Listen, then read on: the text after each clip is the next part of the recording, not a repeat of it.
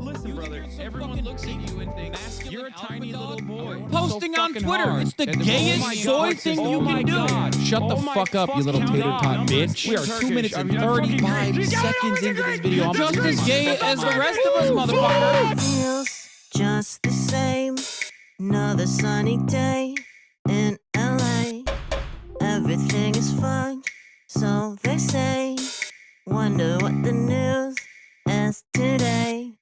Cause I know that every day I'm at this fucking job. Hasan is streaming.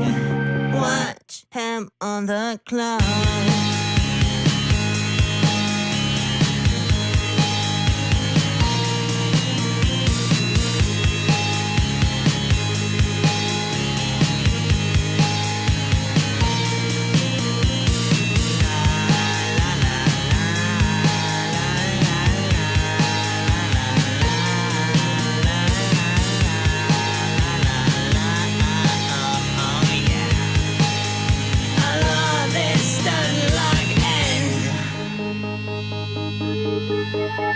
Listen, bro, the Lyra does not need this. Trans people love playing Hearts of Iron 4. Eating pussy is the basic bare minimum thing you can do. Where did they find these people, dude? And women want to have sex. Your job is posting, you're gay. Okay? God, I hate women so much! But is he really a socialist? He's such a himbo, I can't handle it. He's got a car and a house, and it's better than mine. How the fuck can I sit here like everything's fine? That's just me being a fucking hog. Hasan is streaming. Watch him on that clock.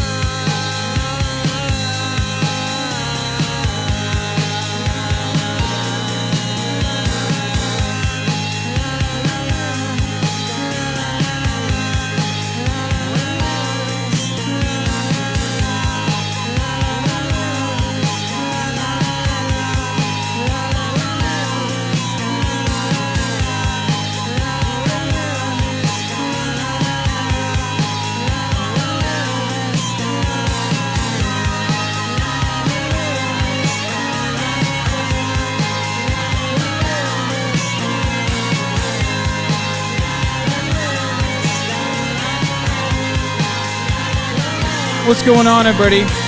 I hope everyone's having a fantastic evening, a fantastic afternoon, a fantastic pre-noon, no matter where you are in the world. I'm Hasan Piker, and this is the HasanAbi broadcast coming to you live from sunny California, Los Angeles, folks. We're live and alive, and I hope all the boys, I hope all the girls, I hope all the MBs are having a fantastic one, because today's a beautiful day. Today's a wonderful day. Today's yet another day here in sunny California, Los Angeles, folks. It's Wednesday.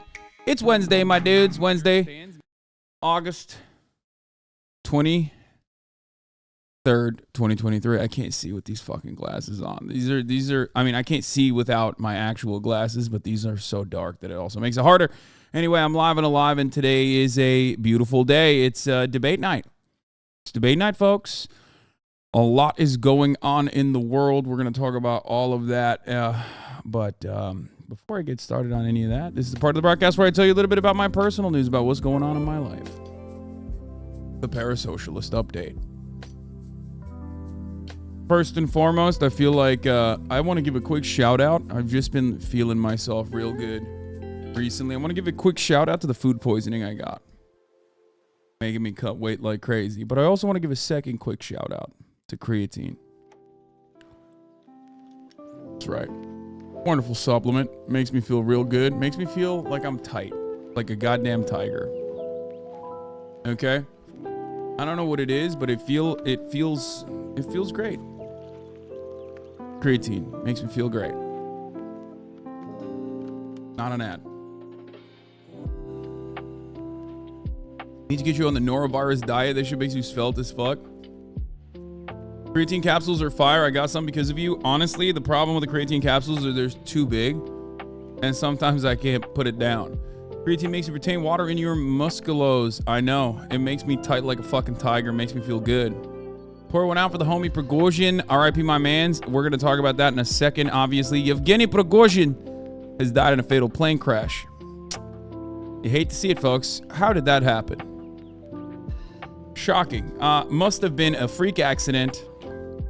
Certainly. Surely it was a freak accident, but we'll talk about that in a little bit. One Piece update. Sure, I'm back into it a little bit, but I don't have a lot of time to watch One Piece because I have guests here at my home, and when they're here, obviously I can't watch a serialized show, nay, the longest running serialized show of all time, so I have to be courteous. And just like that, I've gotten my friends on the Cowboy Bebop train. So we'll talk about Prigozhin in a second. Start Fleekly. I have watched Fleekly. Anyway,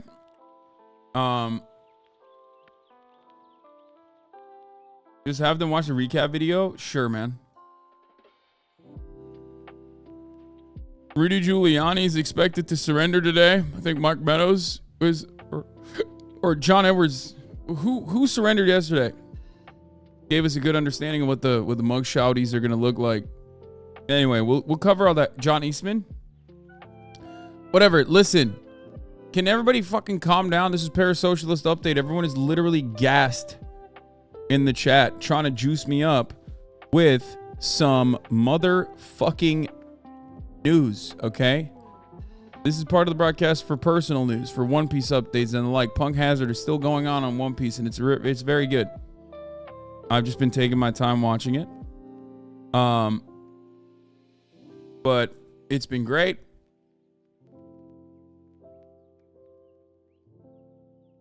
Other than that, what was I going to say? There was some other stuff. Vulgar Law is so cool. You're going to cream your pants when CIA Harris covers Joseph Rogan, the rise of Joe Rogan. Oh, I love that. Oh, man. Fucking welcoming Johnny Harris into my home. You got to show Chad the beginning of the Zag and Waleed show. It's so funny. Sure, we'll do that in a second.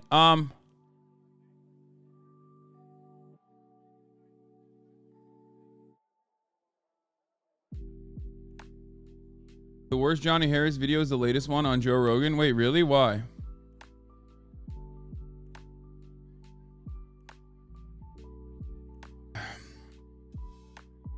This morning, I woke up early to work out. Normally, I don't on Wednesdays, but I chose to do so. And let me tell you, I woke up, I worked out, and it was fine. It wasn't great. I was already I had worked out tired and sick yesterday, and I felt like I had some issues. But then I, of course, as always, overextended myself, overexerted myself. I went and I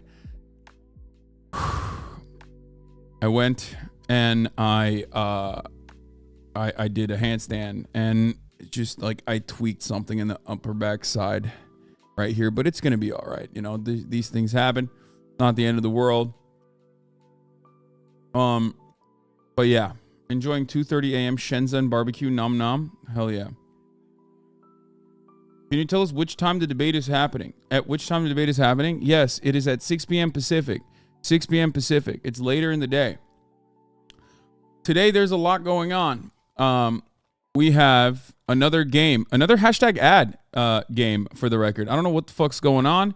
Companies are, fighting one another tooth and nail to be like, HasanAbi, you are the greatest gamer. You don't really play a lot of games, but when you do, it's so fucking good. We want you. We want you bad. This time, we're going to be playing another hashtag ad game. It's called Immortals of Aveum. It is the EA game. Okay. It's a single player RPG. That's later. After the hashtag ad proportion, I am going to be moving on to the debates. So we'll see.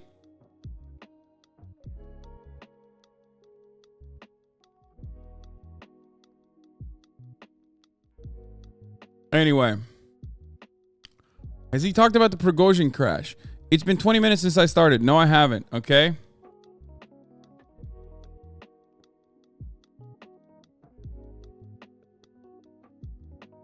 I'm giving you the run of show. Armored Core, I've heard really good things about, by the way. So just want to point that out. Even though it's a mech game, I was reading Gene's like first impression on it here. Let's take a look. Gene said, in Armored Core 6, you must be prepared to spend most of your time customizing your robot. I find it hard to see anyone just running the same build all the way through. For me, the game demanded I rethink my build entirely for different situations. This game is about builds. I think From Software has decided, like, this is going to be the most autistic game they've ever made. Like, I don't know if, like, previous FromSoft games, your builds are, like, pretty streamlined, right? Dex, strength, intelligence, magic, whatever, right? You get a bleed build, that kind of thing. In this one, it feels like they're just like we're going full autism mode. That's how Armored Core has always been. I suspected that. I've never played Armored Core. But when Armored Core came out, I was not a FromSoft guy. You know what I mean? It was both a mecha game, which I never liked. I never even played Zone of Enders. Think about that. And I am a Hideo Kojima stan. So, like, I never was a big mecha guy. And on top of that, I wasn't really, like, that invested in From Software beforehand.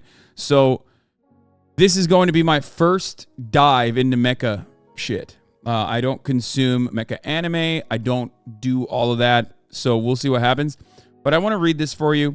So Gene Park has played it, obviously, for the Washington Post. He said, I played Armored Core, but I have not beaten it due to time constraints. So here's my first impression. You know those huge Final Fantasy 16 fights were, but much of it was pre-scripted?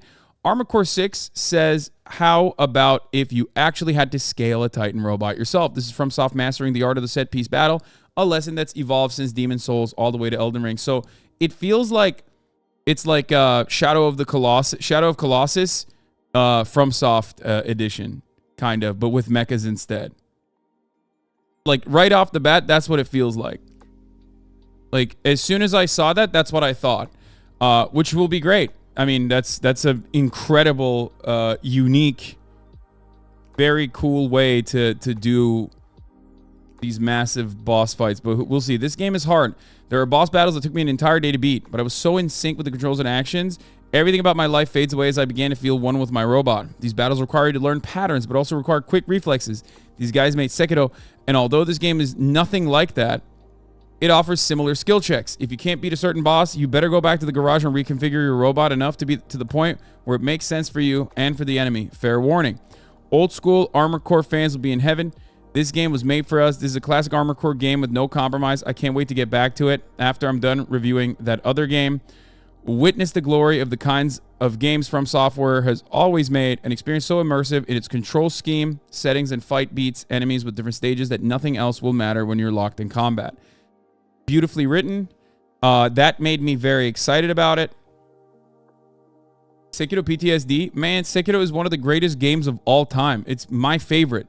And I still, to this day, think like Elden Ring is probably better, but Sekiro is still the most difficult From Software game of all time, in my opinion.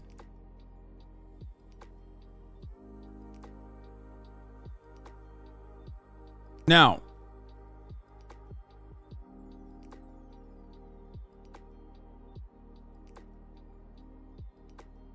it's just like I love From Software, and I am so invested in this company. Like, I haven't felt this way about a developer since I was a young boy with Rockstar Games. You know what I mean? I knew when I was a young boy, I knew when Rockstar was going to make Take-Two, Rockstar, when they were going to make a fucking video game, it was going to be fire. Okay? It was like, I didn't even need to see I did not need to see a trailer. I did not need to see a demo. I didn't need to play it. I mean, of course I wanted to, because I wanted to get like as much I wanted to get as immersed as possible, right? Or dare I say, pre-Fallout 76 Bethesda. Like, these were developers that I always trusted.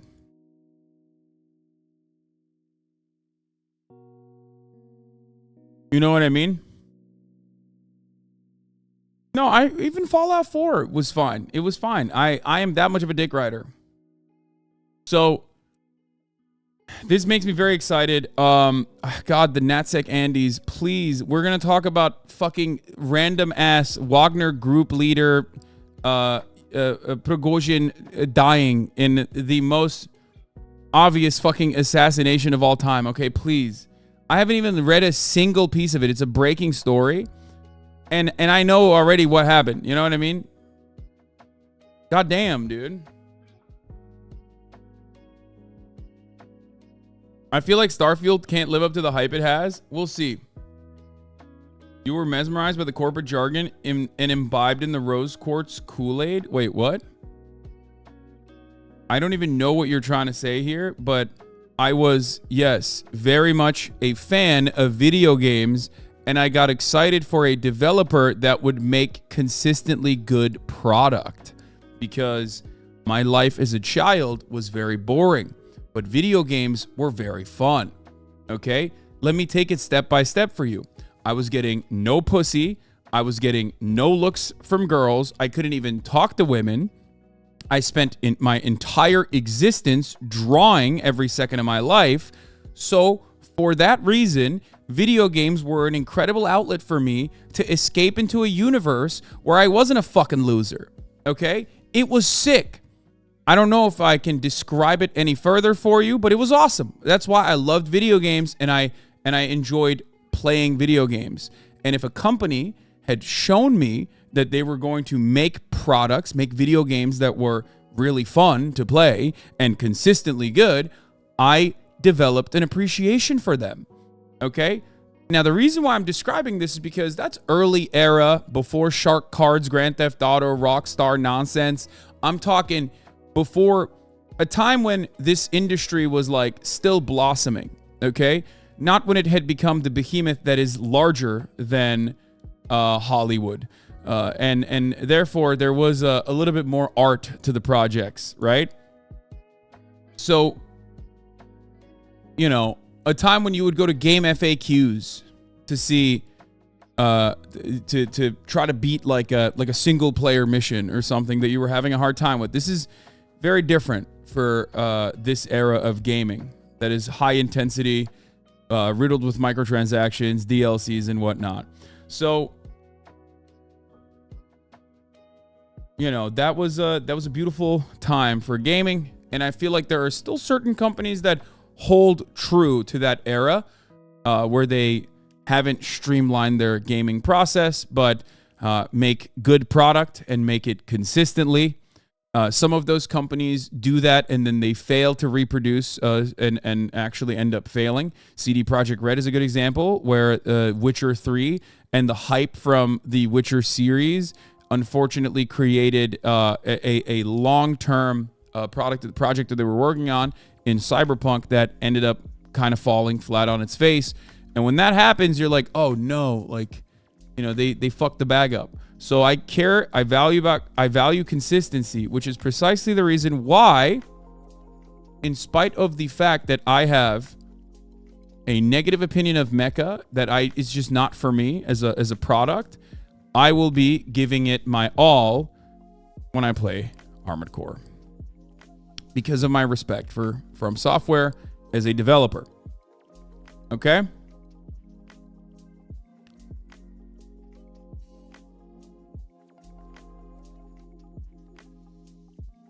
So, I'm hoping BG3 will kind of reset the mass-produced garbage modern publishers put out, shows the smaller companies can release masterpieces that people will dish money out for instead of annual release trash like COD and shit. Yeah.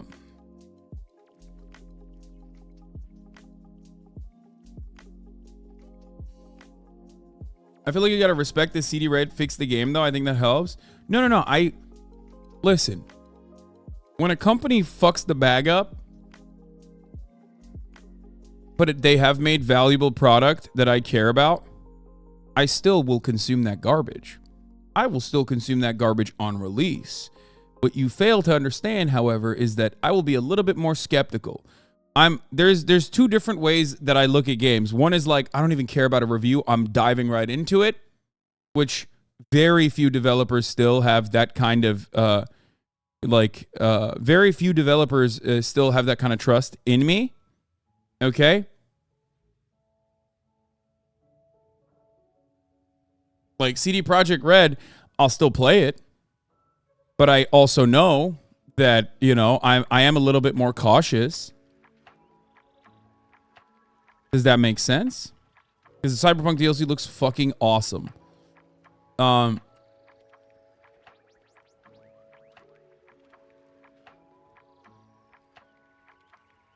So, I like mecha, but only if the story's good, so I don't have to think about mecha the way it looks in movies.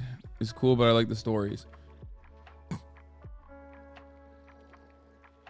Games as a service has fucked up the AAA gaming space. Every game needs to be a forever game in order to make money instead of just one play 40 hours and put away.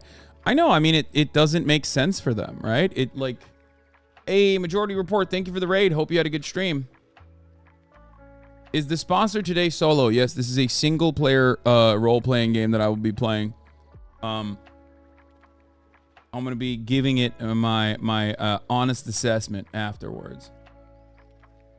Are you going to talk about the Fusey drama? Just curious. Sorry if it's wrong to ask. Just want to hear your perspective. I've seen it just like you all have. I think it's yet another circumstance where people are just like watching a person be mentally ill and unwind or just basically evolve further and further into mania. That kind of stuff is like, it makes for really consumable, really entertaining content for many. I just don't understand it. I feel like I'm out of it. When I look at that, I immediately think like, I hope, you know, this person gets help. It's very clear that he's getting like reinforced into behaving a certain way. Not Foosly, FouseyTube. Is it FouseyTube or FauziTube?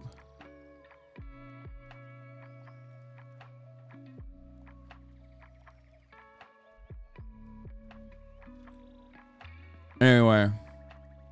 But yeah, I mean, that's it. That's it on the, yeah, he's a lol cow. A lot of people love lol cows. The more we fall into our pits of despair, the more we look at, the more we look for lol cows, because lol cows give you a sense of community, through mutual bullying and mutual observation of like a person that is being insane.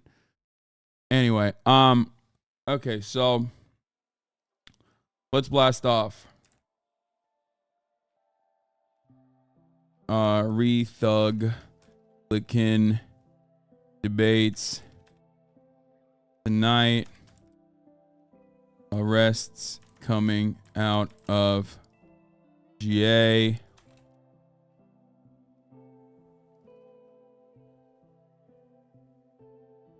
High intensity gaming and more. Get in now. Yeah, we have guests coming in too. Hopefully soon. I don't know exactly when, but oh yeah, and then before I forget, the Wagner Group guy.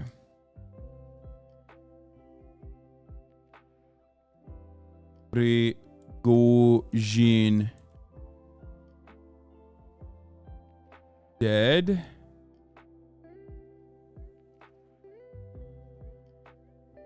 Who has a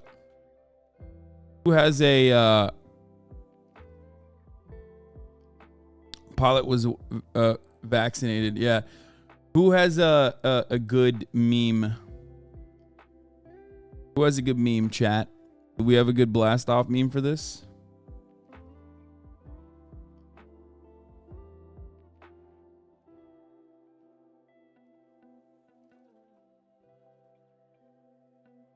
Wow, what a freak accident. Can't believe Wagner was just in the wrong place at the wrong time. I know. Certainly. Surely this seems like a...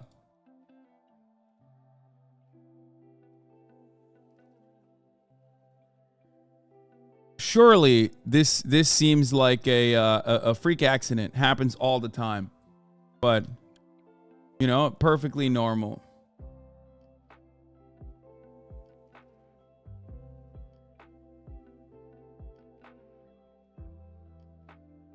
You know?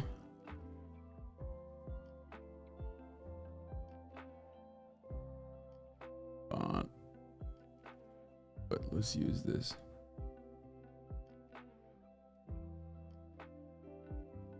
Surely. All right.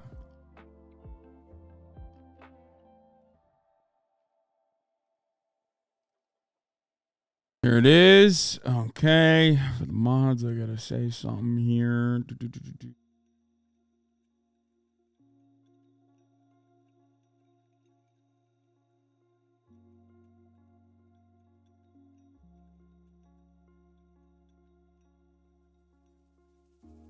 In.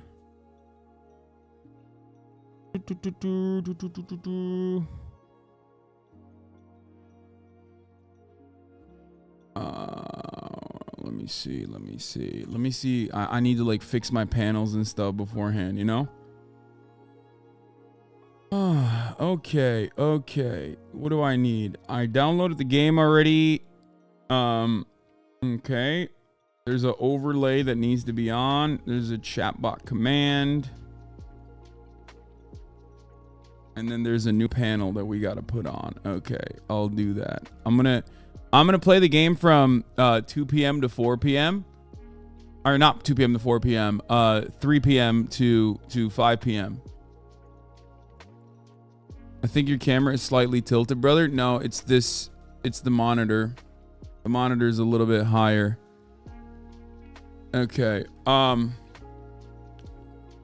I can't believe they destroyed based anti-Russian actor Prigozhin like this for the crime of being a base defender of Ukraine. We'll get to that in a second. Hold on, let me update my fucking Discord too. I don't know why I'm doing all this shit, but always. Anyway, new Trump Truth Social post. Love that. Rudy Giuliani's bond has been set at $150,000. Guess he's staying in jail because he's broke. Dude, Donald Trump not defending Rudolph Giuliani is the funniest thing, and it's going to make so much content for all of us. Also, Donald Trump tonight. Okay, so, guys.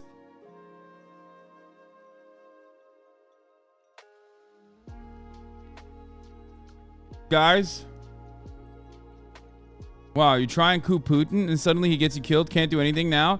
No, it's not even that. I'm a Republican and I'm defending Prigozhin like people defend Donald Trump, which is, oh, I'm sorry. Like, I didn't realize that hanging out with your friends and wanting to go visit Moscow was illegal. It's kind of fucked up. Really. Who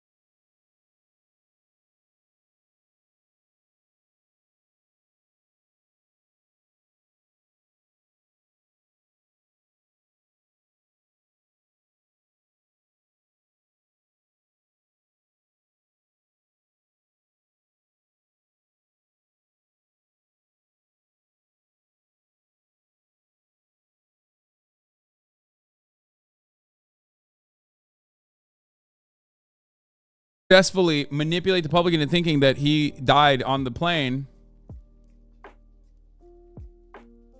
when in fact he looks like Amish pedophiles in every. They look like Amish pedophiles. What do you mean they? This is the same person, dog.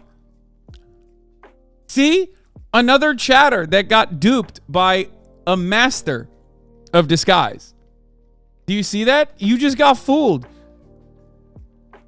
He said they, unless you think Prigozhin, it goes by they, them, which is also funny. You just got, my man.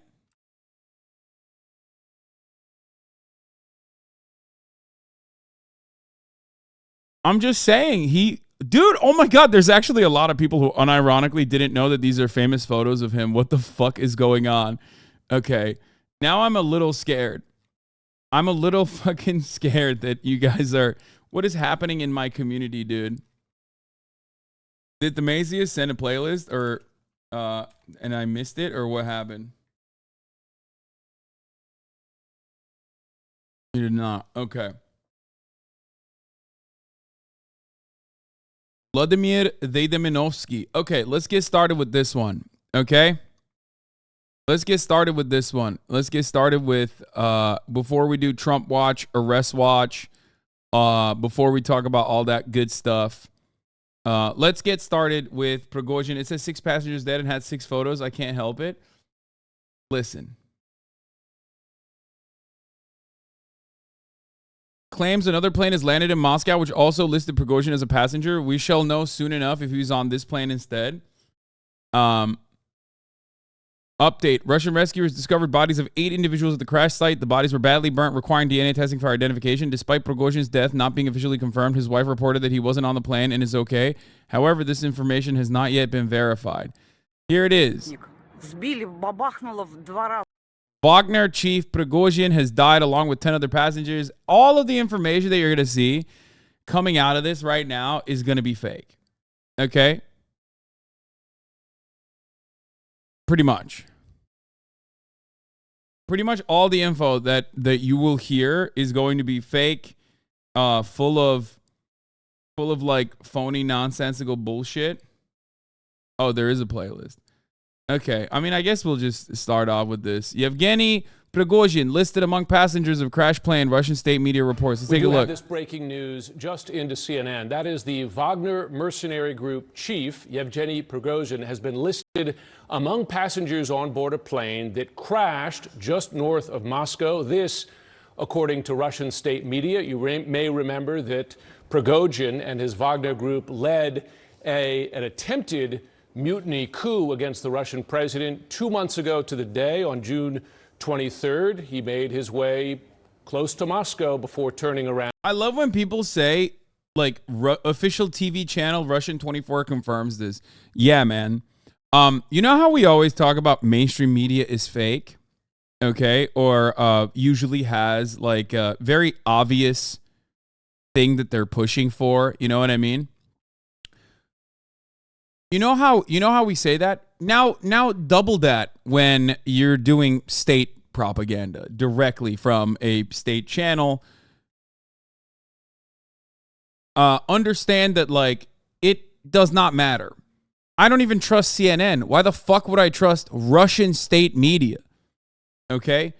They very openly have their own goals and a desired purpose that they're not even hiding when they cover the news. He could be dead, for the record, but you have to be a little bit more critical when you hear about this kind of stuff.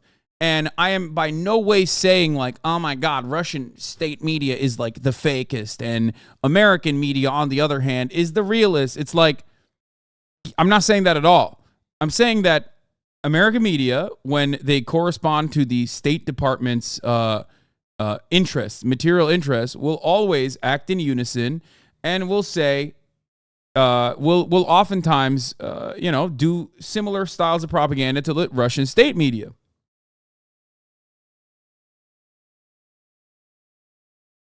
So just remember that.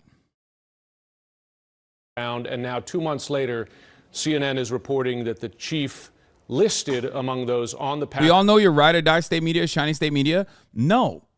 I like state media from every country because state media is at least honest about propagandizing their perspective, and therefore, usually in most circumstances, it's pretty cut and dry. You know exactly what they want to do. You know exactly why they're saying certain things, and that is very instructive in understanding what may or may not have happened, but more importantly, what their motivations are. Okay? However, with Russian state media, it's a little bit different because Russian state media is so Western focused because there's two different kinds of state media usually. The state media that you see in domestic issues and like you hear the state's motivation and like propagandizing certain aspects, but then you hear state media and that is Western focused, and in Russia's instance, they will literally hit every avenue. They will hit every angle. It's a classic, advocate for both sides so you always come out on top bullshit. Or if you look at Russia Today, for example, you'll see one news hour where you have like a rugged anti-imperialist socialist guy talking about BRICS from a socialist perspective or whatever. And then next up is the anti-trans, like the transphobia, we should murder trans people power hour, like immediately afterwards, where they're like, it's so good that America has no gun control. Isn't that wonderful? And Putin is defending America's interests as well and defending the white working class from these psychotic Jewish pedophiles or whatever. And you're like, what the fuck happened? Like, how did this, like, how? Like, there's no consistency in the propaganda that they put out there. So it's a little bit more confusing. Ultimately, though, what the fuck is he talking about? That never happens. I'm fucking exaggerating. It's called embellishing, okay? I'm not saying this is exactly what happens to a T, dumbass. I am fucking embellishing, okay? It's called trying to make commentary entertaining. I am not fucking CNN, okay? How is this so hard for you to comprehend? Jesus Christ, dude. This is the typical dude who has no fucking clue that at the top of the hour there's a 3-minute ad break. How about you react to that 3-minute ad break by subscribing, lest you see the 3-minute ad break at the top of the hour?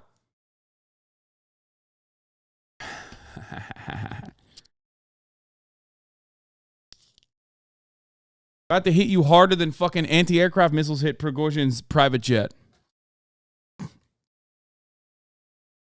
Okay? Now, if you no longer want to see those ads, like I said, you can subscribe for $5 or for free with the Twitch Prime or by getting gifted a sub if you are lucky.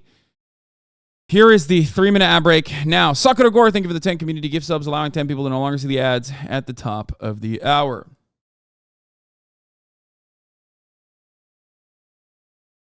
RT also pushes far-left propaganda on its Latin America channel and far-right propaganda on its English channel. It's very region-dependent. Yeah, that's what I'm trying to say.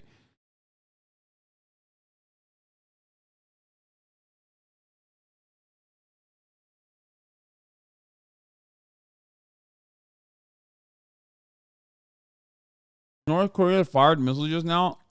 Why is that news, man? Bro. When don't they fire missiles? Another day is passing, and North Korea is firing another missile. Breaking news chatters are so funny. It's like, oh, I'm breaking. Oh, God. Oh, I'm breaking the news. Oh, watch me break this news. And it's like the news they're breaking is like, something as commonplace as like another person jaywalked. You know what I mean? Listen, North Korea sending a missile is like a dog biting a man. Talk to me when someone sends a missile into North Korea, which would be the man bites dog situation. Okay, dog bites man, it's not the news. Man bites dog, now that's really interesting. What's going on there?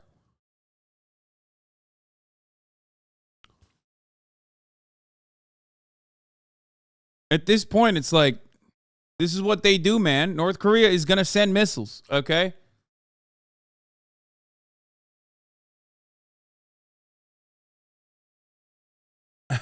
No, you don't understand. They fired missiles at me. Where are you? Are you in Hokkaido? Because then, not that interesting. You know what I mean? Happens all the fucking time.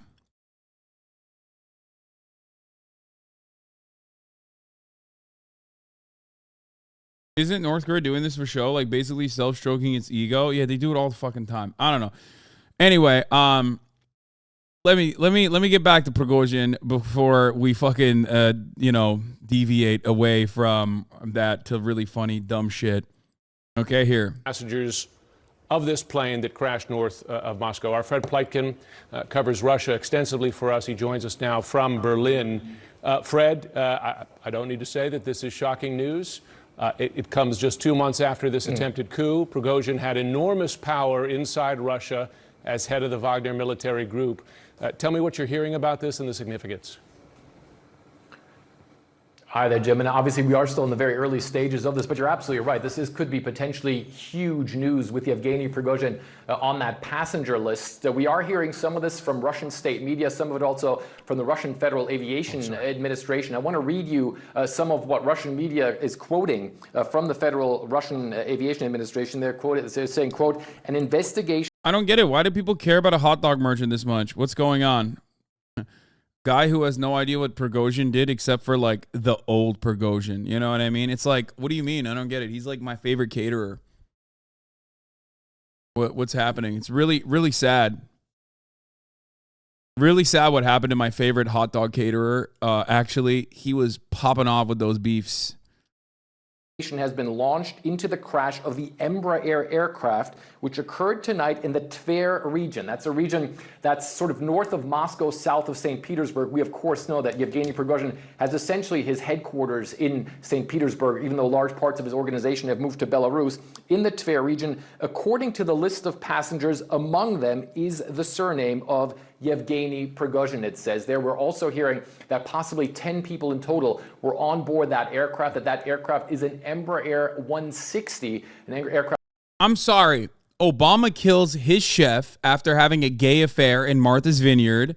It's not even in the news cycle for a day. Vladimir Putin kills his chef. It's in the news cycle for the month. Sweaty, I'm seeing a difference here, okay? Think about that. Great take on this. Staying in the country where you tried performing a coup through Telegram and then flying in your easily identified plane jet isn't the smartest thing, but I really admire the confidence. If more of our young men were like Prigozhin, they would have girlfriends.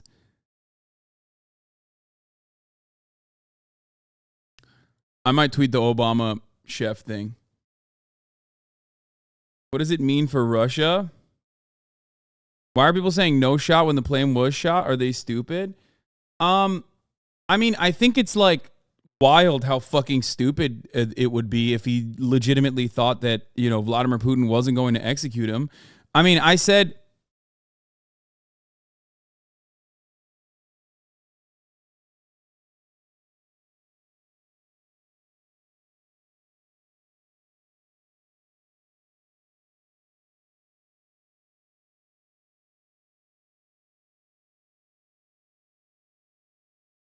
I'm going to just reply to Felix because I'm a pussy. I don't want to say it on my main.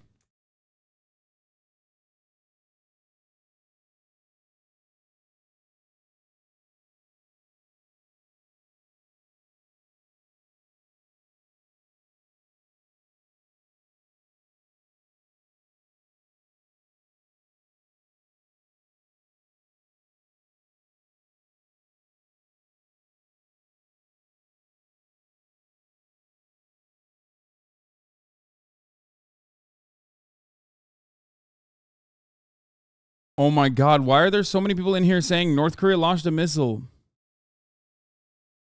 What is happening? Like, this happens every fucking day, man. When do they not launch a missile? Talk to me when they're not launching missiles, okay?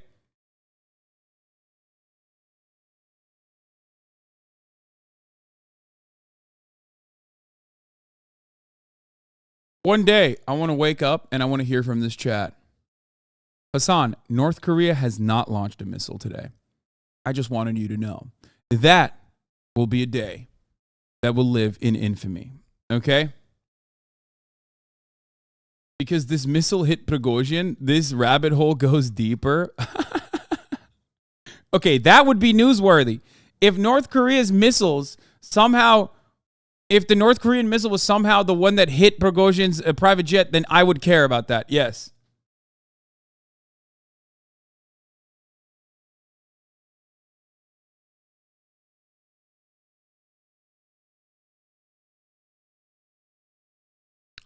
Hasan, North Korea is north of South Korea. Just thought you should know. That's crazy.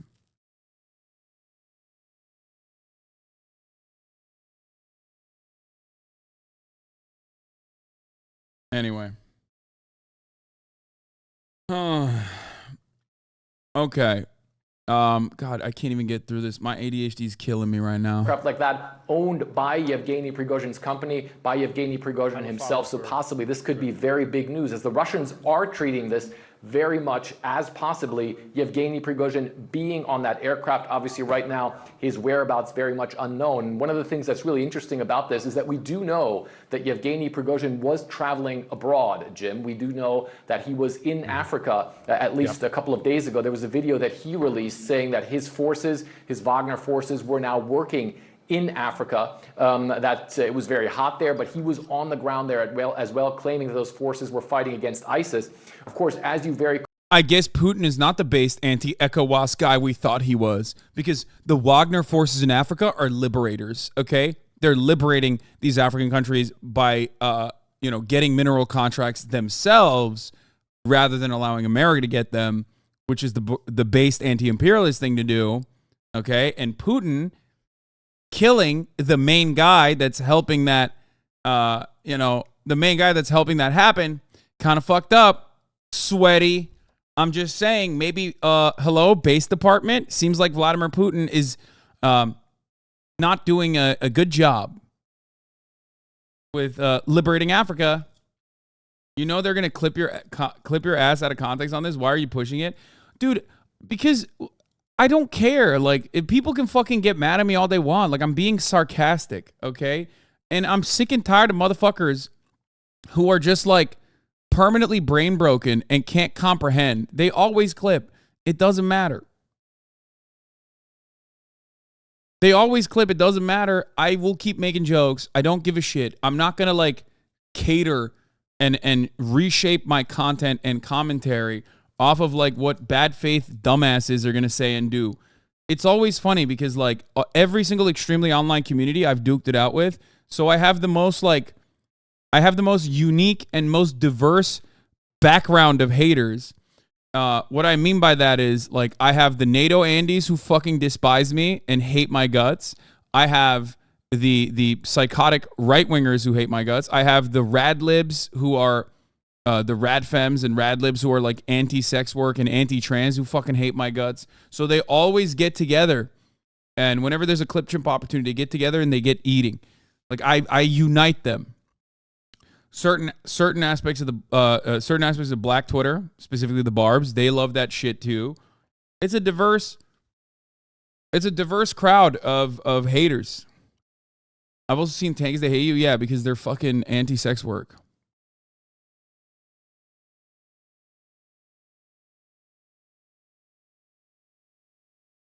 Who cares?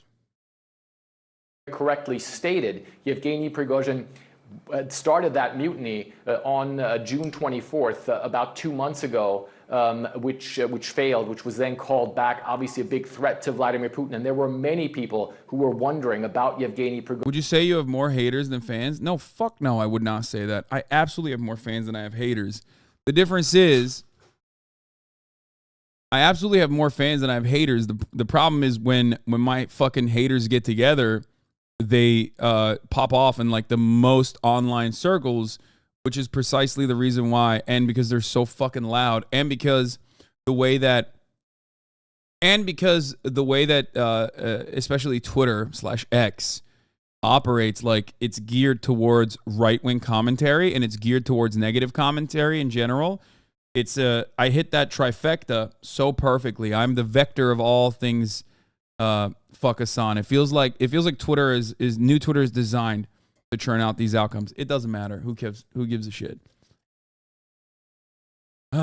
Anyway, but this is not about me. This is about a caterer, my favorite caterer, a man who is most famous for making hot dogs and nothing else really. Has he done anything else since then? I just thought that he was like he was a competitive hot dog maker, Yevgeny Prigozhin. I sure hope he hasn't done anything since then, you know? Prigozhin's safety and whether or not there could be payback from Vladimir Putin or from the Russian security services. Again, still very much unclear what exactly is going on, what exactly happened there, but certainly this potentially could be very, very big news coming out of Russia, Jim. That's right. You mentioned that video from 2 days ago. I believe we were playing just a clip of it. We could play it again, in which he spoke about Wagner's exploits in Africa as making, in his words, Africa freer. We should note Prigozhin's Wagner group is operated as really a private military for the Russian President Vladimir Putin. Prigozhin, close to the Russian president. He was known for a time as Putin's chef, although his role much greater than that. He also played a role. Cat turd dude's fate was sealed when he turned on Putin. Russian dissident Yevgeny Prigozhin reported dead after a plane crash outside of Moscow. Like, this is, we talked about this before. This is like the far right that just like glazes Vladimir Putin and Russia, which is always funny because it's like, it's un-American to love Russia this much. It's already un-American to like care about another country in general, right? But it's especially un-American to care this much about Russia. You know what I mean? Like, what are you doing? What are you doing, cat turd? Why do you give a shit? Why do you give a shit about this that much? Like, what's happening? Aren't you supposed to fucking hate Russia because, like, they're communists or whatever? The USSR, remember? Cat turd sits there typing with his old man legs crossed like a grandma, and you can see all his veins like he has cave shrimp skin, and he has had a coffee that's 6 sugars. His heart is about to give out after he blasts off on a fucking fire tweet every single time. Hogs that were anti-Russian in the 80s Reagan days are literally Putin MAGA useful idiots now. It's just like, you're such a mark, okay? Like, I'm sorry. Listen. Maybe I'm too much of an American, but like, I don't give a fuck, okay? I care about the Russian people, but I don't give a fuck about the Russian government, and I do not give a fuck about Vladimir Putin.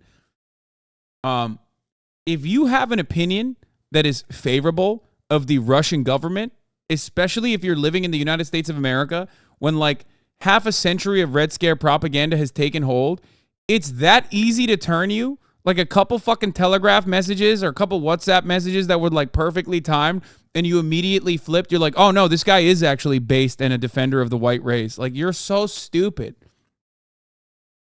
If anything, it just shows me that you are the biggest mark, okay? You are the biggest fucking mark. Doesn't matter if you're like a MAGA communist, patriotic socialist, or whatever the fuck these idiots call themselves. It doesn't matter if you are, this regular old small business tyrant. You are a complete fucking mark, a rube, a sucker, okay? And it's like, you are weirdly a sucker that is a larger sucker than some of the rest of the Republican Party, somehow.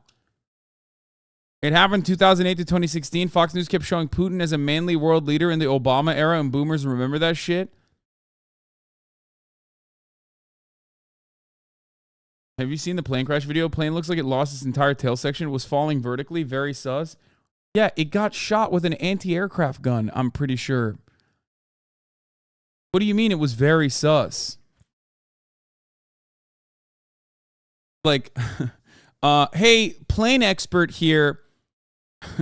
Hey, plane expert here. Planes actually only do that when they're in extreme distress. This is not funny. It's very...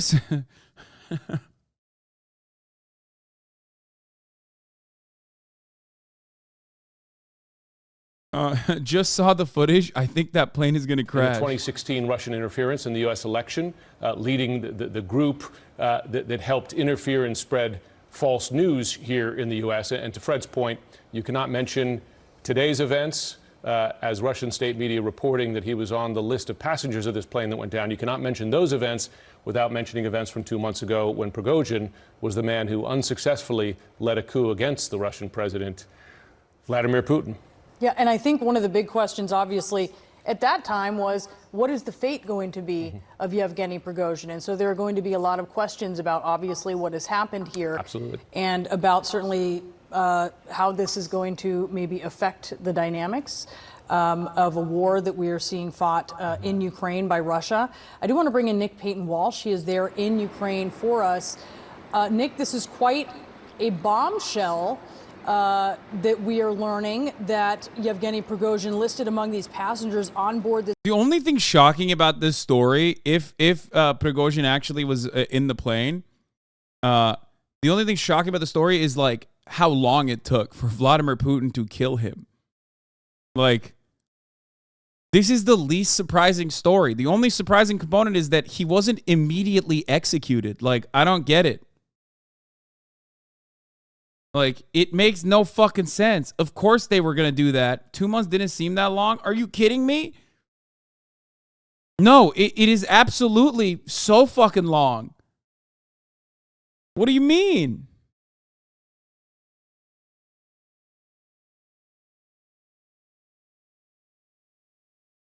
No shot. Pudding person, Juniper says, don't forget that Putin assassinated Prigozhin to distract us from all the Hunter Biden's massive cock. Don't lose sight on this. Matt Wallace, breaking news, 10 dead, including Wagner boss Yevgeny Prigozhin in plane crash in Russia. This is the guy who the media said was about to overthrow Putin. What did he know about the Biden crime family? Dude, you have to be out of your fucking mind to think like this. There is no shot. Dude, this is awesome. Conservatives have given themselves mental illness, like unimaginable levels of mental illness. Dude, it's so fire.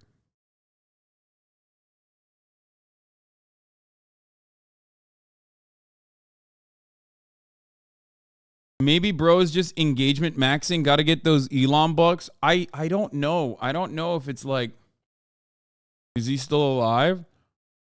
If he's alive, this will officially be the most Looney Tunes-ass coup fallout of all time. A second plane owned by Prigozhin just landed at the Ostafyevo airport near Moscow. Wagner supporters are hoping that Prigozhin cheated death by boarding that plane instead. Okay, here's what I don't understand. If they fucking murked the other plane, it's over. It's Jover for him. Unless, you know, he pulls this shit, which, as you guys already know, he is a master of disguise, okay? Vladimir Putin's like, oh, niet. What is happening? I cannot believe it. He escaped my grasp one more time. Suka bliat. How is he doing it? How is he always able to escape? He is too good at disguises. MSNBC reported Putin go to Africa for some summit, and Putin did this because he was mad he couldn't go. First of all, that is not the reason why Putin did this. And the only reason why Putin couldn't go to the South African summit is because there's an extradition treaty, despite the fact that South Africa is also, it's like a BRICS summit that's happening. So he's just attending. Via webcam or whatever. I don't even think he would go anyway. Who gives a shit?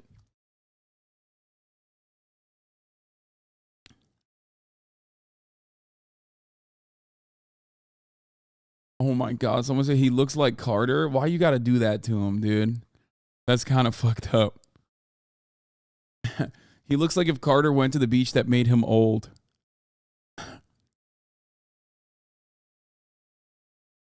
Yeah, I will not stand for this slander.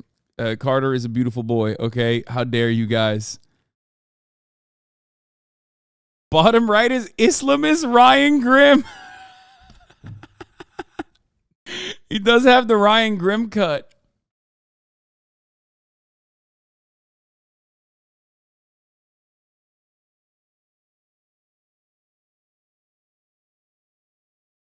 No one expected Prigozhin's newest disguise.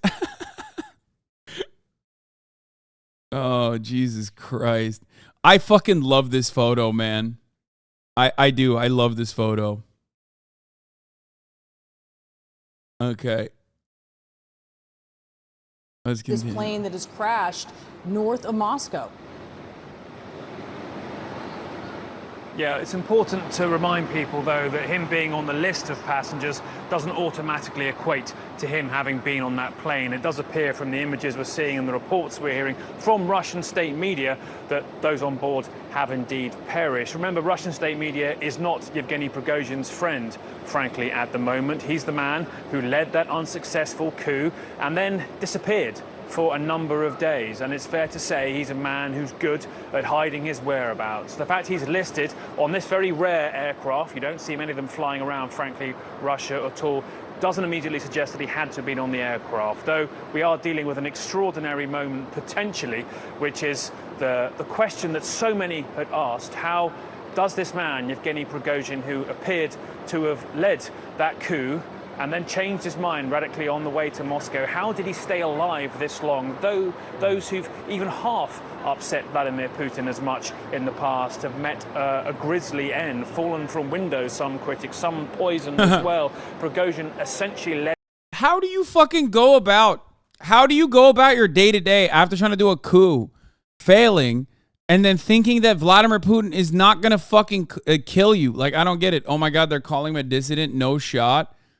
Russian dissident. No, this is this guy is making a joke. Max Sedan is making a joke about New York Post. For the record, he actually has like a pretty decent coverage on what happens in Russia. He's making a joke about New York Post calling him a Russian dissident, which is, of course, the fucking New York Post. So of course they're gonna call him a Russian dissident.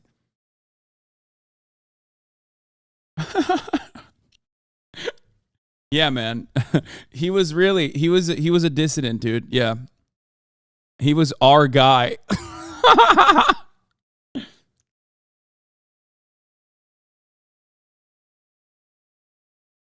Are you covering the debate? No, dude. I'm not going to cover the debate.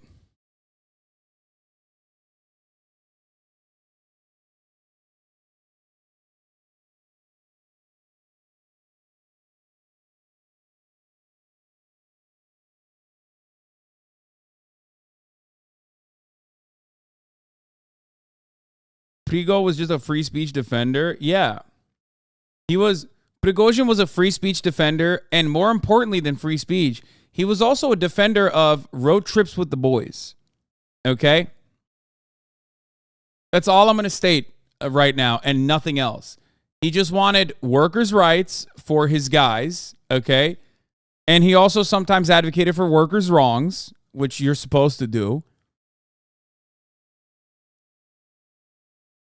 But he ultimately suffered a fatal blow because he was just advocating for the boys to go on a little road trip. Anyway. Wait, sounds like it was a socialist? Yeah, I mean, well, technically the Russian government is socialist, the USSR, you know, as we all know. So, I mean, this is like designed like a Metal Gear Solid plot point. The fact that this is a PMC owner, like the fact that he was a hot dog salesman, caterer turned successful private military contractor, okay, that then tried to do a coup to be like, we have to do the invasion of Ukraine more aggressively. Okay, and also I want to pull my troops out of Ukraine and bring them back to Africa, where we are making a lot of money with gold mining. Like, it's, I don't know. I don't know what else to say about this other than, like, this is a Hideo Kojima plot point, okay? Straight up. It's perfect. Led an armed rebellion against NATO killed him because of Africa? Yeah, dude, definitely. the Kremlin head, yet lived. And as you said, Jim, was seen in Africa a matter of days ago. And so many Kremlin watchers were wondering, how precisely did he manage to survive? Was a deal cut? We know of the public deal arranged by a man who Putin had scorn for, frankly, the president of Belarus, Alexander Lukashenko, that essentially appeared to have turned Wagner's troops round on the way to Moscow. But what happened to Prigozhin next was going to be an exceptionally difficult question to answer. We've heard from today from Russian officials the suggestion that one of the Russian generals who were thought to have been close. I like that when stuff like this happens, there's always like unique voices that you don't really hear from until they come in and they're like, yeah, NATO actually killed him. And it's like, okay, so is he like actually a Russian dissident and a base NATO defender? As some people were championing him when he started marching towards Moscow? Or is he NATO's worst nightmare? And he's, I mean, I feel like there's a much simpler answer here. Man who only remembers MGS, Hideo Kojima invented every PMC. No, but the fact that like PMCs have become more prominent in this way certainly is something that Hideo Kojima made the central point of his worldview and the world building inside of the Metal Gear Solid franchise. To the Wagner head, Prigozhin, have suddenly been removed quietly from their post after suggestion they've been under house arrest for some time, General Surovikin. And so this fate potentially comes at a similar time as that. But it's important to point out to people we know little at this time. This is a moment potentially where people might suggest that Yevgeny Prigozhin now disappears for a while. You know he's confirmed not on that plane? First of all, it's not confirmed. None of this is confirmed. And we will not know until maybe the rest of this news cycle, until the end of this news cycle. We might not know for months even. Like, his wife said he's alive. There's a second plane that landed that also was owned by Prigozhin. So he could be. I just don't know. The thing is, I don't know why he thought he was safe. I don't even know how he was alive for this long.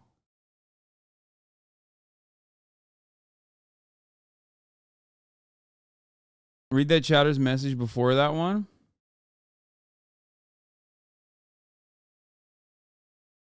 Where is it?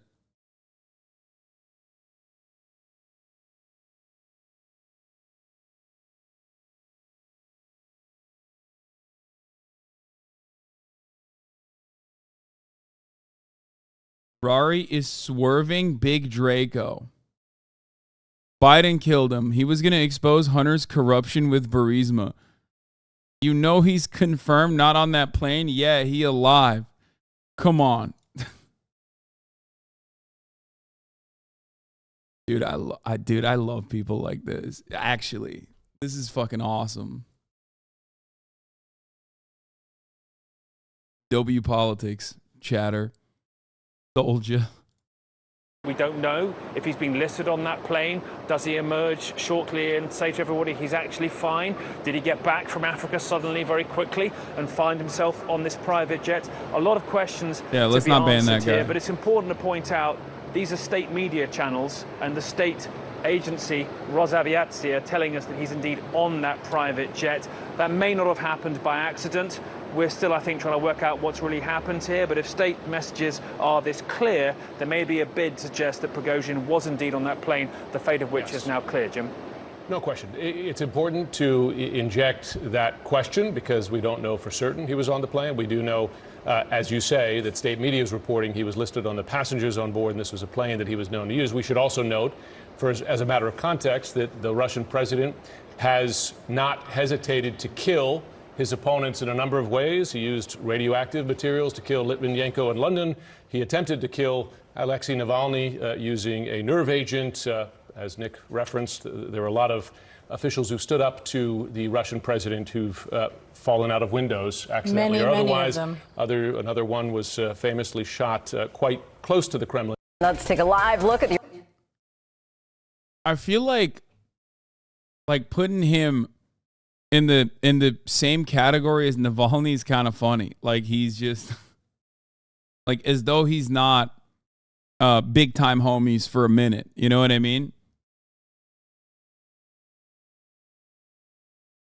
Like they're making it seem like there is posting Putin's W's. I'm just waiting for someone to tweet. So Prigozhin gets to jet around in a private plane, but we're still expected to reduce our carbon footprint and use paper straws. Oh my God, Twitter has broken everyone's brains. I swear to fucking God. Okay. I want you all to remember this image when you think about Prigozhin's death, possibly. I want to point this out one more time. This is a man who is a master of disguise. Okay?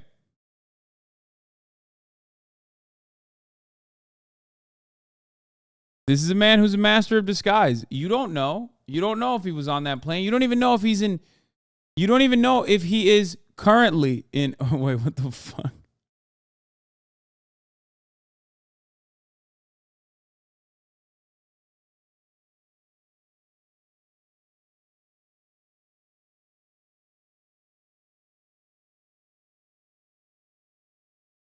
He could be in chat right now watching.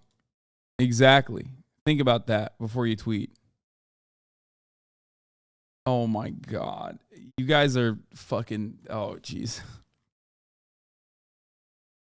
This, and then the other one is going to be, the classic, he's in heaven. You clear the skies. You watch over from the skies. I'll take over from the streets type shit. 38-month sub.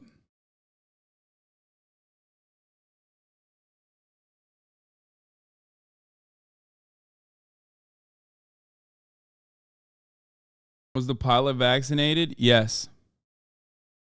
Clearly. Planes don't just do that.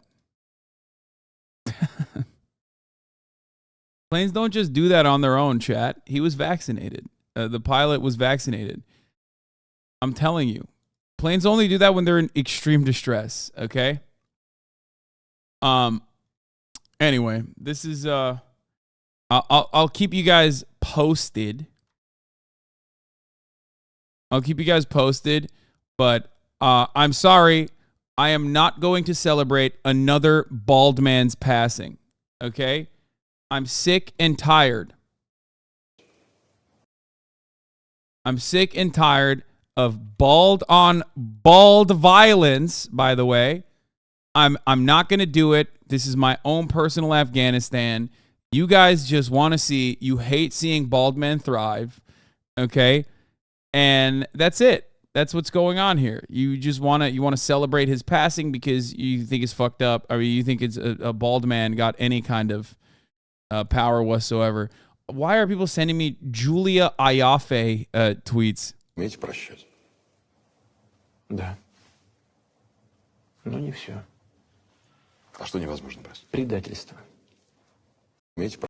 Why is this shot like a telenovela? Does one need to be able to forgive? He says, yes, duh, but not everything. What can't be forgiven? Betrayal.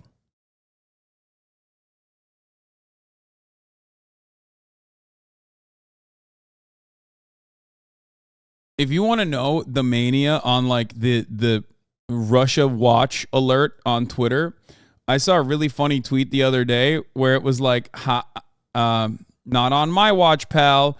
Look at Vladimir Putin with another body double, and their reasoning for why they thought that Vladimir Putin had a body double was because he was like looking at his left arm instead of his right arm or something. Like as though he had a watch on his left arm. It's awesome. Everyone has lost their minds. It's great. Russia-Ukraine watch are the most mentally ill people alive. I don't think they're mentally ill, but they're not like as mentally ill as some of the other types of mental illness that we've seen.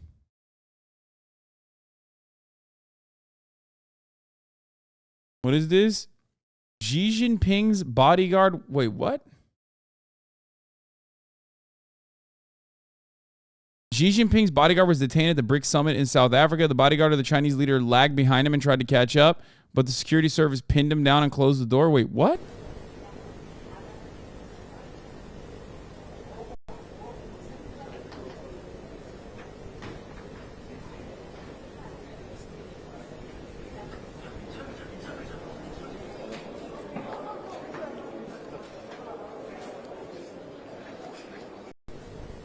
Was that his fucking security guard?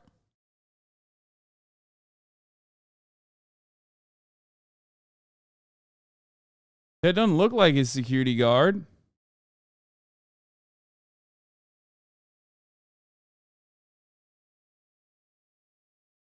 What kind of security guard is this, dude? He doesn't even look like a security guard at all. He looks like he might be his like translator or some shit. Newer updates from Wagner on Prigozhin, and also interesting tweet from Eric. Ryadovka just posted an interesting anecdote about how Prigozhin often switched between two of his planes in order to avoid danger. He would often switch planes at the last moment so that no one knew which he would be on. He didn't do that today, apparently. One of the largest Wagner channels says that Prigozhin has died as a result of the actions of Russia's traitors. Glory to Russia. Oh, they'll say they're. I forgot. So, because there's a lot of drone strikes and shit happening on Russian soil, I suspect maybe they'll just do the thing where they'll be like, it was Ukraine that killed him. You know what I mean? Like, it was actually Ukrainian drones that actually killed him, or Ukrainian missiles that fucking killed him. This way, you know, Vladimir Putin takes care of someone who betrayed him, and then gets to claim that he's still defending the honor of his friend. I already saw a Russian blogger said that. Yeah, that's probably why there's some fucking gray names in the chat saying that too. Biden's take just now.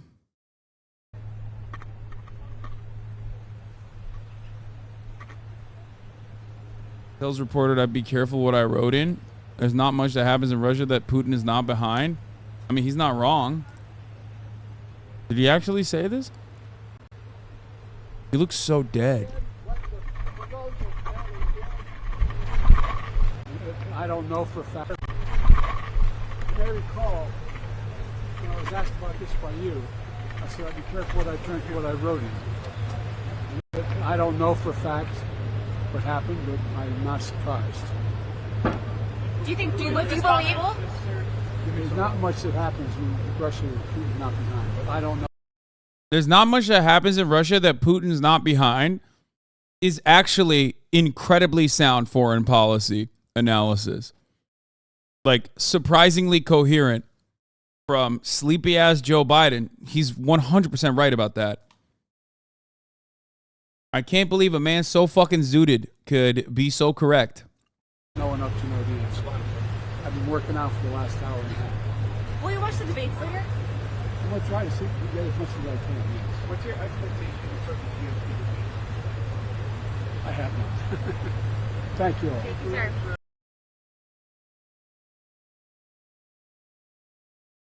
The never reliable Sargrad with two posts. A source told them that the bodies of Prigozhin and Utkin were found on the crash site. A source from Rosaviatsia that the plane was blown up.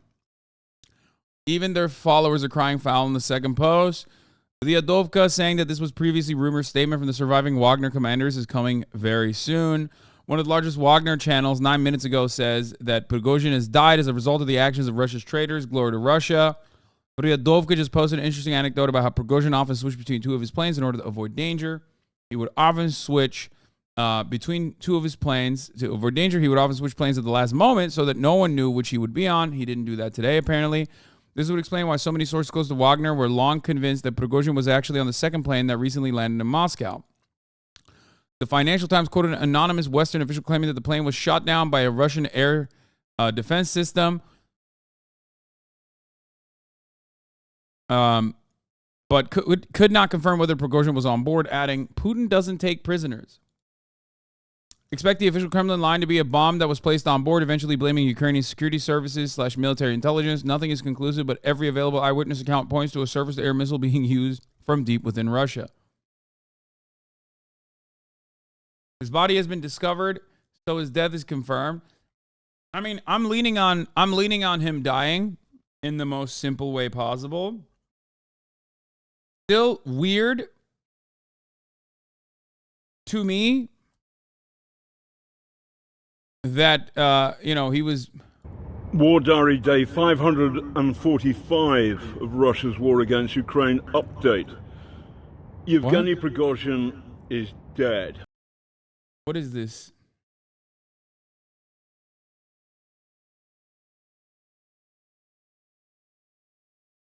I don't know what this is. Is this Prigozhin in yet another disguise? Am I getting gnomed? I don't get it. Like, this guy's a fucking clown. I don't know who this guy is, and I don't care. Okay, I'm clicking away. Please don't get mad at me, NATO Andes. Okay, I don't know. I'm sure he was the boldest truth teller of all time. Okay, but it's good. We're good. We already covered it.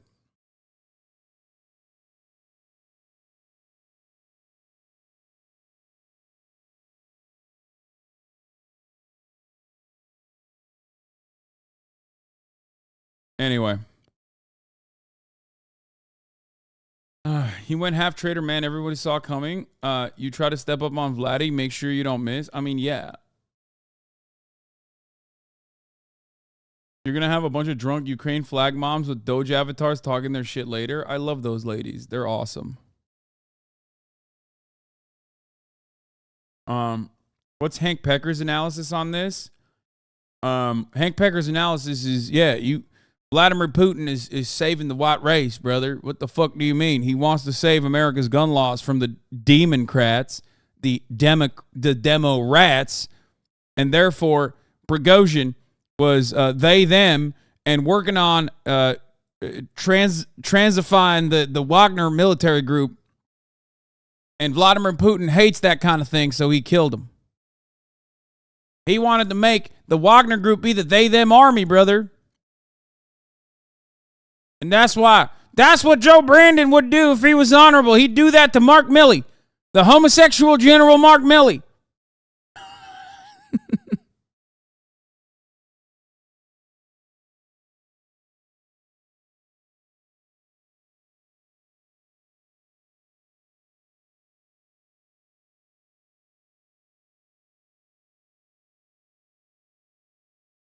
Prigozhin is Jewish. Hank forgot to mention that. I didn't even know that. Super off topic, but you'll find this funny from the NoFap video you watched. Wait, really?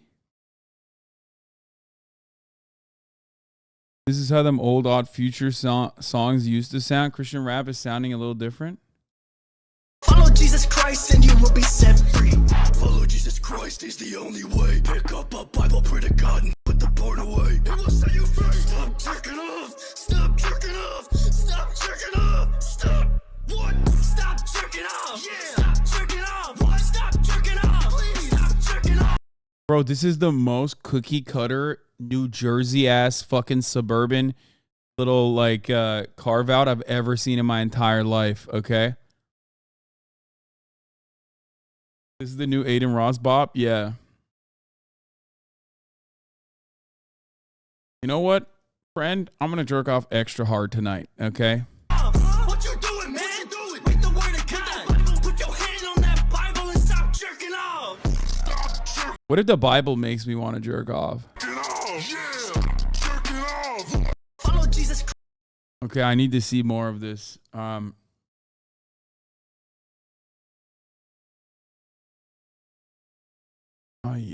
The fucking Oliver Anthony shit. Jesus Christ. All right. Let's move on from that. Please do this with Kaya. Yeah, I saw that this is a new meta.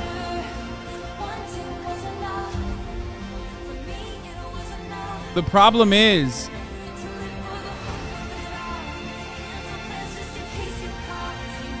Kaya is massive. I saw this shit on TikTok and I wanted to do it, but like, I can't. Like, I can't do it with Kaya. She's too big. Tucker says that Trump approached his team about this interview.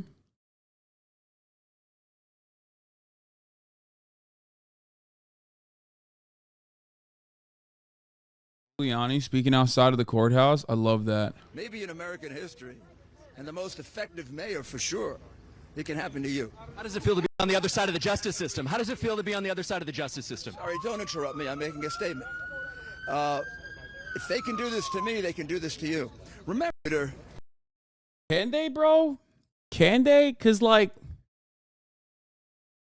who amongst us? I mean, he's like, Rudy Giuliani's like, who amongst us is not going to try to overturn the results of a Democratic election? You know what I mean? By pushing for a false slate of electors that are going to override the actual Democratic results, that will then like threaten poll workers and whatnot. Like, who amongst us is not going to do that? You know, every one of us is going to try and do that. So they come after me, they come after you. It's like, yeah, well, you were a prosecutor, Rudy. You kind of understand. You kind of understand that is called deterrence, right? Like, I don't think a lot of people have the capacity to be able to do such a thing, but if they were, okay, yeah, they would go to jail. That's the whole reason why you are arrested for this crime that you engaged in. You know what I mean? So that other people don't look at that and go, oh, this doesn't go punished. I should try it myself. Kind of a fundamental plank of especially America's draconian criminal justice system. So don't really get why he would have an issue with this. First it came for Rudy Giuliani. I did not speak out because I'm not a ghoul. Bush got away with it. Why can't Trump? Establishment corruption. Let Trump steal the election. It's fair. Yeah, the problem is with George W. Bush, it was definitely way more streamlined. But more importantly, Bush won in the original shitty results. Trump didn't.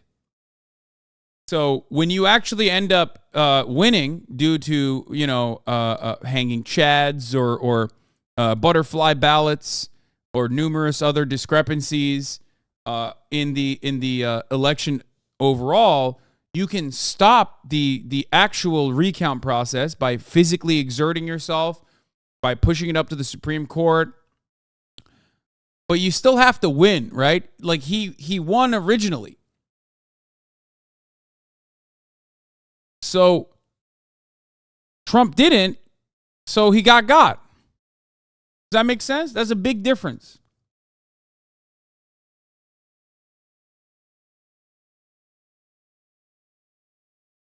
No, he won. They just keep counting the votes. GWB had a tolerable case in one state that he was able to overturn. Trump had like 4 states he needed to overturn.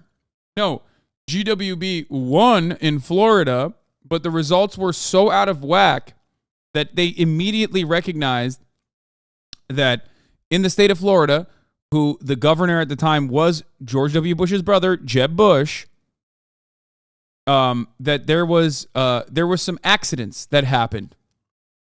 Okay?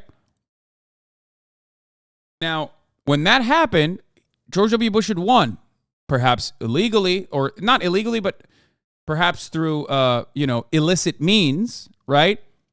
And then in order to correct that wrong, there had to have been a hand recount.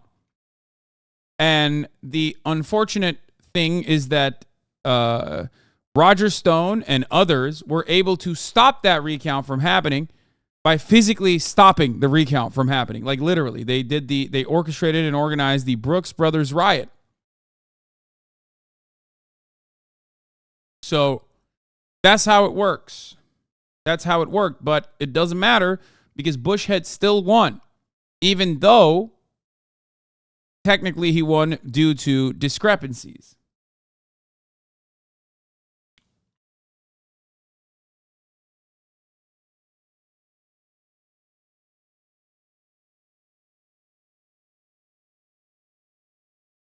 The only discrepancy was the butterfly ballot in Broward, a ballot designed and approved by the Democratic Elections Commissioner. No, that's why I said it wasn't illegal. What they did. What they did was illegal afterwards to stop the recount from occurring. But that's why I'm saying that it was not illegal what had happened. Also, it wasn't just Broward County. You're wrong. I'm pretty sure it was, what was the other area?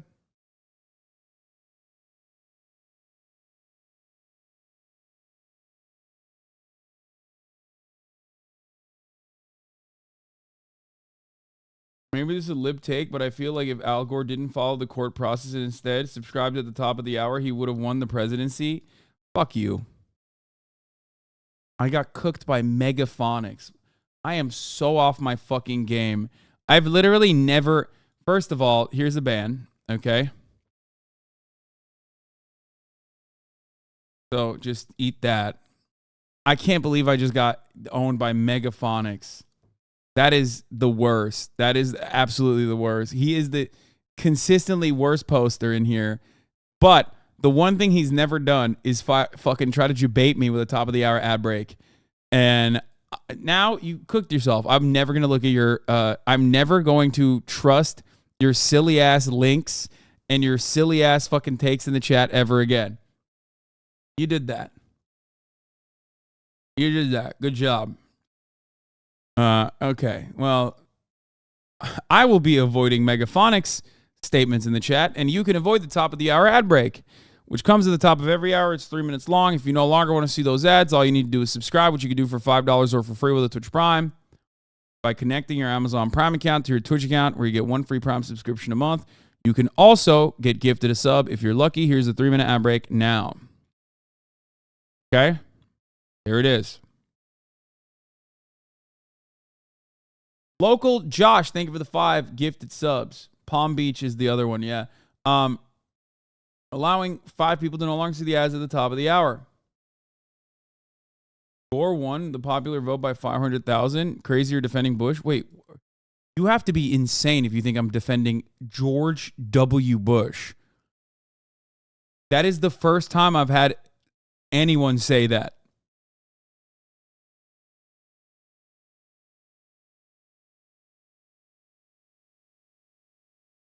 That's awesome. That's cool. But it also goes to show how the brain rot happens in this community from people who like seemingly are listening to what I'm saying, but they're actually not.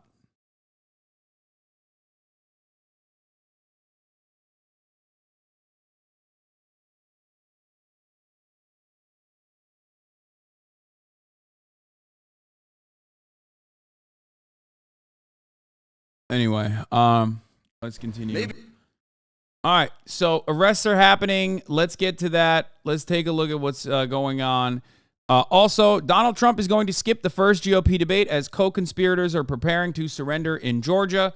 Donald Trump himself instead is going to go on X.com, Twitter, and talk to Tucker Carlson because I personally believe that he didn't want to ask the judges, the federal judge, allowance that he might not have gotten to appear on a debate stage alongside a eyewitness, Michael Jebediah Pence, who is the star witness in at least one of the 4 different court cases that Donald Trump is currently undergoing.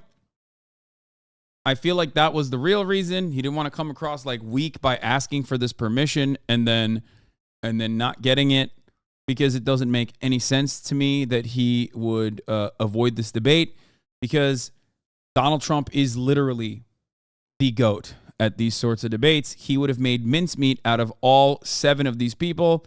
He would have chopped them up and he would have fucking ruined them. And it would have actually galvanized his base of support even further. 2 different competing theories on this is the Felix Biederman, Joe Biden in the basement approach. Felix believes that it could possibly be because he's like already trailing. because he's already so far ahead that they're just trying to limit his media appearances. But I don't think that that's the case, because whenever he is in the media, he is killing it. So I don't know.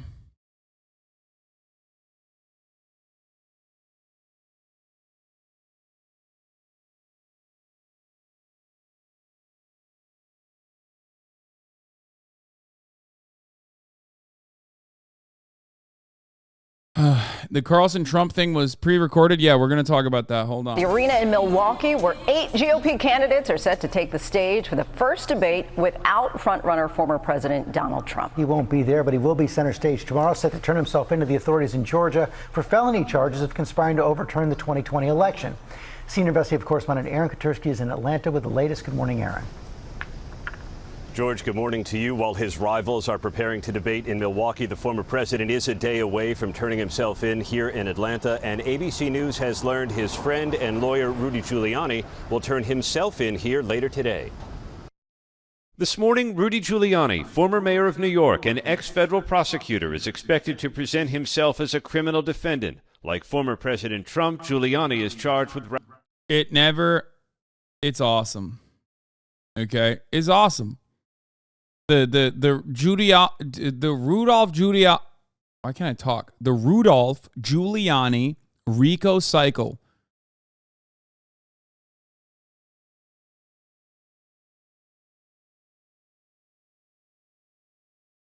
is so perfect. Racketeering for his role in the alleged criminal scheme to overturn the election results in Georgia. I'm going to Georgia, and I'm feeling very, very good about it because I feel like I'm defending the rights of all Americans. Trump is also preparing to get fingerprinted and have his mugshot taken before he's released on a $200,000 bond. Unlike the courthouses in New York, Miami, and Washington where Trump surrendered before, he's coming Thursday to one of the country's most controversial jails with a history of overcrowding, complaints of excessive force. I love mainstream media across the board talking about overcrowding and excessive force in the American prison system, because now it's like rich white guys going to jail. Come on, brother. I'm sorry. This is something that we have been talking about in perpetuity. The fact that these motherfuckers now all of a sudden are like, yeah, you know, we gotta really reconsider our carceral state and how awful and inhumane it is. I mean, great. Do I believe that this is going to change anything? Absolutely not. It's just so odd that the entirety of mainstream media that has been awfully and suspiciously quiet about Cop City, for example, are now chirping about the jail conditions. I mean, come on now. Come on now, brothers and sisters.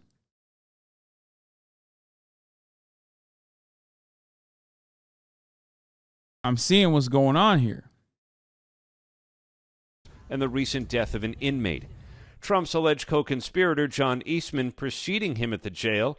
The lawyer is accused of drafting a memo proposing the use of fake electors to try to block Joe Biden's rightful victory. My legal team and I will vigorously contest every count of the indictment in which I have been named. Eastman's bond was set at $100,000. So was the bond for Jenna Ellis, a former Trump campaign attorney who allegedly peddled falsehoods about the election to Georgia lawmakers. Trump's chief of staff, Mark Meadows, is hoping to avoid being arrested at all. He wants the case moved to federal court, and he's asking the judge to rule before the surrender deadline of noon Friday. Meadows tried asking prosecutors for a reprieve, but court records show the district attorney, Fani Willis, replying, "I am not granting any extensions."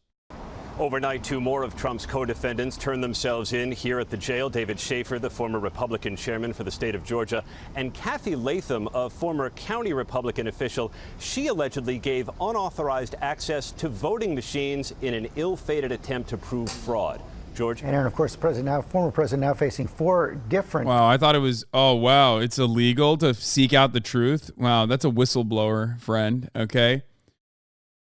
Kind of fucked up. Felony cases. There was a major development yesterday in the classified documents case.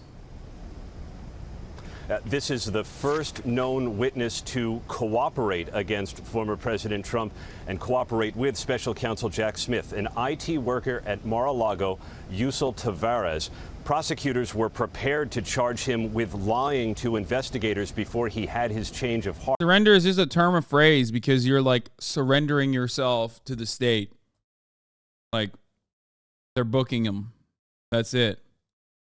And now we're told he provided valuable information to Jack Smith and his team about former President Trump's alleged push to have IT footage, security camera footage at Mar-a-Lago deleted despite knowing the FBI wanted to see it. George? More evidence coming out. Aaron, thanks very much. Hi, everyone. George Stephanopoulos here. Thanks for checking out the ABC News YouTube channel. So when can we expect the mugshot? Tomorrow, baby. Don't worry. So happening now, Rudy Giuliani is on his way to Georgia to surrender. The former New York City mayor once served as a lawyer for Donald Trump, literally helping him right into 2 impeachments. IT guys are having a fucking resurgence, dude. IT guy giving up the goods on Donald Trump in Mar-a-Lago. IT guys are not declassifying, but like leaking top secret classification documents. You got to watch out. You got to watch out for them IT boys, okay? They'll get you. They know everything. And holding court at Four Seasons Landscaping. Now Giuliani himself faces the most charges along with Trump for trying to overturn the 2020 election results in Georgia. He said this moments before boarding a plane. I don't know if I plead today, but if I do, I plead not guilty. And I get photographed. Isn't that nice? A mugshot for the man who probably put the worst criminals of the 20th century in jail. You find a prosecutor who has a better record of mine. Brother, he is like, you know this shit hits him hard, okay? And I'm here for his downfall, okay? The Rudy Giuliani is over party, smoking on that Rudolph Giuliani pack. He's such a gross little cretin. I'm very excited for this, okay? Fuck this guy. He's such a piece of shit. In the last 100 years, I bet you don't, or a mayor, and they're going to degrade themselves by doing a mugshot of me, like people will recognize me. And now, of course, they can fingerprint me, but I've been fingerprinted 150 times, so this will turn out exactly like the FBI search turned out. They're lying. I'm telling the truth. They're destroying my right to counsel, my right to be a lawyer. They're destroying his right to counsel. It's not accidental that they've indicted all his lawyers. Never heard of that before in America. Now they've indicted people in this case. I don't even know who they are. These are just regular people making a normal living. They're going to bankrupt them. They won't convict them. Once Giuliani gets to Georgia, he is expected to go first to the DA's office to discuss his bond agreement. Once Rudy looks like the American Prigozhin, makes you think, actually, he might be the American Prigozhin. He probably is Prigozhin. Prigozhin, breaking news, Rudolph Giuliani body swap with Prigozhin. He's actually in the United States of America surviving. Once the deal is struck, he could then go directly to jail and not collect $200, although that would be useful to him because he seems to be having issues paying for his defense. God, it's pretty funny, dude. His downfall and the serious coverage surrounding it is pretty awesome. Like, he's fucking broke, too. It's awesome, dude. Ex-Trump attorney Kenneth Cheesebro mugshot. Yeah, these are so ugly. Oh, I can't wait for the Trump one. There ain't no way he looks good.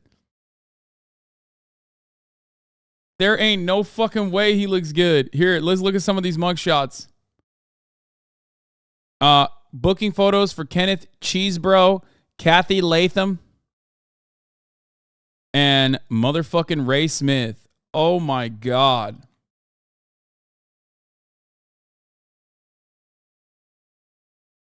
Bro, she blew up the goddamn... Kathy Latham is so white, she blew up the exposure, dude. They had to fucking readjust the white balance. My mug shouties.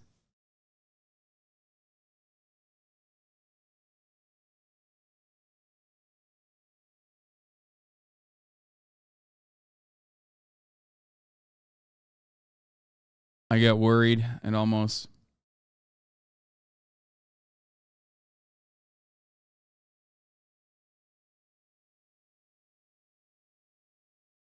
These are just regular people trying to make a living. Please stop. Hey, if you can't do the time, don't do the crime. You know what I'm saying? Hey, these thugs, these fucking thugs are getting what's coming for them. Do you understand? These criminals. Yeah, they should have just complied with the law. Have you ever thought about the rule of the law? Nothing is sacred anymore, huh? Lock them up. Lock them up. Believe it. Okay? Lock them up. Caitlin Polantz is live outside the courthouse. About to be a lot more pee. I'll going be on back. in Georgia, Caitlin. Of course, John.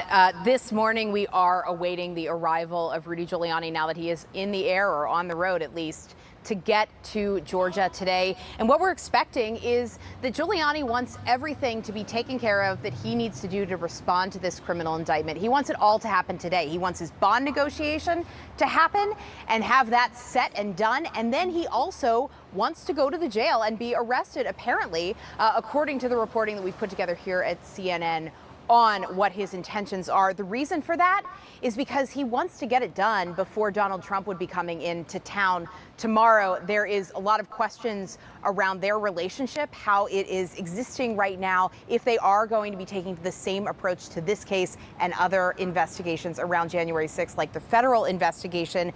But it is a really big moment for Rudy Giuliani to be coming here as perhaps one of the most well-known former prosecutors in America, and obviously one of the most well-known people among the people charged in this case, among the 19, except for maybe Donald Trump himself. We have seen more than half of the people who were indicted in this case already go through their bond negotiations. We're starting to see them turn themselves in, be arrested, having mugshots taken even.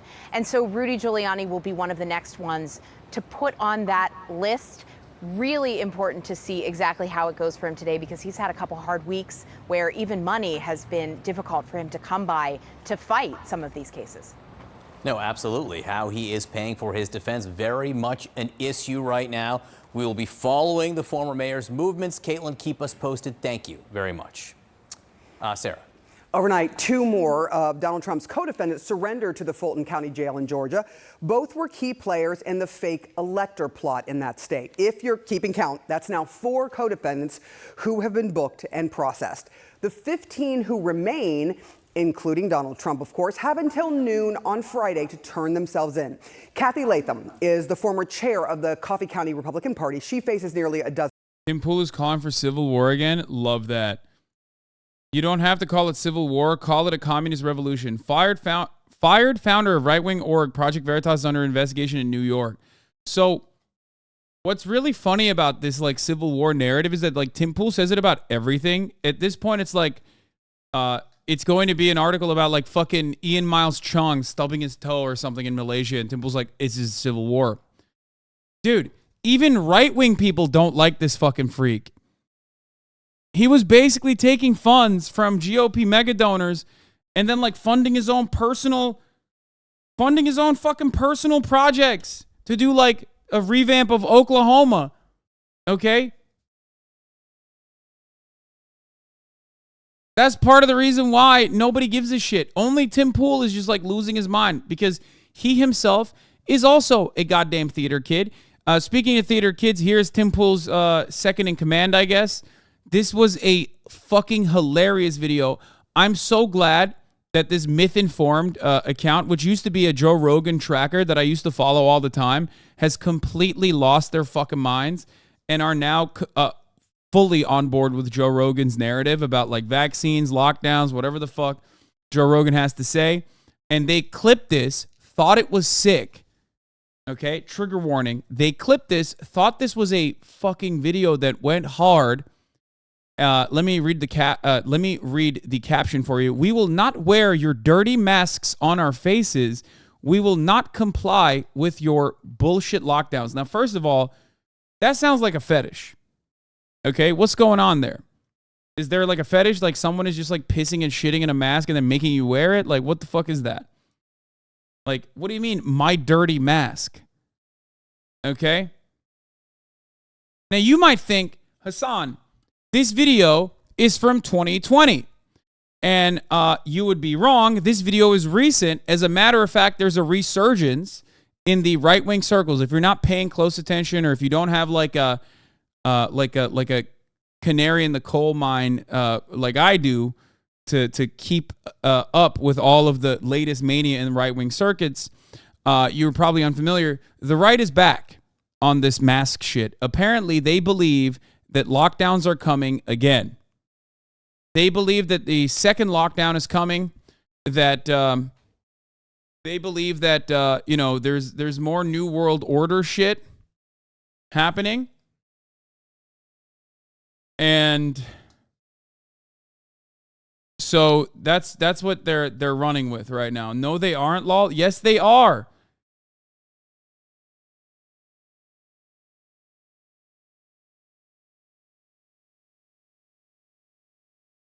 Anyway, let's take a look. That is the recipe to destroy your country, is to shut it down. Don't do that again. And don't make people put fucking dirty masks on.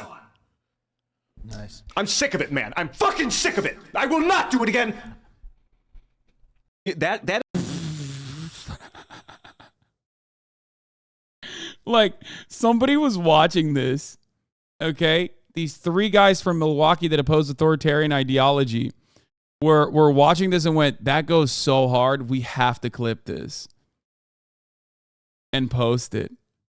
It's like, this guy is fucking crying so hard. So, couple things, okay? Couple things going on here. I don't even know what's happening with these lockdowns. Like, I guess, like, this is the new conservative commentary that like, the lockdowns are coming again or something. I think they basically just, like, ran out of shit. Like, they ran out of shit, so they're just running with it. I mean, there has been resurgences of new COVID strains that have kind of been ripping through a little bit.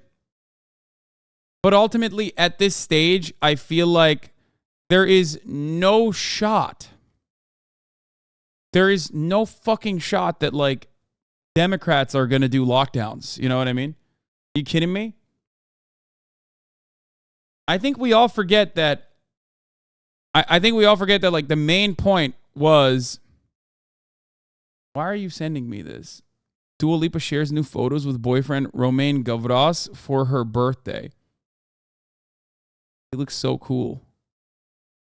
Why did you share? I don't understand what this has to do with anything. Anyway, so I believe the theory includes speculation of mail-in and absentee ballots to rig the election. Love that. Check him getting ratioed in the replies. Will not. Masks are by definition dirty. They get gross as the day goes on. No more masks. You can change them as the day goes on. They're not expensive. Will not comply. I refuse to wipe my ass. Will not comply. So a lot of people forget that the FDA, once the vaccines came out, there was a big push to vaccinate the entire worker population, because the goal for all capital owners was to ensure that their cattle was properly vaccinated so they could work. They could keep churning out product. They could go and buy shit, right?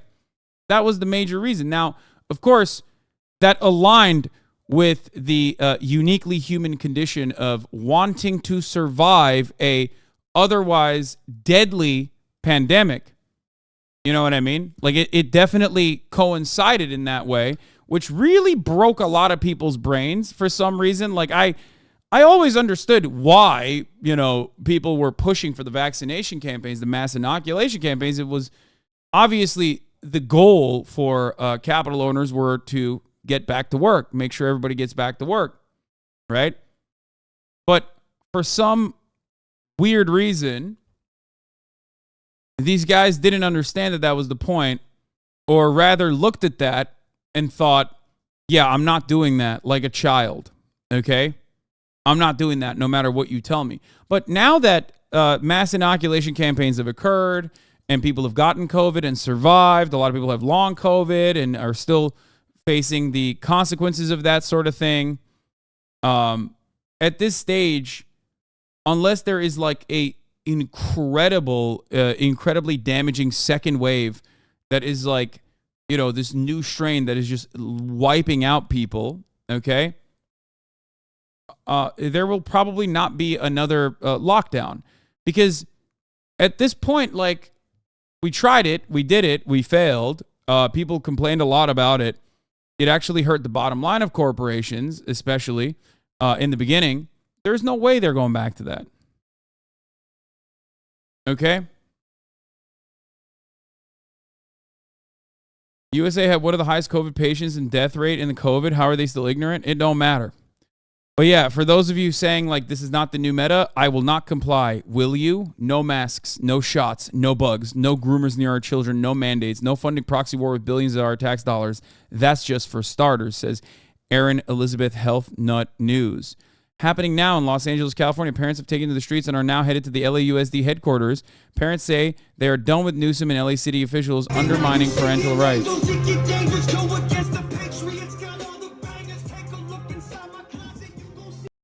This shit is like so insanely AstroTurf, dude. It's awesome.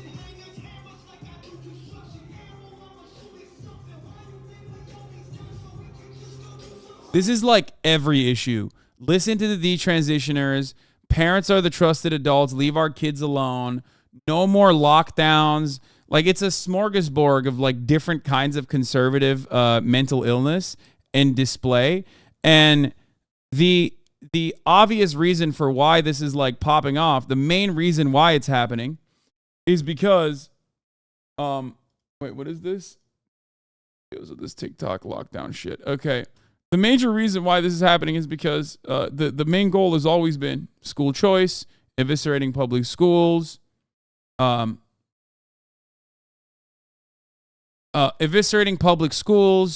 making it so that, there is no public schooling in this country, and destroying teachers' unions and the like, okay? It's good, though, because this is a battle that they have fought before, so they're comfortable fighting it. That's why they're doing it again. Anyway, let's take a look. She saw one video of someone complaining about getting COVID and got incredibly triggered.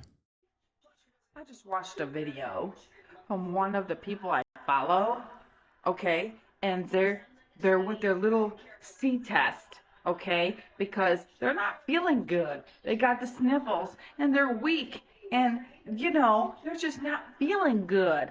So we got the little test, and they're telling people, oh my God, I wish I would have gotten the 15 more times. And if I would have done that, I wouldn't be feeling like shit. Guess what? I don't know what it's going to take for these people to understand we are done with this shit. We are done with this shit like she's had it. Steak, okay? We are not doing this with you people. We are not doing this. We are not doing that. We will not lock down. We will not give up our rights. We will not close our Star Medic. I love her being an EMT. businesses, and we are not doing this shit with you people. No matter how many people that you pay money to, okay, to propagate this shit again. We're not doing this. We already know where this is going, and we're not doing it. We're not doing it. I don't know who needs to get this message out to the people that are higher up, that are trying to do this shit. We're not doing this again. It's not happening. We are not going to go, we're not going to do that. Oh my God, take a burger. If you get a burger and some fries, maybe, well, if you do this, we'll give you some burgers and fries and a donut and some booze. And no, we're not doing it. It's done. It's over. You guys are kicking a dead horse. But in the meantime, you are waking a silent giant. We're not doing this again. You already burnt down a whole freaking state. And that wasn't enough. We're not doing this again. Stop it. It's over. She's popping off, dude. Queen. I don't know where this is happening, but like in a weird way, it almost feels like they kind of want to bring this back. You know what I mean? Because I don't know where the fuck is happening. Like, I live in the heart of California, okay? We're talking California Oblast. Obviously, our very own gruesome Governor Gavin Newsom runs this place with an iron fist. You know what I mean? And I haven't seen this shit. I don't even think there's momentum towards this shit. You know what I mean? The people that, don't get mad at me, but I do think that the people that still are pushing, like, lockdowns and masking on the liberal side are hyper health conscious people. Oftentimes people with disabilities that are obviously less protected. I don't really, other than that, I don't think anybody out here is like genuinely going, let's do this lockdown thing again. Which, by the way, it didn't really even happen. So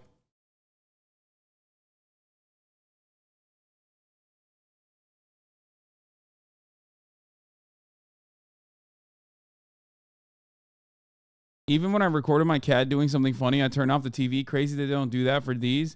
They can't stop the steady flow of this information coming from the TV. They might miss out on a moment of Fox and 5. You know what I mean? In New York State, some areas, COVID is coming back very small. Local hospitals are requiring masks, and that's what it got started. I mean, that makes sense. If you're in a fucking hospital, especially when there's a COVID spike, yeah, I get why people would push that. It's a fucking hospital, dog. What do you mean? That's pretty much the only place where I still currently wear a mask.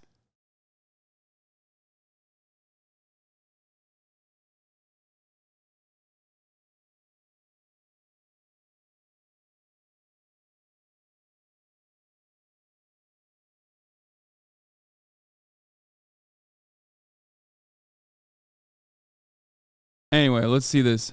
I'm just going to say this. I heard this morning on another podcast that this variant obviously is already sweeping the UK. They're considering having all their citizens in the UK mask up again. Guys, I am begging you.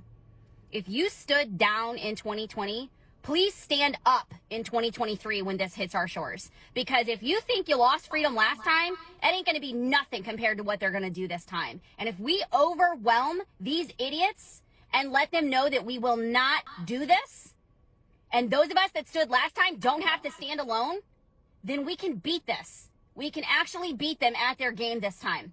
So please don't be a coward this time. Don't mask your kids up. Don't go and not go to the grocery store without your mask on. Don't send your kids to school with masks on. Don't stop hugging each other. Don't stop going to church. And if your pastor shuts his doors, find a new church. If your pastor finds a way. Dude, she's like fantasizing about lockdowns. Like, there's no difference that, I'm sorry, controversial take. Lockdowns were kind of cool for a lot of like agoraphobic people. They kind of loved it. And I think there is like a very real part of some NEETs that want to go back to that because the rest of the world lived in the exact same way that they were living. And I think these people are doing the exact same thing on the other side. They love the constant battle. Like this oppressive authoritarian government was somehow coming after them. And it's also very low stakes because it wasn't real, right? So they love the engagement that they got out of it. They love the social cohesion that they got out of it. So in a very weird way, this is the inverse of what NEETs fantasize about with the lockdowns of like, oh, it was kind of cozy, you know?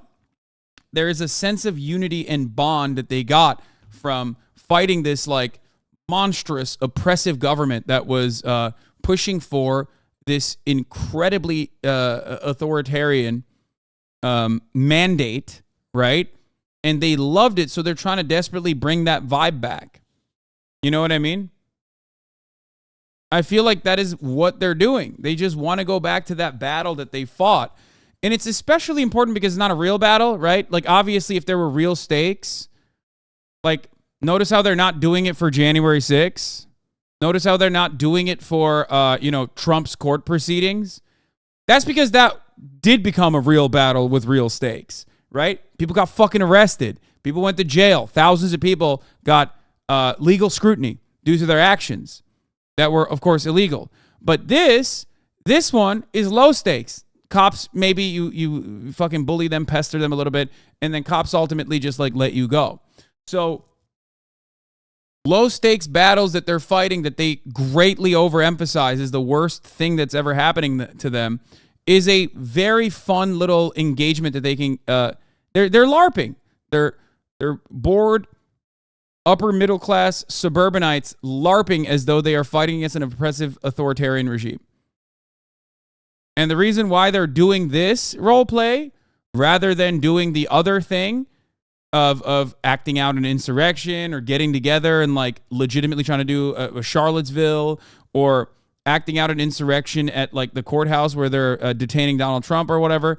The reason why they're not doing that is because they know when they do that, there is actual consequences. When they do this, there is none. It's the same principle behind like, I'm doing my part. I'm doing slacktivism by going and watching a movie in the movie theater and the AC is actually off because there's some massive conspiracy that is stopping me from watching a fucking movie. Ultimately, you're not doing activism. You're watching a movie, dumbass. But it feels good. There's a shared purpose. We're all fighting against child sex traffickers by watching a movie. Wow, that's great. Sounds great.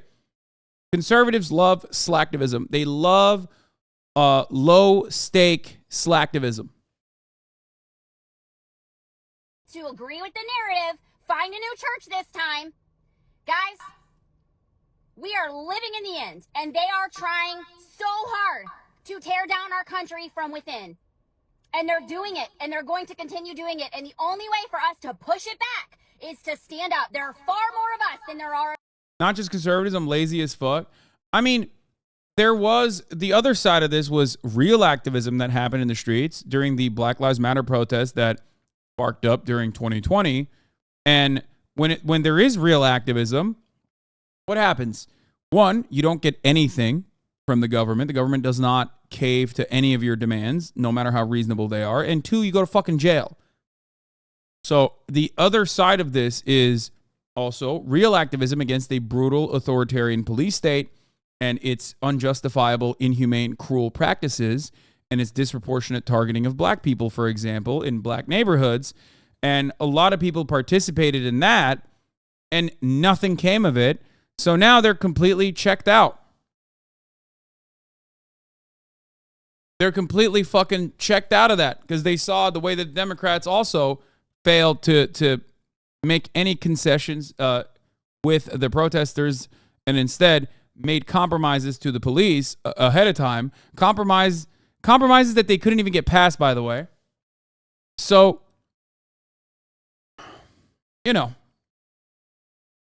remember that when we talk about the low stakes slacktivism that these guys engage in. Of them. But they are going to work exceptionally hard, and I guarantee you, if they start pushing this in our country, it will be far worse than it was last time. Far worse than it was last time. They want 15-minute cities. They want us to stop. What the fuck?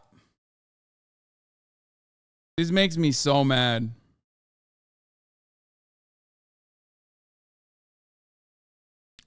Like turning... God, I hate this so much. Turning your crosshairs on fucking 15-minute cities, like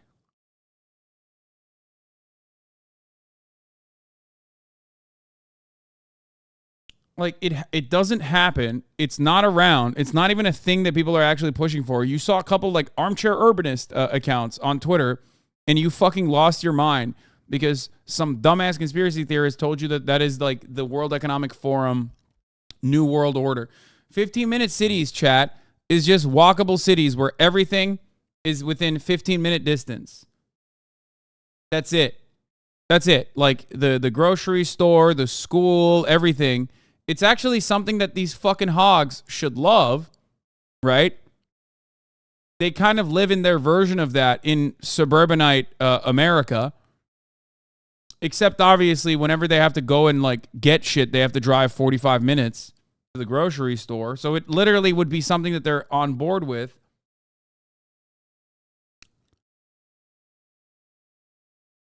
It's just such a weird thing to be upset about.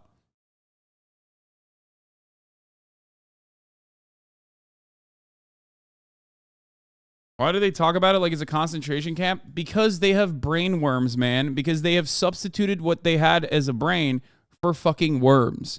There's no other way to describe being this angry at a hypothetical concept that's not even going to fucking happen and like use these kinds of idiotic fucking terms.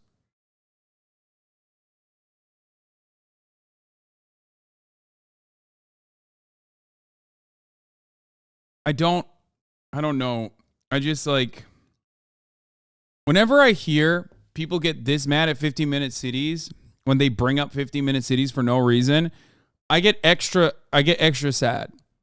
Like, I can't even get mad at it. I just get sad. I'm so upset with people that under every single circumstance would benefit from a good thing getting duped by conspiracy theories, possibly also backed by the oil and gas and the car manufacturers, the oil and gas industry and the car manufacturers, because they stand to gain from never pushing for this, which is precisely the reason why it will never happen and it will only stay a theory. Or, you know, in fake countries like Spain, specifically in Barcelona, okay? These are not real things that you will ever experience as an American. Unless you go to fucking Disneyland or Disney World or a college campus, okay? Or Vegas, right? You will never have this anywhere else in the continental United States, okay? It's just, they just don't get it. I don't know why they would be so nasty about this. Like, it is directly a good thing that they could benefit from.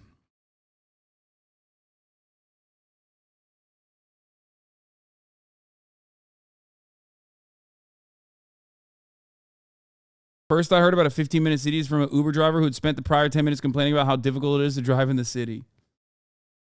Yeah, we are proud of being a country of parking lots. I hate it.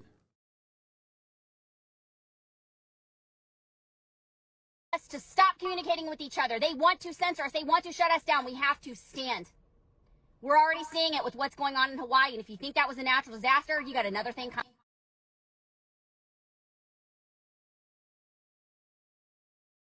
Oh.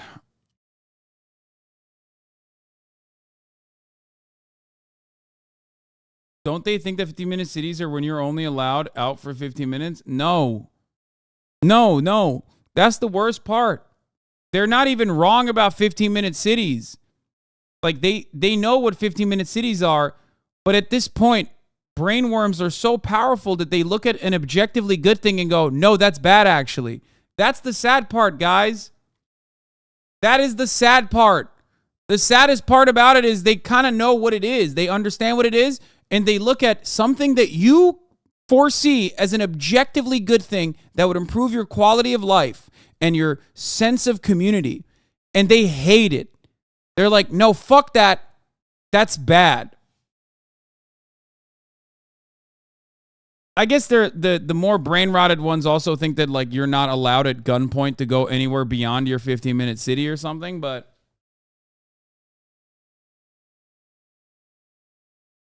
The 15-minute city, 20-minute city, the walkable city, many different names to refer to a growing trend in urban areas centered around the need for proximity, community, and good quality of life.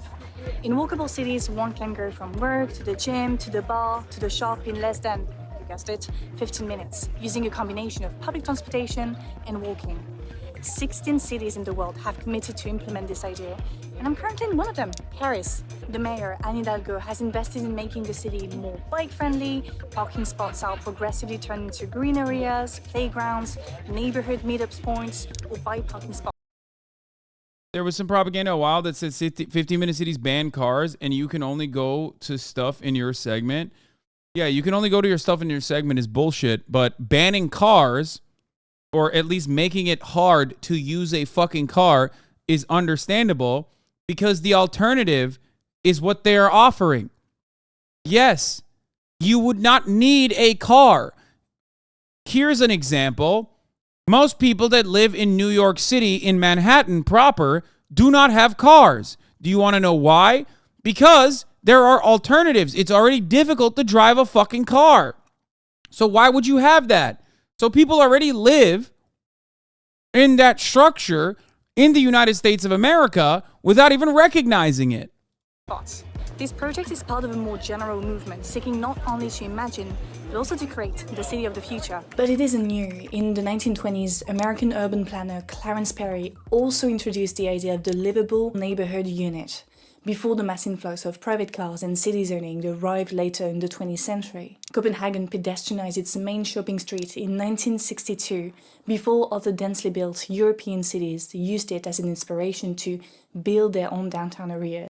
This is from Alice Cappelle. She has a lot of great videos, by the way. It's called The Anti-15-Minute City Backlash is Ridiculous. Promoting walkable cities that swept across the US in the 1980s. Remember what they took from us. All these movements have one thing in common. They seek to reduce the use of cars. Today's discussions on the walkable city draw from that tradition, as well as the growing popularity of Wokeamane, yeah. the imaginary world of solar punk. This is what solar punk looks like. So it seeks to break the hierarchies between humans and the living to favor sort of symbiosis, a collaboration between the two. On paper, the 15-minute city sounds like a great idea, almost a necessity given our planet's poor health. But there is no consensus around it. It doesn't even matter from a health perspective, right? Like, oh, extra green spaces and whatnot. You do not even need to think about the health perspective. You can sell this to conspiratorial-minded dumbass hogs by saying, bro, wouldn't it be nicer if your fucking bitch-ass suburb town where your kids, your dumbass fucking stupid children that are fucking brain dead, who like playing outdoors, right? A freedom that they have in your big-ass sidewalks. Wouldn't you like it if that town also had a church, also had a school, also had a gym? Wouldn't that be better? That way you could have a better community. You know what I mean? That's it.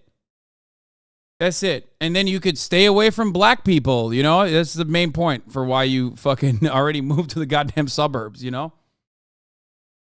Of course, these 50-minute cities would be mixed income and diverse in and of itself, but you don't have to tell them that, okay? Who gives a shit?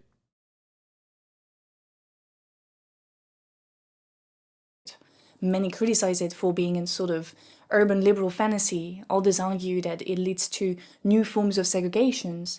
And some, like Jordan B. Peterson, go as far as saying that it is a tyrannical bureaucrat idea, part of a, quote, well-documented plan, a global scheme, others add, to control us all. So in this video, I want to look at all the criticism from the perspective of someone who likes the idea and wanted to do the extra research to see what its potential is, what's truly behind the 15-minute city, and why some are strongly opposed to it. What is a 15-minute city? What if we could create a new normal, where we reclaim our time, our health and well-being? 15-minute city revolves around three basic principles. The World Economic Forum is really pushing for this.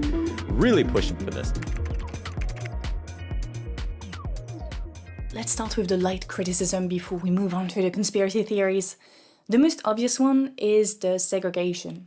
By segregation, we mean that people from the same economic backgrounds, with the same ideas, the same ethnicity, end up in the same places, and so that we have this sort of patchwork of rich and poor neighborhoods that do not interact with each other. This is more or less what already exists in big cities today.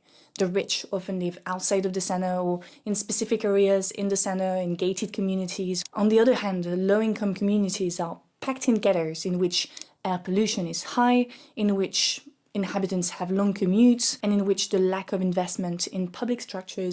Like, this already kind of exists. The only thing that they would add on to this is to make it easier for them to get around in their own communities. Like, they love the concept of segregated, sheltered neighborhoods. You know what I mean? I love when people say, that's you.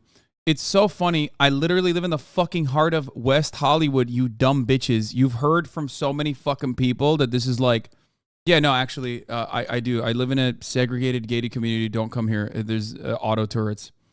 I always remember I should tell you that that is the case anyway. Yeah. Like, it's so fucking dumb. Yeah, there's auto turrets that automatically know if you're a conservative, for example, or if you're just poor, and they laser you.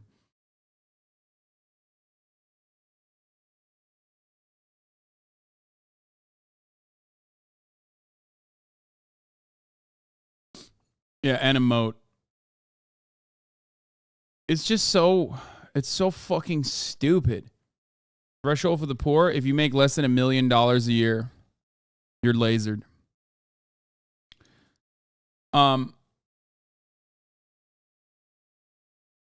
So, again, like, they already have something similar to this in their own neighborhoods. This would just, like, make their neighborhoods better.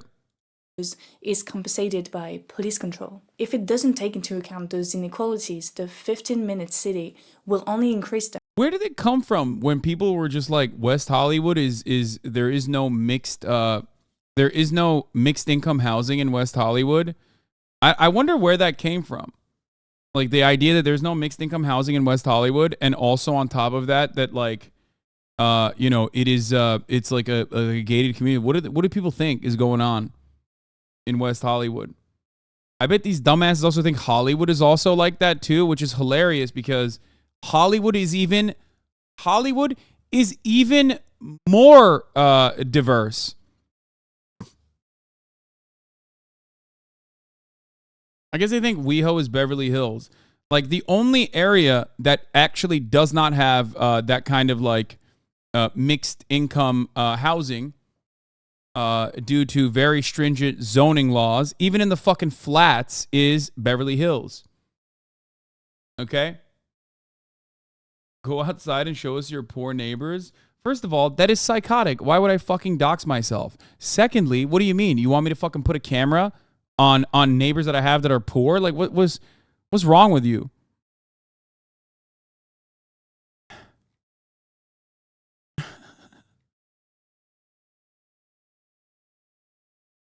I think as someone who grew up in LA and now lives in Texas, they think everything Hollywood, WeHo, and all of that looks like Beverly Hills. People are literally like that out here. Yeah.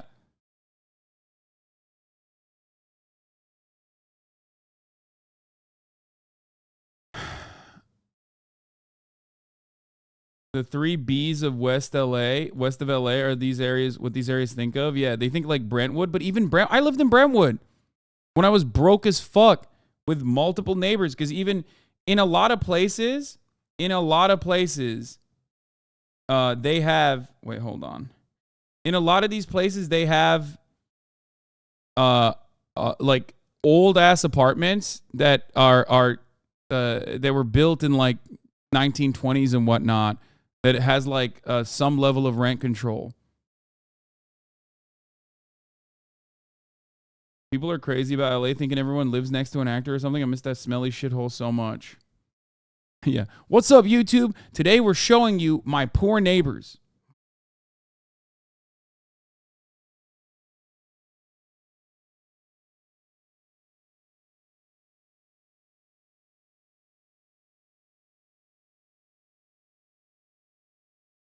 Anyway.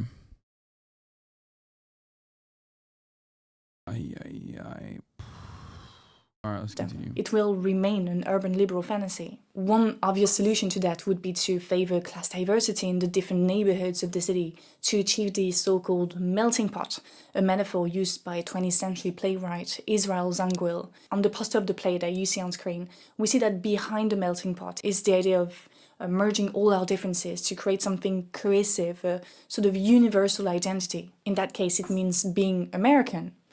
Now, the concept of universalism very much resonates with my country, France, as I've talked about in past. Oh my Lord, holy moly. Oh no, he ain't looking too good. He ain't looking too good, let me tell you. All right, let's keep going with this. Years, France has always encouraged and sometimes forced assimilation, meaning the cancellation of one's cultural differences to adopt the French language, culture, and lifestyle. That is why I believe we need to be cautious when we talk about promoting class or ethnic diversity in neighborhoods. It is first important that we don't treat diverse low-income families as guinea pigs by randomly throwing them in council housing in primarily white neighborhoods and see what happens. We also have to make sure we don't force assimilation, the cancelling of cultural differences to the benefit of the dominant cultural group, but rather promote integration, meaning the coexistence of cultural differences within a given community. The idea of coexistence was theorized by French and Senegalese writer and poet Léopold Sédar Senghor, who wanted to highlight the specificity of the Black African identity and culture, but also allow a certain degree of mixing with other cultures. He believed that the dialogue, not the amalgamation, not the melting pot, but the dialogue between different cultures was immensely beneficial for humanity. To put it simply, we can learn so much from each other if we choose to see our cultures as equally valuable. We can apply Senghor's ideas to the 15-minute city, a place where such a dialogue can exist. In fact, it is precisely in Paris in the 1920s, 1930s, in places like the Latin Quarter, that intellectual expats coming from what was called the Third World met with each other and also with French Republicans to talk politics, diplomacy, the fight against imperialism, etc., etc. They truly inspired each other. So that's one thing. Another common criticism addressed to the 15-minute city or village city is that it gets boring after a while. I mean, one of the reasons why people have moved to big cities since the Industrial Revolution is to escape the village, the rumors that stretch from one generation to the next, the conservatism of small villages. I mean, you have a bunch of novels dealing with those topics, especially American urban novels written in the late 19th century, early 20th century. I'm a big fan of those, so let me get some for you. I was convinced it was Sister Carrie by Dreiser, but no, it's an old edition of Waynesburg, Ohio, one of my favorite books, that is precisely about this sort of village mentality, the rumors and all the secrets, This is why it makes no sense that conservatives are anti-15-minute cities, by the way, because, they get to still continue living their boring-ass suburban lifestyles if they have the 15-minute cities, if they want to, right? As a matter of fact, it makes it easier to, live in that environment. It's very odd to be on its face against this kind of thing. If anything, these criticisms do hold some weight. You need more diversity in your 15-minute cities in order to ensure that people have a diversity of opinions and there's constant back and forth. It's a good thing. But in a lot of circumstances, they could just keep it. They could keep it segregated. But yeah, I was thinking about Sister Carrie by Dreiser and also Black Boy by Richard Wright. Sister Carrie and this book are precisely about this desire to escape village mentality, to move to the big city where everything seems possible. I love these books because I deeply resonate with the message, I also grew up in a conservative village. When I was writing the script, I had this Kygo song in my head. It's a song I've always listened to. It says, all of my friends are settling down, they're only kids, but they're married now. Let's follow the light, follow the crowd.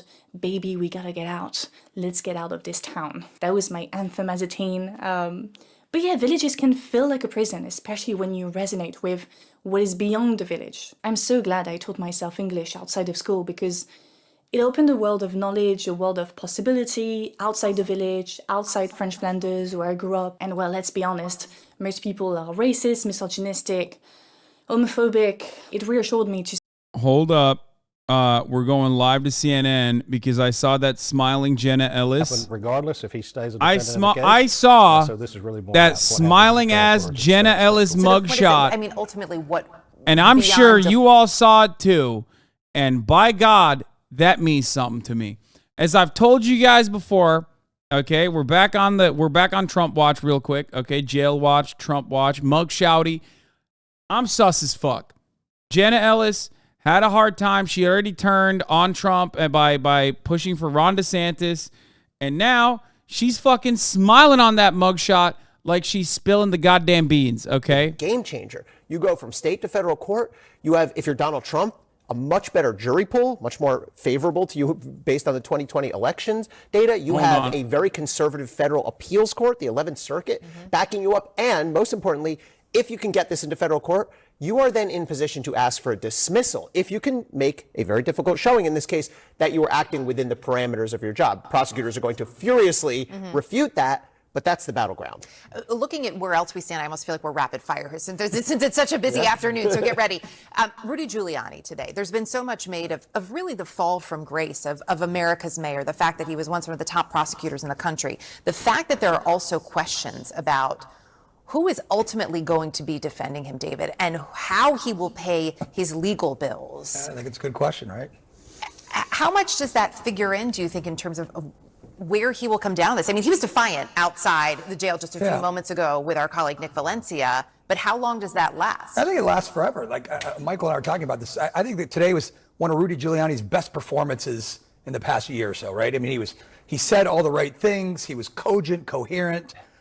His hair color was a normal color, right? That appears in nature. The important things. But no, he was, and he posed some serious questions. If lawyers can't push, kind of novel legal theories, right, in defense of their clients, what can they do? And it's a question I think that's going to need to be answered. These cases all kind of, impact the intersection of law, public policy, right, and campaigning and politics, right? And where those intersect is going to be very important here. So, and that we know is the defense that we're going to be hearing from John Meeson, and we're hearing it from his attorneys. I just want to play a little bit of what one of them had to say last night.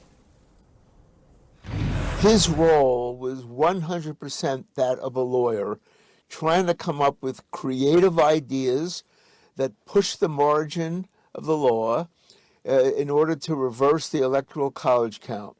So he's unique. He is on trial for being a lawyer who is coming up with creative ideas.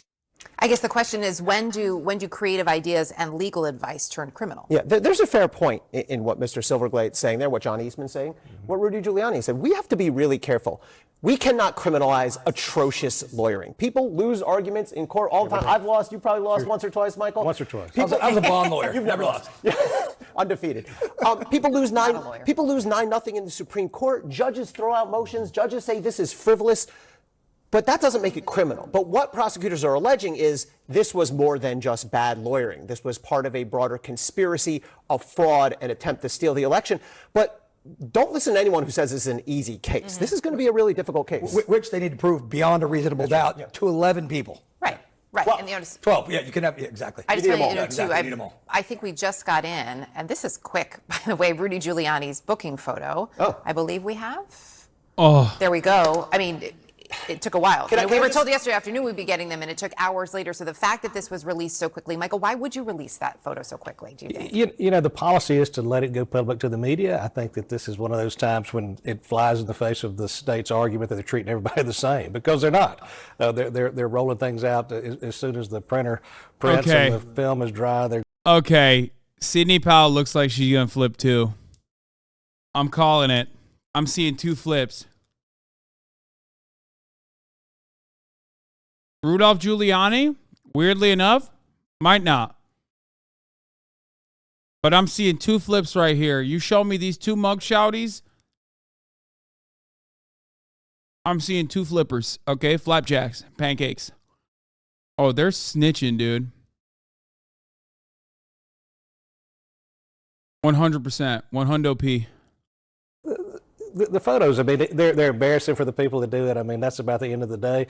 But the truth is, probably the big photo to come, if in fact they go through with their discussions, that being Trump, is just giving him a cash register. Yeah, I mean, if that's Donald Trump's picture tomorrow we're looking at, it's going to give him a couple balance points in the next poll and millions of dollars. And look, and the campaign was already fundraising off of fake booking photos. Let's remember, not that long ago. So to your point, even though the sheriff has said everybody's going to be treated the same, how much do you weigh the politics of that? And the reason they do booking photos is in because case the person flees. In case the person flees. They don't know who he is. Right. Rudy Giuliani is one of the most famous people in the world. We talk about Donald Trump, but did you need Rudy Giuliani as a question? Seems a little bit punitive.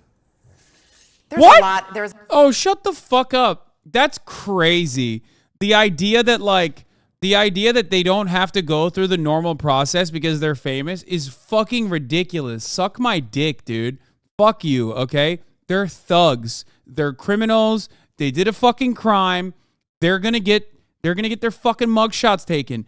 Don't do the crime if you can't do the time, bitch. Law and order. Law and order. I don't want to fucking hear from these CNN bitches about how, famous people shouldn't be able to have their mugshots taken. Fuck you. Don't advocate for a fucking two-tier justice system. Suck my dick. Russian authorities confirming that Wagner chief Yevgeny Prigozhin has an... Yeah, they fucking mugshotted Jimi Hendrix and Elvis. Like, what do you mean? Elvis was objectively more famous at the time than fucking Donald Trump is here in this day and age. Give me a goddamn break. Okay? Anyway, they're back on their Prigozhin shit at CNN, which we're moving away from. I believe in no cash bail.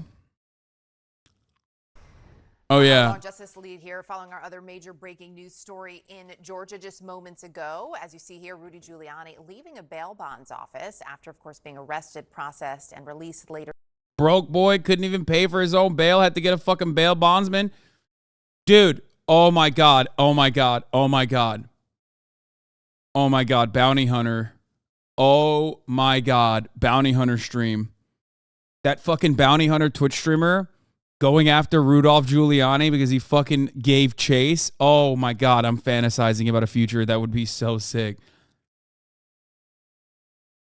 I would be like, listen, bounty hunter guy, who also is a Twitch streamer, while I believe your job should not exist, and while I believe that it is truly unethical to stream this kind of stuff, this is the one time where I'm so fucking law and order, baby. Let's go. I'll fucking strap up a GoPro. I'll get my fucking Daniel Defense MK18, SBR, whatever. We'll get after it. We'll go hunt. We'll go hunt that criminal, okay? One time as a treat, full Cowboy Bebop.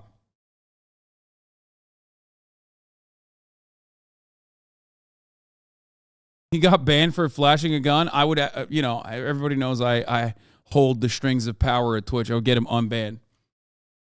Dying of diabetes. Thank you for the 5 gifted subs. Only ethical in this very specific situation. This Yeah. afternoon. Oh my God, dude. Daniel Defense. I knew you were Amish. Wait, what? Do Amish people have Daniel Defense guns? What the fuck? They never get the bag in Bebop. Bitch, it's not about the bag. You think I give a shit? You think I care about getting the bag and recovering the asset? No, the major asset there is if he gives chase and you hunt him down. That's it. It's the journey, not the destination, my friend. Okay? Never forget that. Okay? It is the thrill of the chase.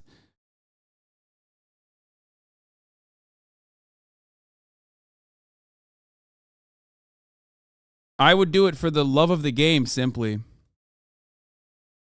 Okay, let's hear some of these. Oh God, I love these YouTubers, but it's always, they're so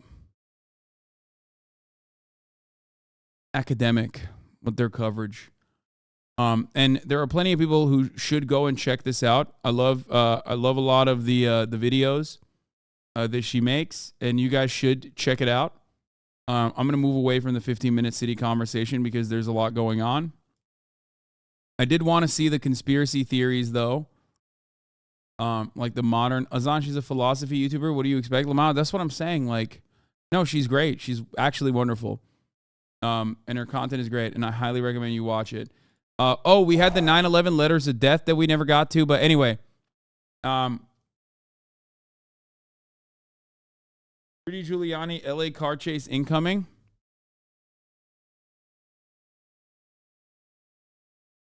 Why are you guys throwing up Pepelas?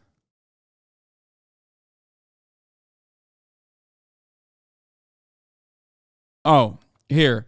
If you recall, I said this exact same thing about the Westboro Baptist Church, and I'm glad that this is like picking up steam. This narrative is picking up steam. Psychotic Westboro Baptist Church shit is just mainstream conservatism now, says Dreamleaf, which is exactly what this is. Yes.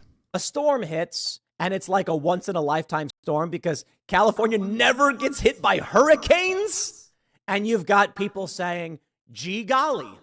It is kind of crazy, don't you think? Like, when was the last time you heard about Los Angeles being hit by a hurricane? I don't know, man. It's just, if someone came to me and said that they believe this is God's wrath, I'm going to be like, well, look, coincidences can happen. I'm fairly agnostic. I do believe in God. I don't believe in like scripture and stuff like that, like prophecy, regardless of the religion. But I just got to tell you, you know, a month and a half or 2 months after they do this drag nun thing, a city that never gets hit by hurricanes gets hit by an earthquake and a hurricane, and I'm kind of just like, ooh. God, he's such a pussy. He can't say it with his chest. Everybody knows the real fucking listen. Everybody knows the real wrath of God to Californians is the top of the hour ad break. Okay, everybody knows that. Californians who have not subscribed to the HasanAbi broadcast will see a 3-minute ad break at the top of the hour. That is the true wrath of God. Now, if you no longer want to see those ads, if you no longer want to see those wraths, all you need to do is subscribe for $5 or for free.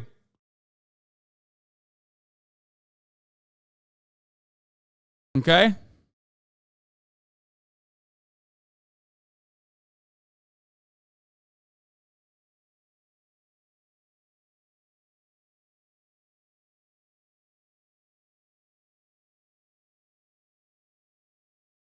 Favorite theory is Voldemort under Tim Pool's beanie. How Yevgeny Prigozhin really died, 23rd of August, 2023. That's awesome. It's you know, two of my favorite things: 9/11 conspiracies and current breaking news being sidelined by conspiracies. Love that. Here's a 3-minute ad break now, by the way. This guy once wrote a thesis on why we should abolish the age of consent. Got owned by C-SPAN today by his victim. I made a 1-minute clip for you. Found this entire paper on left flank vets later. It was crazy. Okay, we're not going to do that right now, but maybe later. The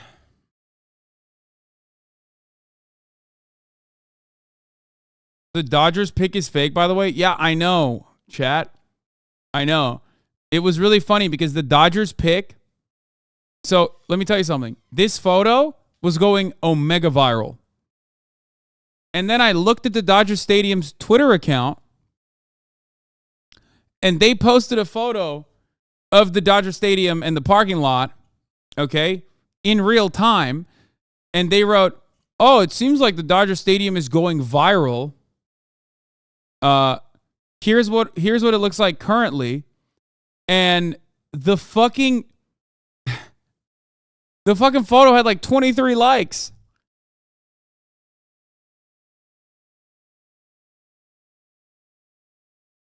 Because it's not as sexy as like the insanity.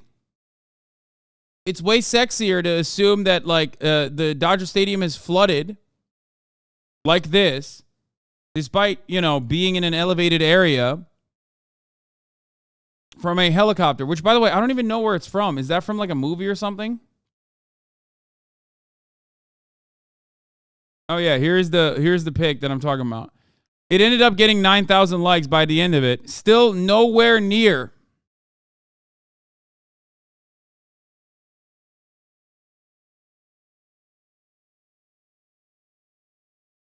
Oh, it's an optical illusion. Because the parking lot is wet and the reflection makes it seem like it's flooded. Got it. I love the Dodger Stadium looking at an empty fucking disgusting parking lot and going, isn't it beautiful? No, man, it's not beautiful, Dodger Stadium. What the fuck are you saying?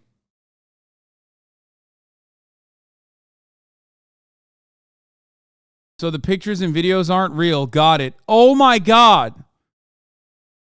Stadium just took a bath. Why is everybody overreacting? The media wanted me to think that the stadium completely flooded. That's great news. It was a rough sight last night. No, it doesn't.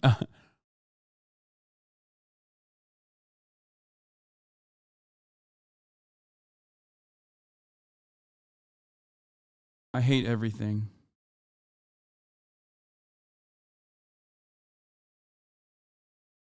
I fucking hate everything about the way people react to things. Like, it's like this, okay? I saw, what was it? Sometimes I can't help myself and I have to reply to the stupidity because it's just like too much. Like this guy. Earlier today, I tweeted about how stupid contemporary online conservatives are that they're openly getting mad at a dude for saying super basic things like diversity or strength, we're a melting pot, etc. Canceling a dude for not being as overtly racist as they thought he was. Okay? And this guy, and right before that I had tweeted, conservatives are so cool. And this guy responded and said, the hypocrisy, you're such a grifter. And I don't understand what is happening in the mind of this account. Like, does he think that I am a conservative, but a conservative grifter? Because on the one hand, I'm saying they're cool, but then also I'm saying they're not. Like how does that work?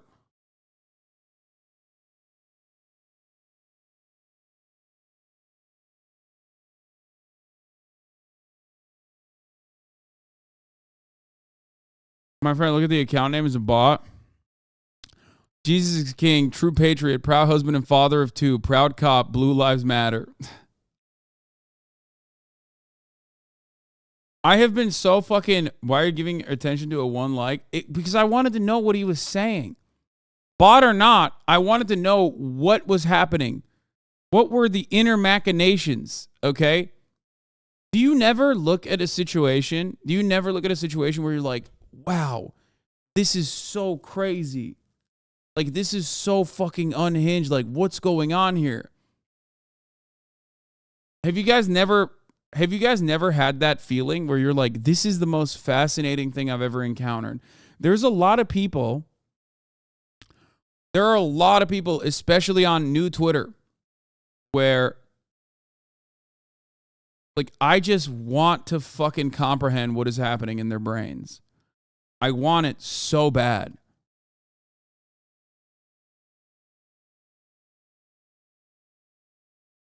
I have to understand.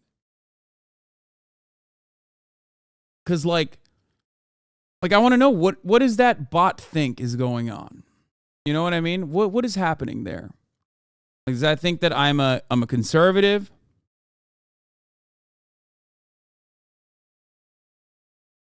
Now you don't hate him, Lamau, the fuck? Yeah, I don't give a fuck about this guy. Okay? I still think his, like, dumbass fucking fudge rolls or whatever line is silly. I still think it's an AstroTurf conservative operation. I don't give a fuck that he said diversity as our strength. Okay? Like, none of this matters to me. Why the fuck? Why? Oh God, everyone who gets a blue check mark is like ultimately so insane. It's so fucking unhinged. Like, I'm not even fucking defending him here. Okay? It's more so a criticism about how conservatives are operating. Okay? How conservatives are, like, mad.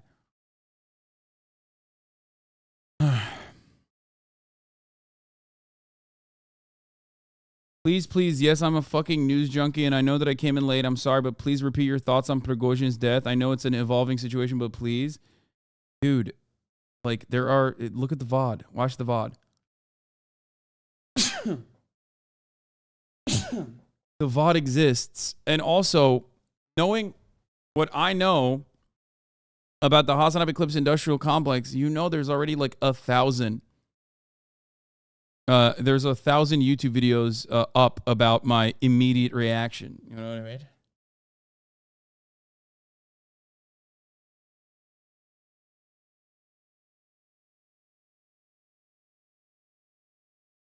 Ain't no way.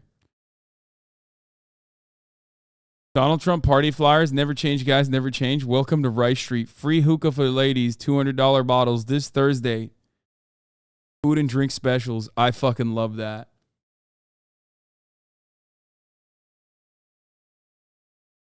The HasanAbi production complex is on strike right now. No one uploaded anything. Wait, really?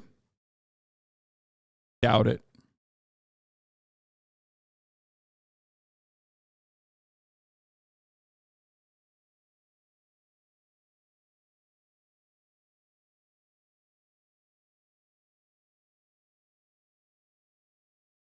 Also on strike for what? The free money that you guys don't want to make? Like, I don't understand. Okay, don't make any more videos. Like, that doesn't, I don't think people understand. Like, that doesn't impact me. That's just good for you. You know what I mean?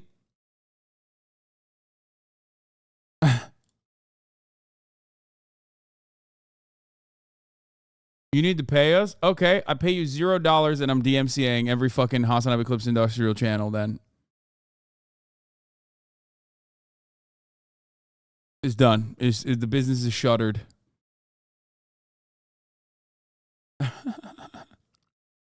fuck do you mean?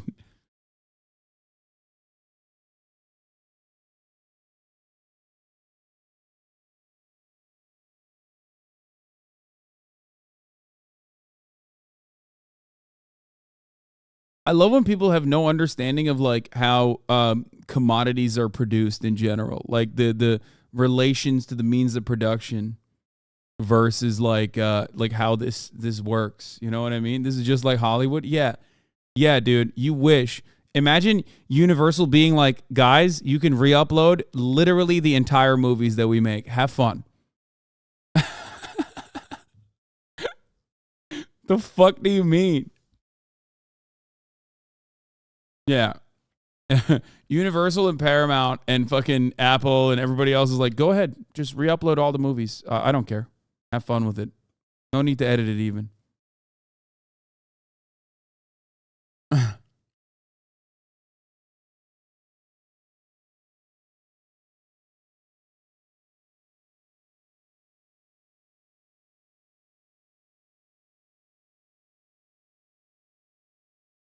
Damn, comrade, you crossed the picket line so far that it's a dot from your perspective. Having shelter really skews your perspective, huh? Yeah. Anyway.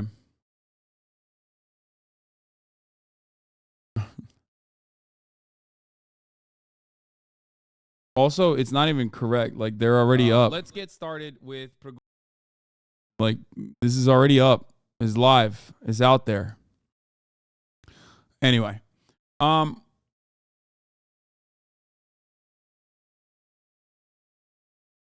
bro, these are scab channels.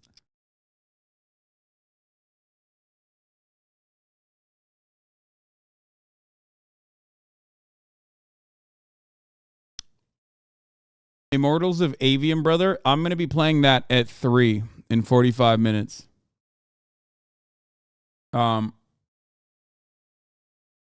Why are you so bitter today? Wait, what? I'm not bitter. What? Be kind, Hasan. Stop being rude. Okay, I'm about to be rude because, like, I'm not even remotely bitter. What are we talking about here? What's happening? Is everybody all right? All right, let's get to the fucking Donald Trump situation, okay? Or not Donald Trump situation. The Oliver Anthony melting pot situation. I kind of covered it yesterday. I kind of covered this yesterday where people are very upset because he responded to fucking Fox News. This guy's like 100% a white supremacist, by the way. Oliver Anthony, we are the melting pot of the world, and that's what makes us strong, our diversity. Such a letdown. Did he sell out already to the rich men of north of Richmond? And it's like, and then my favorite version of this is like people being like, oh no, the video leaves out the full context. He's still legit. Like, I promise he's still a racist, guys. I promise you, he's still just as racist as you previously thought he was. Okay? Damn, I thought he was a real one, wrote Arthur. He switched up so fast. It's all a setup, said SS. Interesting name. from that Twitter user. He was never anything other than a grifter. We warned you, but you guys ate it up, said Boxing MD. However, other users backed Anthony with a little triangle writing, sorry that he's not racist. I'm confused. Are you a segregationist? Asked Krakola. The guy said from the beginning he's in the middle politically. Don't be shocked if he doesn't have all the same beliefs as you, said Thomas Riley. It's awesome.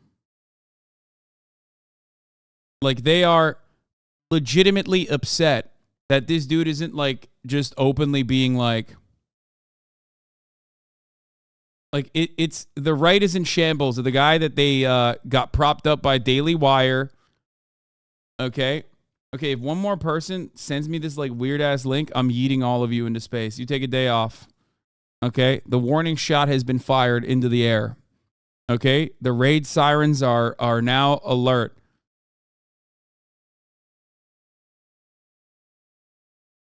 That link looks weird. Don't send me, I'm a boomer. Don't send me weird looking links. Anyway, but yeah, I tweeted about that. And of course, let's take a look. Hold up. Where is it? I tweeted a lot today. Holy shit. Yeah, I said, I love how stupid contemporary online conservatives are, that they are openly getting mad at a dude for saying super basic things like diversity is our strength, we're a melting pot, etc., canceling a dude for not being as overtly racist as they thought he was. This is what triggered the right-wing echo chamber conservatives, okay? I mean, we are the melting pot of the world, and that's what makes us strong, is our diversity, and we need to learn to harness that and appreciate it and not use it as a political tool to keep everyone separate from each other, you know? I mean, wow. That's really fucked up, man. I can't believe he said that. I think a lot of people, first of all, his accent is gone, which is interesting. I guess he has a singing accent. But I think what's really funny about this is that these guys are so hugboxed into oblivion, and due to, like, all of the farming, all the engagement and impression farming that they've done under the guise of anonymity online, that they have created a false notion in the world. Okay? They have made themselves believe that, like, every single person is, like, just as openly antagonistic towards, like, living in a relatively diverse environment as they are.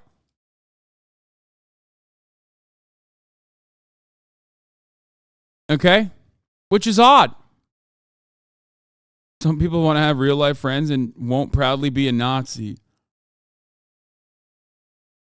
Like, he could still be a fucking gross weirdo. You know what I mean? Sure he is. But it blows my fucking mind that these guys are like, no. We want him to be just as fucking delusional as we are, and, like, openly go on Fox News and be like, diversity needs to be eviscerated. This land was created by white landowners, and it should stay that way. You know what I mean? It's so fucking stupid.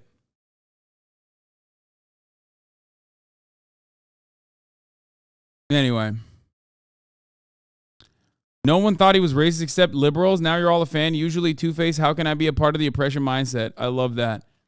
Yeah, except there are very clearly people who are butthurt that he's not as racist. But the funniest part was Tim Pool, who was offering like a, no, you guys don't understand. This is a psyop. Where is it? Tim Pool being like, guys, this is a fucking psyop, I promise. Hold on. Where the fuck is it?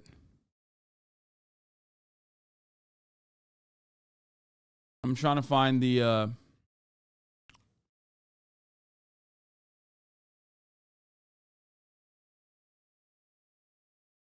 what is, oh, god damn it. Where in the fuck? This guy tweets so fucking much.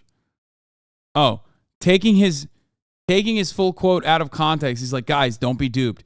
He said, I don't see our country lasting more than a generation the way we are headed. We have to go back to the roots of what made this country great in the first place, which was our sense of community. We are the melting pot of the world, and that's what makes us strong, is our diversity. We need to learn to harness that and appreciate it and not use it as a political tool to keep everyone separate from each other. Okay, That's literally the same thing. How do you look at this and then find like a different context? He's still saying the melting pot, we are the melting pot of the world, and diversity is our strength. The full context has not changed anything at all. Where's the context?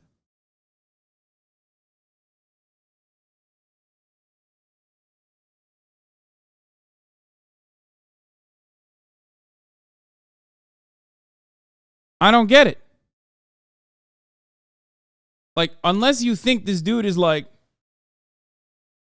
secretly dropping a dog whistle by saying we have to go back to the roots of what made this country great in the first place, which is like slavery. Okay. And he means like, yeah, we're the melting pot, as in like, you know, we brought slaves in and we need to bring the slavery back, which I don't think he's saying. Pretty sure he's just saying boilerplate American liberal bullshit, which is basically, you know, diversity is our strength. There's a lot of different people from different backgrounds. We have to stop fighting amongst ourselves. Leave it up to the conservatives to get mad at a dude when he says something like kind of normal.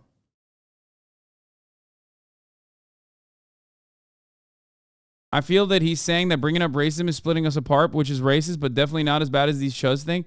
No, he is saying stop using race as a cudgel, okay, to divide the working class, which would be ultimately a correct take. It's just that if you land on the side of like racism isn't real, so stop bringing it up, okay, then you are racist. If you land on the racism is very real, and the way that Republicans are denying it, and while simultaneously using the structures to continue churning out racially diverse, racially disparate outcomes, then you're making a correct and honest assessment of contemporary American existence. That's it. Which he, for even with the additional context here, is closer to the second thing that I'm mentioning, which is the truth. Okay? He just comes across very normal and very sane when he says that, which is why a lot of conservatives are mad. And I do find it really funny that Tim is like, no, guys, you're taking him out of context. Like, no, he is racist. Meanwhile, the context itself does not say that it's racist at all.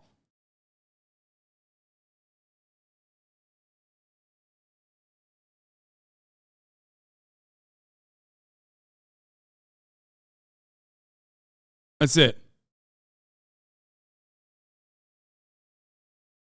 Anyway.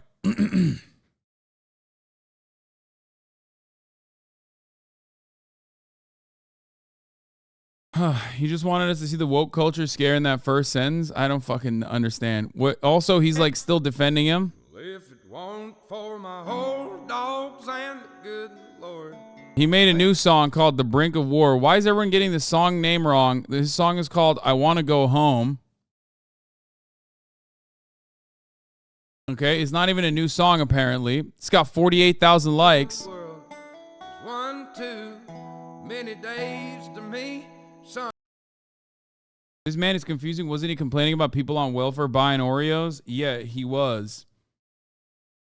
Anyway, I'm not going to watch the real working class song written by Billy Bragg, rich man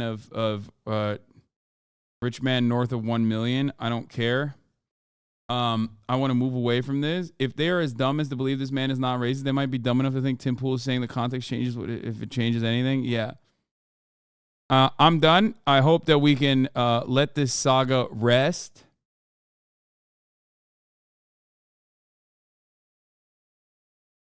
Why are we holding Oliver Anthony to a greater standard than the president? What? Doug Burgum might not make the debate because of an injury, but his team is framing it as him being a true cowboy. Burgum suffered a high-grade Achilles tear playing basketball, throwing debate participation in the question. No, this man had to perhaps create an maybe illegal scheme to get 40,000 different donors, individual donors, specifically to be able to attend this debate. And now he can't even attend the debate. That's so funny.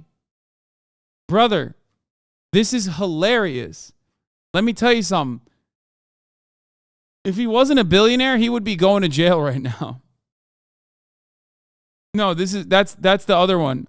No, the one that sold the hats technically wasn't doing something illegal. This guy's scheme was different than the hat. The hat was, what was it, Douglas Perry or something? No, not Douglas Perry. I don't fucking know. He's not even on. Perry Johnson. The one that did the hat thing most likely did not engage in a actual possibly criminal act. This one did. This is the governor of North Dakota, okay?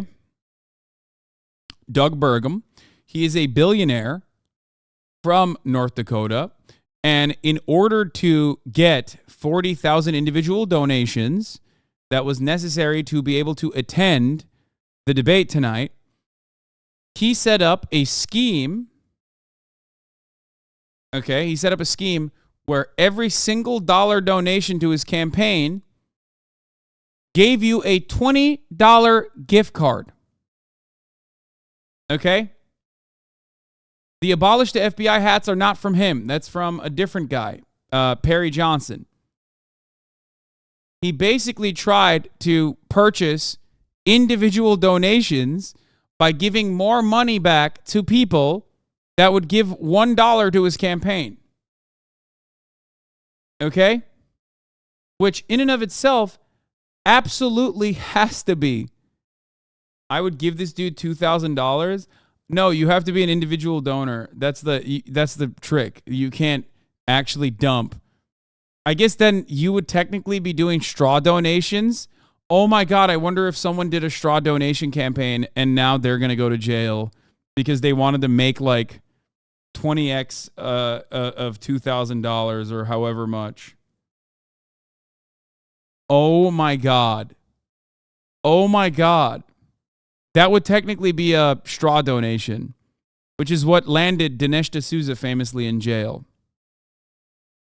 So, is this not astroturfing, making it look like he has a groundswell of grassroots support? I mean, that is what, like, Pete Buttigieg tried to do that as well in a not illegal way. This is most likely illegal. The first Republican presidential debate is on August 24th. God, I fucking love America. Look at this. Look at this woman, dude. This is right here. This is the Midwest. This is the most Midwestern lady. Oh my God. North Dakota Governor Doug Burgum is looking to appear on stage. He will need to meet several RNC requirements to do so. One of them includes having at least 40,000 donors. Burgum's latest way of attracting donors is by offering a $20 gift card for the first 50,000 people who pledge at least $1. It's unclear how many donors Burgum has attracted since announcing his presidential bid a month ago. His first She definitely makes a mean-ass green bean casserole, $100p. campaign finance report is due Saturday. No, she's not even catching strays. I love her. She is exactly what I talk about when I talk about Big Gretch. Okay? This is a strong Midwestern woman. Okay? You bet your ass she's kind as fuck, too. When I talk about Big Gretch, this is what I mean. This is who I think of as, like, I mean, she also kind of looks like Will's mom a little bit. That's who I always think about when I think of like a powerful Michigan mom. Okay. By offering a $20 gift card for the first 50,000 people who pledge at least $1. It's unclear how many donors Burgum has attracted since announcing his presidential bid a month ago. His first campaign finance report is due Saturday. A spokesperson for Burgum's campaign said Mr. Burgum is confident he'll be on the stage next month. Yeah, except womp womp. He tore his fucking Achilles heel, so not happening for him. There's a clip of her saying the N-word live. Shut the fuck up. Stop. I don't even want to know. Please stop. I don't want to see that. Why must you ruin everything?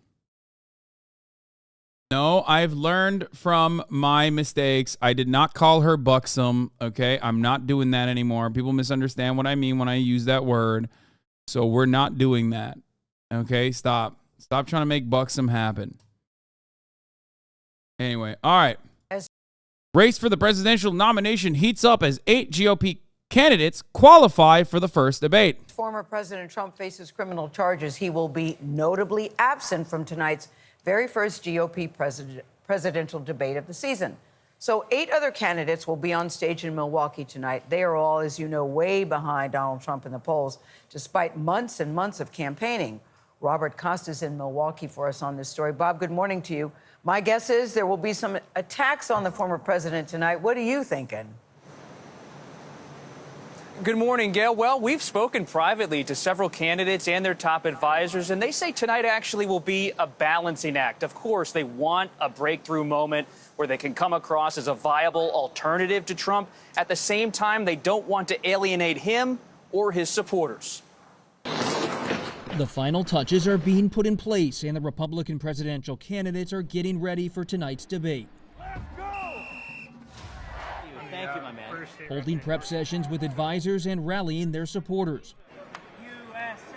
All right. USA, brother. Florida Governor Ron DeSantis running second in the polls, but hoping to close the gap with Trump, has... Yeah, Larry Elder's pissed off. The RNC does not reverse their decision by 2 p.m. and acknowledge that I met all the criteria for entry into the presidential debate. I intend to file an FEC complaint for violation of debate rules and illegal campaign contributions. FEC rules governing debates are clear that rules must be clearly stated to all candidates in advance and equally applied. The FEC could not deem the RNC and Fox News free national TV airtime and free promotional activity. Dude, he's going sovereign citizen on them. He's going fucking auditor on their asses. Real powerful libertarian energy coming from my former debate interlocutor, Larry Elder. The FEC could deem the RNCs and Fox News' free national TV airtime and free promotional activities to select candidates as illegal campaign contribution to candidates, with the premise being that free national TV airtime comes with an extraordinary real dollar value to candidates who are arbitrarily allowed on the stage under a certain set of rules, while other candidates are arbitrarily kept off the stage through a different set of rules. Fines for this violation could be a total of hundreds of millions of dollars. That's awesome. There's a user in your chat spamming people's inbox with spam and codes. Why don't you just tell one of the mods so we can ban them and block that person, I guess? If by 2 o'clock I am not determined to be up on that stage, we're going to file this complaint with the FEC that could cause the RNC to incur a fine of $100 million. And by the way, could also cause Fox News to incur... Larry Elder's running around going, let me in! a $100 million fine because they would be making an in-kind contribution to these 8 people to the detriment of Larry Elder. So they have until 2 o'clock in order to respond to our threat to file a complaint with the FEC. We're in consultations with the general counsel. Bro, first of all, part of the reason why they have these boundaries, which I agree should not exist in a perfect world, part of the reason why they have these boundaries is so that every Tom, Dick, and Harry that wants to fucking write a book and make money later down the line is not allowed on the fucking debate stage. Now, my content brain believes that it'd be way funnier if they were to, allow that to happen. But the safeguards they put in place are like relatively reasonable, especially the 40,000 like individual donations and signatures one. That one makes sense. You have to at least show that 40,000 random people, different individuals, is like saying, I want you to run for president. Like, what the fuck? If you can't even get that, yeah, no shit. Like, yeah, you can't get fucking free airtime. Like, oh yeah, I'm running for president. I actually filed the paperwork, which means you have to put me on national television, is insane. Now, having said that, it's like especially because like if you can't get 40,000 individual people to say, I want this guy to run for president, how the fuck are you going to get millions of people to vote for you? Like, you can't even do that, you fucking loser. Oh my God. I could fucking do that. Like, I do that at the top of the fucking hour. You know what I mean? Like, it's crazy. So, that's so little. We have to get 4K for a single congressional district. So,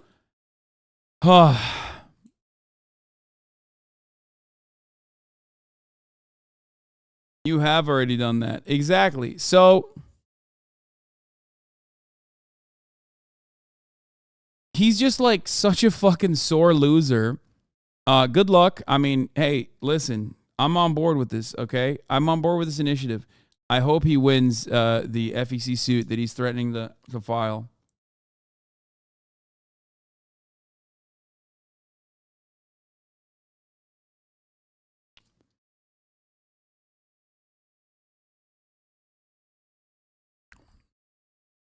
The true hallmark of a successful Republican candidacy launching for the presidency is when you can't even accrue 40,000 individual donations.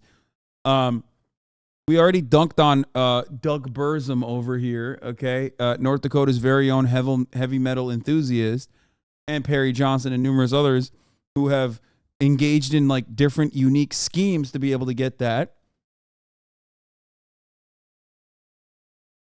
And some have failed.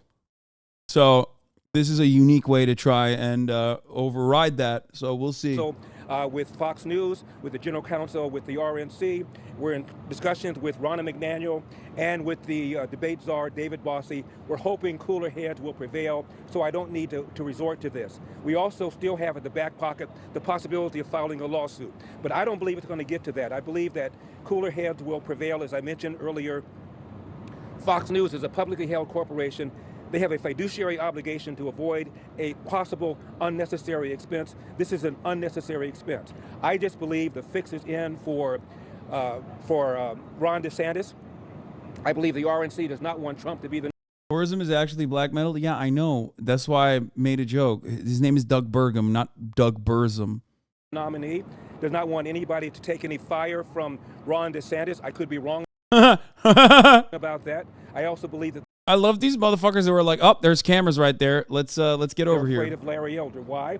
Because Elder's talking about things the others are afraid to talk about for fear they'll be called racist. Nothing scares an establishment Republican more than a left-wing person calling him or her a racist. They run like scalded kittens. Yeah, everyone is really afraid of the Larry Elder train. You know, when you get absolutely eviscerated in the state of California, okay, against Governor Gruesome Gavin Newsom, like just annihilated, right? What are you supposed to do? You're immediately supposed to launch a presidential campaign, because like there's nothing better to show that you have a real shot. Also, I know what this motherfucker's debate performance looks like. I've debated him. Like, what are you doing? He wants to be Beto O'Rourke so bad, but it's like it's not happening for you, man. To be fair, that's what Beto did. Yeah, except remember, Democrats don't care about a loser as long as they lose in grace. Republicans, on the other hand, at least like Republicans of the not so distant past, used to only care about one thing, and that is winning. Okay? It don't matter who the fuck the candidate is as long as they're winning. That's all they give a shit about. Yeah, here it is, where I fucking wipe the floor with my mans here. Here we are sitting together. Hold on. Wait, what is this? This is the most replayed. Let's take a break. Criminal. Let's take a break. Let's let everybody cool down. Oh, he got so mad because I called George W. Bush a war criminal.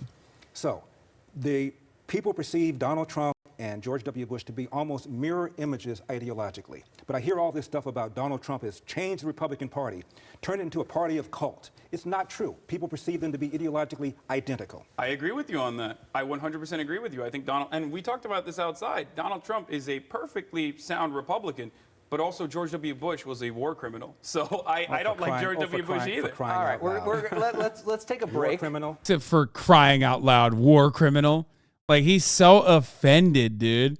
Let's take a break. Let's let everybody cool down a little bit. Remember? Up next, we're going to talk about another issue that brings people together, the issue of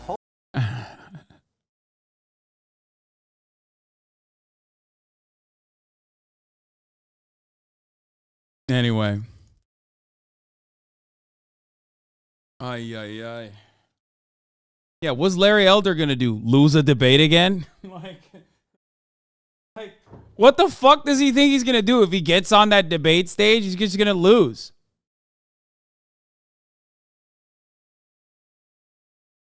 Bro, how the fuck are GWB and DJT aligned ideologically? What do you mean? Of course they're aligned ideologically. Just because one is a neocon and the other one is like a new era Trump Republican doesn't change the reality that they're still absolutely successful actors for the Republican Party that still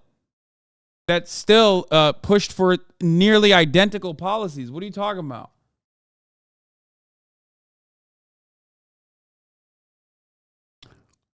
Tim Pool, notable conservative Ian Crossland.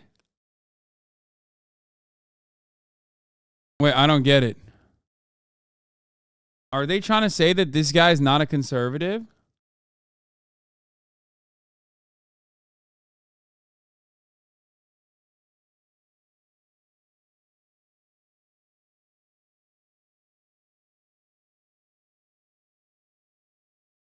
He's extremely liberal? Wait, what?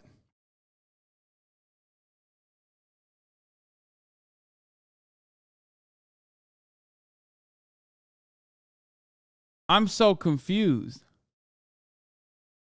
Please tell me that Tim Pool is not still running this idea that like he's a liberal and he's running an entire media company full of liberals. Is he still doing that thing?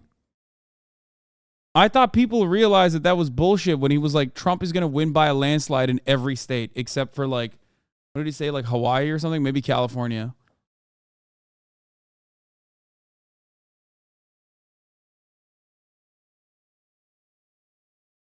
Oh, Doug Burgum is still in? Let's go. I'm in. Dude, what a legend. What a fucking legend, dude. He's him. My GOAT. Oh, my God. The Doug Burzum heads in the chat, rise up, dude. Rise the fuck up. We love a baller.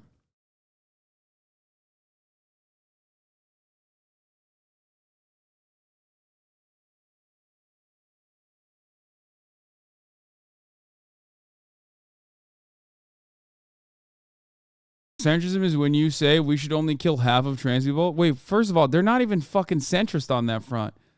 I don't even think they say that. All right, Tucker says, okay, so here's Tucker teasing his interview tonight. On Sunday, Donald Trump announced that he will not participate in tonight's Republican candidate. Bro, this is some extreme loser shit, okay? You know what this reads like, to me at least? The counter State of the Union.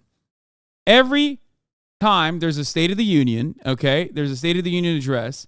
There is the other party not in power, okay, that does like a counter State of the Union. Usually they put like a young person in charge of that, and it's like almost always like a fucking loser or someone that they declare a loser internally in the party. Okay? That's kind of what like Trump is doing a little bit. It's debate hosted by Fox News in Milwaukee. Whatever you think of Trump, he is, as of tonight, the indisputable far and away frontrunner in the Republican race. We think voters have an interest in hearing Cracky McWestside, thank you for the 521 gift what of he subs. thinks. So when Trump approached us about having a conversation for a far larger audience than he'd receive on cable news, we happily accepted.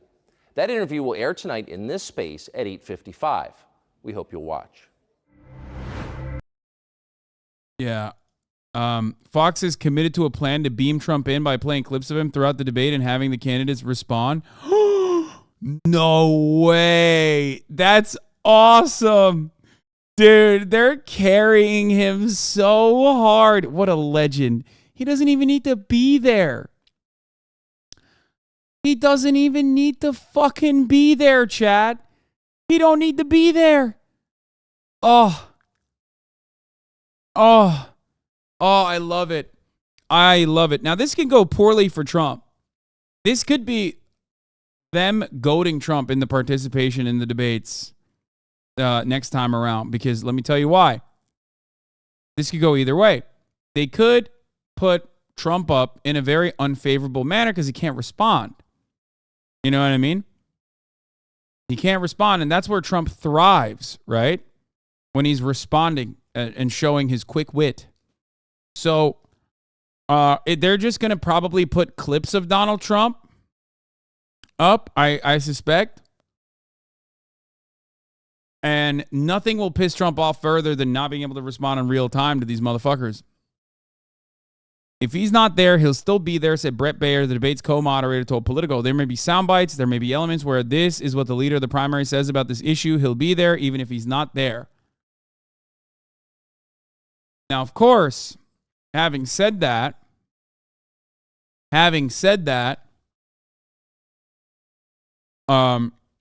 it could go the other direction where ultimately, if they don't clip chimp him, they're basically still talking about Trump, who's the clear front runner.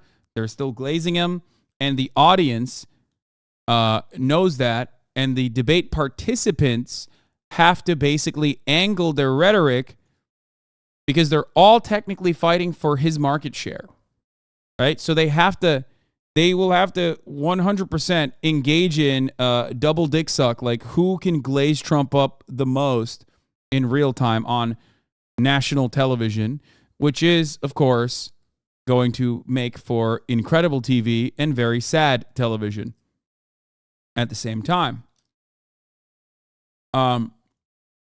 If he could say later that they pulled bad footage of him because of the sabotage and election interference, that too. Indeed, multiple people familiar with the situation told the Daily Beast that the network is committed to a plan to beam Trump in by playing clips of him throughout the debate and having candidates respond. The move partly satisfies the network's need for an active, lively debate with the frontrunner somehow involved, as well as this post-2020 core operating principle to respect the audience, in particular, the MAGA base that craves all things Trump. But it would also satisfy Fox's desire to effectively counter-program the Carlson interview.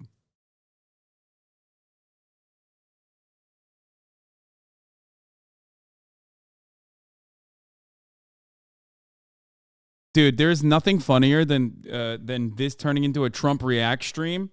This debate where Trump isn't even fucking showing up, turning into a Trump react stream where everyone is like rushing to be like, no, I like Trump more.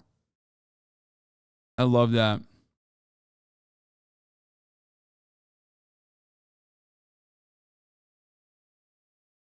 You're forgetting that Chris Christie is in there and these guys are going to have to match his energy? Fuck no. Are you kidding me? Absolutely not. Chris Christie's got no popularity. What are you talking about? He is so, like, if he was side by side with Donald Trump, he could take some good pot shots, as I've said before. But for the television audience, they don't give a fuck. They already hate Chris Christie. All it would take for someone to turn around, fucking turn around is to be like, Chris, shut the fuck up. You're polling at like less than 1%.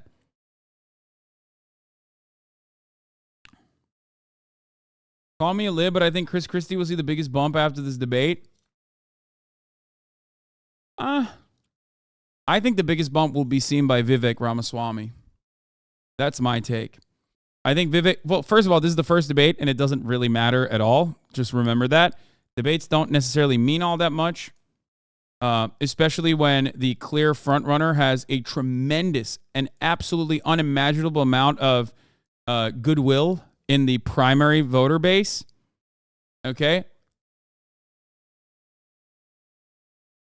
But I do think that Vivek will get some, Vivek momentum, Joe-mentum.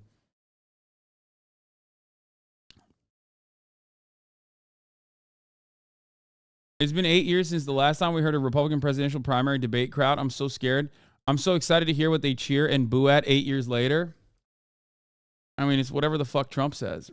Are we watching this debate on stream? Yes. So right now, I'm going to explain something to you. Between 3 p.m. and 5 p.m., I'm going to play a video game. Okay? And then immediately as soon as 5 p.m. is over and my hashtag ad is done, I am going to go back to Debate Watch, Debate Prep, and we are going to watch the debate live on stream. Now, of course, I can't show you the debate, so we're going to do a watch party of the debate. Okay? No, this game this time is not a Marvel Snap game. We have an EA game that I'm going to be playing, a single-player role-playing game. Okay?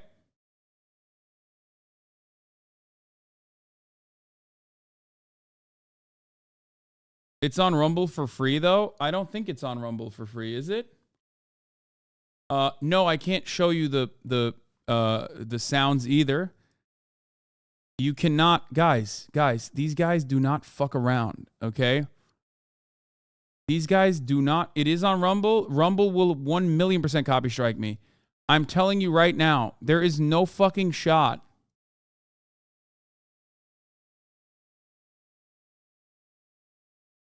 I will be live banned so fucking fast, your head will spin.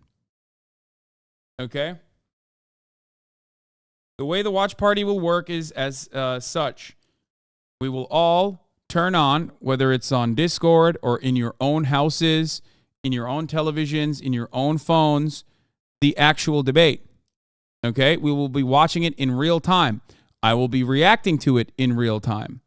However, you will just see me and my reactions. I will pull clips and things of that nature. We've done this before. This is how we used to do it. Okay? This is how we used to do it. We will also periodically link where you can watch the debate in real time. If you send this Kaisenat link one more fucking time, I am going to put you on a goddamn rocket ship. Okay? No. I will not be watching this right now. Maybe later. Please. You child. Calm the fuck down. Okay? Holy fuck. Why is it different than the rallies? Because the rallies are covered by numerous outlets, many of which don't care. Whereas the debate is oftentimes unfortunate. Dude, I love that this is a completely new wave of election watchers, because you guys are oblivious to how these debate things work. Okay? These guys make a lot of money selling ads against their fucking debates. Way more than I do when I serve you a 3-minute ad break at the top of the hour. Okay? Now, of course, if you no longer want to see those ads, all you need to do is subscribe for $5 or for free with a Twitch Prime by connecting your Amazon Prime account to your Twitch account, where you get one free Prime subscription a month. Okay? Half of chat was still in diapers for the Trump v. Brandon debate. Yeah. I could have sworn you watched DNC primary debates live. Yes. PBS, when they are the ones who are broadcasting debates, I will watch them live. It's entirely dependent on whose debate it is. In the United States of America, debates are not run on public access television. It's run behind paywalled network television. Okay? If a debate is on PBS, or if it's on C-SPAN, then you can watch it. If a debate is on CNN, Turner Media, you can't watch it. I have been banned in the past for debates that I have watched on CNN. CNN VP was out there doing copy strikes manually. Yes, it is really fucked up, so the poor people aren't allowed to make informed decisions. No, it's not even about that. First of all, good luck making an informed decision. Lero Bang, thank you for the 521 gifted subs, allowing 5 people to no longer see the ads at the top of the hour. Here's a 3-minute ad break now. I'm in the UK. Where do I go? You can watch it here. We will be linking ways to watch the debate periodically for free. We will be obviously linking. I'll probably put a fucking link up that you can click on in the chat or, tell you where to go to watch it when the time comes. Debate air rights is exclusive to Fox. Unlike some previous presidential debates, which have been simulcast across a number of major networks and cable channels, the first forum is airing exclusively on Fox News and the Fox Business Network, as well as Fox's website and other streaming and digital platforms. The debate in and of itself is absolutely going to be copy striked and safeguarded to ensure maximum amounts of money being made by Fox News, because we live in the United States of America, where dollar is king. There is no fucking free speech. There's no free flow of information. I know. I hate it myself. I think it's fucking bullshit. I think it's ridiculous. Okay? But it is what it is. Such is the nature of the United States of America. Okay? It's really fucked up. All right. So here, first and foremost, let me get the assets. I already downloaded this. Thank you to EA for sponsoring the stream. We are going to be playing Immortals of Aveum, a single-player game, okay, for the next 2 hours, and then we will get back to Debate Watch.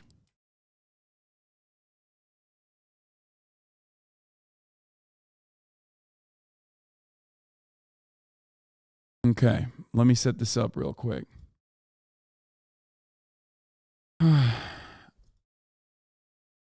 Okay. Okay.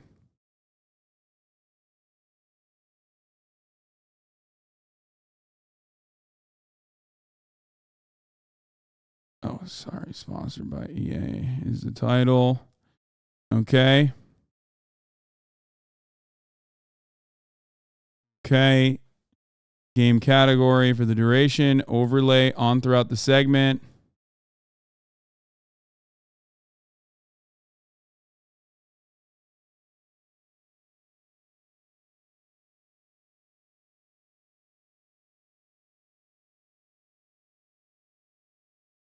On.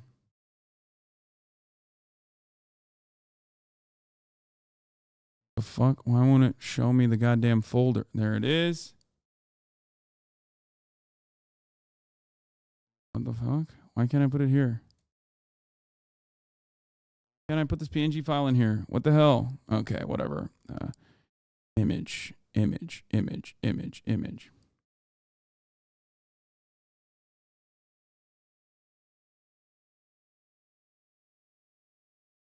Under downloads. Here it is. Blammo. There it is. Put it on here as well. Okay. Title include that. Overlay on throughout the segment. I think that's the one, right? Okay, got the overlay. Chatbot command should be up. Command Immortals. Okay. Exclamation mark. And then there's a panel image that was provided. You got to put that up as well, as always. This is something that I always have to do in real time, unfortunately, chatters. Get some Hank Pecker vibes in here, please. You betcha. You bet your bottom dollar you get some Hank Pecker vibes in here.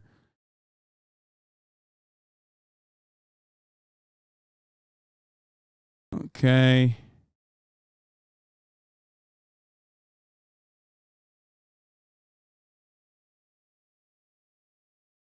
Okay.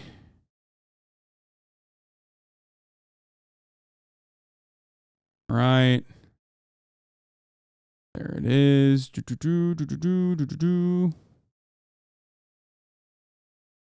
Add an image. Choose a file. Here it is. And then the link is supposed to be this. On. Only the real HasanAbi heads are left? Yeah. Well, it is what it is.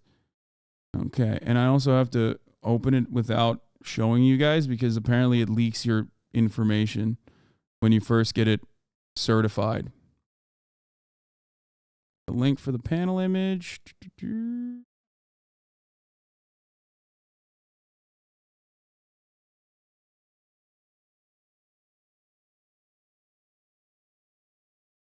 Okay. Panel's done. All right. Okay. All right, let's get started. Once again, I want to thank EA for sponsoring the stream. We're going to be playing a single-player role-playing game called Immortals of Aveum by Ascendant Studios. Okay? An EA original. We're playing epileptic seizures, optimizing game files. There's a part where it like certifies me, I guess, or something. Like there's a certification process where EA flagged it, and we're like, creators' phone numbers and personal emails are being shown to verify EA accounts upon starting the game. We highly suggest creators do this off stream so it doesn't show everyone. Thank you. Pretty funny.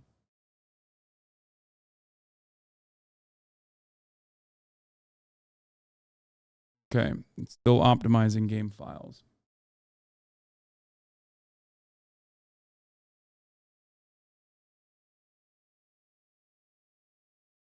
Okay. Right. Still optimizing game files. I don't know what's going on here. Okay.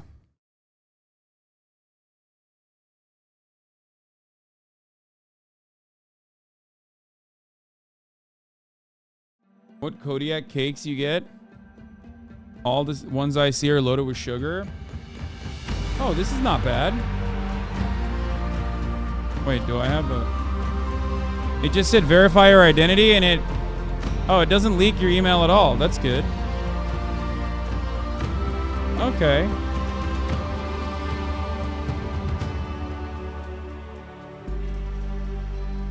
Boom. Never mind. It wasn't bad at all. Okay, adjusting. Colorblind mode is off. Should we do colorblind mode? Look at this.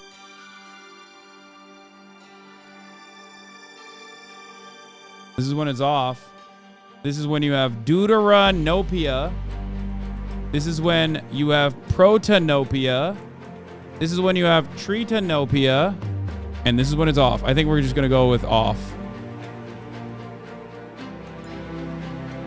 Subtitles are on. Cinematic subtitles are on. Gameplay subtitles are on. Conversation subtitles are on. Okay. That's important.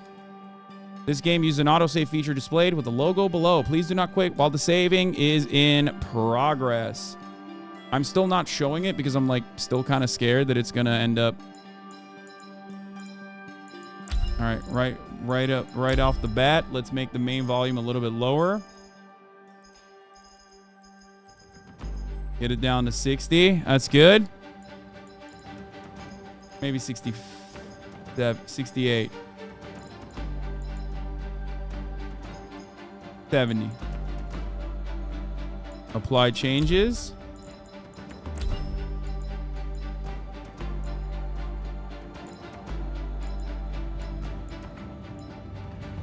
And then we start the new game, baby. Let's do it. Let me open up chat as well. There's a wound in our world. At the center of Aveum, the wound grows larger by the day, threatening to swallow all 5 kingdoms. Our ruler ignores this as they wage their ever war, fighting over the control of magic. The powerful Magni, wielders of magic, lead their armies in an endless doomed cycle. If there is no hope, it will not come.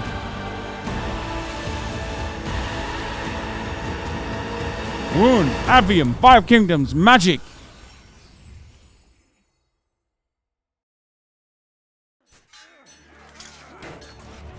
The braided lords of Kelthus surrendered.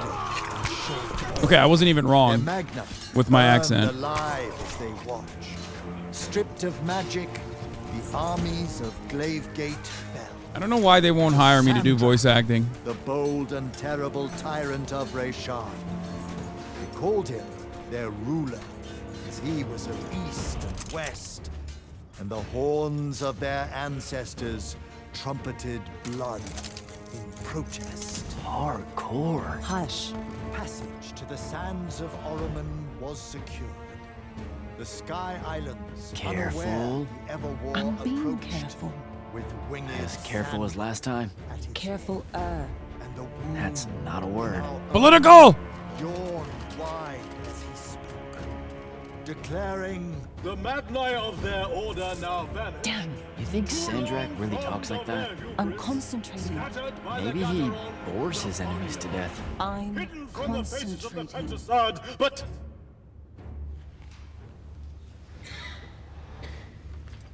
line.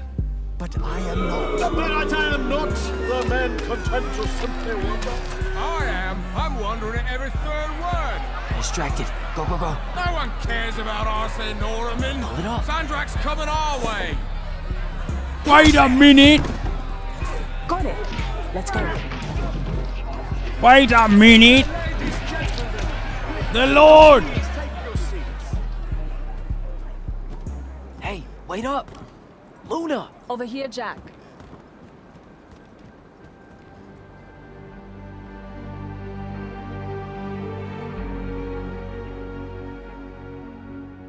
Dude, the graphics are kind of bananas.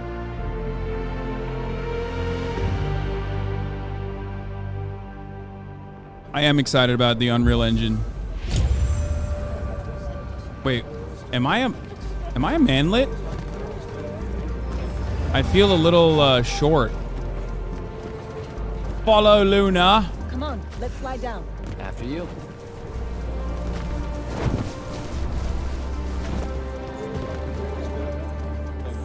How much did we get? Okay, the FOV makes me feel like I'm gonna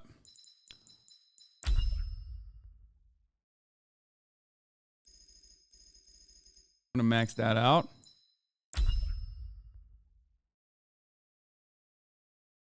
Is there lag?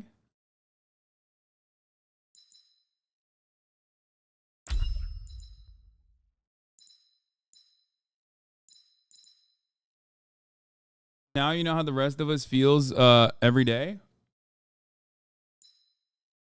Is there lag, chat? Does it look choppy? I also want to maybe, all right, we'll go high. My GPU is fine. This performance budget for your GPU and CPU lets you decide what settings you want the game's performance and visual quality. Exceeding the budget will cause the game to have performance issues. Click the reset button to return to the recommended settings. Oh, I might need to restart it. Never mind. I'll keep it that way. Who cares?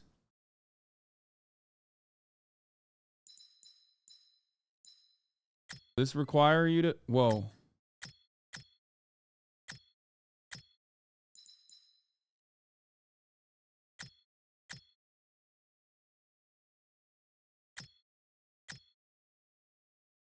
Oh. Oh, I have more budget. My GPU is... Oh, okay. It should be fine. It's the CPU that's a problem. What would be a way to reduce CPU here?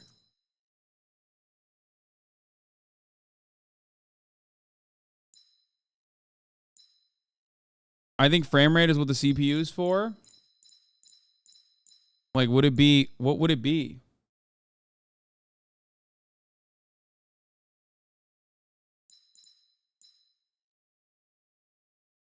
I'm trying to find where the motion blur is, chatter. I don't know where it is. Volumetric frog, reflection, atmosphere quality, foliage quality, light shafts, local exposure, mesh quality. Oh, here it is. Cinematic motion. There it is.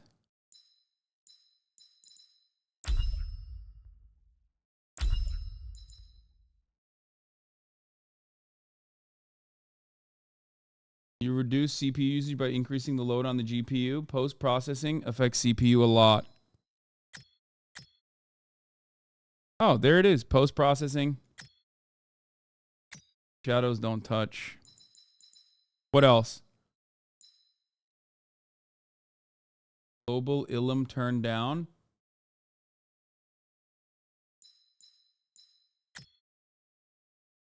No, I don't want to do anything that requires restart. And this doesn't touch the GPU anyway. Visual effects, particle quality maybe? Oh, it says on the icons. Never mind. Shadow resolution quality. Yeah, why am I asking chat? It literally says it right here. Boom. Boom.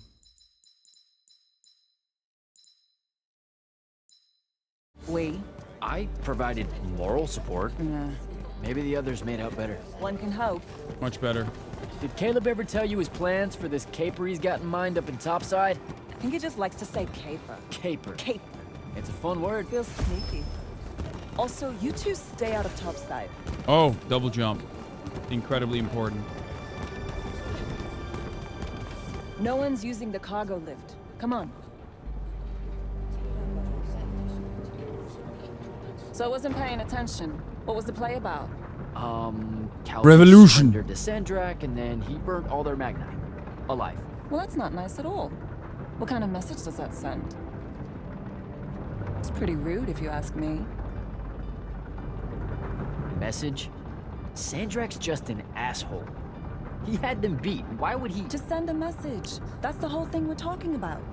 What, like surrender to Rasharn and we'll only slaughter a few of you? Can't make omelets, Jack. What's an omelet? Never mind. Oh, centrist.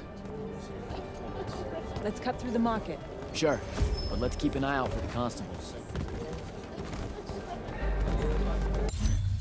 Streetwise, Luna and I found a good mark at the theater. Time to head home and see how the others are doing. The market seems kind of dead tonight. There's talk of a bunch of airships coming into dock. Some hivers probably think they can make easy money unloading cargo. Maybe that's what we should have done instead of stealing from the hat guy. He was a bust. By any metric, a man with a hat indicates a perfectly respectable mark. That sounds made up. Hey, you doing magics?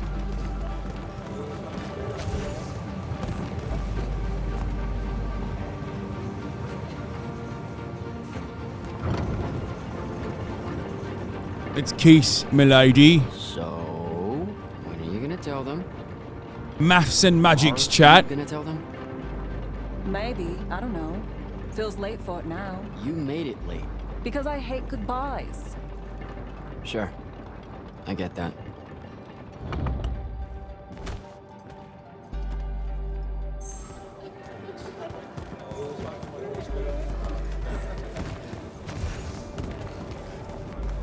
I'm following Lunar. What's up? These tattered buildings. No hurry to get back. No. You're thinking how much you're going to miss this garbage heap. Please, would you? Don't call my home a garbage heap. I don't want to spend my life living above a bottomless hole in the ground, Jack. We don't technically know if the wound is totally bottomless. All signs point to yes. They'll be okay, Luna. I'll watch over them. I've got an idea. Okay, I already like the double jump.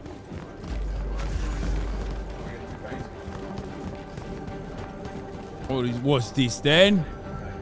Hold up. Alert notice.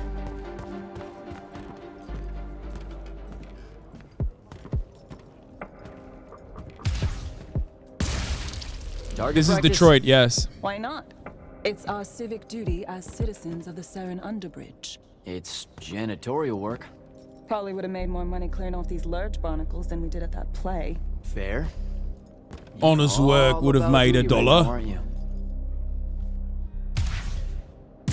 It looks like a Democrat-run city. Make a good soldier. I hear they give better uniforms to the lightless that can summon a little magic like this. There's a war, Jack. It's not about the uniform. Or maybe it's better boots. Cheese, Jack. Wait, what? Soldiers get to eat real cheese. Boots are just extra. Huh. Rasharn's got no idea what's coming. Made corporal, I can even buy land. The whole farm just full of boots. Blammo. I know I keep saying I get it, but I don't. Not really. You're the first person I've met that actually wants to fight in the Everwar. No one escapes the draft. Dude, the facial animations are insane. You're not even going to try. Besides, I don't want to fight in the Everwar. I want to fight for Lucium. Exactly the same thing? Just shut up and shoot. Unreal 5 is nutty with it. I think it's weird because it's like high def though. Here's one thing I gotta say. I think because it's high def, that like actors need to basically relearn how to do mocap. Where do you think they'll end up sending you? Who knows? Maybe I have And it just low-key enough shows, magic not to like- be considered like the lightless, first- and I'll have a say in where they send me. When high definition was first like brought to television, there were blemishes and like makeup artists and whatnot, and lighting had to change. So if you watch like the first high definition television shows, at first you would be like, whoa, I'm seeing too much. And I feel like right now, because Unreal Engine 5 is so insane that they have to like reconfigure how they do mocap or how they do character animations, because it offers so much more clarity and so much more it shows so much more that like it will make it seem like the acting is corny if they don't do it right. A Magnus gets a say. Like you could get away with offense, cornier but acting. What we do is kind of like pew pew pew. A Magnus is like pow bang. I mean, it's not even a contest. Yeah, some magic might as well mean no magic as far as the Magnet are concerned.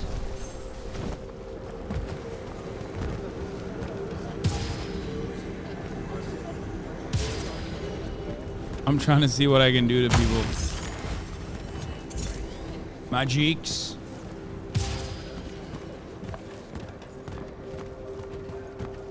This is a 15-minute city. This is what the Democrats want to make. I can smell Fife's stew from here. Pretty sure the whole neighborhood can. You know, everything he cooks tastes vaguely like regret. We're home. Biden's America, 15-minute cities, all of that. Jack! Whoa! No love for the boss? Come here. Are you leaving us? That haircut's You crazy, turned I'm not 16 gonna in the lie. morning, and that's when the soldiers threw you into the army because Jack said life is unfair. Or you could ignore the draft like a normal person. Happy birthday. No one tells me anything. How'd you score?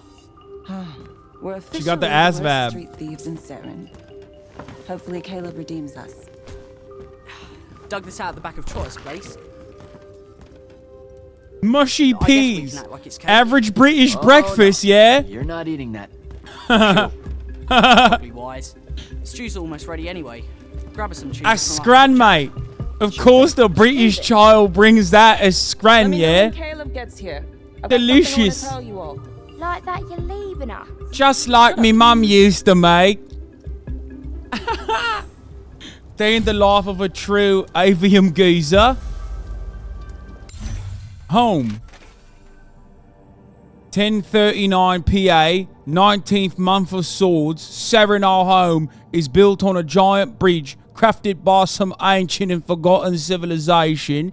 It's divided into two parts, top side where the rich live and the underbridge where the rest of us struggle to survive. Some say that Seren was founded on a garrison for soldiers who would attack enemies trying to cross into Lucium, and over time it just grew. As the least desirable place to live in Aveum, the underbridge attracts the poor, the criminal, and the desperate. Most of us that live here only think about one thing: leaving.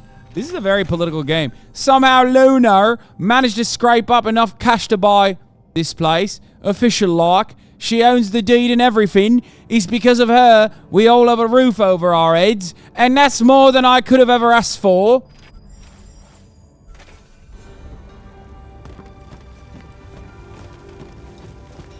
My goal is to speak to Lunar.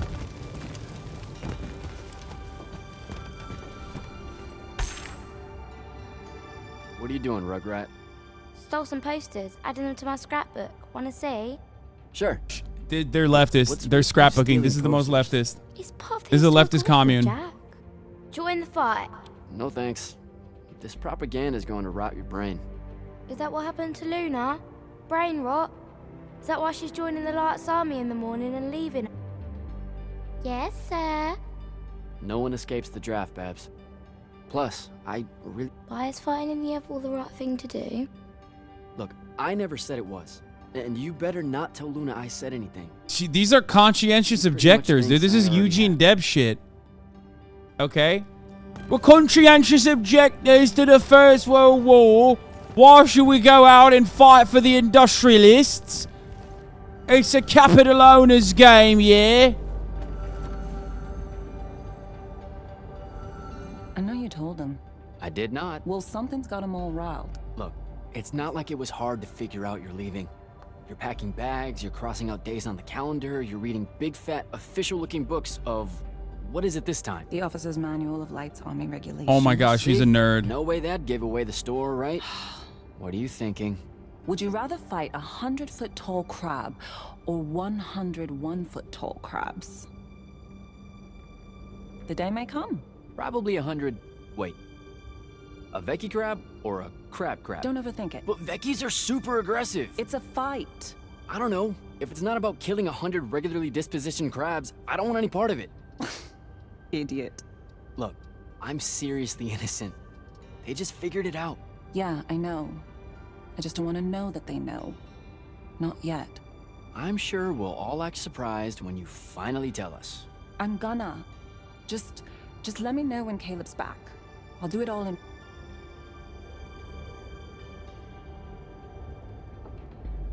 Don't tell the lie, Sama, you from Serin. You should keep quiet about being from Saren. What do you mean? The Lucians. Only because we constantly say that Saren isn't real. But it's not. Seen a map lately? Maps don't count. All right, they She's just do okay. that She's so like they can slip centrist the sun of the about lights the. on me. She's merging between the upper crust of society. Saren is home. It's a ramshackle wonderworld built by the lost, the low, the lightless in the margins, hanging above the wound with all the defiance her forebears passed on to their children.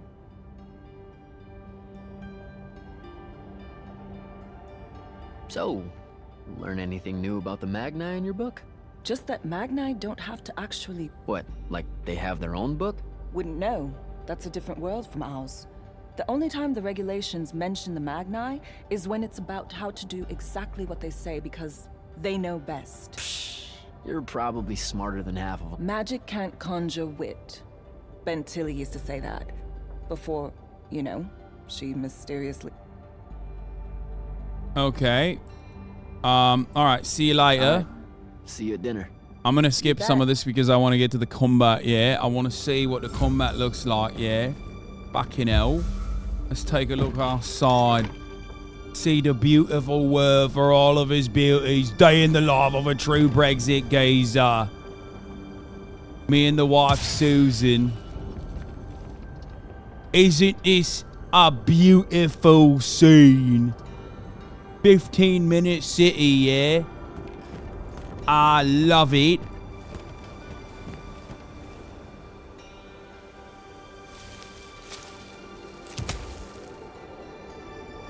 All right, Jack.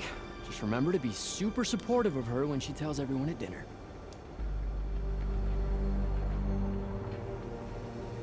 It's just like Manchester. Yeah, it is. Yeah, it is just like Manchester. Because it is Manchester. It's looting, lad. This is what happened to looting after Labour took over, mate. Average day in looting. What's this then? I'm going to take this. The enlistment contract. This way. She won't be able to get... Oh, I got the deed. She won't be able to go and join the Marine Corps.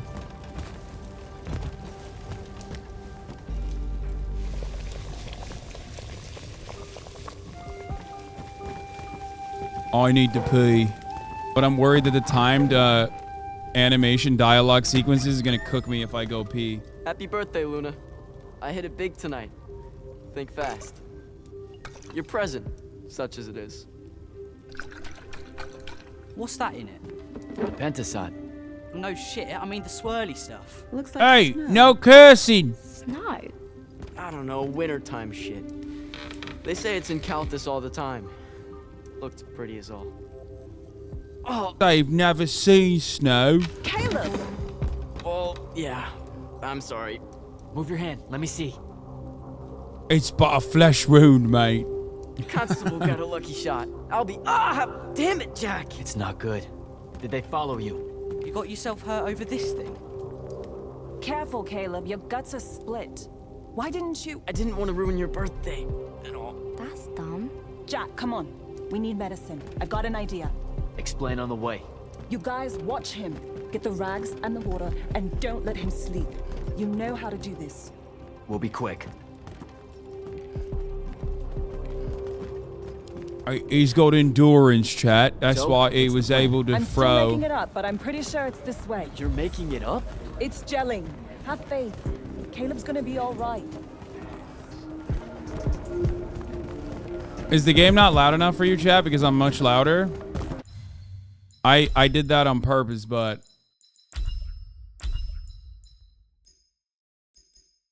no, it's fine. I feel like, oh God, audio perverts, man. I swear to God, audio perverts. I'll increase it a little bit more.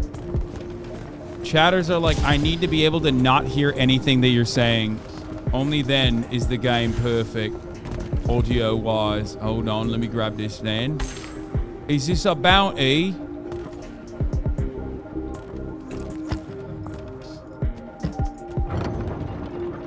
The nobleman buying all the housing in the East Nets and Harrow's Edge. That's the mark. That's the they'll kill you kind of place, Luna. Noble Yes, means rich. stealing from the rich then. Magic means, What? I don't know, healing crystals or something. Drugs from topside. I mean, I don't have a better idea. Yeah, no, this is smart. They say he's old. He'll have all kinds of medicine. It's a good play.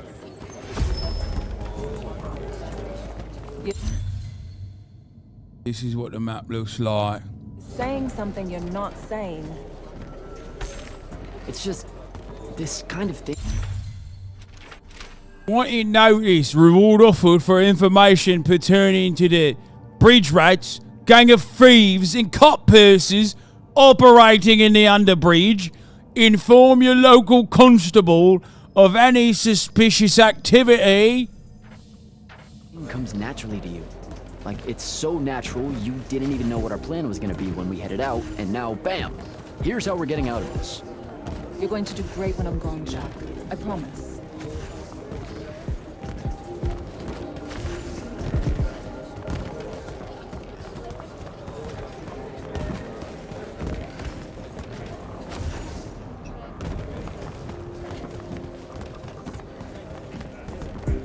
I like the environmental art direction so far, not gonna lie. Yeah, it's unique.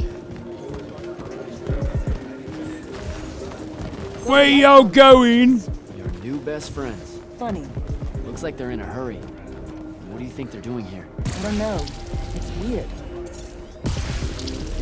Oh, wait. Wait a minute. Honest, all in a days of honest work, yeah? Over there. That manor. That's where we're going. Huh. Okay, then. Game face, Jack. Yep. Oh, why can't I? Oh my God, I have to aim and press F for an extended period of time. I almost fell. Look at this. Perfectly placed rope right into this guy's mana. I don't know what any of this stuff is. What color is life magic? Life magic? Look, I don't know. I think it's green. Just look for green.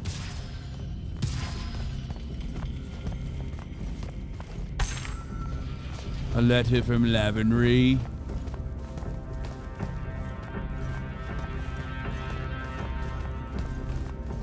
Oh, this is his bed, yeah? Letter of warning. Yeah, gonna do a little bit of rebel rousing in here. While I'm in here, might as well take some of his things, yeah? Not just life magic. Sir, halt! You've broken the law. It is illegal to steal people's mail. It's called mail theft. What are you doing then? Operation Burn Bridges a go. All Roshanian sympathizers advised to leave the Seren immediately. Oh no.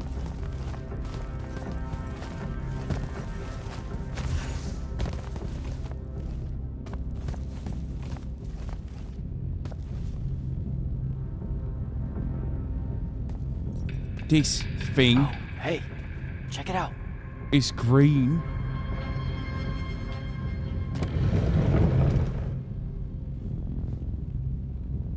I'll zap the constable if he comes up my arse. Oh, shit.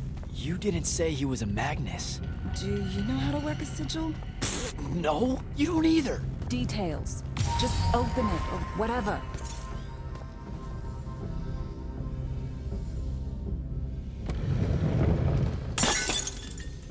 Is that your definition of being carefuler? Whoops. What are we gonna do with it? Wiggle it, Caleb? Maybe. What do you mean, maybe? Oh no. Halt! You've broken the law! Let's get out of here. Run! Come on, this way. Ah! No, the constables are on us! The bobbies! City alarm. Just for us? Saren's being attacked. The bobbies! Air raid.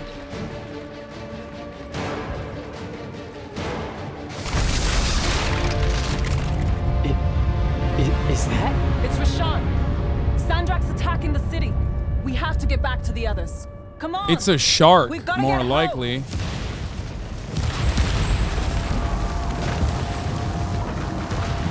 What's going on then, mates? Move it, Jack. What do you mean move it? You're behind me, lad.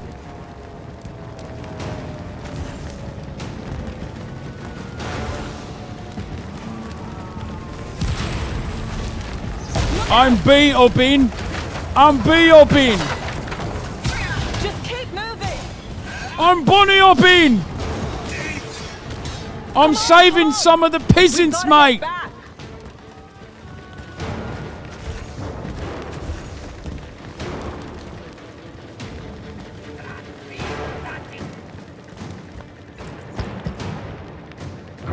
There's a chance they're not dead. They know what to do in a raid. We made them practice. You did. I made jokes the whole time. Feel guilty later. Ah! Are you all right? Right behind you. He's got a flesh wound. Hold on. I gotta open the door.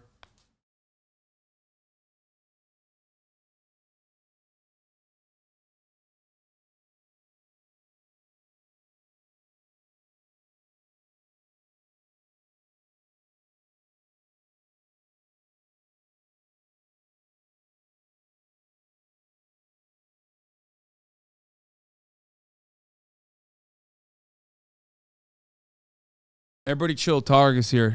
Nobody make a move. It's just up ahead. No, of course not. Oh yeah, no. Kaya is very friendly. She will never bark. She will never bite you. Immortals of Aveum. Thank you, EA, for sponsoring this stream to give me the opportunity. I don't know what to do. It's shock. Don't let it in. Yeah, she's 60 pounds, mate. I'm just acting like I figure they act. Jack! Luna! Come on!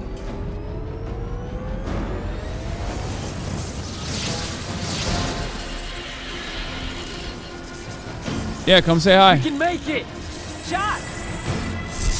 Get down!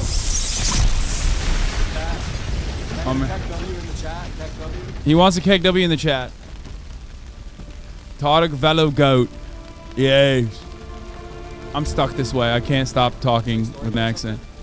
Oh yeah, this is a single player RPG. I don't know if you play those kinds of games.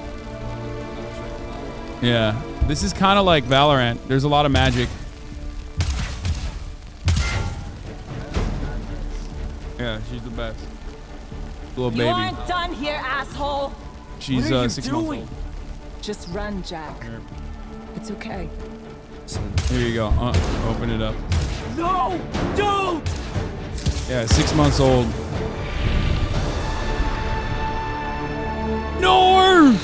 She was supposed to join the army! Oh no.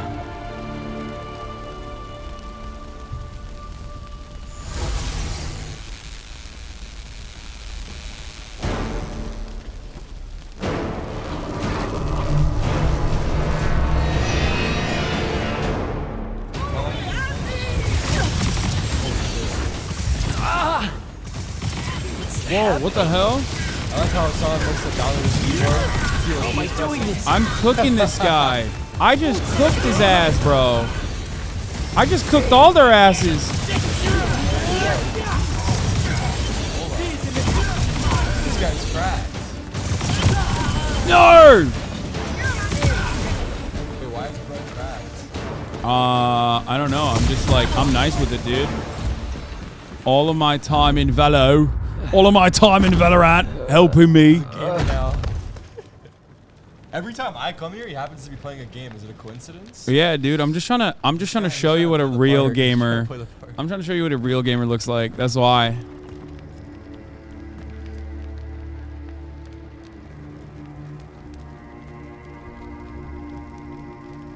Eric, you have to come by more often so we get more gaming. True. Yeah.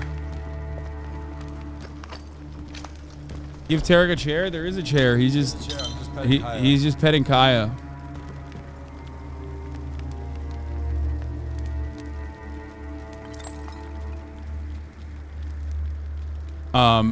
Please Valo with Tarek after. I might even Valo LAN party. I might even do a LAN party with Squeezy, who owns Gentlemates. Have you ever heard of Gentlemates?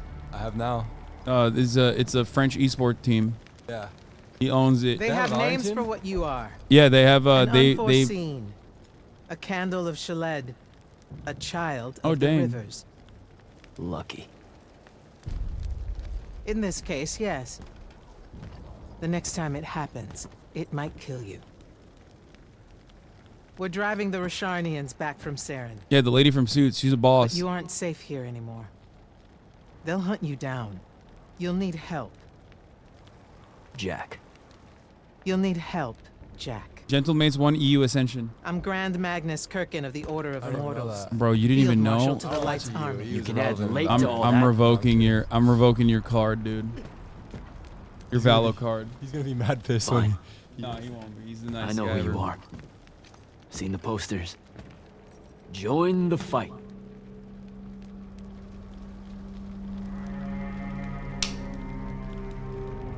So, Jack,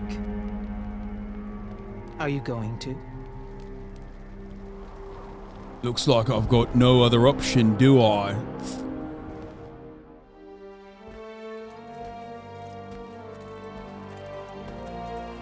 Whoa, we're no longer in the power underworld. Inside you. It comes from the ley lines. All magic in this world does. And those of us lucky enough to be able to catch that magic can make it do almost anything we want. Okay, back up. This world? That's right. Yeah, There's she's the another best. under this one. she's passing out. The Shrouded Realm. That's where magic starts. Where the ley lines pour out from. Look at them, Jack. Like you're watching a Try movie. to see the Yeah. web they make. This is what single player games are like. Can't relate. Yeah, I know you're not a big Like, single player. Dude, you have look to close jacked. my eyes or something? Been working out? I have been a No. little bit. Hell No, yeah. not at all. Just look at that ley line there, and then let yourself see through it. Someone said he looks like he's about to drop the hottest sad boy SoundCloud track, which is absolutely 100% on the money. He is, yeah, he looks like he'd be rapping real sad. Whoa. They're everywhere. Yes. They cover Aveum like a net. I got you so much bathing it in baklava. magic. You're gonna die. This is why we So fight in much. the Everworld. No, bro, Politics, don't. land, ideologies, all of that is secondary to the control of magic. Who's we? The Magnite orders. The armies those orders command. Now that the other kingdoms are either lost or scattered, only Lucium remains to resist the Wait, tide. they're lore dumping. I need to know. Sandrak.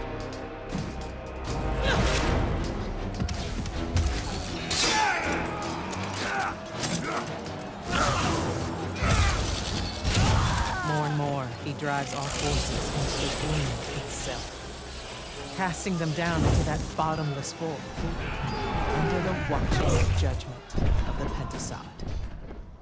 If it approves or not, it's never bothered to tell us.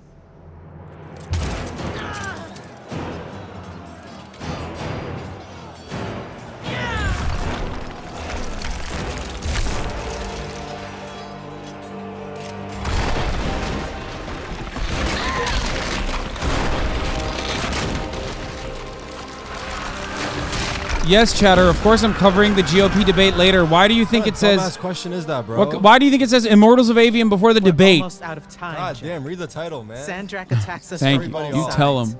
and there is no place left to run. I know what you're about to say, but I'm not a soldier. You all know, lad. I'll fix that. I'll make you into a soldier.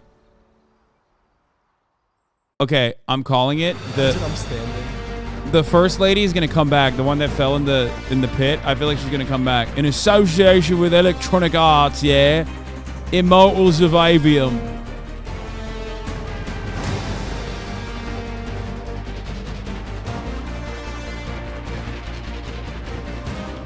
I'm gonna pee while this plays. Alright, you can man this.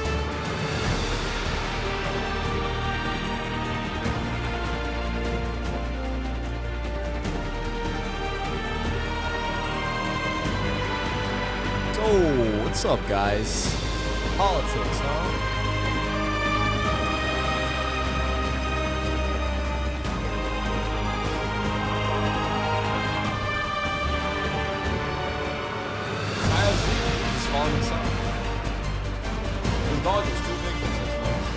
Alright, this is not known, but I used to be scared of dogs. I've gotten better with it. If it's like a pit bull, I'm scared as shit. But thankfully Kaya is pretty friendly, so let's chill. Carry her? Definitely not. I'm not gonna do that. Definitely can't do that. Oh, what the hell is a GOP?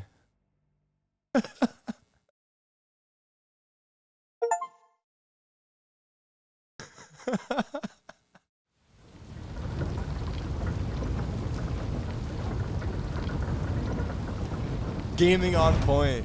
Nice. Actual good one. You guys have the salami emote or not? Oh shit. You've never seen the pentaside I don't know up what close. situation you guys would use that for, though. Saw how I lived under a giant bridge. Yeah. A giant bridge, sir. Use it. Bro, why don't you sit on the chair? People keep saying. Sit down for a second. Yeah, people keep making it. People are gonna get mad at me. Be like, yo, Rashawn why are you did making to your home Tarek? in Yeah, Sam. you're not giving him a chair. They've been doing everywhere. Sandrak's forces are Yeah. relentless now that Kalthus has fallen. Fort This tough. was all a sanctuary settlement of refugees fleeing the front lines. The fort became just another battlefield. It's as good a place as any to continue your training. This place is empty. Okay. Sandrak massacred everyone. Your My sigils dad's will here help you too. focus your magic. Make it accurate. Keep it level. Prevent it from killing you. Your sigils mark you as a battle mage of Lucium and the Light's army. On Magnus. Yes. Now, get ready to fight, Magnus. Fight. Rick's What? the only person who Sir? will know what you're saying to your families as a guest. Battlefields have memories. True. Jack. I'll wake them for you. It is a lady from Suits. The lady from Suits? Again.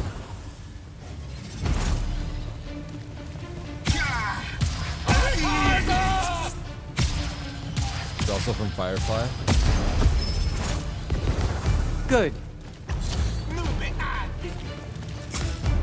Some Harry Potter-esque. Oh, damn. That's nice. This way. Okay, I'll go with the Bro, I'm mana. pretty sure you're playing on 60. You weren't entirely without magic when we met. Oh my god, bro, it doesn't matter. This monitor looks so laggy. You guys Yeah, should see it. Oh my I wonder how God. it looks for Just you knew how to guys. clean weird gunk off. Bro, this guy. Okay, I'm. Not, this is a single player game. Okay. It looks so laggy. We all He start doesn't even somewhere. know. It looks Right so. now, It you looks need to learn perfectly how to fine to defend my yourself eyes. better. Okay. At That's funny. range. Go to that spell altar there. He has like It will the teach newest you how to monitor and the summon a newest PC, shield. but he just doesn't have it set up right. I have a 4092 in this bad boy. Wow. I feel invincible. Take it easy, conscript. You're still vincible. Kodak is too used Now to let's see what you can do. ridiculous 240 all the time. You know what I It mean? is really a thing of being used to it, though. Yeah. 'Cause if you're used to this, then you don't know what's better, then it's fine. Ye Russia!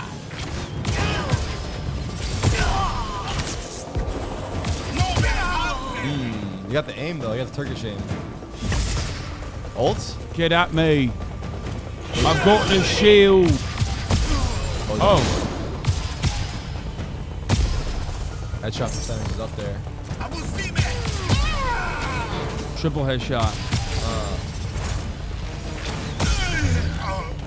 Acceptable. Kind of cool. I like it. Thanks. Remember, this is an ad stream. Hashtag. It's kind of cool, actually. I like the game. It just sounds like the most stuff. You're what's called a It looks triarch. cool. I don't play single player, so it's The very important to Pentasod me. has gifted you with the ability Just to running around. manifest all 3 Fucking colors shit of up. magic.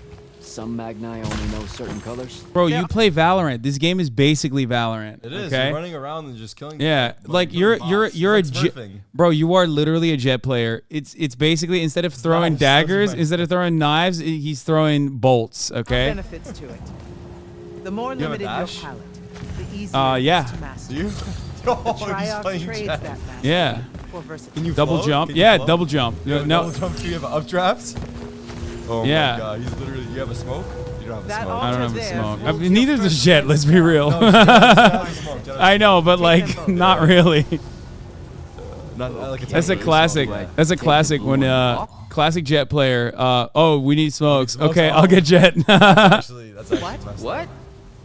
Oh, okay. I put the red one on my left arm. Got it. No. Just reach for the red sigil, Jack.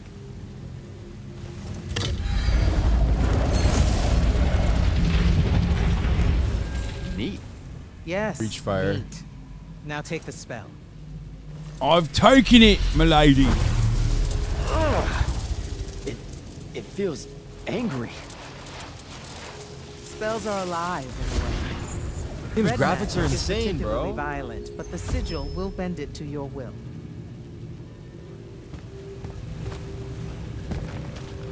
Press. Right, left click. Reach fire to get close range. It's a shotgun. Don't Left allow click them now. to close in on you. If they do, switch to your red magic and blast them back. Knowledge of your colors is best in any given situation.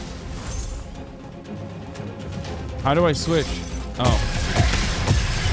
Shit. Don't get overconfident. Let's use mouse wheel The to cycle Rosharnians between will strike always spells. have you outnumbered. Yeah.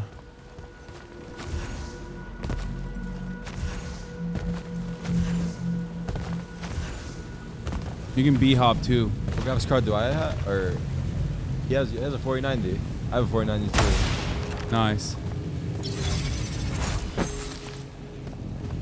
What does right click do? I'm surprised. Oh, this is what we gotta do. Take that I don't know where healing his stone. CPU is. You're hurt. Okay. 4092. Derek looking like a younger brother watching his brother play video games. Actually, this used to be me when I was younger.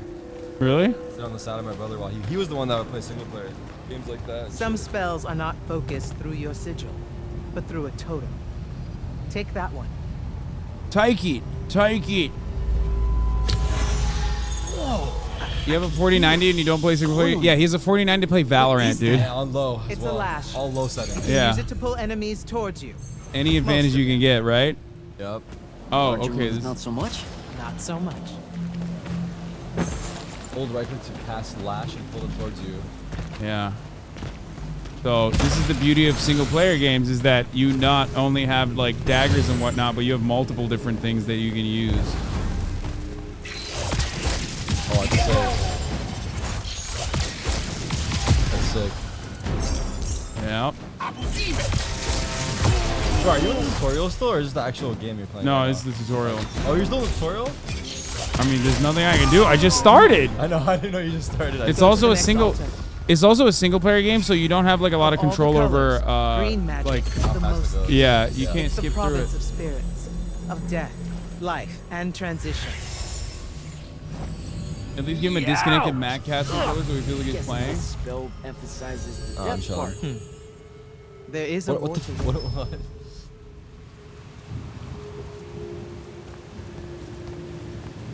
Hold to cast storm shards. Oh my god. Oh, I'm This cooking altar him. grants you the animate spell. Machine gun now.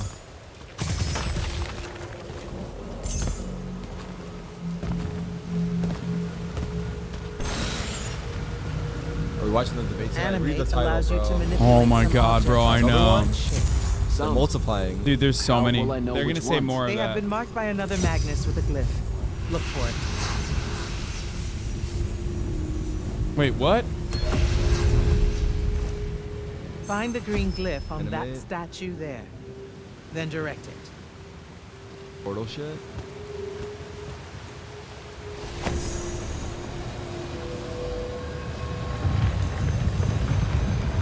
Whoa! What the hell's happening? I just animated the statue. But I don't know why. What do I do now? Do I just jump at it? I don't think you're done animating, are you?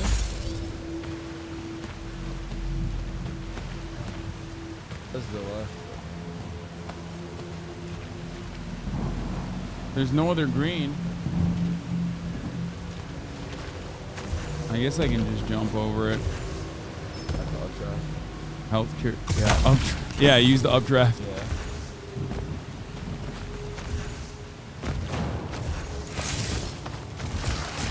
Has anyone in the chat beat this game already? Any me smiles? No, this game. I don't even think it. Wait, this might be literally early access actually. Oh, is it early access? Yeah. Oh, okay. I'm not entirely sure. Blasting. Okay, the game isn't out yet, but a lot of people said me smile, so does it all. Yeah, there's a bunch of liars in the chat, I love when dude. you ask Twitch chat something, like a question like, who's done this? It's everyone's me smile.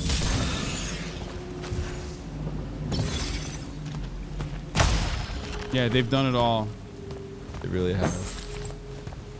Game is out on Steam. Oh yeah, game is out on Steam. Okay. Ready yourself.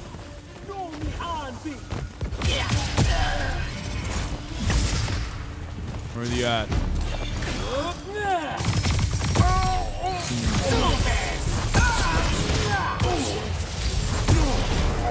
Dude, I'm cooking these fools, baby. Where the archers at, yeah? Come here, mate. Come here, mate. Come on, then. Come on, England. Score some fucking goals. Boom. Yeah, you like that? That's the HasanAbi special. You get professional voice acting.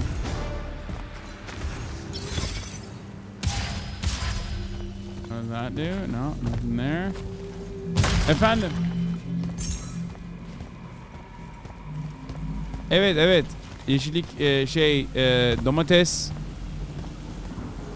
kalmamış mı? Aa peki ama şey var değil mi? Soğan var değil mi?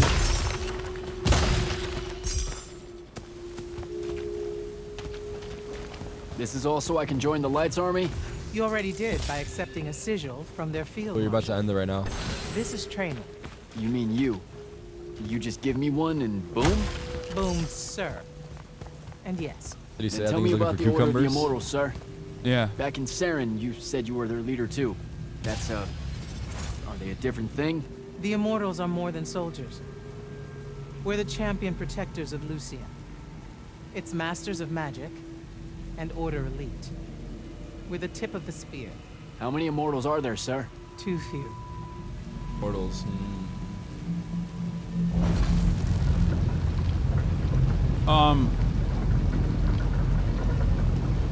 Am I going to be covering the Republican top of the hour ad break? True, I will be covering the Republican top of the hour ad break. Here's the 3-minute ad break now.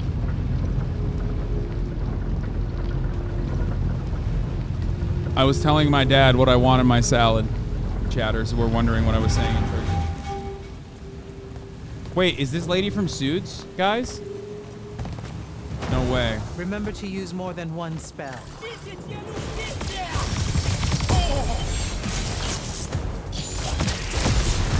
Dude, I am cooking him up. Oh my lord. Oh, I can't push through this? No! Okay.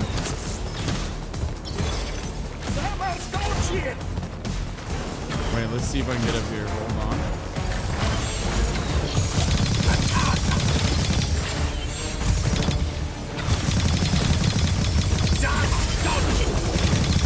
Definitely deal enough damage to break.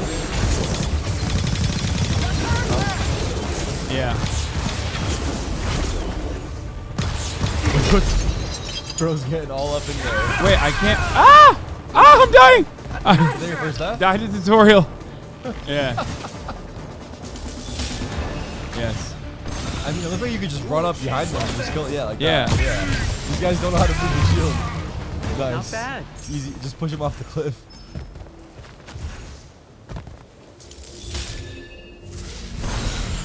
Died in tutorial, chat. Stop. Stop playing with me. Wait, I bet I have to manipulate that one with another sigil or something, right?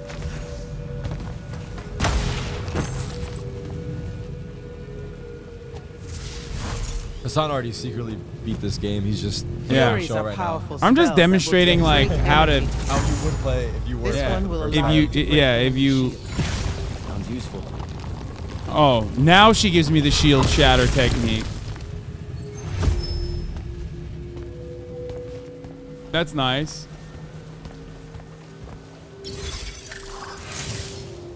Wait. How do I get the fury out? It doesn't say, but I feel like I need to hit that with the fury.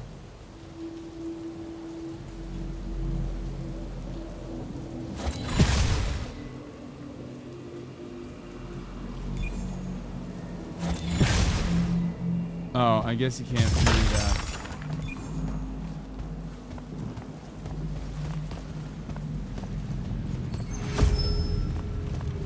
When did you and Aiden Ross make up? Why is he at your house now? Damn, that's disrespect. This is your boy Todic. That's a major winner, okay? Aiden Ross #1 no major, dog. Oh, that's what it does. Oh my god, that one's powerful. While you constantly draw magic from the shrouded web, it can drain quickly in combat engagements. Those crystals there, use them to replenish your magic quickly and stay in the fight. Wait, these crystals? Where? Where are the crystals at? Didn't I just take it? Oh.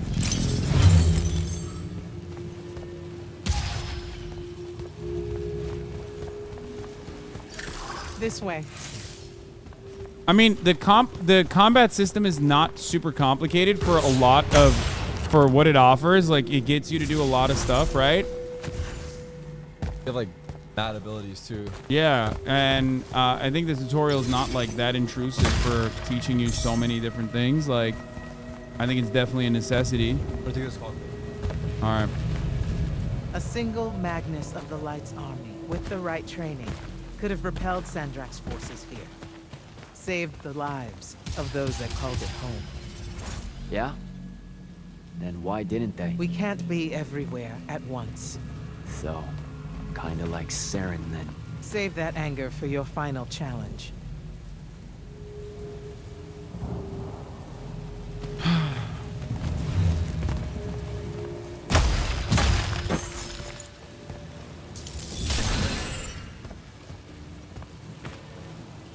Okay, let's get in there. Let's get right up in there. Okay, I like the combat. What is that? Not a hashtag ad take. Uh-oh. It's an oathbreaker, Magnus! You fall here, you die. Ah! Oh, God! Okay. Chill out, bro. Chill out, bro!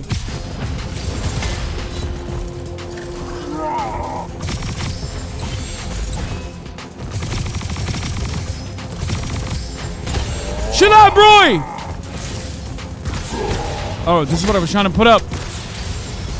Ah!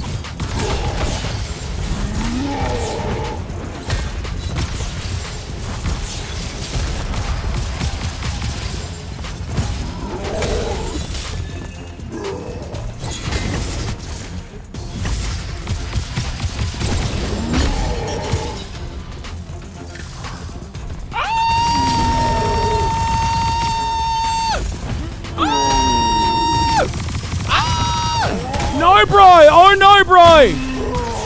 Yeah! Oathbreaker, break this oath, baby. Let's go. Nothing to it but to do it, chat. You found a bracer. You can equip it by pressing G and go into the gear tab. Braces grant you armor, which reduces incoming damage. I've got in soldier wraps. Higher the rarity of the item, the more powerful it will be. Experiment with different types of gear.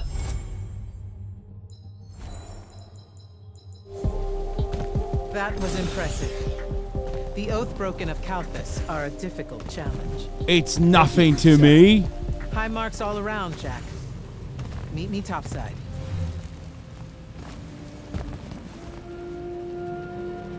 It's nothing to me. Spectral, sir. When do I see a real fight? In time.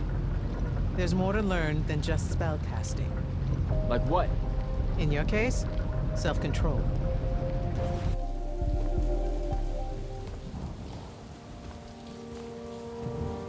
Chat, of course the character is holding out his arm the entire time. It's basically an Why the FPS, frown, soldier? but with magic. You've done well today. I guess Look, sir, I don't want to do this part. The just a soldier thing. Don't get me wrong. I'll fight. I promised a friend I would. Promised my family. Did you? It doesn't matter. What I'm getting at is, I want to be an immortal. I want to fight this war as one of you. Dude, bro changed up so quick. It doesn't work that way. He sees the lady from the suit. He sees the lady from Suits and switches up on him. I'm not buying it. All right, you're training me personally. You command the entire army of Lucium, and it's just what? It's, oh, hey, how about I raise a few phantoms here for this kid I just met because I guess I got time to spare? It True. absolutely Why is it me? That's what he's Because saying. then that makes you special. That's where this is going? Tell me, just how many soldiers do you think Lucium has left to train? Everyone that can fight already is, and we're still losing. Sandrax literally pushed us to the edge. Oh, Yeah, I like your spirit, Jack. I like you. I found a child so lost and so angry whose new powers could easily make them a threat to the kingdom I protect. The choice was either to kill you, or to turn you into a weapon against Rasharn. Because we need everyone we can get. Back up. Option A was to kill me? Don't mistake my attention here for an endorsement into the Order, Jack. You'll put in the time, on the front lines, like everyone else. How much time are we talking? 5 years later.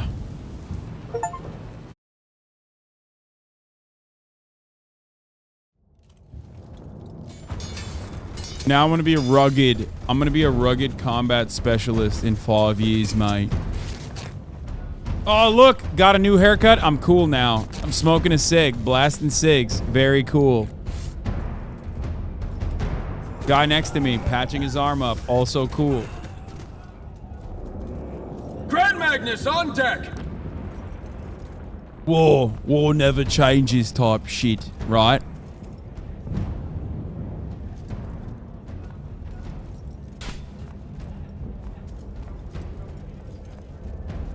I lit this ciggy up with my magic powers. Thank you, Marshal.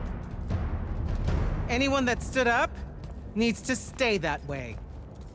Their next wave is moving in, and we've got positions that need bodies. The Rasharnians capture this ley line, we can all lie back down. Permanently. Yeah. You're with Barker, right? I need him to line up his strikers along the eastern wall.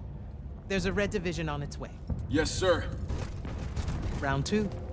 Rasharnians haven't had enough yet? We haven't given them enough yet. That still work? Yes, Unreal Engine 5 is nutty. You're Holland Mead's oldest, aren't you? Yes, sir. You've got a fear in your eye you don't need today, son. Sorry, sir. Today's the day they turn tail.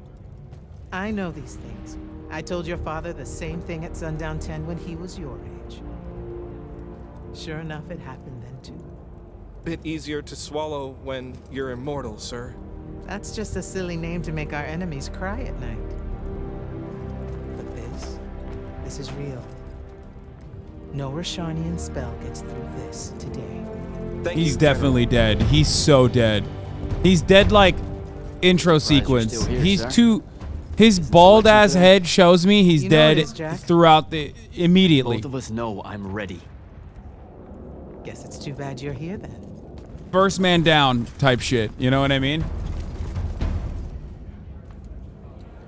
Tell me why you want to be an immortal so badly. Serve Lucium. Don't. That'll just make me mad. You've had 5 years to come up with an answer to that question. I'm tired of hearing what your friend Luna wanted. You need to think about what you want. Our only focus right now is holding this ley line tower. First thing that happens if Sandrak gets it, he points the ley line What the hell was straight that? at our rivers. And our rivers decide they're not real anymore. An intelligence briefing showed me Sandrak can attune the rest of the towers he's captured to this one. Like a net. He's never been this close, has he? No. And if we don't stop him, he'll magnify his magical capability by a staggering amount. How staggering? Like I said, some serious end of times shit. No rivers, no fish, no need to fight if we starve. Brother to death said he's first. doing this to And go as to college, Lucians, to pay we for love fish college. like you wouldn't believe, Jack. You love it so much that no drinking water is more of a side concern, apparently. Watch it. Yes, sir. He's like, I did it for the Camaro sign-in bonus, yeah.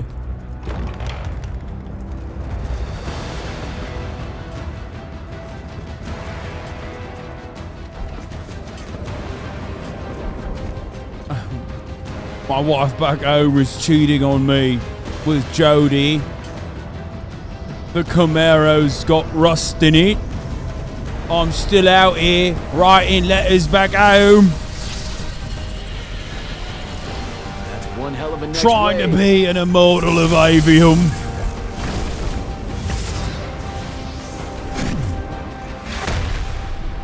Sandrak's overextending himself.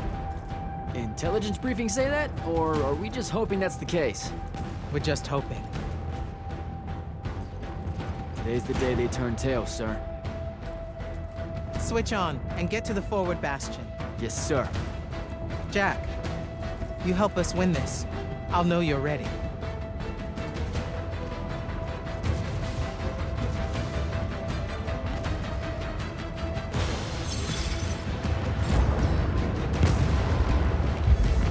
Gotta get to the forward bastion.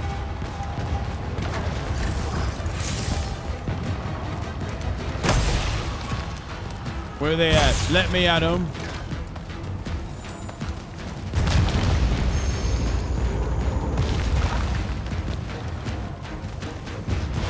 These are the trenches. Trench warfare. War never changes.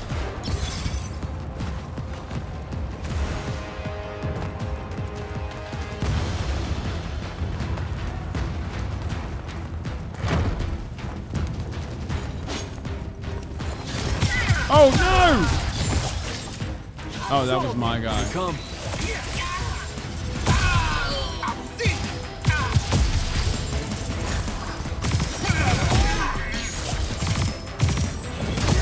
Oh my god. Okay, these guys are a little bit better. Wait, is there someone behind me? What the hell?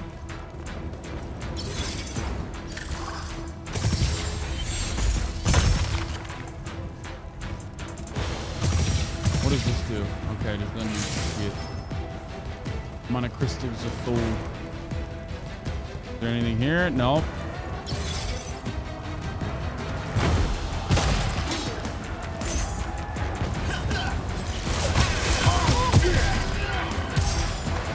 I saved your life, soldier.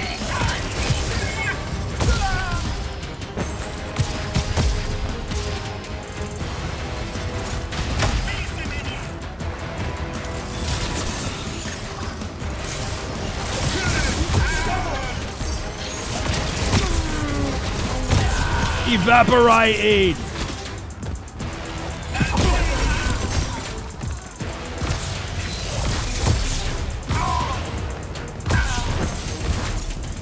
Evaporated!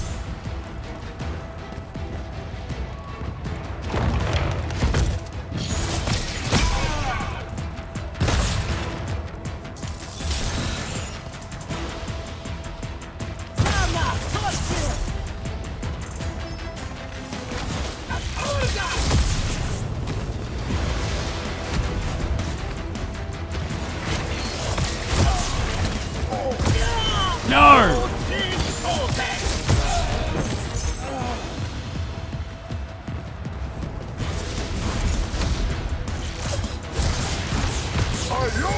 No!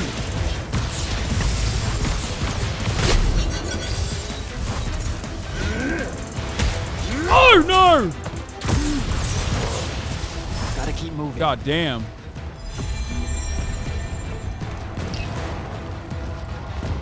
Leveling up, dude.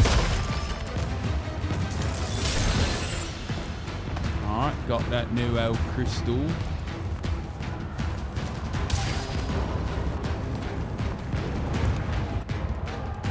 Collect Arcanum by defeating enemies and exploring Avium. When your Arcanum bar is full, you earn ascensions that you can use to buy new talents. Nice. Blue magic, green magic, red magic.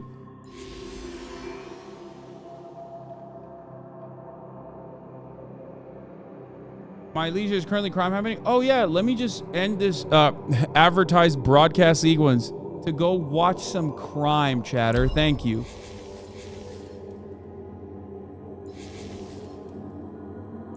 I want to decrease reload time. I think that's the right way to go about it.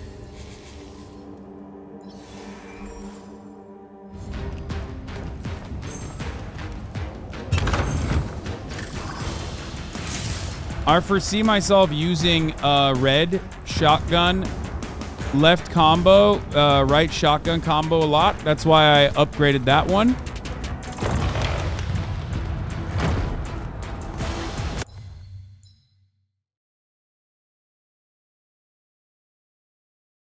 Sorry.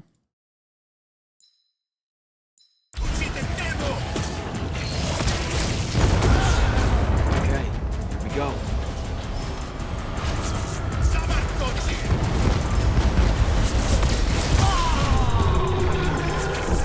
Oh, I can't get up?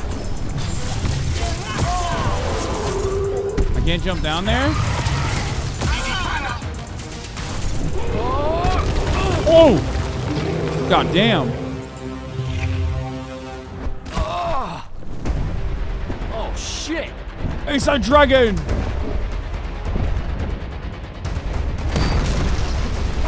Lol, it's not bans people for no reason. There's very good reason. Nobody likes a complainer. A lot of your parents didn't explain that to you, so you think I can complain away.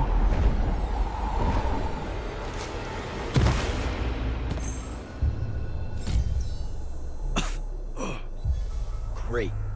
Where the hell am I? Jack, report in. I'm okay. I made the thing mad and it dropped me. Think it's heading back your way. I need you to do the same, now.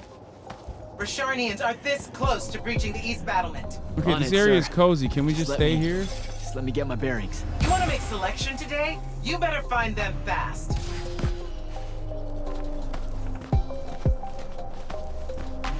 This area is cozy though. Let's just chill here.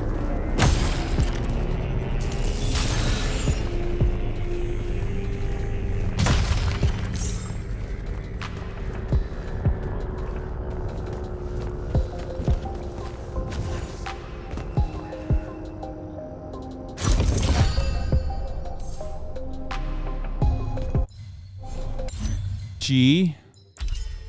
Shattering. Shatter damage. Nice.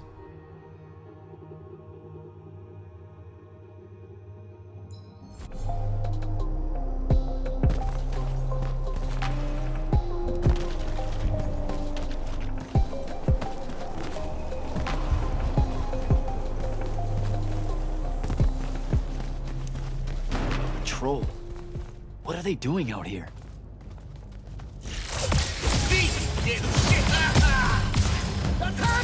Oh god!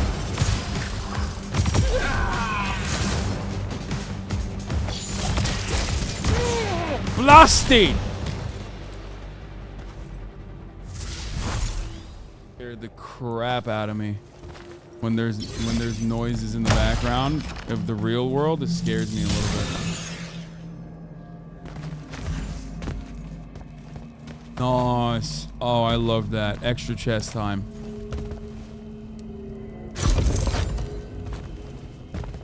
Wait, what did I get? Just gold? Okay, I'll take it. We take those. Nice. Very nice. Very nice. Very nice. We going.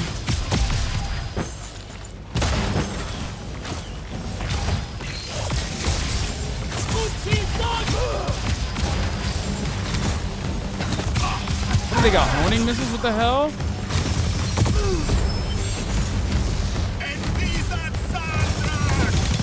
Oh god, I hate that. Don't like that. Don't quite like that.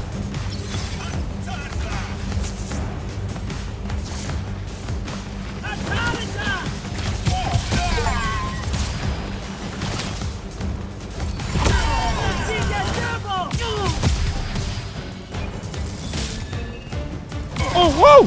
Why are you still alive? That was weird. Not a big deal. Not even frazzle. Not even a little frazzle. It's not like that. It's all good.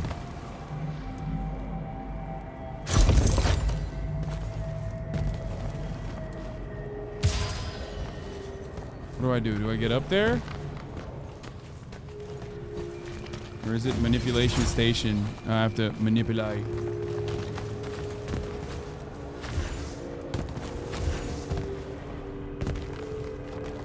Is there a grapple? I don't think I have a... Oh. No, I don't think I can grapple that. I think I have to go up.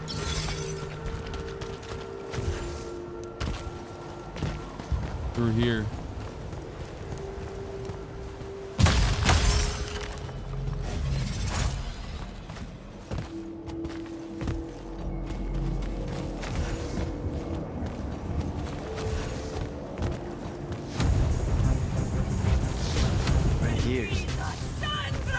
Where are they? Oh, what the hell? Yeah, you're done. You're cooked! Oh, shit. What the hell? Oh, no. You dead? He's dead. The blue is, like, throwing me off a little bit. I feel like it's supposed to hit me and damage me or something. It scares me.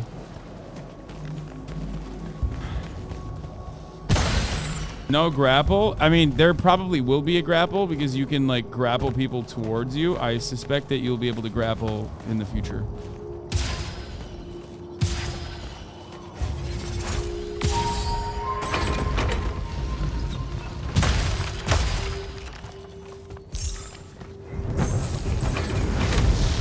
Oh, God.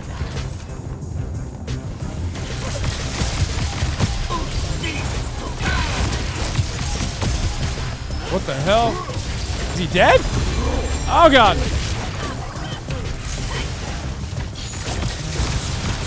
Oh, God, he pulled me to him. Oh, God. Oh, I did the wrong thing. I got to get the mana crystal. Okay, there it is. The Stanley McCrystal.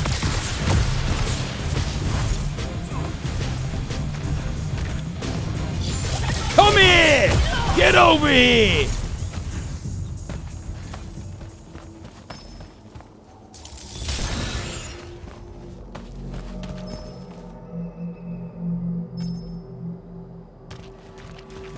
R.I.P. Bozo.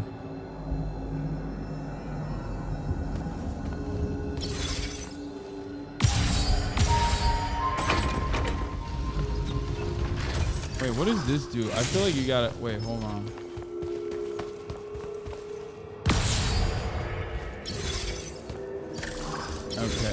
I see what it is.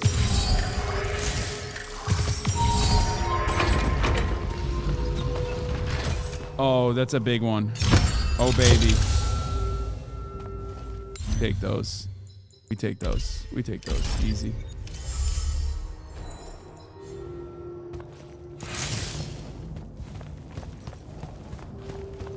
Cinder is my main weapon of choice, I feel. However, unfortunately, right now, it needs a buff. What I mean by that is it needs more ammo.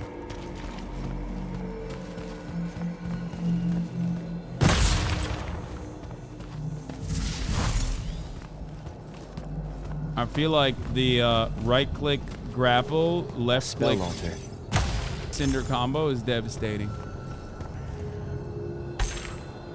Spell alt is annotated. These ancient Aristean monuments can be found scattered across Aveum. If you're a Magnus and you walk right up to one, sometimes they'll give you spells or equipment for free even.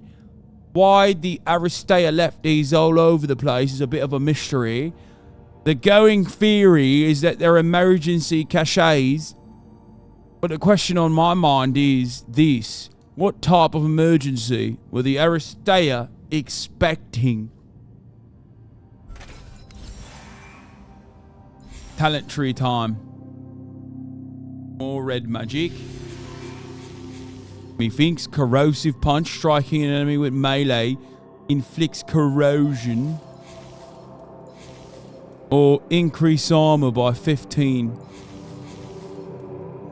Increase damage of red sigil strikes by 10%. Alright, let's try the other ones. Let's see what the other ones are. What is the... I don't think I will be using... Passively regenerate 1 segment of fury mana. Speed shot, increase the damage of all green sigil strikes.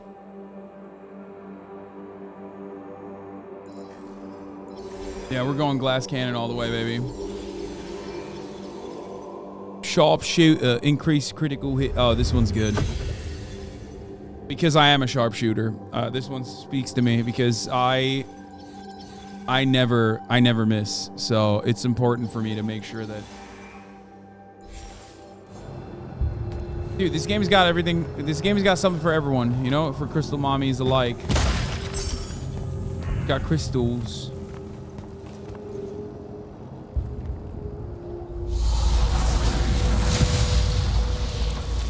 Return to the tower.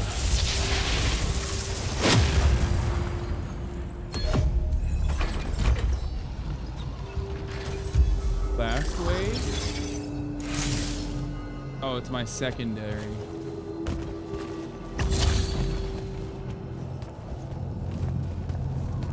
I don't think I have a spell for that.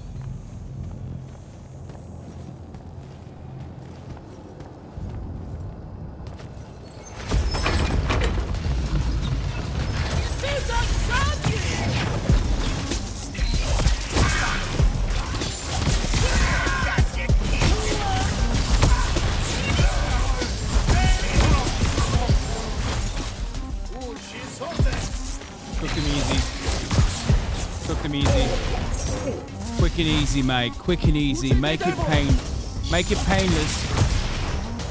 painless, but painful for them, yeah?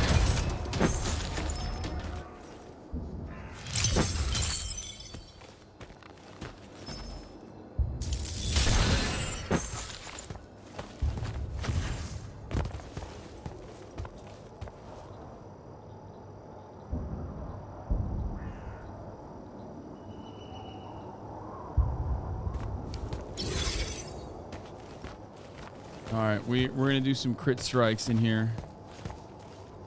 Wait. Seems like a manipulation station moment here. Where's the green? Where's the green? Why don't I see it? Where is it? Okay, maybe not. Oh, there it is.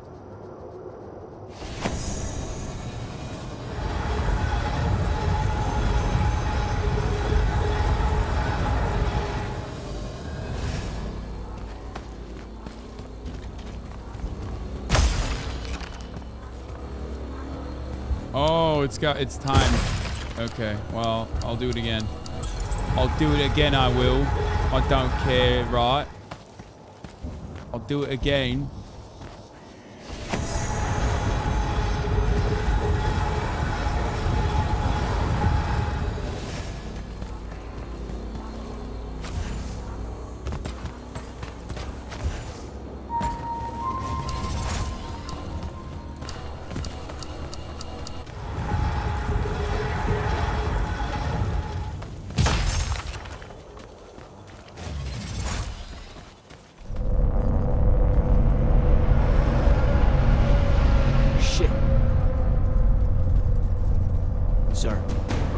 Airship wearing Order of Masks colors just flew over my location. Going to check it out. Negative. I need you back here. Debate is at 6 headed p.m. in the same direction anyway. It's not bearing for the front at all, sir. They seem interested in some kind of temple way out here. An Order Magnus is beyond you, Jack. Debatable.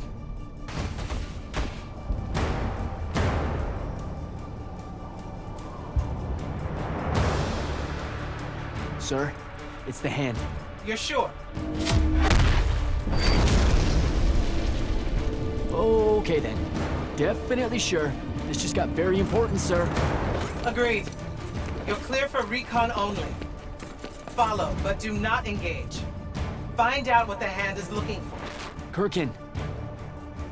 Maybe engage a little. Man's got the confidence of a quirked up white boy. He sure does.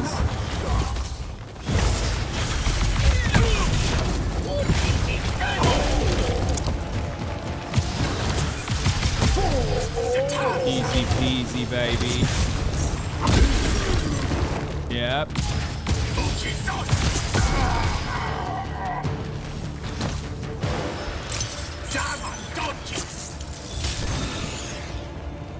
What's up, baby? Look at that crit shot. They went down that hole. These things I have to be able to do something with later in the game, I think.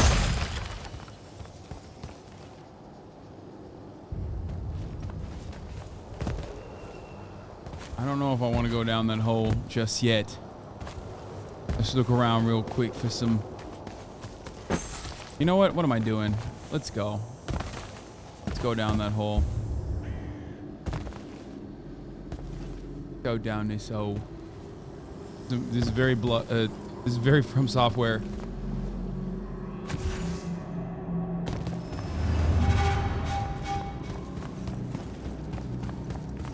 Luckily, there's not any fall damage as far as I see.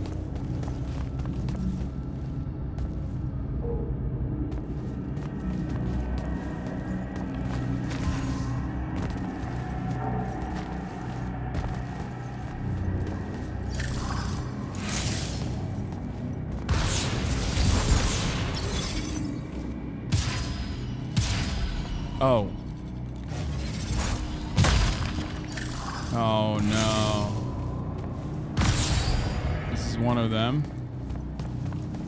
Where's the rest of them, yeah? That's one blue crystal down. That's another blue crystal down.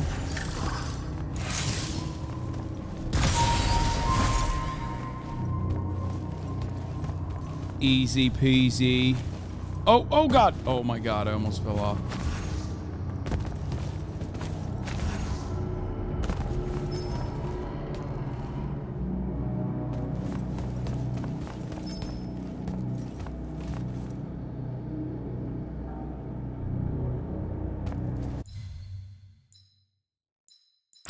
Hold on 1 second.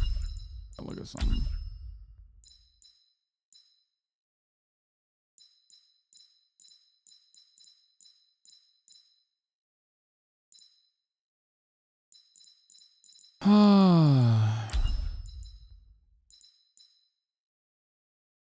Let me turn off.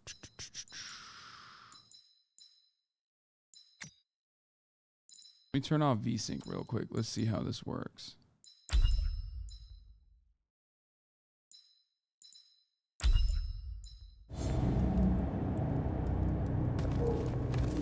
Let's see how this works. Is it better?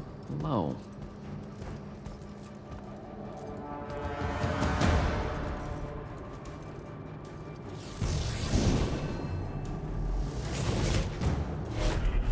Hard to tell in the cutscenes. We'll see in a second.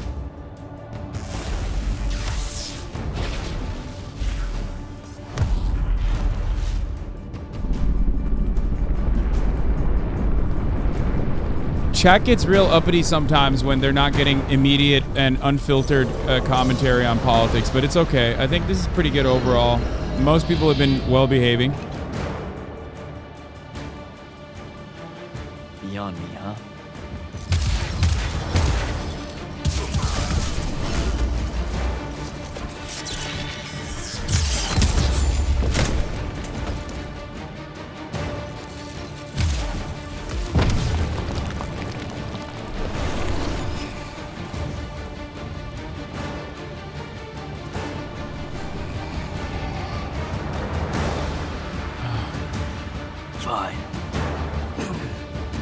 But chat has been really good so far. All right, let's see in combat. Is it worse or better? Chat, is it better? Is it better, chat?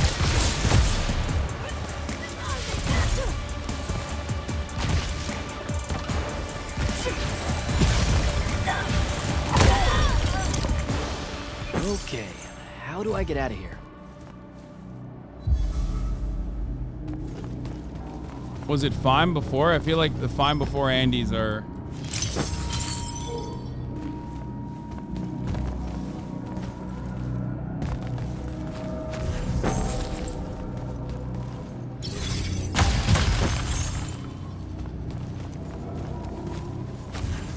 Like, I can't tell if it was the PC Master Race Andy's in the chat complaining, or if there was actually a problem. It does feel smooth to me.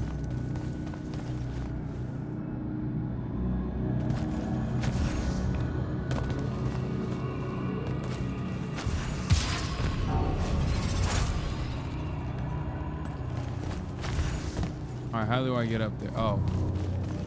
Another doorway.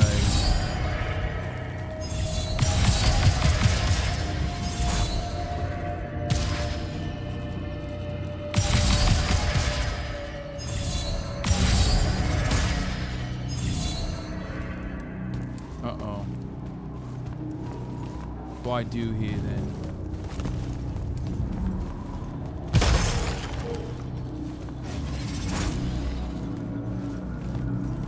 New magic time.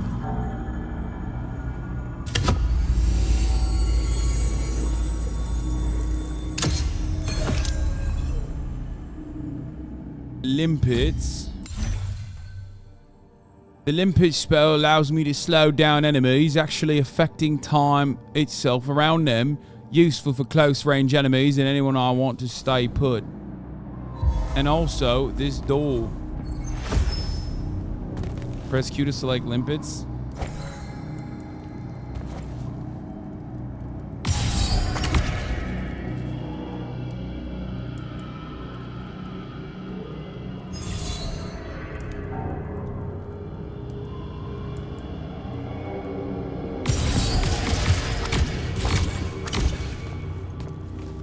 Wait, what am I doing?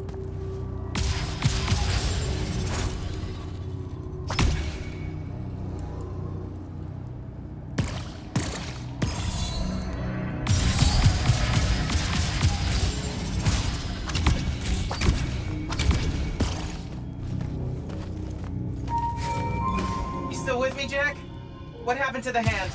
She rabbited with some kind of artifact. Aristean by the look of it. I couldn't stop her. Understood. Get back to the front as fast as you can. We've got soldiers pinned down by that howler near the West Passage gate. I'm on my way.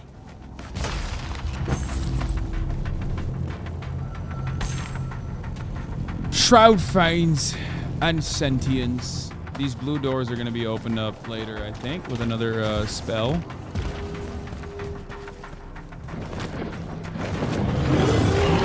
Close to the front line. By God, it's that lady from Suits. Oh God.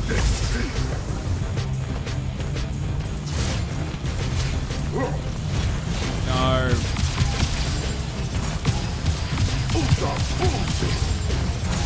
Ah!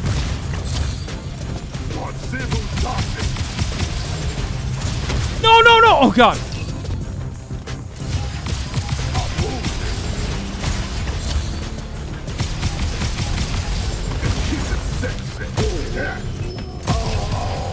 Blast them.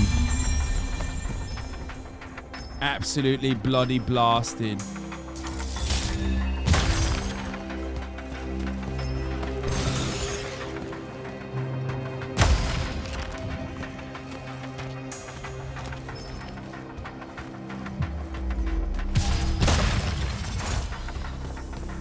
I like the revolutionary act of complaining in the chat. Thank you guys. Thank you for being bold speech, free speech defenders by complaining in a Twitch chat.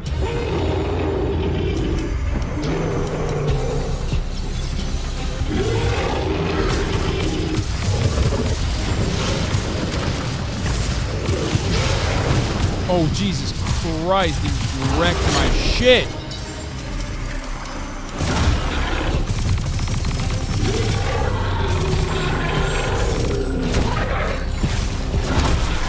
Oh God! Oh God, health crystal!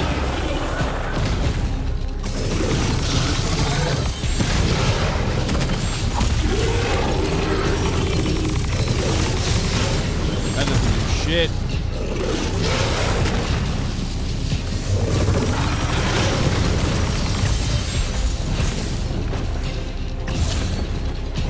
Where'd he go?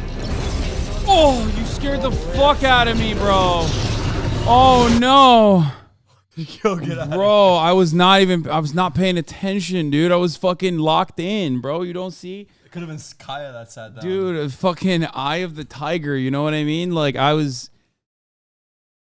Jesus Christ. Who's this GOP lady and what'd she do? No, I'm kidding. What? Oh, That's your GOP. debate later, right? Oh, yeah. That's the GOP, Grand Ole Party.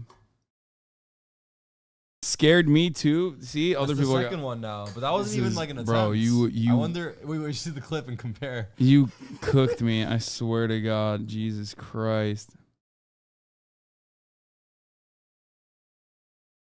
Okay. For real, Unreal Engine 5? Yeah, it's insane, dude. Where is she?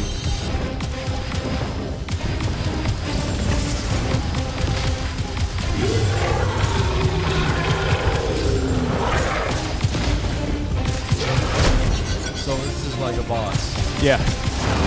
But I might get absolutely eviscerated here. I'm like... No!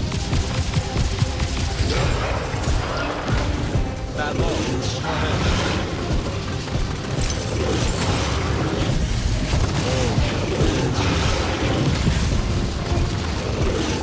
Get his ass. Got him. No, it's over. It's over. Defeated. It's over. Holy moly, that was hard. You guys got Jover for sure, right? Oh, Great. Jover here is different, but it's the same thing though. Yeah, it's a classic. Yeah, what do you Jover's got? a classic. Well, I think mine It's just Biden. Yeah. No, mine just says the text as well. It's a good emote. They're retreating. You had something to do with that. Yo, EA, pay up extra for Tarek. You True. did well Again, today. additional commentary. For I know, that's insane. That's crazy. Yeah. They got a major winner, CS:GO major winner in the building. I'll look into it. You though, you're going to be late. Get to the Palathon. Selection's starting soon. I mean, the Palathon's kind of a hike. Isn't there like a field promotion you could do? Nope. Come on, you and me, ushering in a new tradition? Battlefield selection. No more long lines, convenient. Dismissed.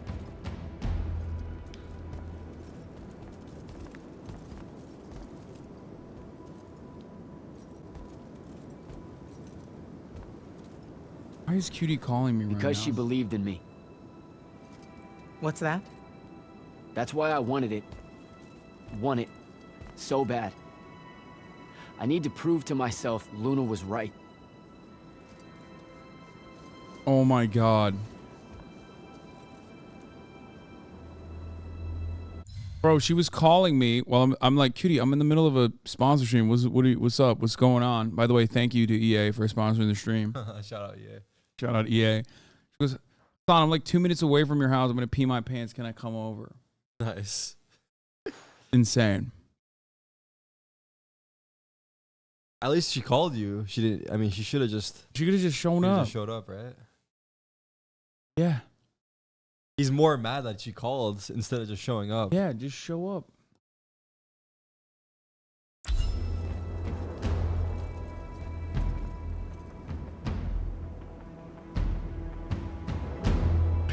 Yeah, I should have just been like, no, you got to pee your pants. Now that you called me, no, but if you showed up, it would have been fine. Imagine Austin calling instead of just dropping in. Yeah, Austin always drops in randomly, where he's just like,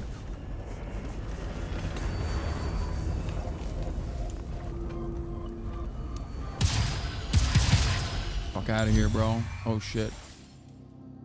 All right, what should I beef up here? Your shield explodes when it breaks, knocking enemies back. Increase the hold of the shield spell by 20. You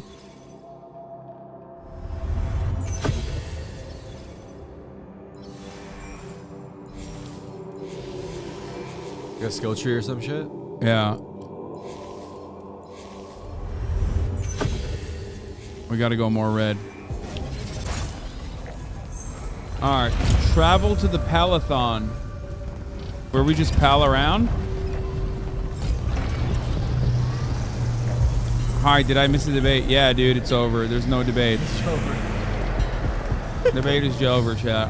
I feel like that's the easiest way to get you to respond. Bro, I swear to God, no, bro, because happening. chatters think I'm Googled. Like they've completely lost touch with like how normal things work. Like this morning, I was unsure of what time the debate was going to be. So what did I do? Okay, I Googled it. I said, what time is the debate? Where will it be played? You know what I mean? To be fair, Twitch chat is like Google as well, though. So yeah. He's just being lazy. He's looking for opinion-based answers, I guess. Like, I know people will say, Hasan, you rely on chat all the time, which is true, except I rely on chat all the time while I'm live streaming because it's much faster to continue making content. Whereas you do not have that obligation. You know what I mean? You could just like... The big day finally arrives, huh? Yes, sir. That news traveled fast. Koken might have led on that she thought you were ready for selection after this campaign was over. Her intuition is rarely wrong. You ask me, it's long past time. I think you've made that clear ever since you met her. I mean, well, yes. The crippling uncertainty made you fight harder. Harder. So how's the road, sir? Too dangerous for my liking, this close to the Palathon. You should visit the forge and get your gear sorted before setting out. Good idea. I'll be back. Captain Dewey. That is a very Australian name, I feel like. Dewey Selco. The forge is where you can use golden essence to buy new gear. You can also buy packs, upgrade your gear, and buy sigil variants. Nice. Where's the forge then? Is this the forge? This looks like it might be the forge. It's so confusing seeing the red highlight because usually... Hello. Want to come say hi to the stream? Toddick is here too.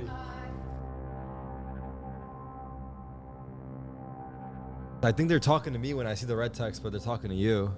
Yeah, you just respond like they're talking to you, man. Who cares? Yo, chat, what's your favorite emote? Oh, I want this. Actually, sorry, I'm gonna ask you a better question, chat. What do you think Hasan's favorite emote is? I think I've asked him this before too. Kek W? Sussy? This one's funny. Monkey, please. What the hell? Where did this come from? I've never even seen this emote, but it's cute.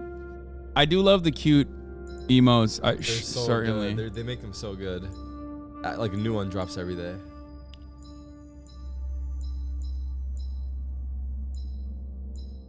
Capacity full, capacity 8. I'm not gonna craft these. These aren't better, right? Dude, the real ones are these, dude. I want this. How do I get this? I need resources. I need 70 of the blue essence. I was so close. Anyone got 70 blue essence to spare? How do I get the... Wait, do I deconstruct stuff to... Whoa, what the hell? I have these? Wait, how do I equip the legendary essences? I feel like I have them.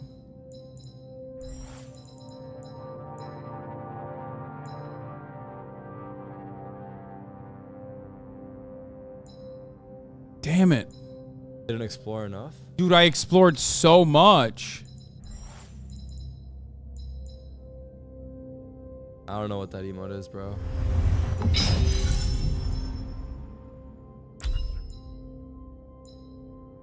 Like, how do I use this? How do I use this, chat? How do I get the legendary equip?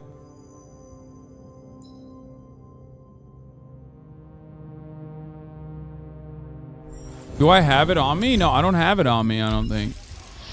Oh my god, I do. I'm not making him do anything. He's the one who wanted to... You have to sit here and watch me. Yeah.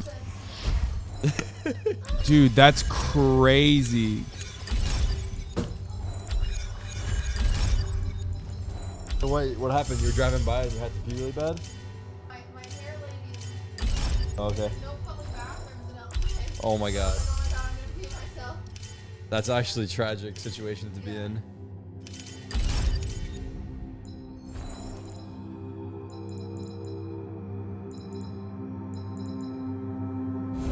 I'm here until I think Monday. Yeah, so a little bit. Yeah. I was supposed to be at crew battles yesterday, but we got the dates messed up. Listen, why are you immediately first thing coming here and immediately are like, does Ludwig know you're in town? Do you see this? Chat, this is... Okay, Targ is my guest, okay? Ludwig gets Connor, I get Tadek. We know this is how this works. Too? Yeah, he stays with Lud.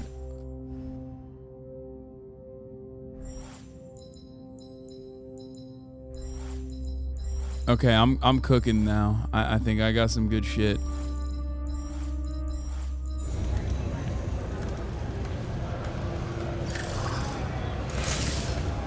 Oh, this looks badass, dude. Did you go to the crew battles yesterday? It looked really fun. I was watching it while I packed, and they looked like they killed it. Yeah, it's a custody battle, chat.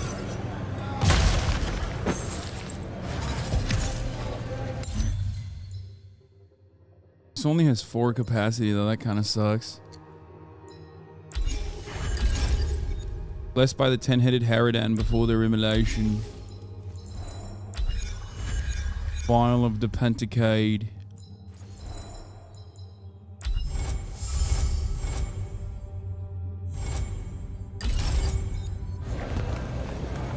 Check out the braces. All right, lad, let's go.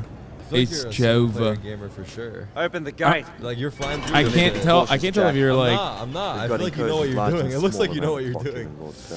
Yeah, I do.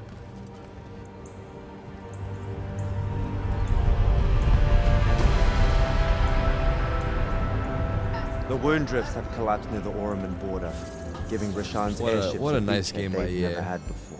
It feels like it's growing faster, Dur baba huh? şuraya koy istiyorsan ya When I da was a alırım kid, birazdan the o masaya wound was just koyarsan. this abstract void my friends and I lived over. I never really knew how much of the world it had swallowed up.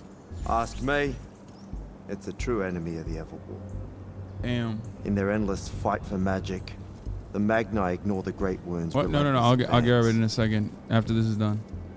Don't tell Kirkin I said that. When you're right, you're right. See you later, Captain.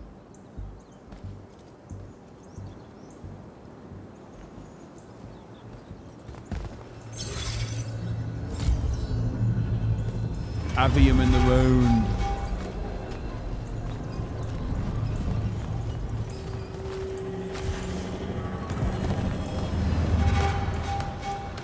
Look at these guys just lifting shit up. What does this do? Nothing.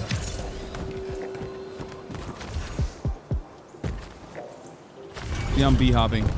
Yeah. He's food. Yeah.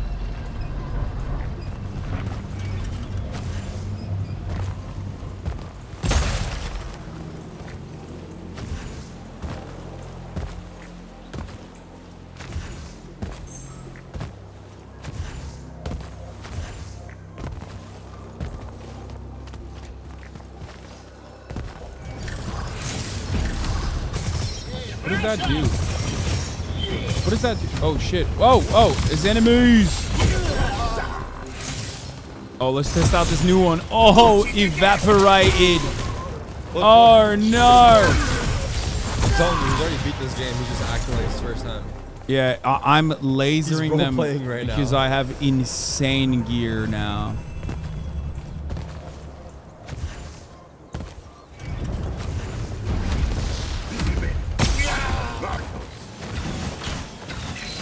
Oh, that's not even an enemy. That's where one enemy used to be.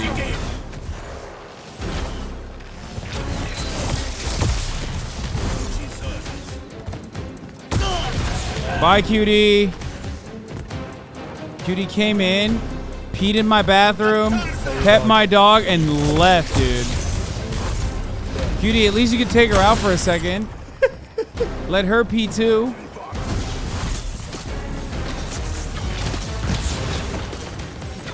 I'll get that leg up.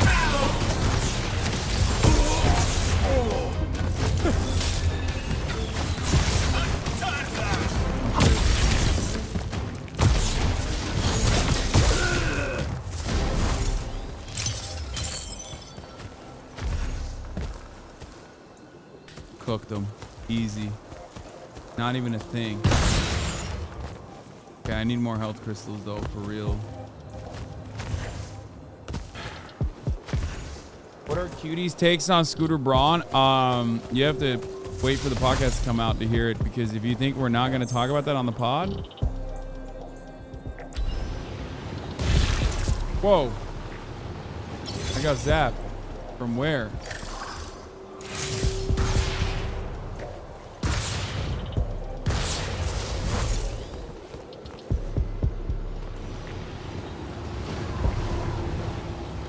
I'm not gonna do that right now. Eyes on the prize, baby. You want me to order food you want? No, my dad just made food, bro. Look at that. For me, at least. All right. Should I ask your dad if he wants? Probably doesn't want, right? Nah. No, right? Nah, he's probably. I mean, you can ask him if you want.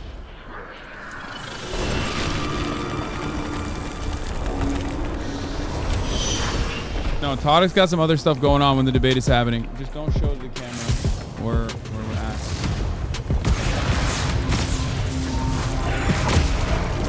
Holy shit.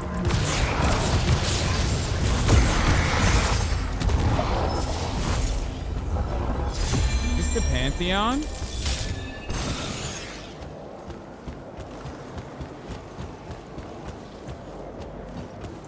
Nope, still traveling to the Pantheon, I see. Alright, there's got to be something I can manipulate here. What's happening? Up there it is. Rashanians really want to cut off passage to the Palace.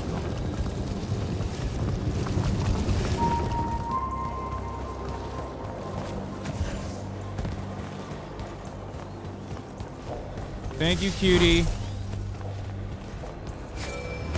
Jack, how you braving the roads? Yeah, I'm not right gonna here. say it's great out here, sir. Right Any word here. from the Palathon on my appointment? Is that nerves I hear? Nervous about what, sir? Trying to join the most elite Magni order in the world? Even failure is a chance to learn, you know? Not helpful.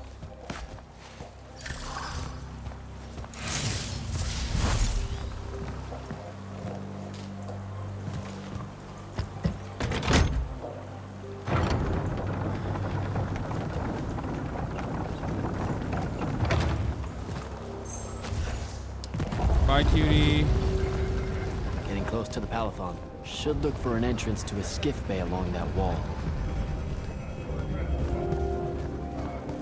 Okay, I want to do the Pantheon, or at least see what is happening in the Palathon before I end the sponsored segment.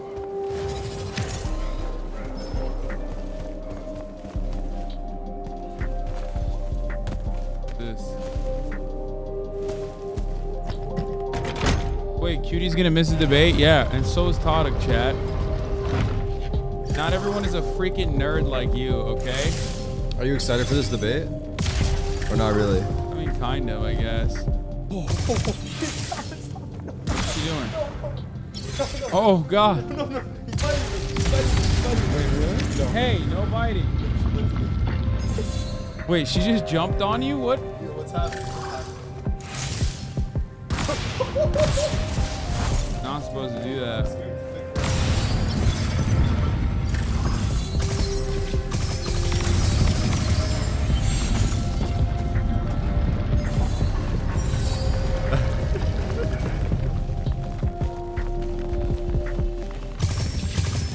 So she's gonna grow a lot more?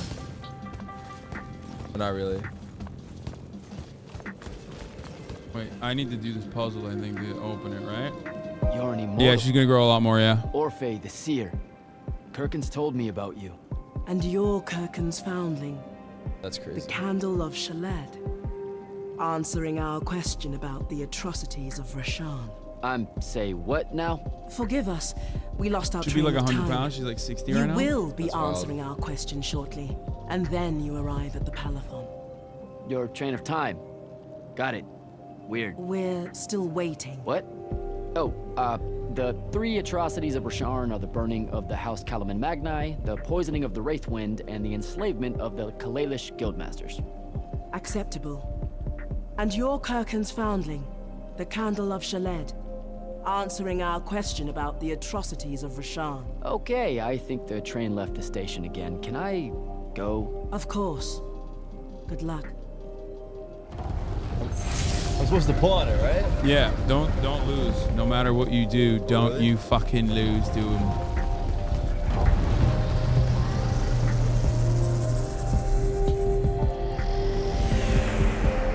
Stonewalling people like that is a sign of autism? What do you mean? I'm like focusing on 11,000 things. You guys have no idea what Reading this. chat, thanking subs, running ads. Yeah, running the 3-minute ad break at the top of the hour, shouting out EA, thanking them for the sponsored portion of this broadcast. Telling you that if you no longer want to see those ads, all you need to do is subscribe. She can't, dude, she will never hurt you.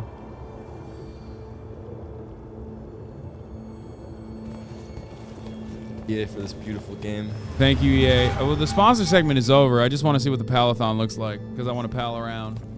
And then after that, I'm going to eat my food and we're going to do some debate prep.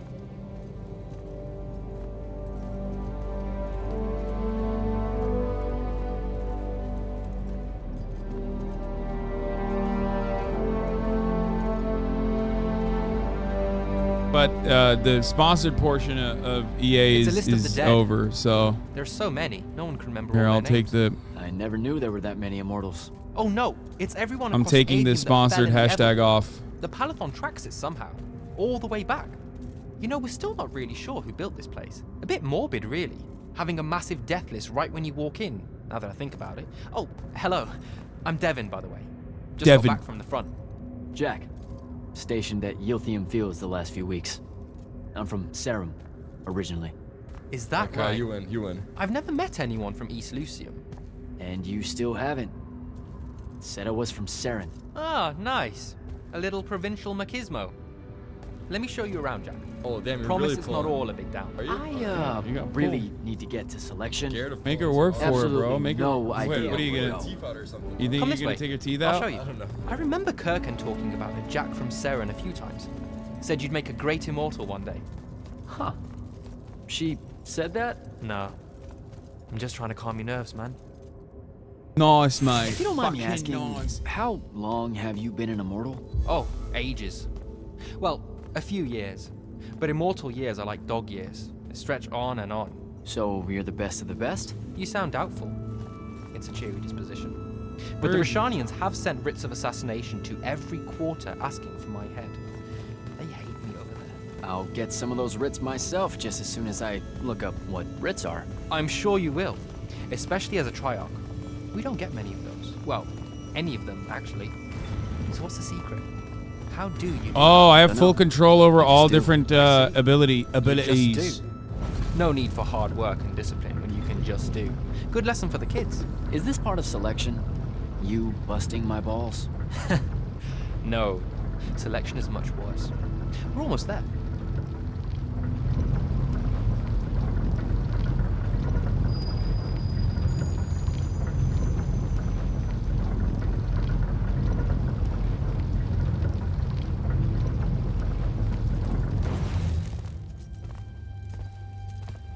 Got another one for Group 5. No. Oh, stop. He'll be your star pupil. Jack too is funny. the soldier that was crucial to the rout at Yilthium Fields. Kirkin's pet initiate? I'm literally standing right here. The path is ready for this group, and I'm not asking her to reconfigure for one more. She'll complain and give everyone in the Palathon nightmares for a week. Get ready. Those doors open, you go in, one at a time. Come on, Zendara. You know the path already senses he's here. Okay, why are you talking about it like it's alive? It's not happening, Devon. On the one hand, nightmares brought about by a cranky magical Gestalt consciousness. I like the chatters telling Todek to not injure his gaming arm. They're out here looking out for you. That's okay, ignore me. Bro, have you seen the way? Have you seen the way this man plays Jet, dude? He don't need. He can take the. I wish you guys saw how Hasan is playing. He can take the handicap. It's fine. Your mic arm is like locking your arm in, like you're actually like sitting in a race car seat. Yeah. It's professional. It's professional. Gamer posture over here. Let me tell you. Oh god, I gotta. You're right. I gotta fix my posture. Kirkin for playing needlessly hardball. I know which one I'd pick. You weren't here for my speech to the selection candidates. Remember not to injure your watch party arm too.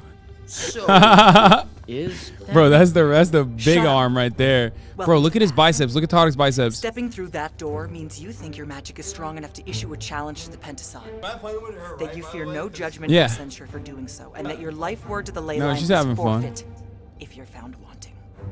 She's having the really fun. short version. Don't fuck up in there or you're... Like, for real? More like absorbed into the path and removed from existence. But don't sweat it. I believe in you. She definitely thinks you're going to die. That's why her face looks like that. But don't let it shake you. And anyways, optimism is a moral imperative. What's up with her nose? I'm Zendara, of House Cadus, Warden of the Path, an oath sworn to the Immortals by ancient treaty. It was nice knowing you, Jack. Hero of Yilthium Fields. A smarter man than you would have ended this day on a high note. Isn't she great?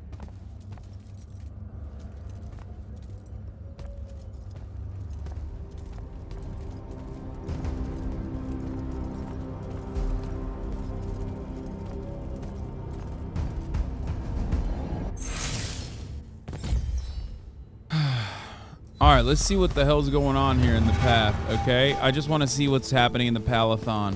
I want to pal around. Seems easy enough. Whoa, okay. Go. Complete the path.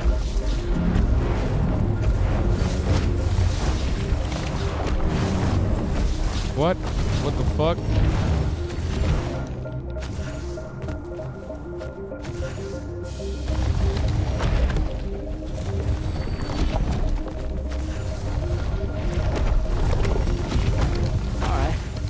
I see how it is.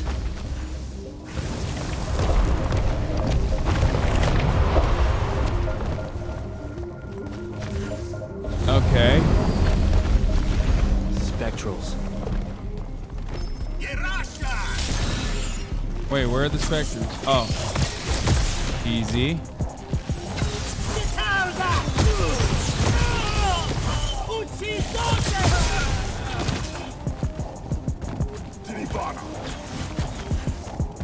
Wait, what is in here? Where is the other one? I don't even see you. Oh, there you are. Oh, dude, I've done this. I've done this a million times over, dude. This Palathon's got nothing, homie. There ain't no way this is it. That's it? Oh! Oh, God!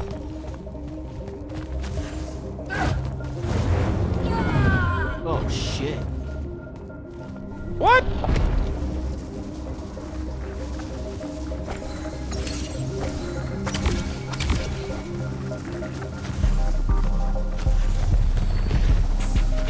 Okay, I like the parkour element of like... Oh. Nice. What?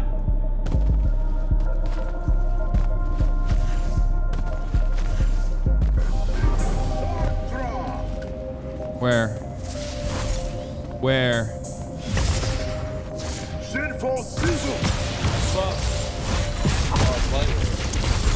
Yeah, he's lightweight. He's got nothing. Any more? Any more? Any more? Any more? Anyone else want some?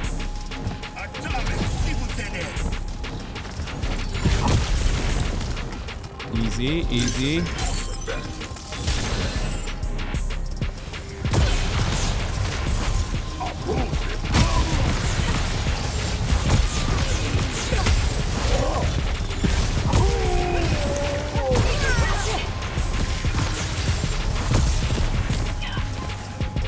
Where we at? Where we at? Oh shit. Oops, that is the wrong thing.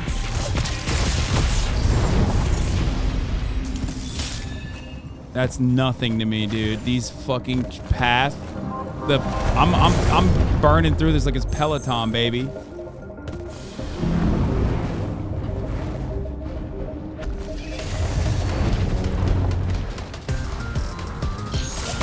is that? What is that? What are you doing? Wait, what the hell? What is she doing?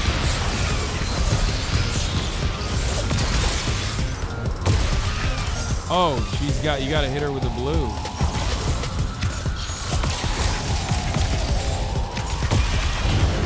It's crazy.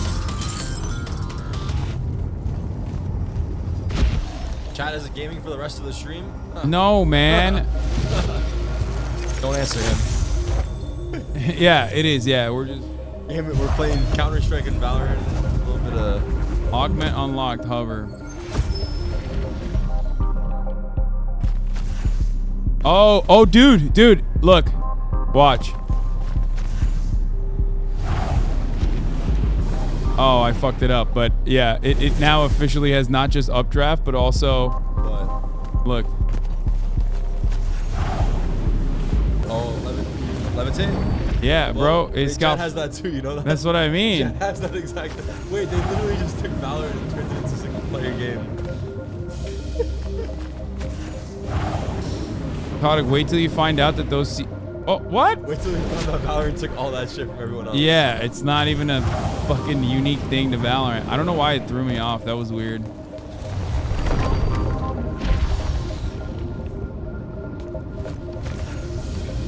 Oh, I forgot. Like an obstacle course. Yeah, it's easy though. Nothing for me, baby. That's you. Easy for a player like me, you know? Easy for someone who is, in your words, a professional at. Yo, have you seen the Super Mario Bros. Movie? Or no? Come on, jump. I have seen it, yeah. But I don't remember anything from it. I just watched it. It was so good. I don't remember. It was so not very. good. It was not very memorable. I feel like. I feel like it just had like all the lore. Maybe. But it was still really good.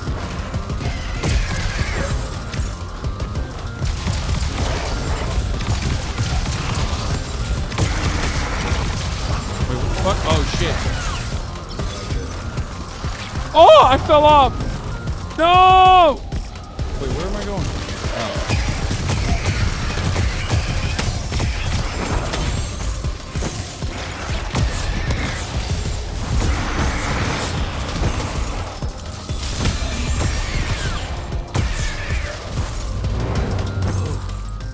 Okay.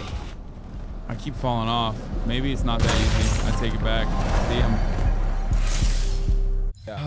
Okay, I'm hungry. I'm gonna eat. So that'll end this portion of the HasanAbi gaming sequence. For all the gaming frogs out there, apologies, but this is all I got for now. Okay. Damn, dude, my gaming arm took a beating on that one. That was... Bro, sweating. Bro, I was. This is hard. People think gaming is easy, but not easy, you know?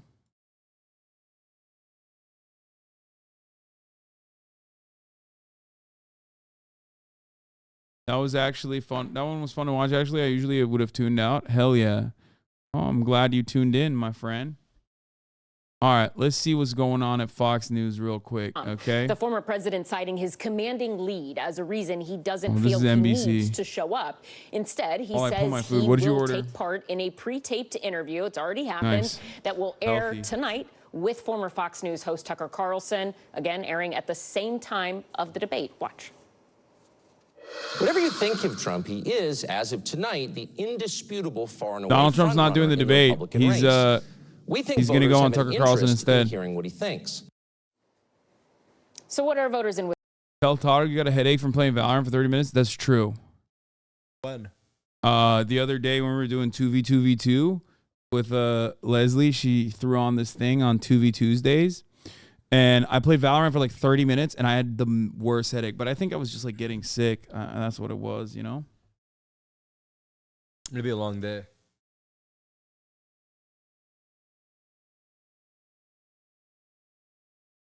Shit.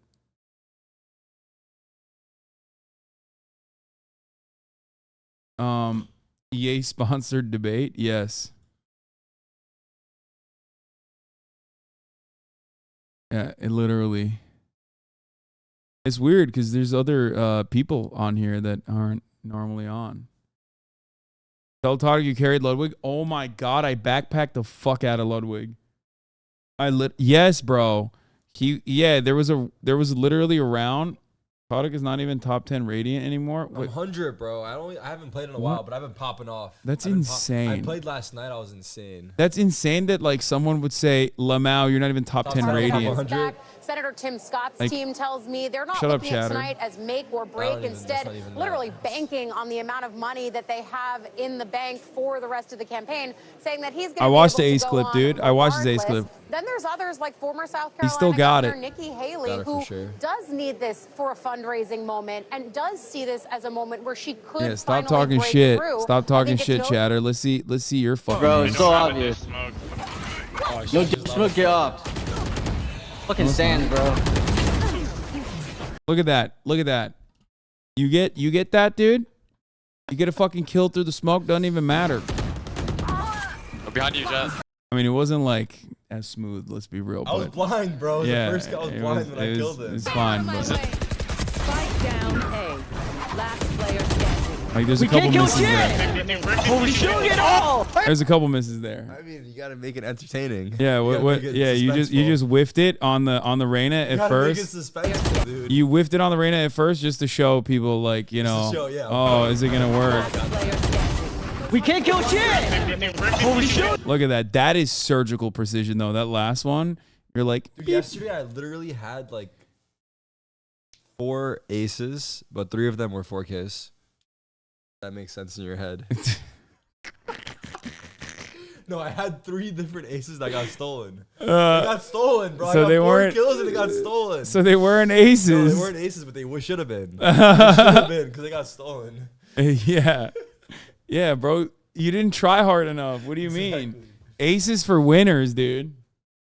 I'm over here talking like I've gotten an ace. Have you got an ace ever? Yeah, I've gotten plenty of aces, but like pistol round and usually playing against like fucking low ass silvers. Doesn't matter. It's your competition. No, that doesn't count. I don't know why people say this, but like you can literally see it, right? Like I feel like it's on my, like it's in my history. It's not like something I can lie. There's a tracker for it. Yeah, silver is statistically the hardest. Yeah, I agree. It's the biggest pool. It's the biggest talent pool and the biggest smurfers, I think. And more importantly, there's just so many crypto throwers on my team when I'm playing silver. Get the fuck out of yeah, here. Dude, there's a lot of crypto throwers out there. This guy knows all the excuses. Yeah. Dude, they're constantly streaming. Bro, he watches more Valorant than I thought. This guy's secretly watching. Okay, for the record though, I mean, I used to play a lot, but also I would get a lot of stream snipers. Let's be real. That was really, that is low key. Are you calling your audience silver? Respect. Yeah. Yeah, bro, this is a community full of people who not only do not game, but also actually screech when I start gaming. Like, so yes, they're not even silvers, they're fucking wood rank, dude.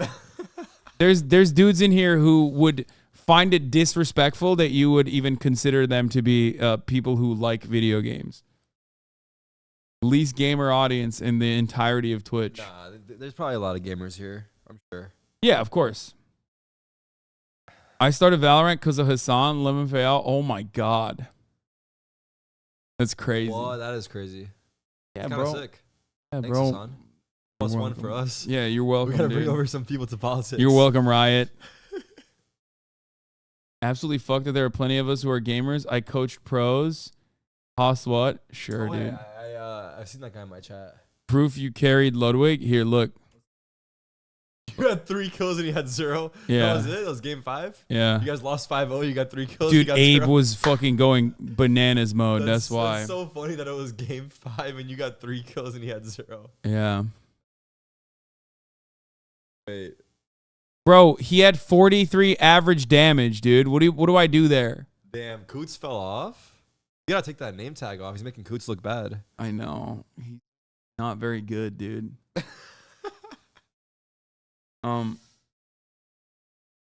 I've been gone for the last 2 hours. Quit calling me out. Yeah. People will literally, like, they don't even want to keep the stream on. Like, I tell people to go to sleep. They're like, I'm going to sleep. I'm like, why are you leaving the stream? Yeah. Go to sleep, bro. Leave the stream open. It's so funny, though, where they're like, it's funny because they're literally like, no, I like, this is like a protest vote. Like, they're like, I'm so anti-gaming. I don't want, like, on my Twitch account this blemish of, like, having watched gaming hours. You know what I mean? They don't want to support. Like, they'd rather take away from the movement. Yeah, no, literally, they're like, no, I'm gonna vote with my fucking eyeballs, and I'm gonna tell you right now, like, this is not happening. Behavior, I'm not gonna lie. Making a list of everybody who said they left the band later. Thank you, Weeby. There you go. The real ones leave the stream open.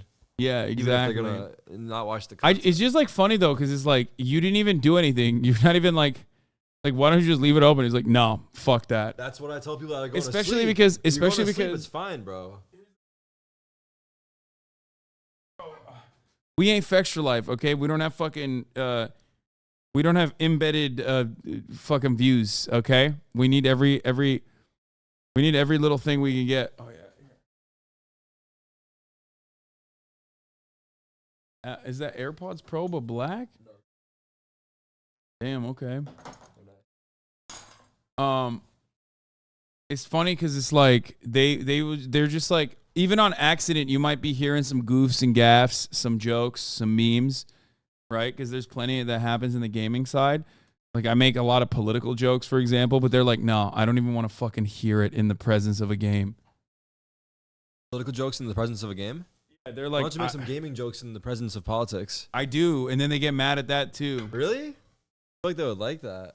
I've seen this man go from 34K viewers to 13K on a Diablo stream. Yeah.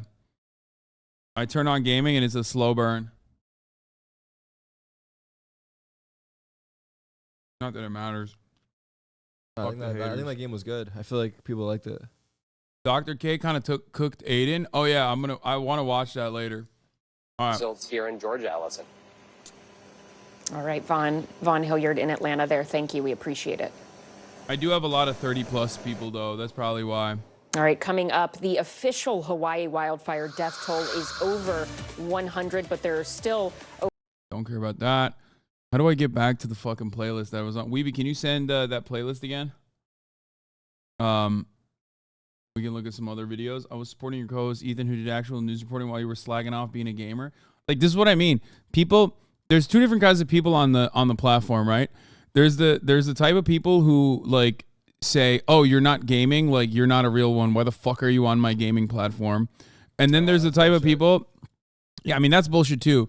But then there's also the type of people who are like, "Oh, dude, you're gaming, like that's not actual real work." I feel like wait, that's like that's not real content. Like the fact that Twitch is now has so much stuff that's not gaming has made it way more mainstream, opposed to. If we didn't have all this stuff, I mean, the tubbers, that's a whole other thing. The just tubbing section, Are you an advocate for it, or where's your? Yeah, your I don't give a stance? shit. Yeah, it's great. It, right? Fuck it. I don't more give the a fuck. merrier. Yeah, exactly. No, I think it's a good thing overall. I love that every single person that shit on the hot tub section moved over to Kick, where they just like show porn. You know what I mean? They were like, "Oh man, the hot tub section is really fucked up," and then they like Wait, people that were saying it's fucked up. Yeah, went there? they signed Amaranth, okay, and then 2, which more power to her, get the bag, queen. And then 2, like that website is so fucking unregulated that there's like half the time it's just straight porn. Like one of their main content creators actually got his dick sucked, like he got his shit sucked off live. It's fucking crazy. Yeah. So yeah, I don't know how they're pulling this shit off. I feel like they're bound to get in trouble eventually because they're streaming like NFL and like UFC and shit like that. Well, but I guess they're getting more careful with that. They yelled at XQC for watching a full ass movie. It just seems like it's warnings, but on Twitch, I feel like you get in trouble right away. Yeah, but that's why I feel like yeah, unless you're like 30 viewer Andy or whatever, and you're like secretly doing it without other people seeing it, like can't really get away with that. I mean, you still can get away comparatively to like YouTube. You can get away with a lot more on Twitch, which is great in my opinion, because I don't mind being able to violate copyright to a certain degree. You should do a stream where you watch politics inside the tub. Yeah, maybe. If I get to that body fat percentage that I feel comfortable, maybe. Just to show that you support them. I would do it. I don't give a fuck.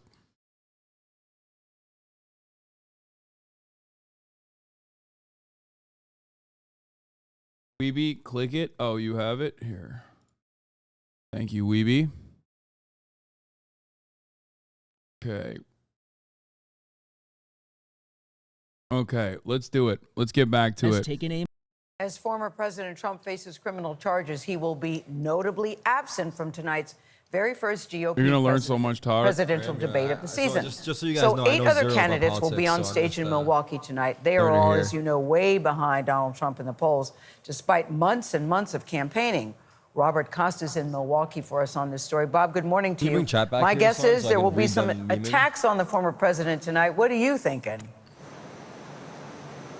Good morning, Gail. Well, we've spoken privately to several candidates and their top advisors, and they say tonight actually will be a balancing act. Of course, they want a breakthrough moment where they can come across as a viable alternative to Trump. At the same time, they don't want to alienate him or his supporters. That's so cooked. The final touches are being put in place, and the Republican presidential candidates are getting ready for tonight's debate.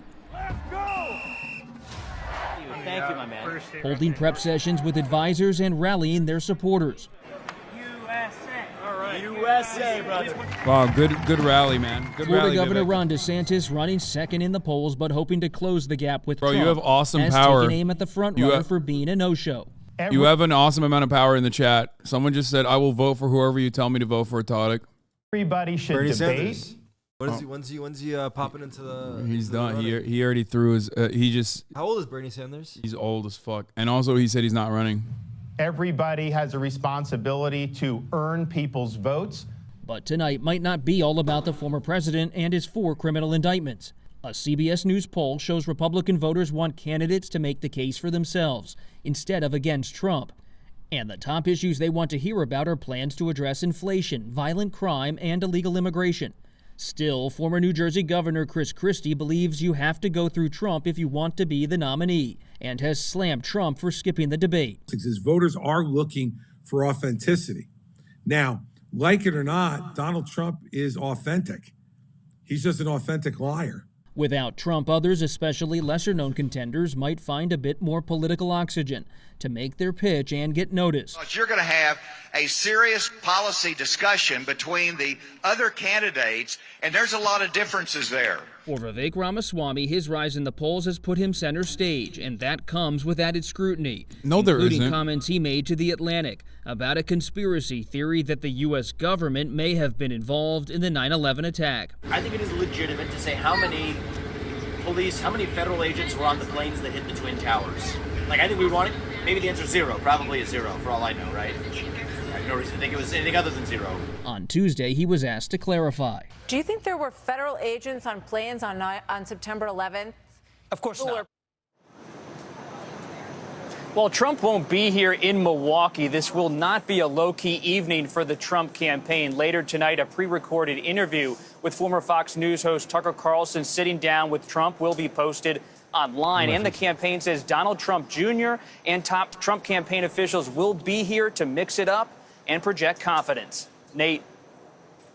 Bob, thanks. Let's make some history here. Okay, so what our viewers to know right now, we're going to show you a whole new treat for you.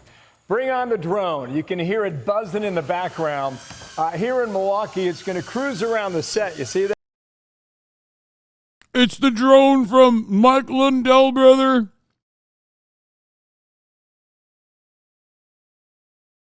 It's the Michael Lindell drone. It's the WMD.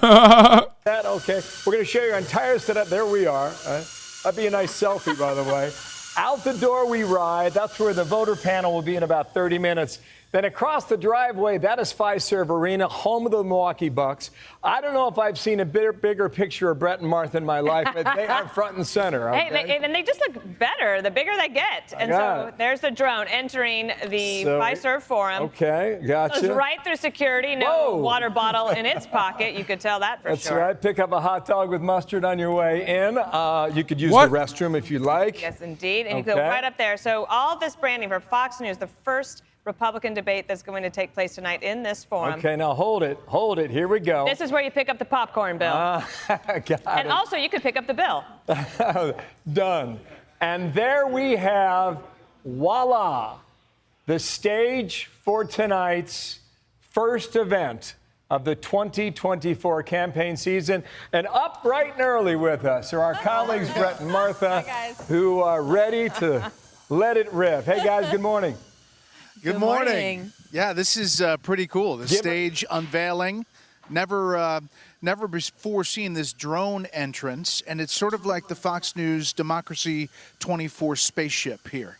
That's sort of it's awesome. They've done an amazing job. It is incredible. And I just want to make sure that I tell all the moms. And I did kind of feel like it was going to hit us in the head. When it was coming in for a. I'm not gonna lie.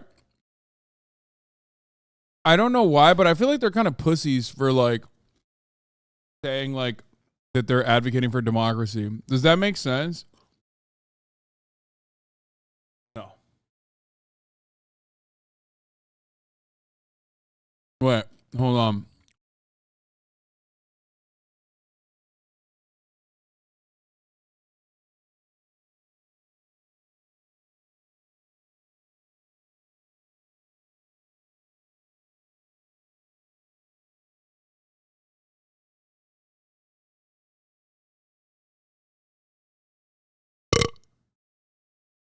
A landing there. Yeah. I'm glad, Bill, that it didn't stop in the restroom on the way, or we'd still be waiting for it.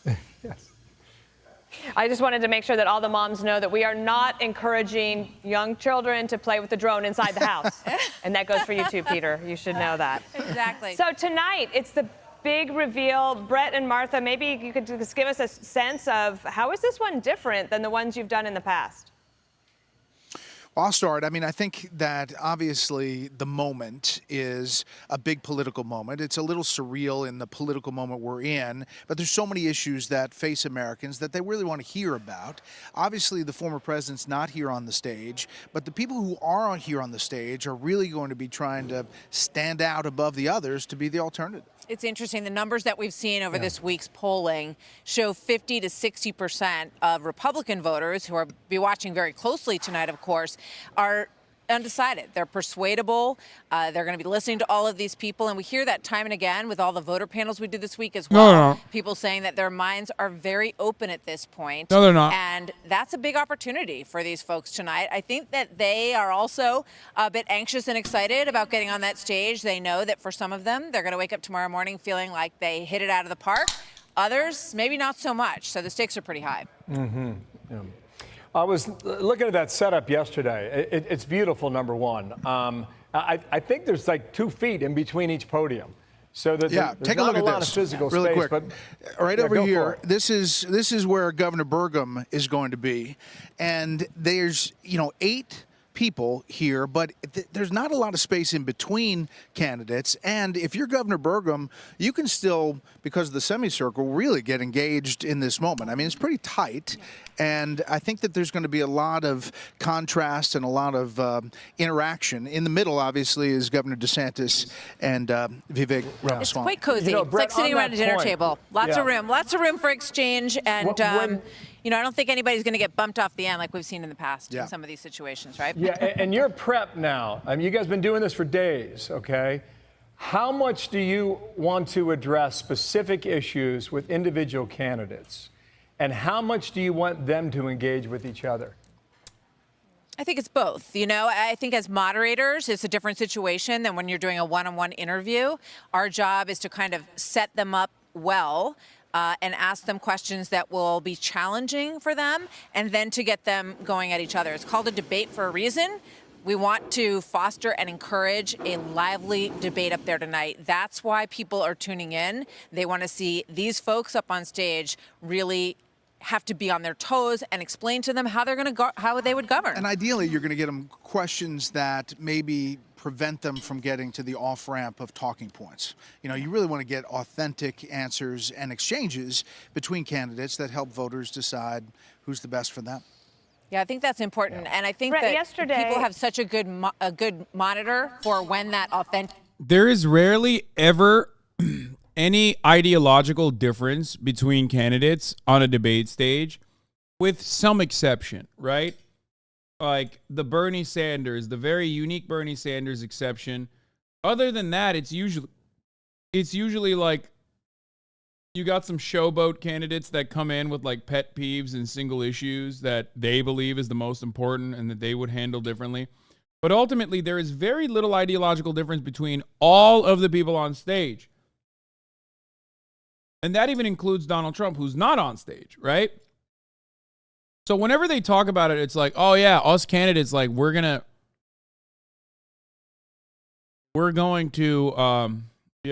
really bring out all of the different methods and all of the differences in policy that candidates have. It's like, no, the fuck you're not. There is no difference. There's no difference. The only thing that could be different is how you are perceived by the broader electorate in the general election.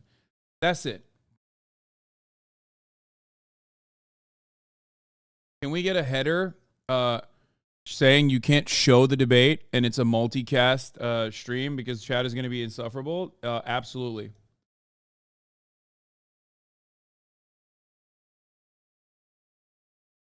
Abortion will be a hot button issue. They have to ask that.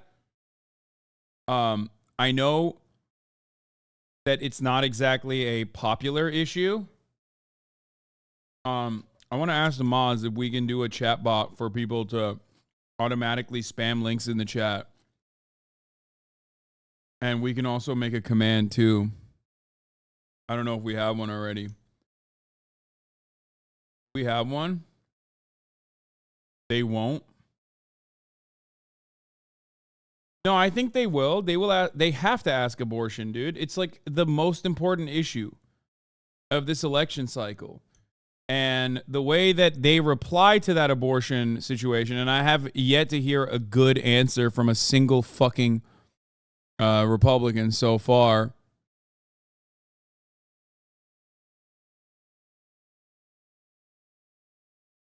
The way they answer it is going to be very important. Tell them to go to your Discord is probably the best idea. No, the fuck it's not. Okay? No, it's not the best idea. That is insane. There's going to be like fucking 40,000 people in here, let's say. No, that is a horrible idea.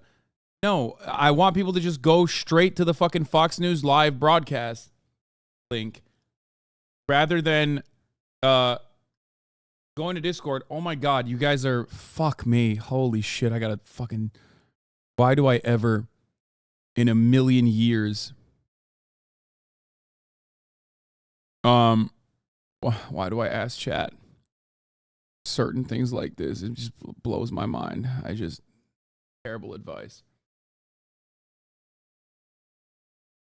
No, you can watch it on a million different free Fox News channels. You don't have to actually, unironically,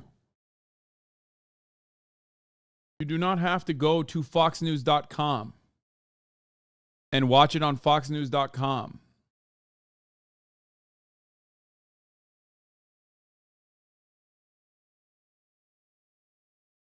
We watch Fox News all the time.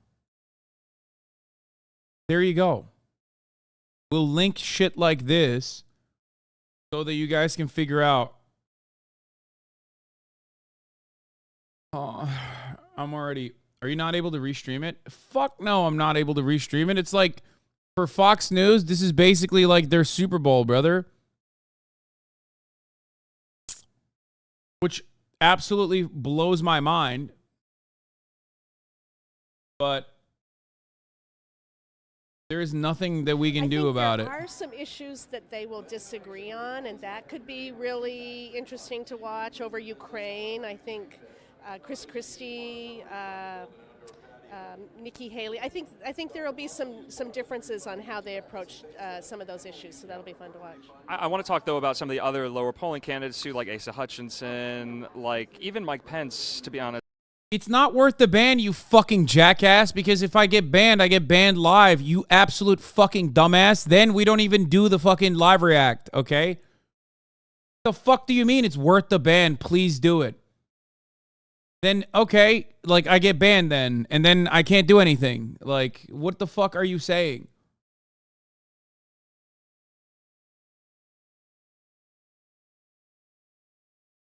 Oh my fucking lord, dude. Chat, once again, does not know what's good for its own best interest. Mess up somehow, and more about how much money do they have in the bank to carry them through Iowa another 4 months, and then at Iowa you'll see people drop out. Will they drop out before? I think it will depend more on money than or a terrible error on the debate stage tonight. Wait, hold on. Did you find That it? is kind of what debates are known for. That moment where Okay. the next day your campaign takes off, if it was kind of sputtering like the DeSantis campaign, or a flop, a fail, and it's kind of the, you know, nail in the coffin, so to speak, of one of these campaigns that are struggling in the polls. That is true. Maybe because they're all so low anyway, except for DeSantis. I think what do they have to lose? Like, I don't know. I don't know. Yeah, I mean, when you're at 5 or 6% now and you still don't get a bump after the debate, maybe you decide, you know, you're going to align with somebody else. But to your point, we are still so far away from the Iowa caucuses next January. But some people I've been speaking to are saying, you know, by Labor Day, if these candidates on that stage cannot, you know, get above. Yeah, it's like motherfuckers in the chat be multitasking between Twitch, work, YouTube, porn, and Discord 9 hours a day, but lose their minds when asked to watch the debate on their second monitor. They're like, I don't understand. My tertiary monitor is for watching Overwatch porn. My secondary monitor is for playing Overwatch while watching Overwatch porn. My main monitor is where I want to watch you right now. I don't get it. I don't understand. Oh, no. It's like, you know, he's malding. Oh no. I am malding because like I knew that this was coming, and I like tried to set up ahead of time, and it's just not working. Guys, mods are going to make a link and multiple links for you know, easy access to Fox News where you can watch. It will be featured all over. What do you look for in a night But once like the debate starts, I'm going to stop watching Fox News. I love that. I'm not normal. Or rather, I'm going to watch Fox News, but you're only going to see this, and you're not going to hear the desktop audio. Do you understand? I turned off the desktop audio right now. I can still listen to the desktop audio, but you're going to see me react. I might actually put a placeholder.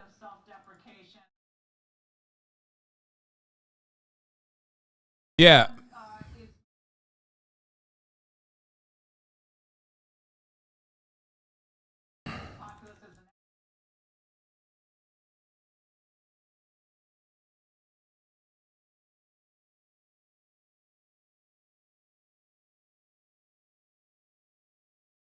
Watch party.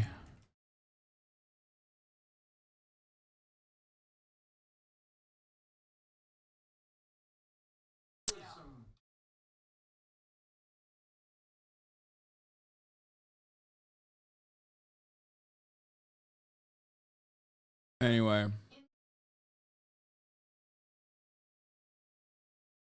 I don't have a placeholder. But okay? you can actually solve the problems. And before you solve the problems, you have to be able to beat Biden, which means you have to get to 270 electoral votes. So what states that Trump didn't win?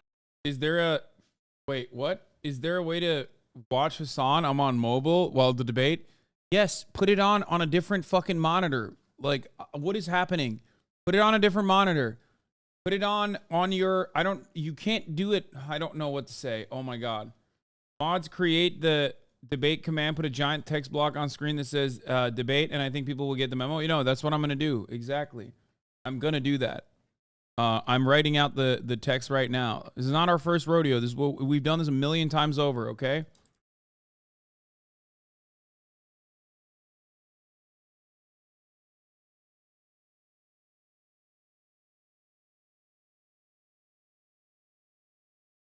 I don't know.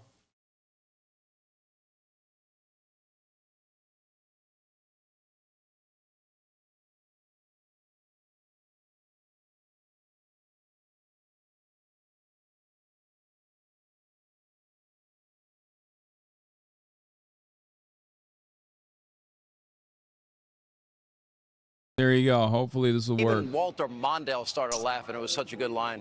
That was a moment. Or on the other side of it, Lloyd Benson, Jack Kennedy, I thought that was kind of mean, low blow by Benson towards Dan Quayle. So I would say that, look who comes in there and is comfortable. I would think Vivek is probably going to surprise a lot of people. He seems very comfortable in front of a camera. He seems ready to go.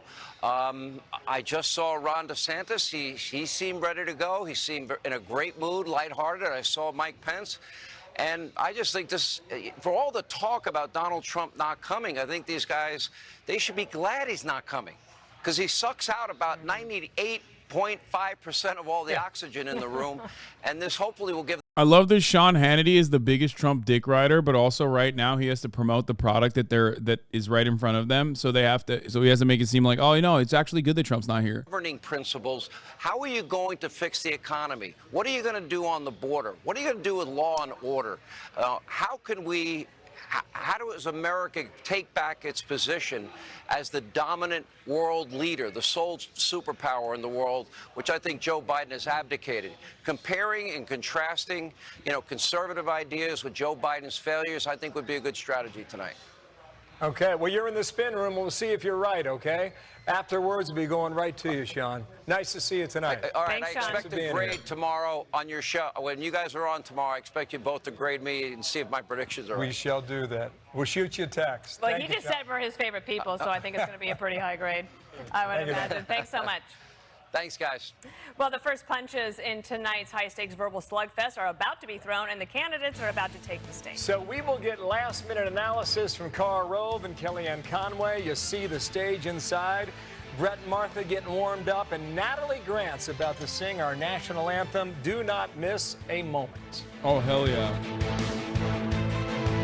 To choose this life over friends. Like, look at the amount of fucking ads they're running, you know what I mean? Like, this is all...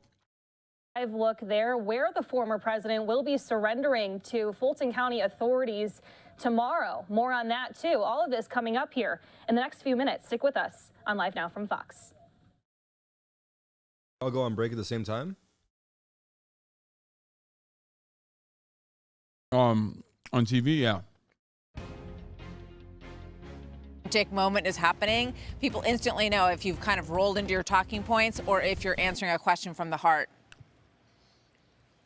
Brett, I believe that the way you described it yesterday is that the categories for the questions, you consider them to be in buckets.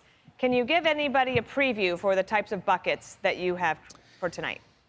Yeah, well, first of all, we have a lot. No, I can't explain one more time why I'm not allowed to watch it on here, because I will literally fucking end everything, okay?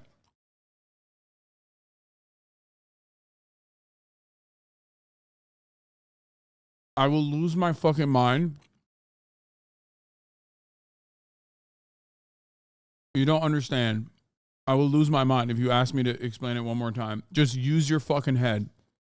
Just use your head. Just use your fucking skull and your brain inside of it. I know you know the answer to this Please. No, I cannot delay my stream in OBS by a few seconds so it's in sync with everyone else. Those are all crazy ideas, okay? We've done it so many fucking times. We've done this so many times.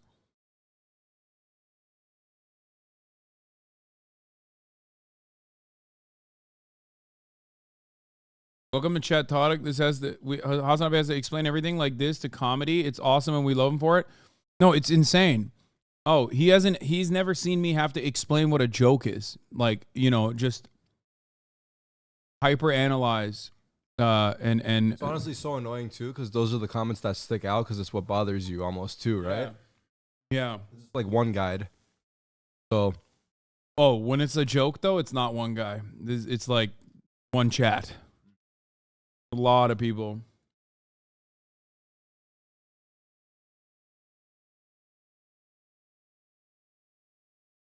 Anyway.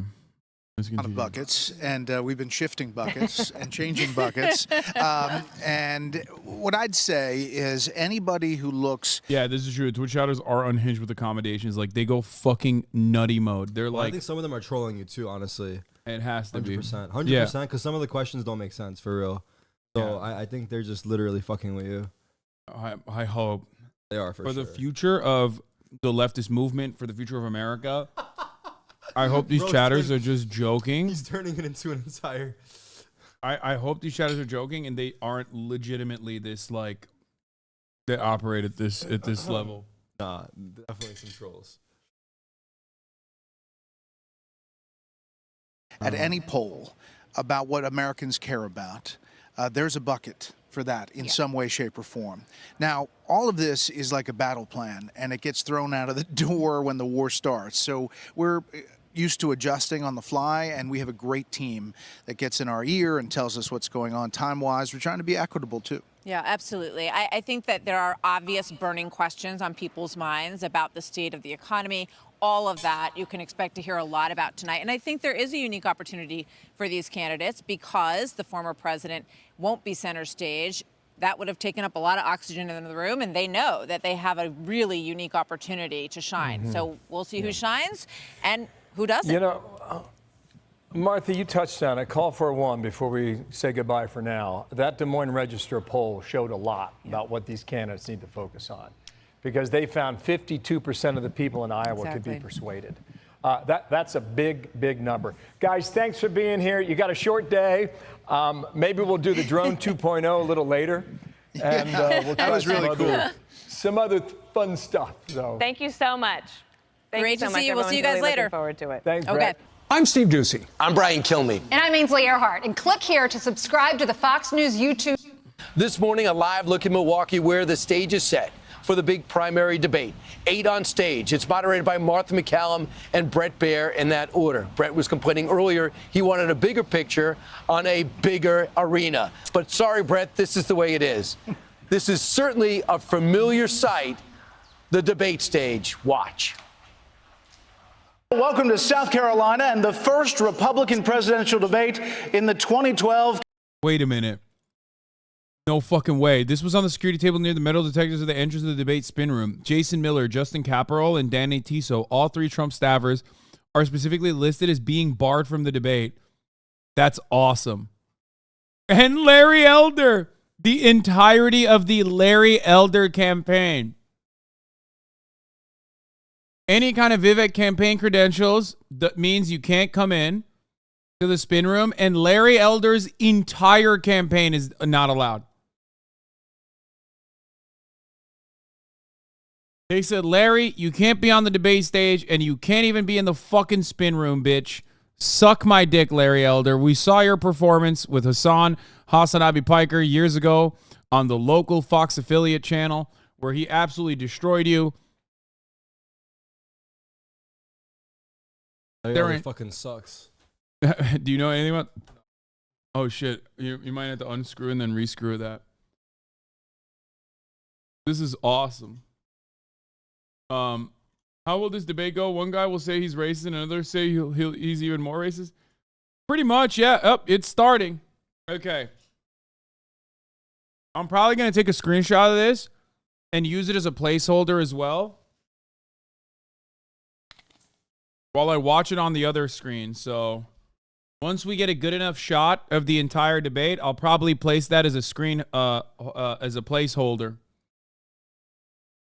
Convince Caroline not to stream it. Don't stream it. Don't fuck around. You will get banned. I have done this year after year. I've been here many, many times over. Don't fucking do it. Anyway, here.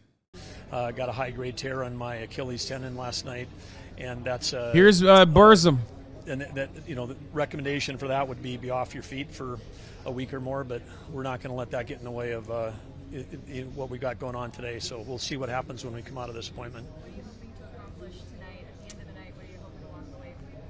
Well, I think the thing that we're on a mission to improve every American life, and if people can understand that we're, you know, here tonight to talk about issues that really matter to every American, you know, the economy, I mean, inflation, Biden's inflation choking every American family, energy policy, adding to that inflation. What is happening in the chat? Every time someone fills up with Oh my gas in God, this country, chat, they you're have to look breaking at the that bot. number and go, You're that breaking the number bot. could be a lot You're breaking lower the bot. if we had different energy policies. You're breaking the bot. And then, of course, national security. I was just down at the border.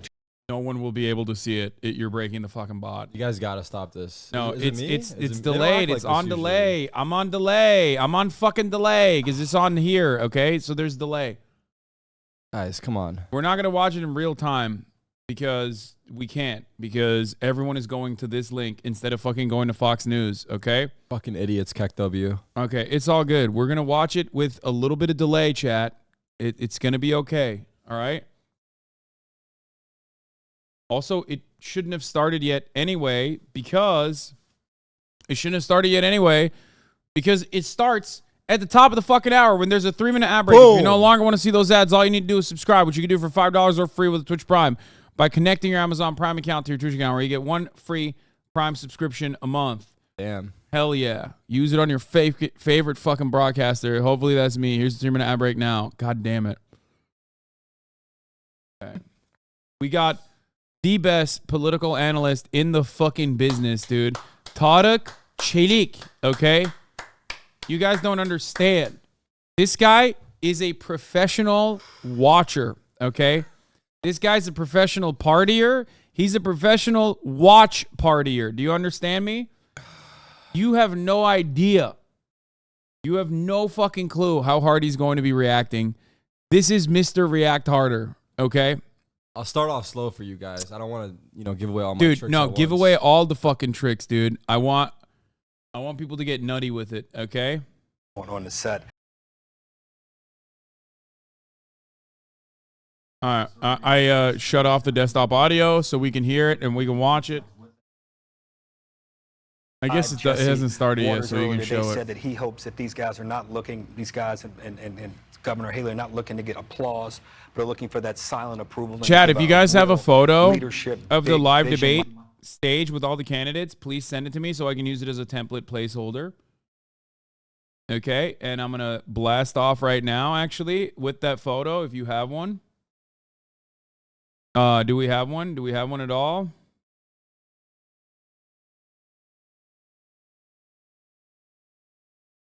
Getting crazy in here. No, just everyone is spamming debate. Everyone's spamming hashtag debate. Fuck it, break the bot. Then no one has a bot. Man, why does the RNC, DNC candidacy even matter? A class action lawsuit against the DNC determined that they can't choose it. Okay. Oh, this is great. Thank you. Okay. Thank you, 13 Elite Hacks. Thank you, Elite Hacks. What is username? 1337 Hacks.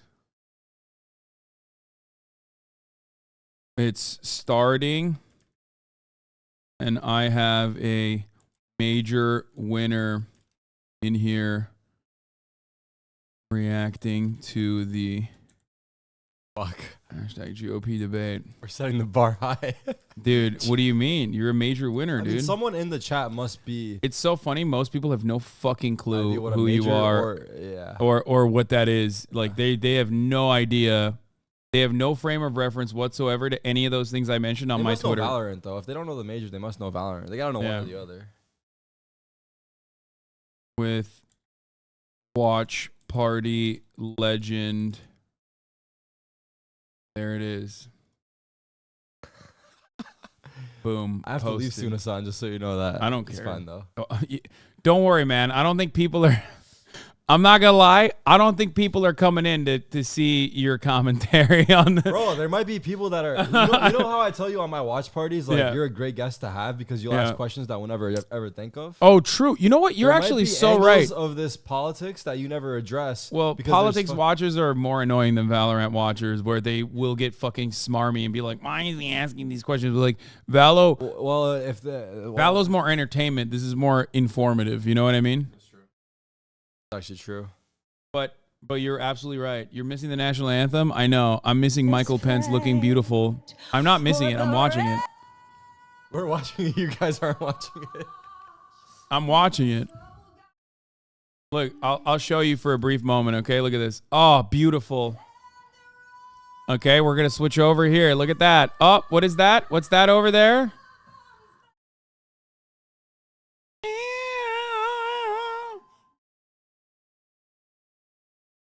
Damn, she's spitting. Why'd you not make a reaction? Damn, bro, react harder. Lil bro, what the fuck? Dude, come on. This is not... React like it's the VCTs, you know what I'm it's saying? audio only. I've never done react audio only. No, but why are you... Don't think about the final product. They're watching it on their other screen, so they...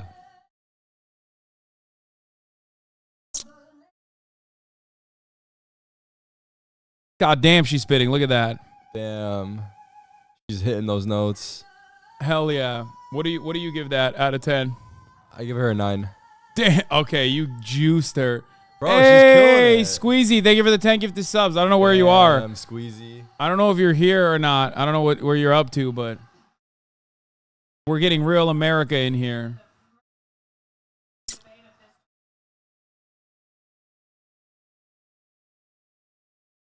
Bro, if you are a 24-month subscriber, you are literally not allowed. He's 100% troll. No, take a day off. Take a day off. Take a day off. Bro, a 2-year sub. No, he's been in for here. a little troll. No, he's taking a day off. I gave him a day off. I don't know if he might have been fucking serious. I'm giving him a day off. Oh, they're doing the drone shot again. Oh, poor guy.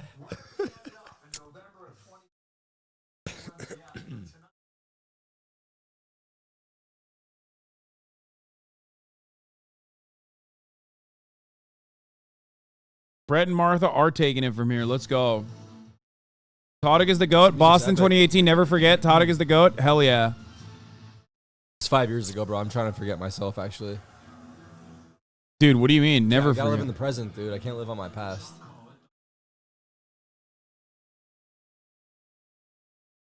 What the fuck is this ad, bro?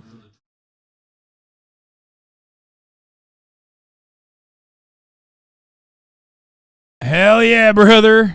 Icona. Here, I'll show it to you over here. We can watch it on that one. Wisconsin. It's the state known for its racist elections and election fraud. A state known for its voter fraud. That Donald Trump won the election, but they didn't give it to him.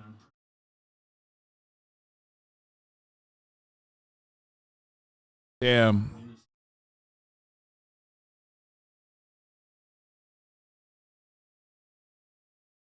Is somebody get it? Yeah, yeah. Oh shit. Bro, every time I lock Lucas out of the house, every time I lock Squeezy out of the house, he just gifts me 10 gifted subs. Kaya! Kaya!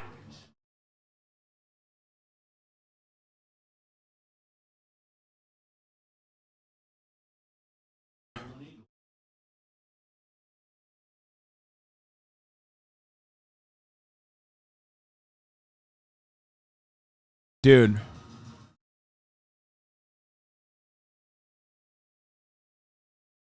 We should be in here. Like, we should be in one of the blocks. Imagine Photoshop us in onto their heads. Damn.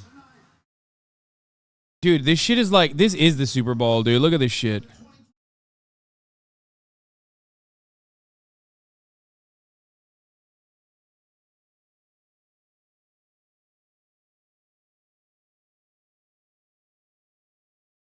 What is this? Chatters that complain that you pause too much now know the power they can wield. Shaking my head. Yeah, I can't pause at all. It sucks.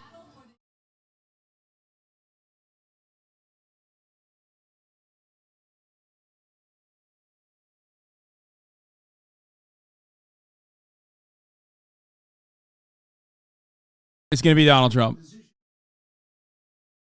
It don't even matter.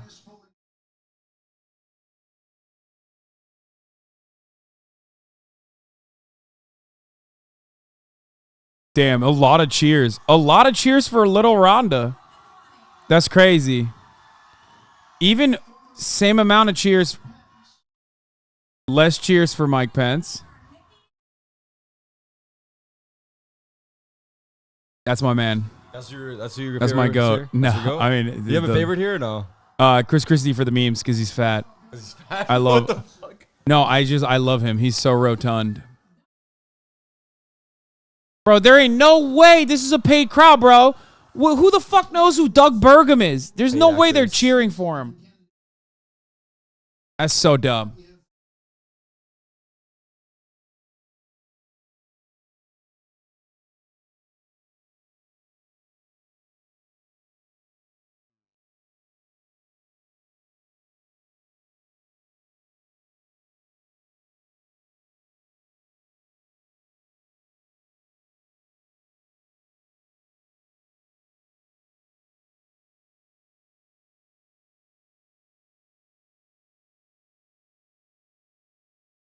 Chatters are so funny. They're like, put your cam larger, please. Like, we want to see your face. Shut the fuck up. Shut the fuck up. Shut the fuck up. They're booing him. They're booing Brandon.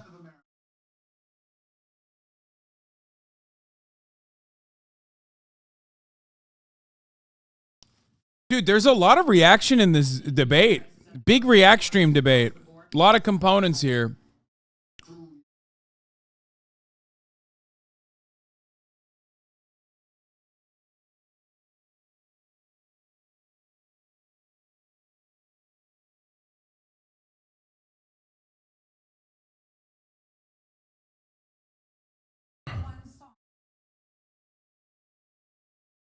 What? Ew, that's not a... Oh, God, that's such a gross way to start. Oh, fuck. Oliver Anthony. Ain't no fucking way, dog.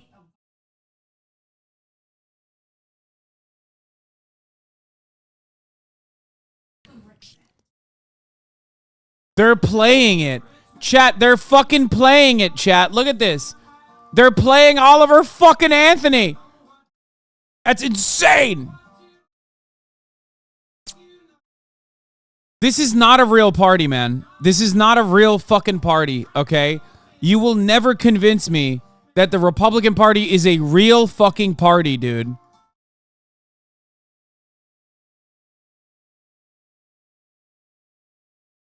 That's the question.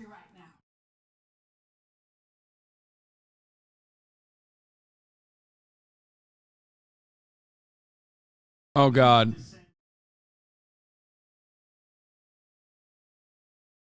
Oh, God. What the fuck? Back to his basement?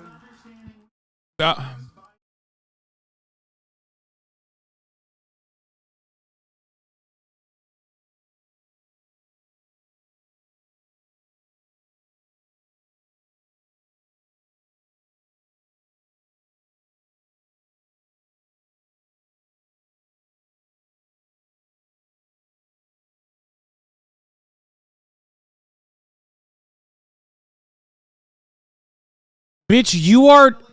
The fuck do you mean? You're a politician. You're the guy. You're all the guys. You're the rich men. This motherfucker went to Harvard and Yale, bro.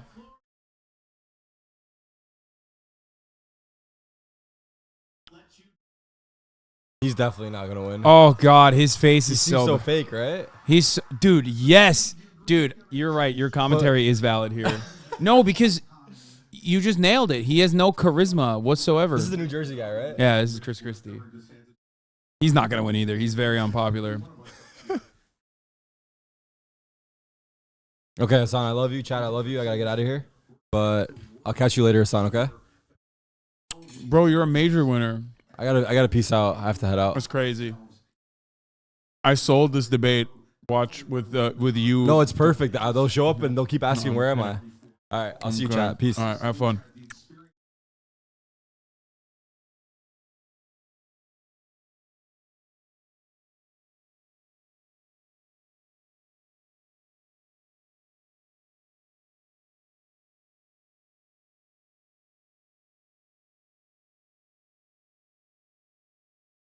He ain't getting claps after this, I don't think.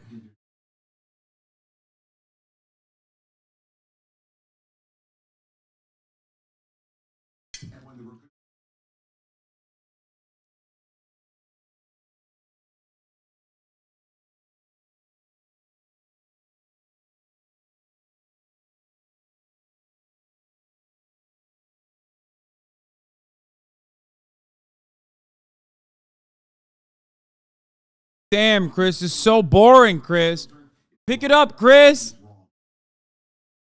Fucking meatball ass motherfucker. This is not content. Thanks for having Todic. The memes will be...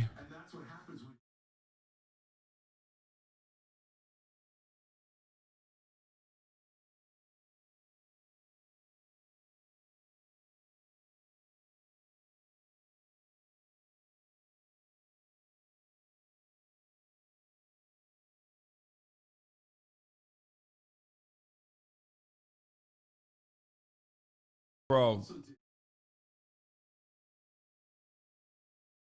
Nobody cares about debt. Ain't nobody cares about debt, and they certainly don't care about it from the perspective of New Jersey's debt. Wow, I'm running to balance the budget. Like, oh yeah, you'll definitely get the votes, dog. Surely.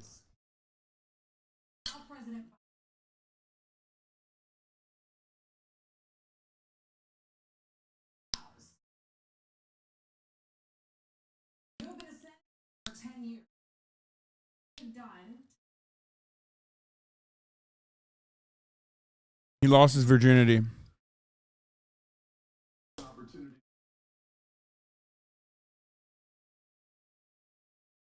Bro, the Richmond of Richmond was a better question. I'm not gonna lie.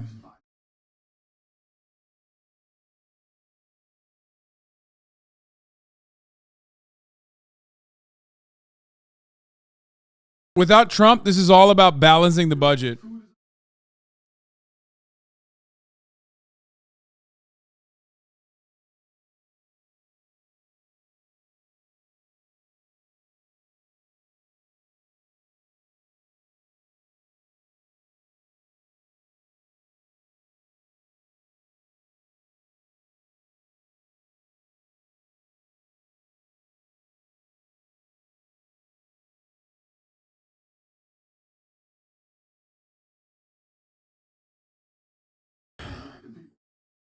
In all of my many years of watching Trump, I have, in maybe a handful of times, heard him talk about balancing the budget, if at all.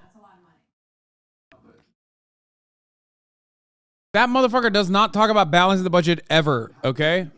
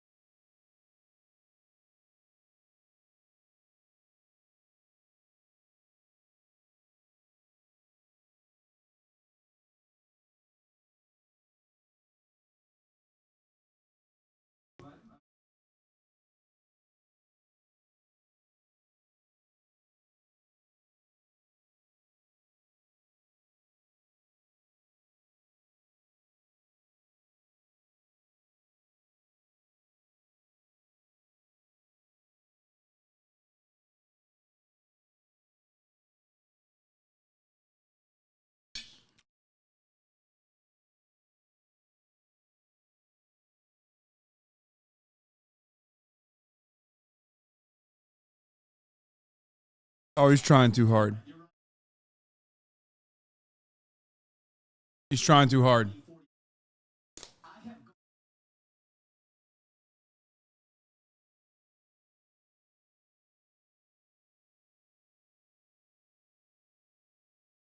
Following our faith in God. Which God? They're going to ask which God?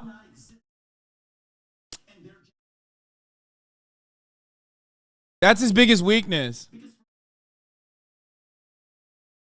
He says he's like a single God Hindu.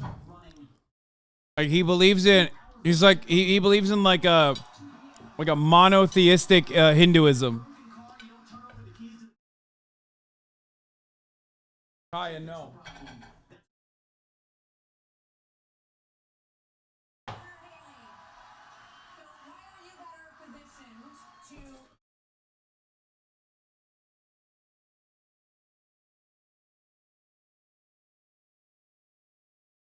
Only in America, baby. I'm not a politician. I'm a business owner, which means I'm somehow good at doing politics.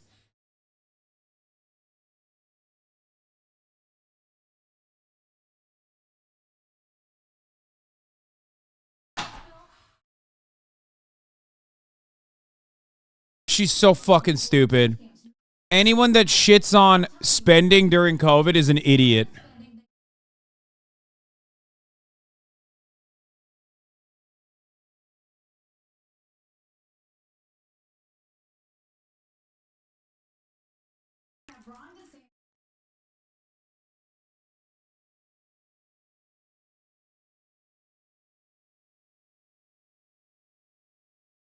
That's so dumb. This is so dumb.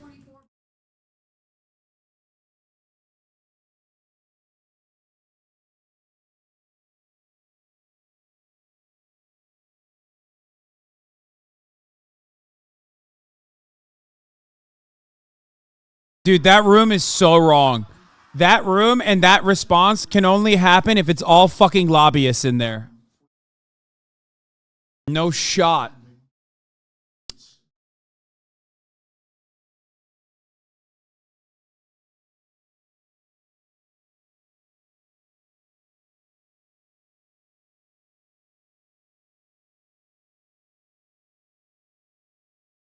Oh, now Mike Pence has to address Donald Trump's crimes of spending. That's funny.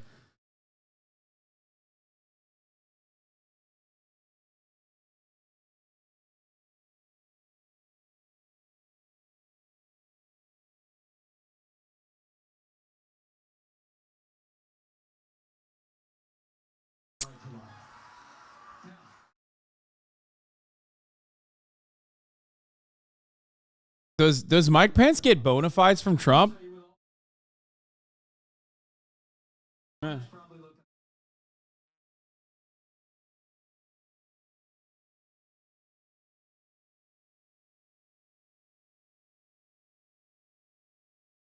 Bro, the fact that he's getting fucking cheers shows you the makeup of the room.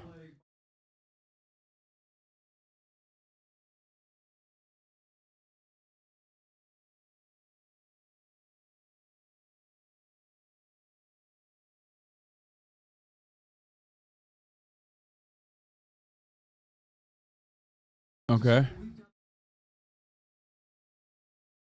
I'll ask him.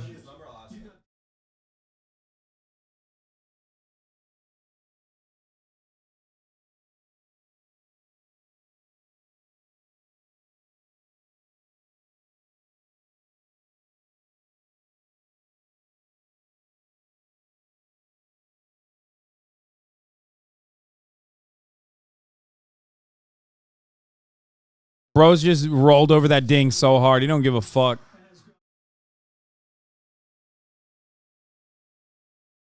He don't give a fuck about no ding. He's like, nope, don't matter to me.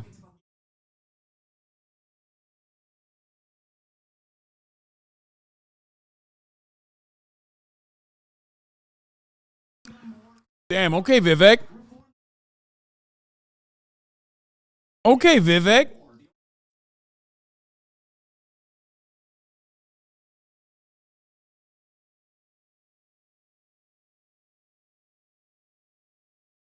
Dude, every lobbyist is creaming their pants right now. He says he's going to abolish the federal government. He's eliminating every regulation. Love that.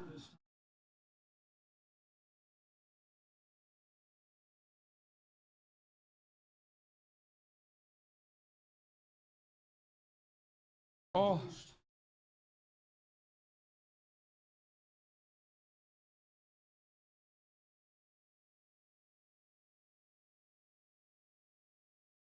Yeah, we know you're not cool, Michael.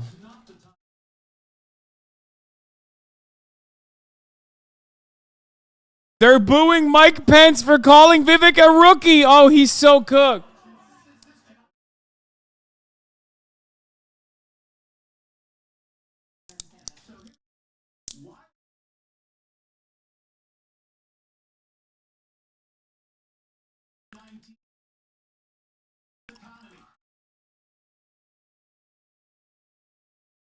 Playing the hits.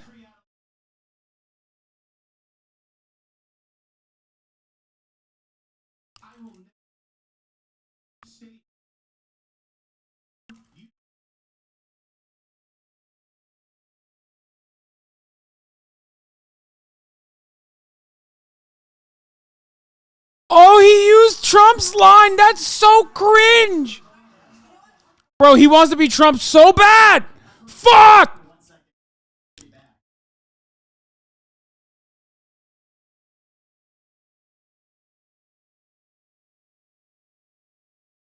They like Vivek. I told you, they like Vivek.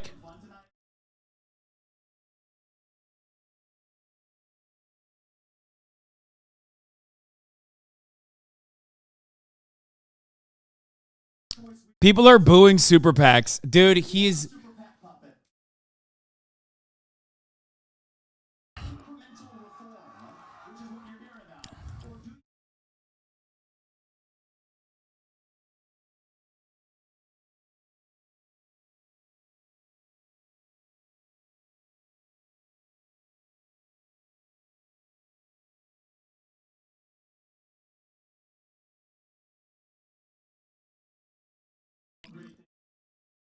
Fucking loser, dude.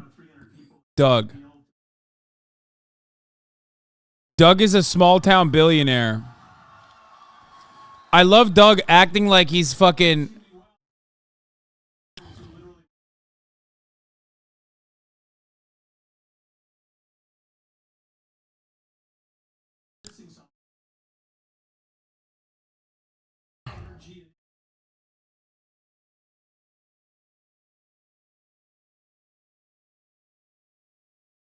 He's in our state. He's on state mode.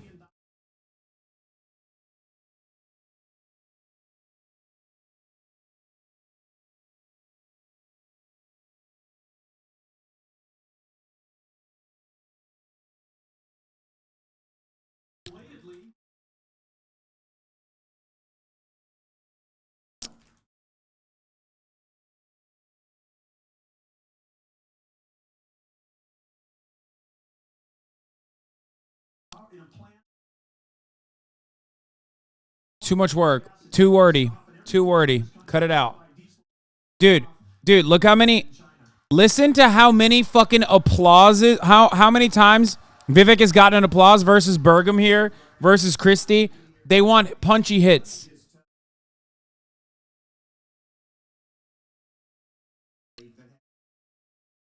This guy's such a loser. Azog just looks like a fucking ghoul.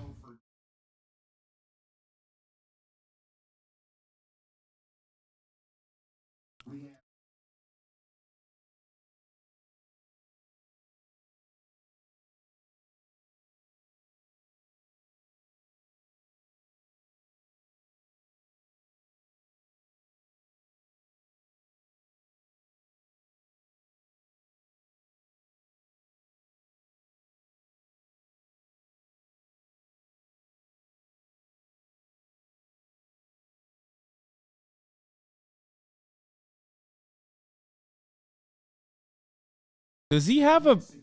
There ain't no way he has a pin that has the flag of Israel and the flag of America on it, right?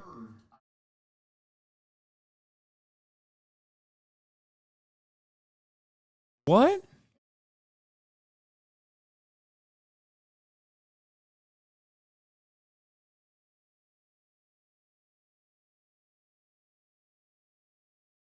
Bro, what the fuck does Arkansas have to do with Israel, man?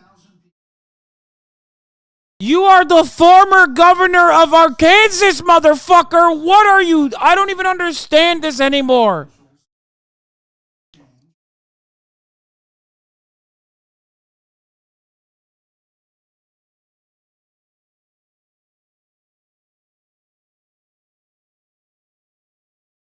How fake do you think climate change is? Question. How fake do we think climate change actually is? How much of a Chinese conspiracy is it?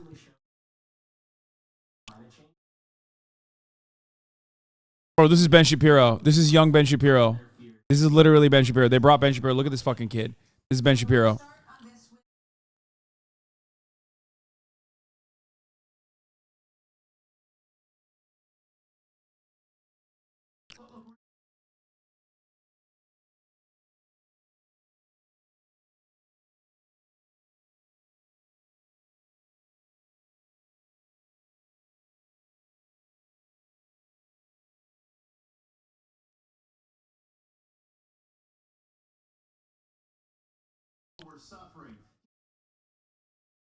What?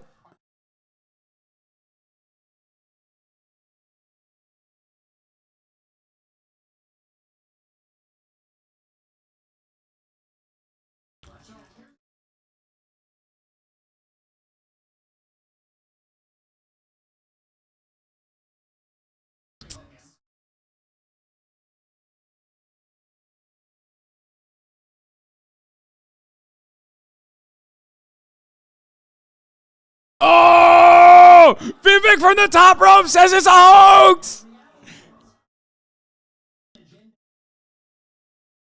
Let's go!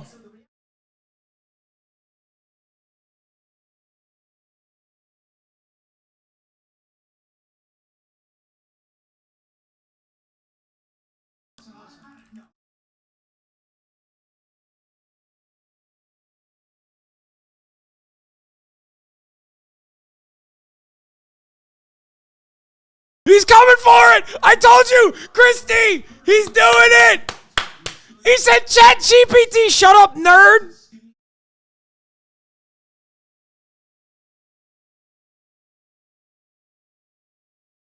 Oh!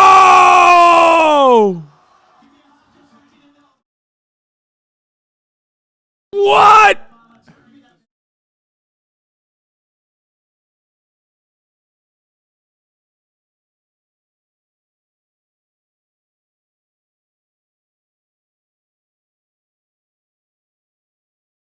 Who are you running for, Nikki Haley? Margaret Thatcher? What are you doing? This crowd is going crazy for Margaret Thatcher? I'm gonna fucking die.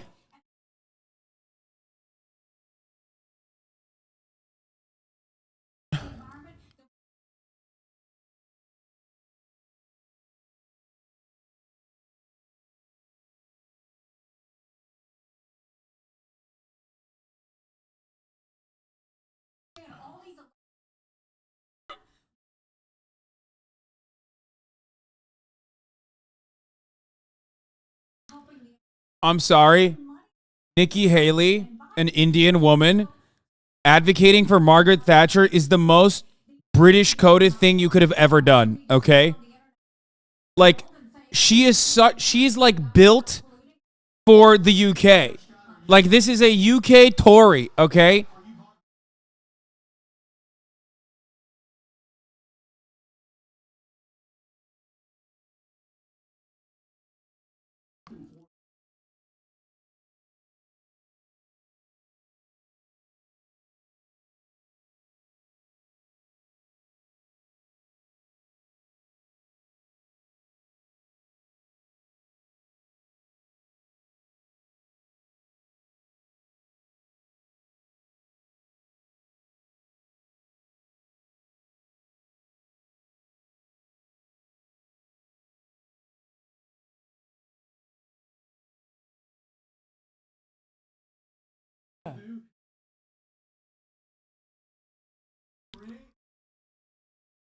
What does this have to do with climate change?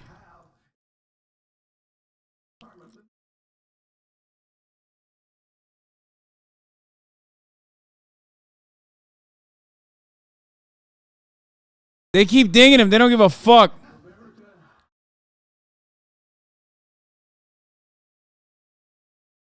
Too woke. Bro, what is this? The fucking Bill Gates debate? This is like Kyrgyzstan. Blame the third world for carbon emissions. America's doing enough. You guys sound like Democratic pussies, man. What the fuck? They're like literally saying climate change is real, but it's actually the fault. Okay. Okay, let me give you guys some fucking highlights here, okay? One, Vivek came across really fucking strong, okay? Look at this goddamn crowd. Vivek came across really strong.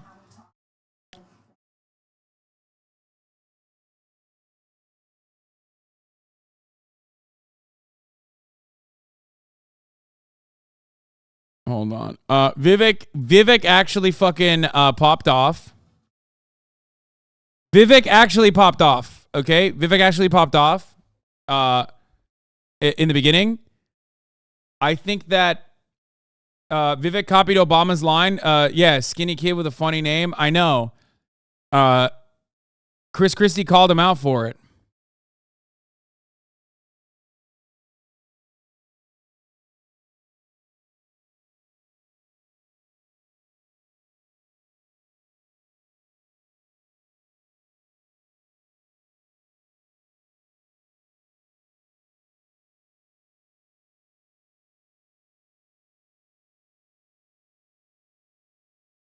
Fox News audience to pick up. So I told you guys that Chris Christie was going to have some daggers. Now, will those daggers actually work? Will the Republican Party actually respond positively to that? Probably not. This is why I wanted Chris Christie to appear alongside Donald Trump as well. So Vivek had a lot of good moments. Doug Burgum is basically dead in the fucking water. Okay. Same with Tim Ryan. Oh my Lord. He is so fucking... Tim Ryan is his name? I'm like forgetting. The Virgin. Okay. The Virgin. What is really interesting for me so far are not Tim Ryan, fucking Tim Scott. Oh my God. That's how not memorable Tim Scott is that I forgot his name and I thought Tim Ryan, the Ohio Democrat. Okay. So Doug is cooked, dead in the water. Ron DeSantis is not getting enough good moments, but they're also not really attacking him at all, but he's so uncharismatic. Asa Hutchinson is a fucking ghoul who, for some reason, and I don't understand this at all, I mean, I'm sure there's a reason for it, I think is wearing an Israeli flag alongside of an American flag pin. Don't know what that was. Like, there's always a reason for why these guys make these decisions. Genuinely confused as to why he made that decision specifically, especially as the former governor of Arkansas. Michael Pence, again, has to basically ride the wave of, like, the Donald Trump support as, like, he was his VP, you know what I mean? But I don't know how far that will take him because, again, he doesn't have the personality to push forward with that. Nikki Haley is on a different planet right now. I do not know what she is trying to tailor her message around. I do not know who she's speaking to. I don't know what the fuck she's doing. Margaret Thatcher quotes. But I guess both her and Tim Scott did the whole climate change is kind of real, but they didn't actually openly state it. But they said, like, and if carbon pollution is bad, then China's doing worse on it, which I think is really funny. Don't know who this is for. Who, like, what is happening here? Vivek is the only one who said, I'll say it because I'm not backed by the lobbyists, which is ironic because he is a super PAC candidate himself. But straight up was like, climate change is a hoax. The policies that they're pushing for is ridiculous. Got a big fucking applause for that. He also said he's going to abolish the federal government pretty much, and he's going to eviscerate regulations, which, once again, that room is full of lobbyists, so they love that shit. But, you know, I guess the average Republican loves that shit too because they've been conditioned into believing that deregulation is actually a good thing. Yeah. It's insane. The Republican Party is fucking completely bananas. I love that even in their more like tempered moments where they're not Trump and they're actually supposed to be the reasonable Republicans in the room, they're still behaving in psychotic ways. All right, debate is back. Coming up, let's hear what they have to say. Oh, abortion. Let's see.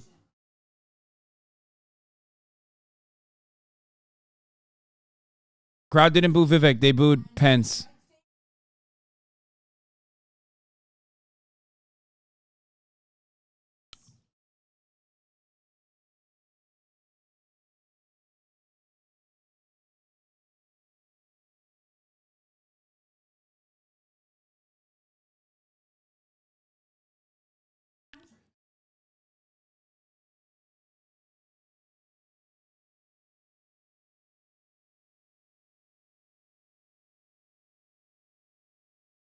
What?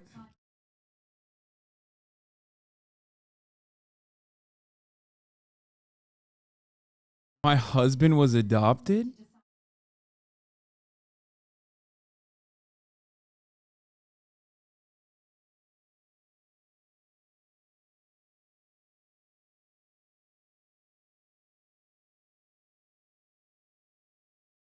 She doesn't have a moral issue with it? We just don't have 60 votes for it? Oh, no one wants that. That's loser shit.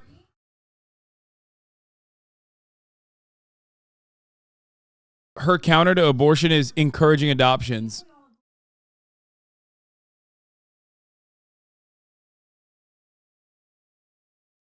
Again, that's a Democratic line.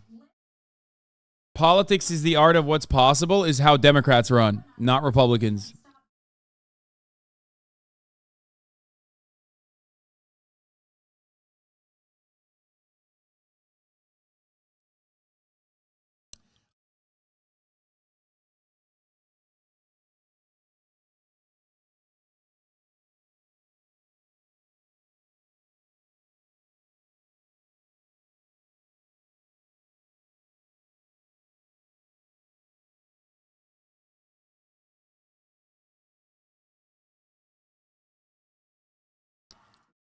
Ugh.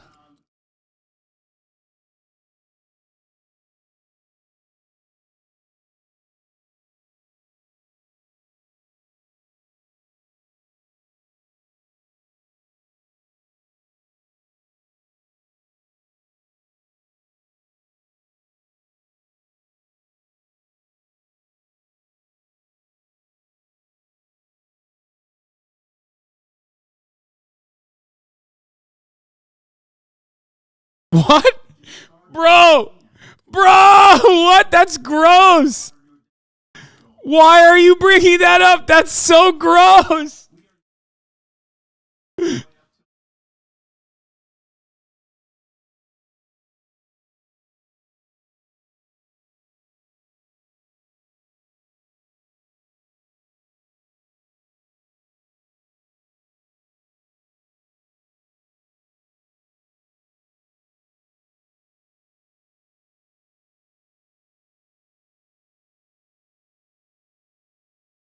Baby in a pan?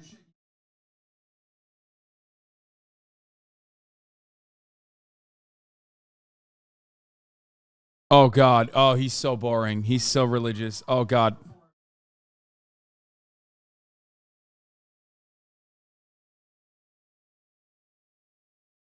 Boo.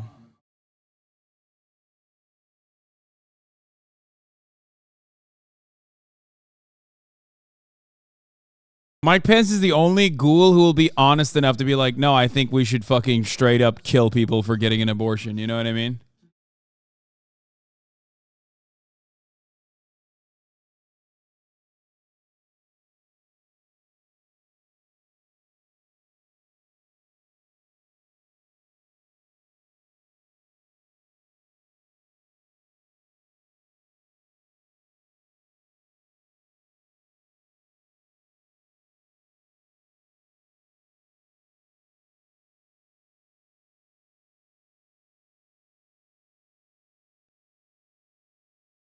That's crazy.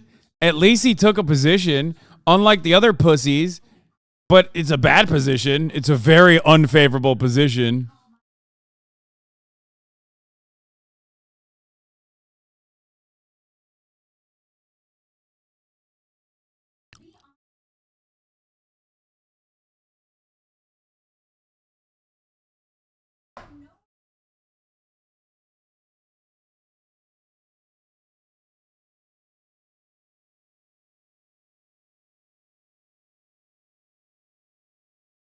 Nikki Haley is right, but she's such a coward in the way that she's arguing for it. Nikki's right. It's a losing issue. She should just come out and be like, it's a losing issue for the Republicans, you fucking idiot. How are you so stupid? Mike Pence is so blinded by his fucking zealotry, he can't comprehend a world.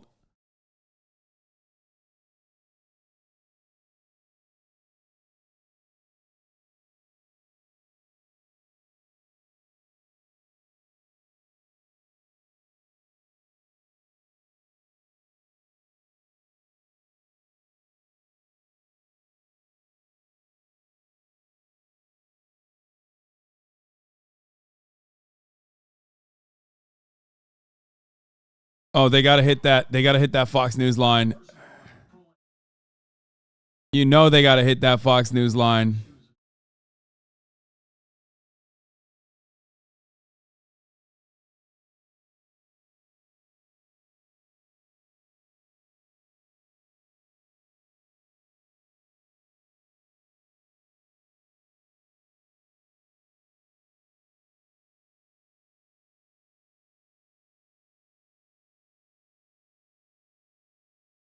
I can't believe he pulled out a prop. Respect.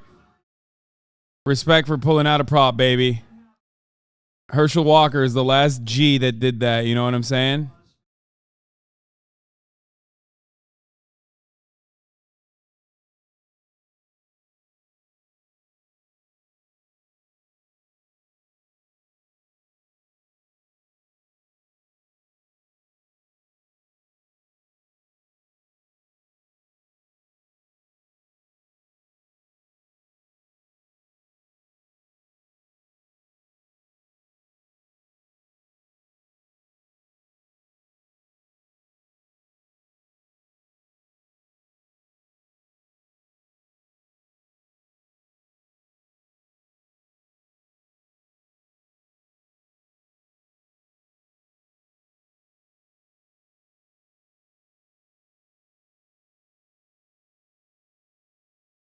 Dude, Asa Hutchinson looks like an actual ghoul. It's crazy. Like, look at this. Actual ghoul.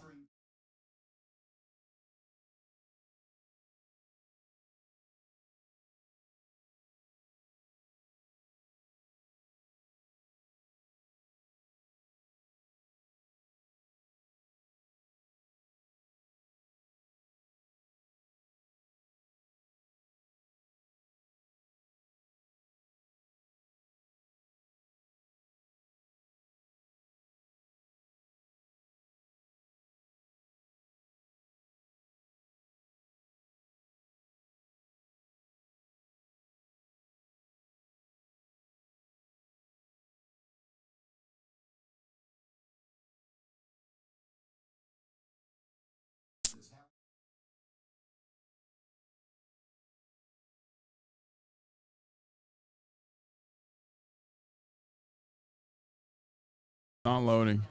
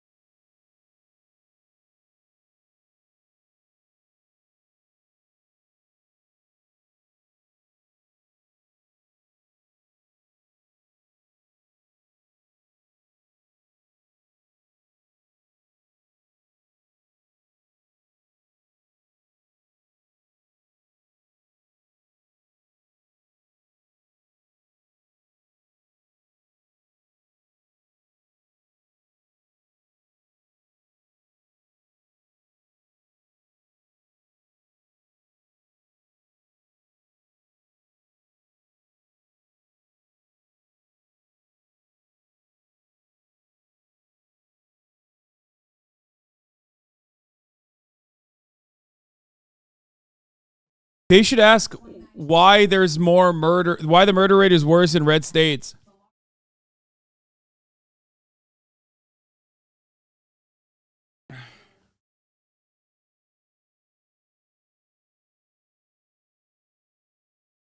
They should ask the question why the murder rate is so much worse in red states than blue ones.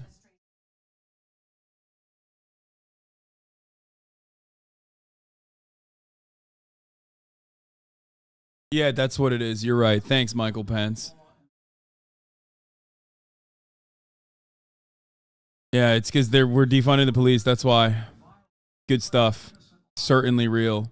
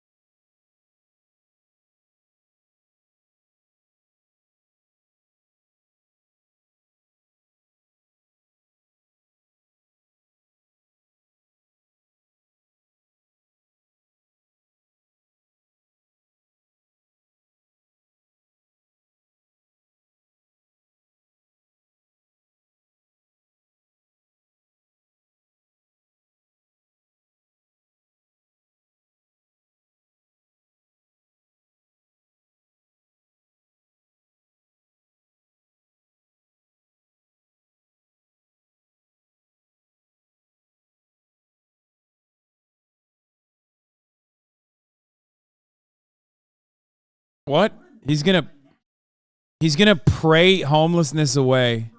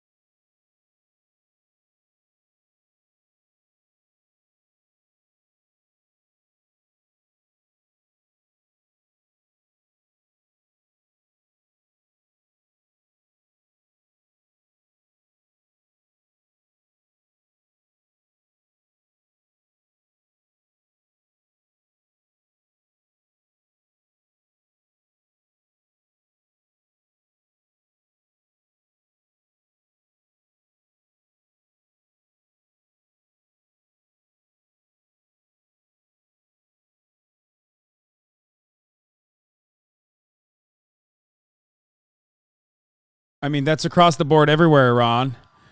Crime is low everywhere in a 50-year low.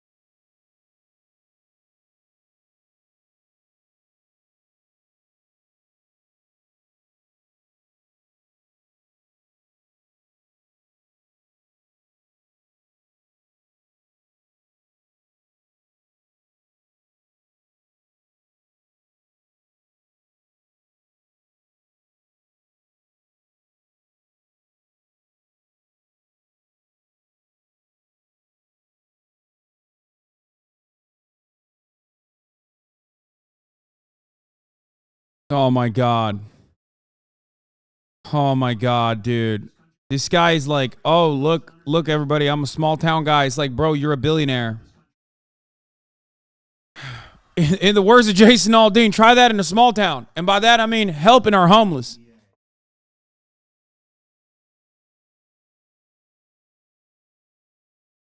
I can't stand Asa Hutchins. I can't look at him. I can't stand looking at him, bro. He is so gross looking.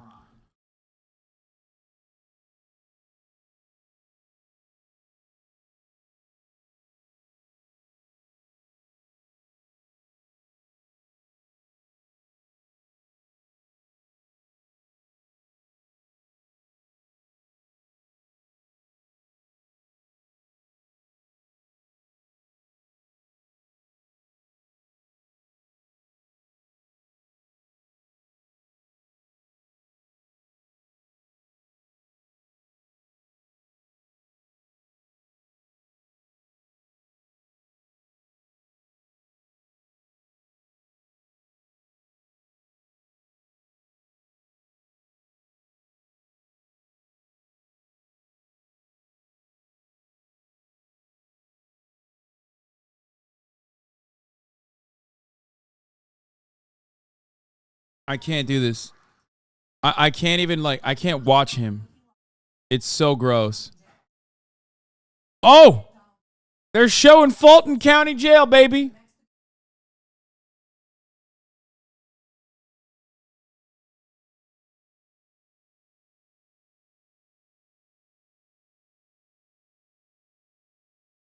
Okay, it's already died down in momentum for me, at least. Like, in the beginning they popped off. They started off aggro. Asa Hutchinson has a straight demonic presence. I can't fucking look at his face. I don't know what it is. It's like very gross. It's very scary. It's Asa Hutchinson's high school yearbook photo.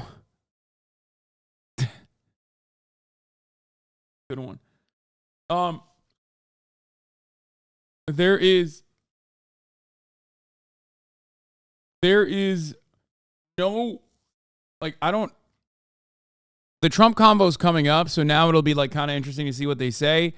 Their answer to the abortion thing was so bad overall. Michael Pence is completely out of his mind, okay? Insane.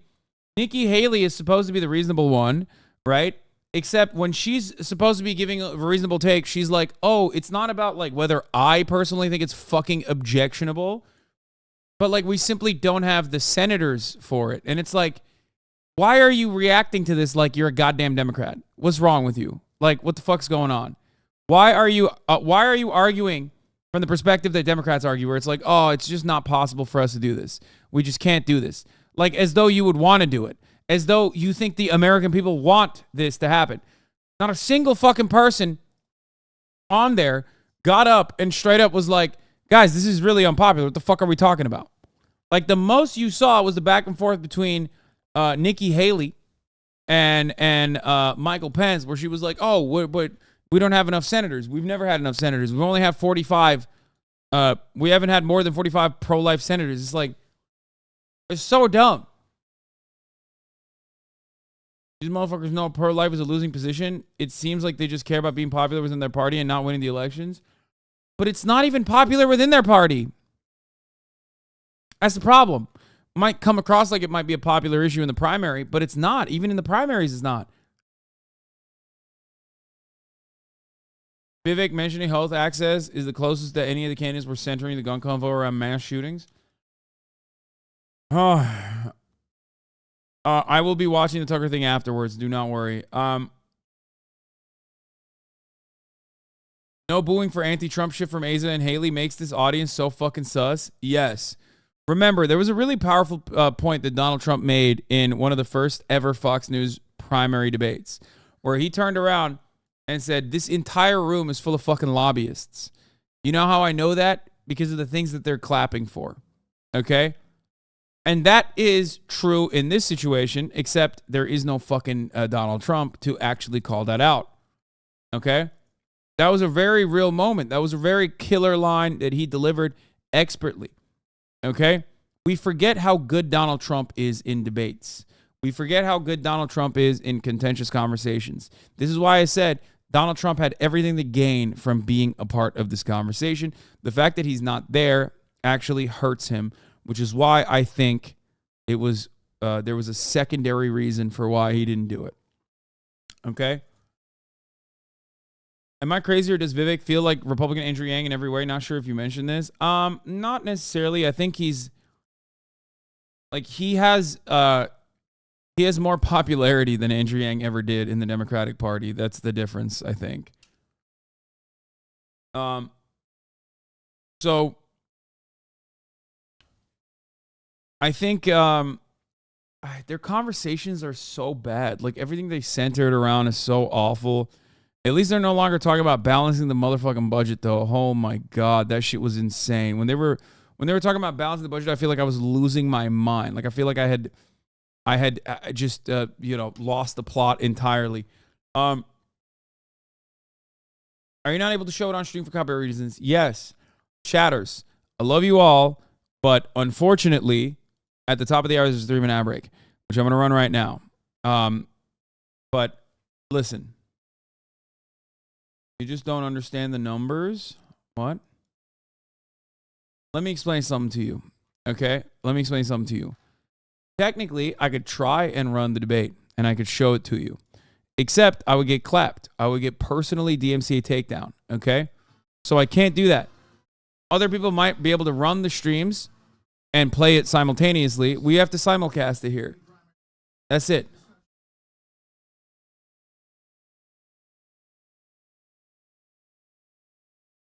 China, Ukraine, immigration, education. Okay. Damn. Donald Trump is the elephant not in the room? Okay.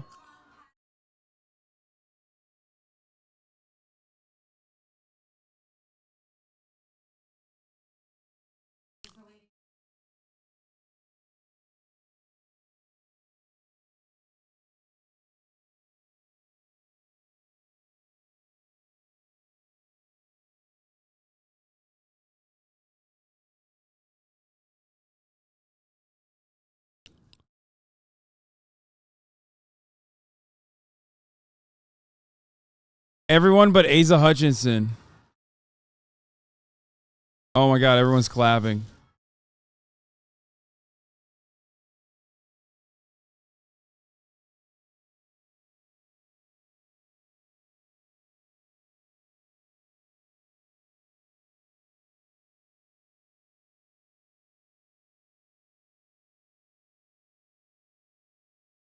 Oh, they're booing him. They're booing him.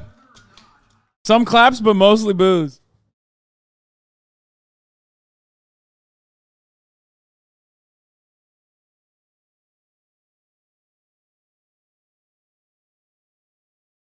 Ooh. He won it back.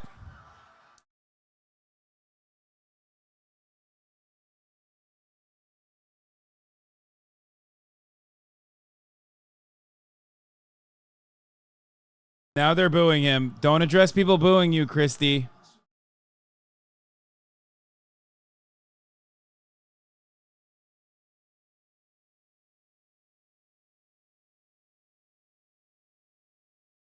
Vivek coming in, greasing.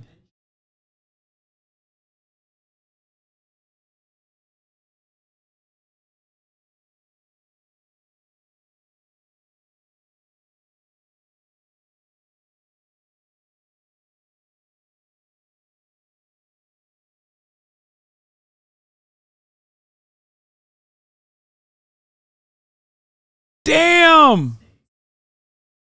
Cooking.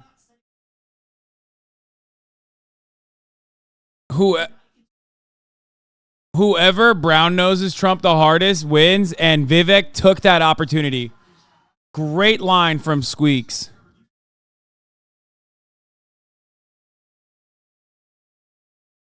They're booing him. They're booing him. They're drowning out him with boos.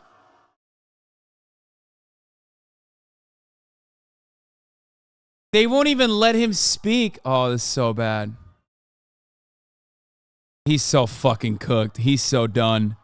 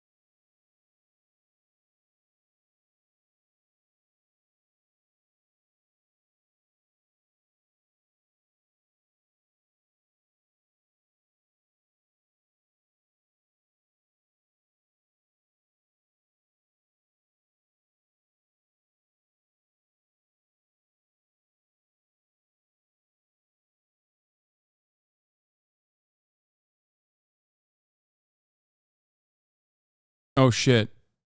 Uh-oh. It effed. No.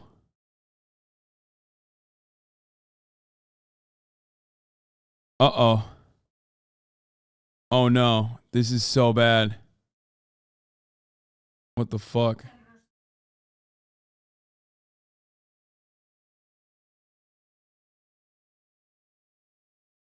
It's back. It's back. It's back.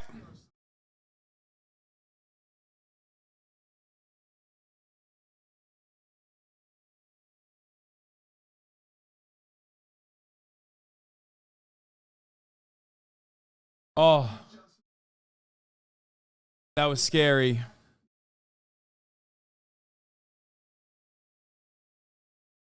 It's back.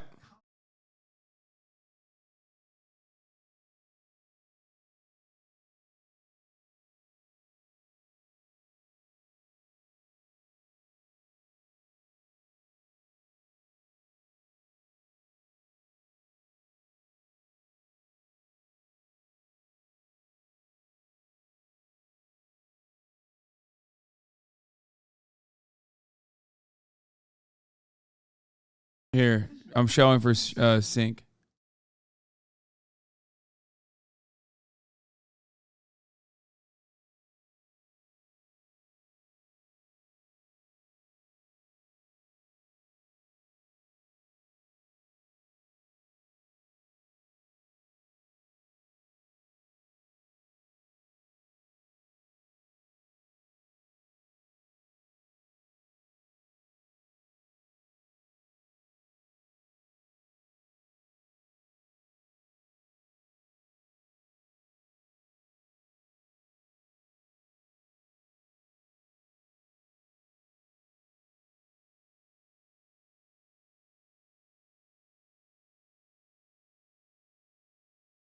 Oh, he loves saying that line.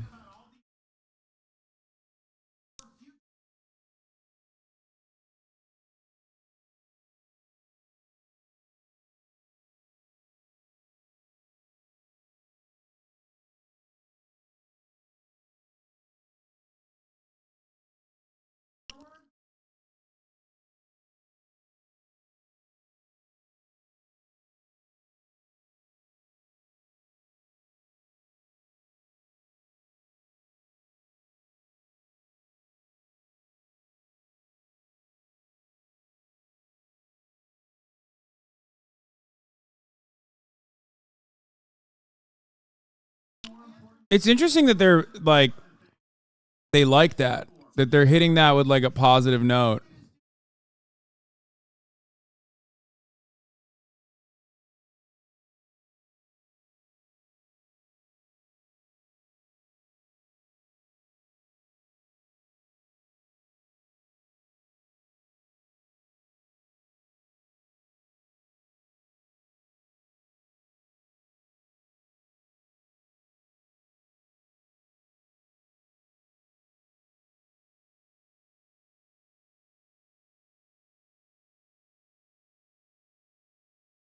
Yeah, of course he didn't. This is his whole shtick. He's anti-Trump.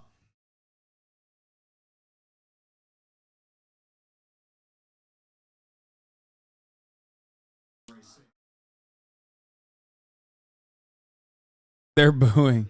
Nobody understands the importance of that. Not in this room, baby. This is a cult. This is a cult. This is a fucking cult through and motherfucking through.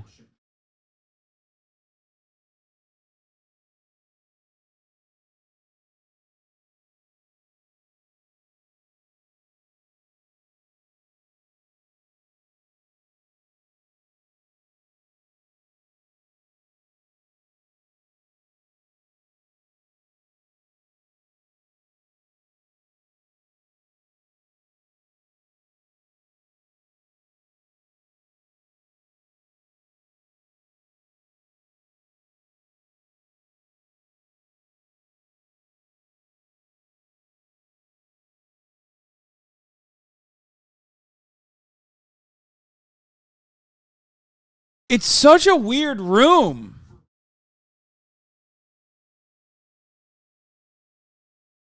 It feels like they're talking to a boulder.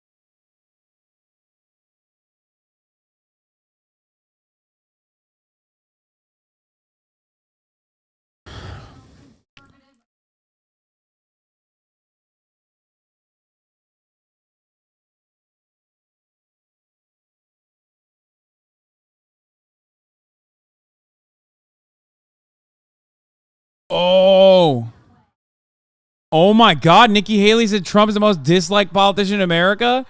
There's a hell of people clapping. What's going on? This is the most, I'm sorry, this is the most bipolar fucking room I've ever seen.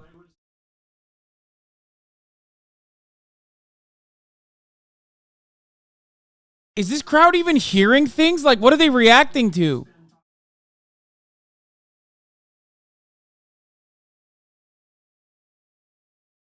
On the one hand, they're like clapping for Mike Pence. Then they're also booing Chris Christie.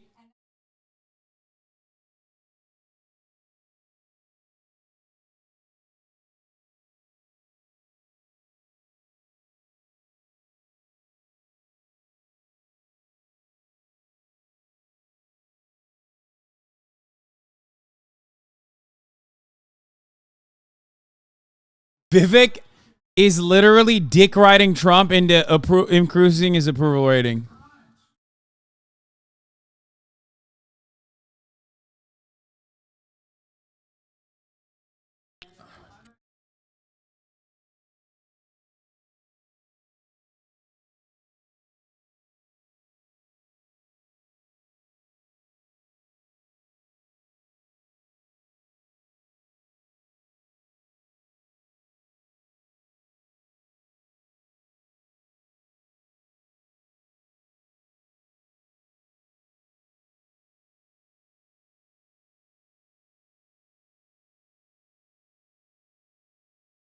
Boo, shut up.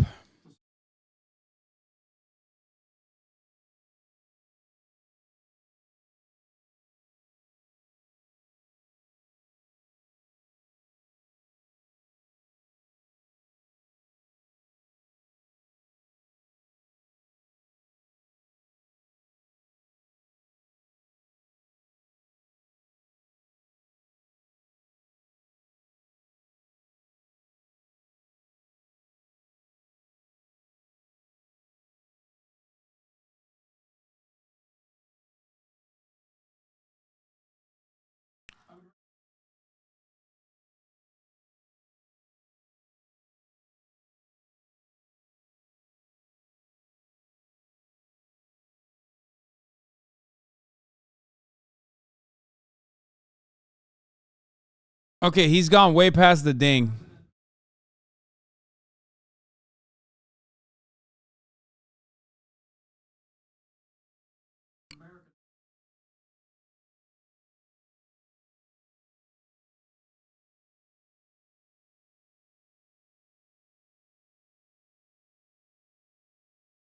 Boo! They're like, fuck the Constitution, shut the fuck up. They're like, shut the fuck up, Pence. Boo! Fuck the Constitution, we love Trump.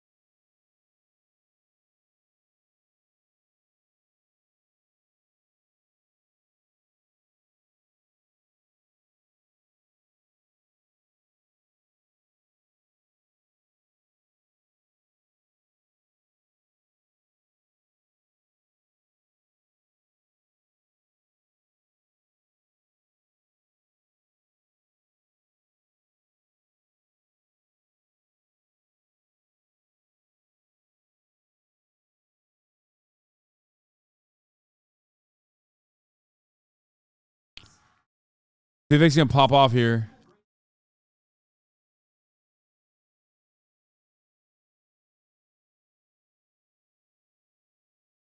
Dude, Vivek is bodying. I don't know if he's like bodying for us.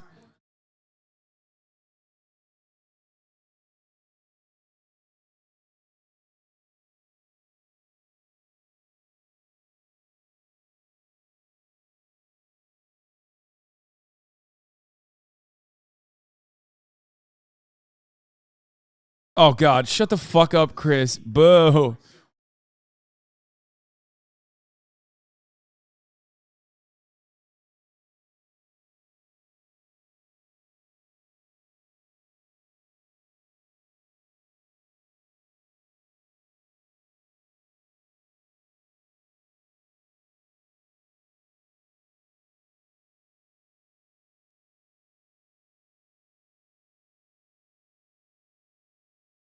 Bro, the Republican primary, like the Republican primary voters do not give a fuck about this. I'm not even kidding. At least Vivek is like unique in his mania. You know what I mean? At least he's like entertaining from that perspective.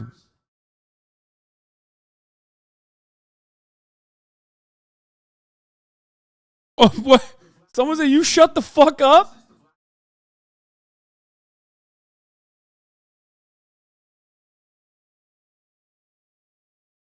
Chris is done. Chris is done.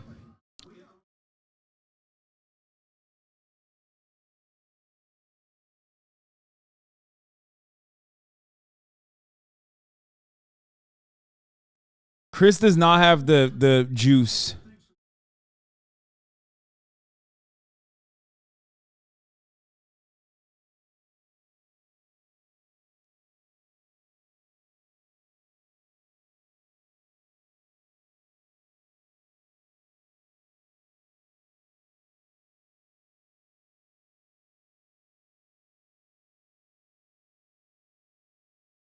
Mike Pence. Mike Pence pulling a Oliver North.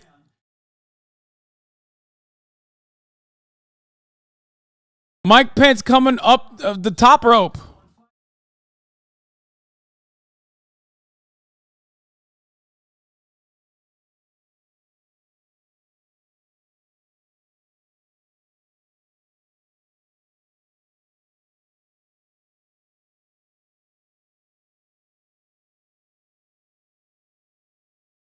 Oh, dude, if he says it's China, it's a good line. It's a bar.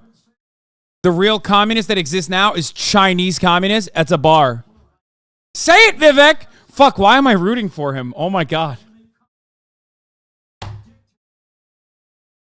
I'm just in it for the mania, for the chaos.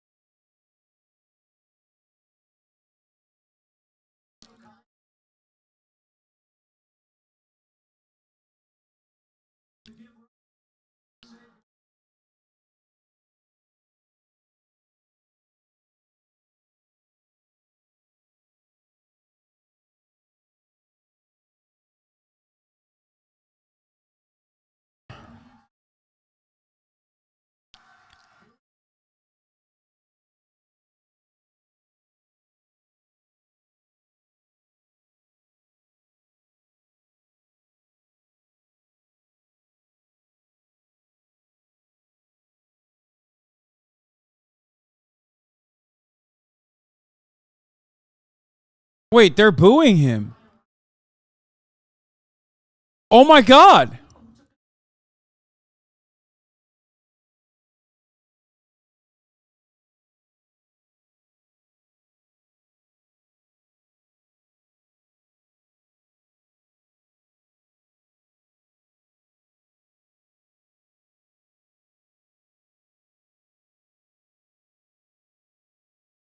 Dude, what is happening with this audience? They're not. Are they not? Is this like fake? Are they playing fake sounds or something? What's happening? It makes no sense.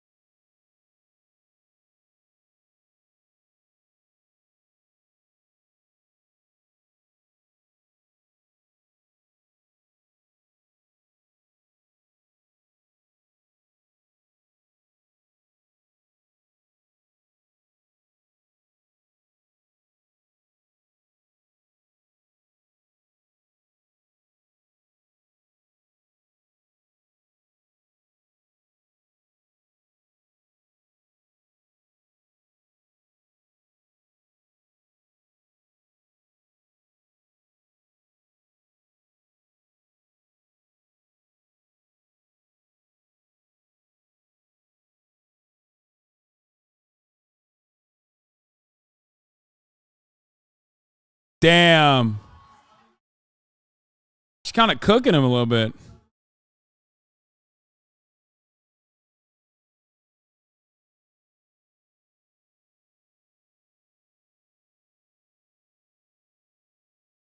Oh, he's getting drowned out. Someone said...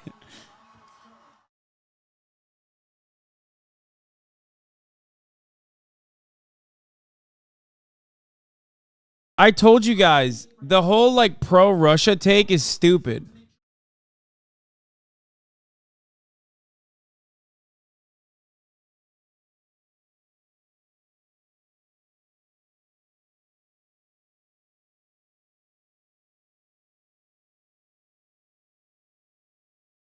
Dog, if America is running Israel-style policies, Vivek is deported. Like, what's he talking about?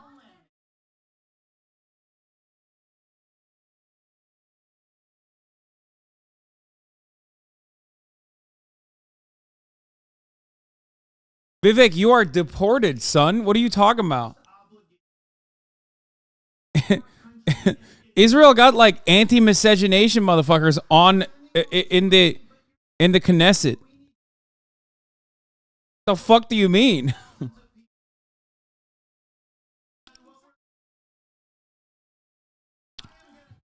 I love when Republicans are just like, we're pro apartheid state, like regardless. Like we love that. That's our favorite. They're like, we just ride for genocide. Doesn't matter who's doing it. We just like it.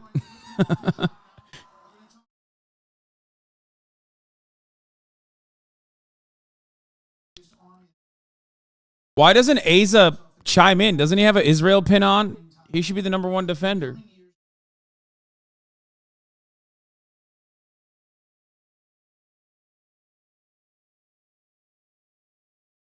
Bro, Ron is getting no time, by the way. Have you guys noticed that? Little Rhonda is so timid.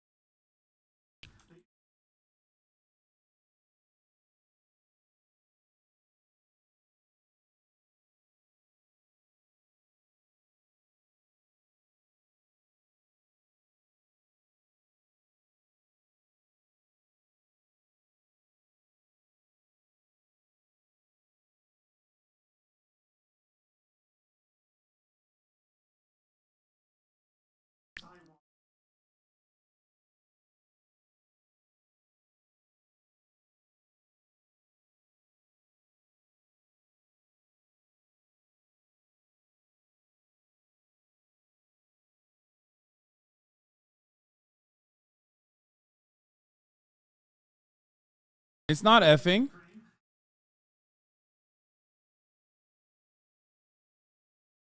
Not effing for me.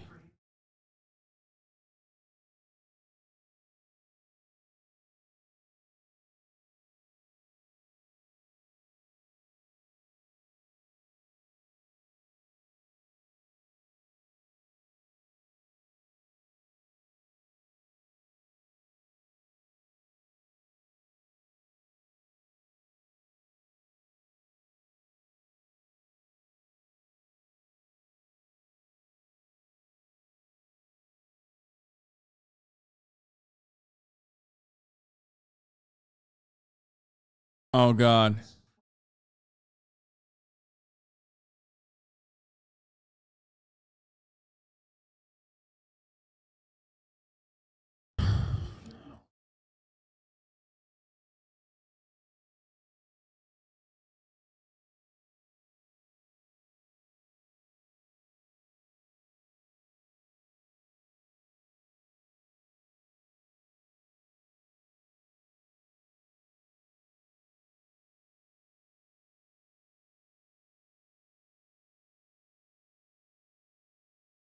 I love that they were talking about irresponsible spending, and now they're like, we should spend $10 billion on the wall.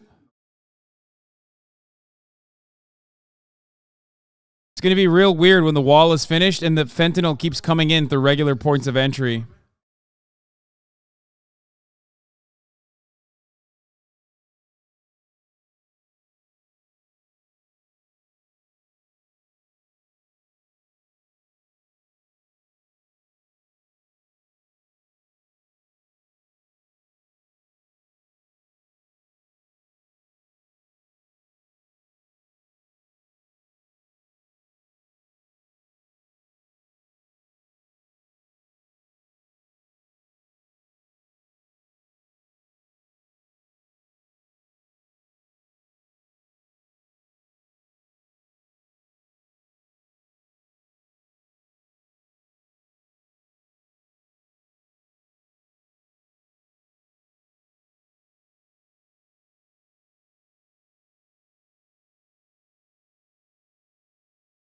This is the most assertive Mike Pence has ever been in his life.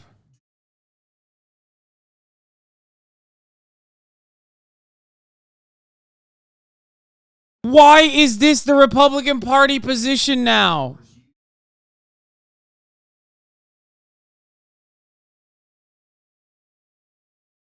Jesus Christ.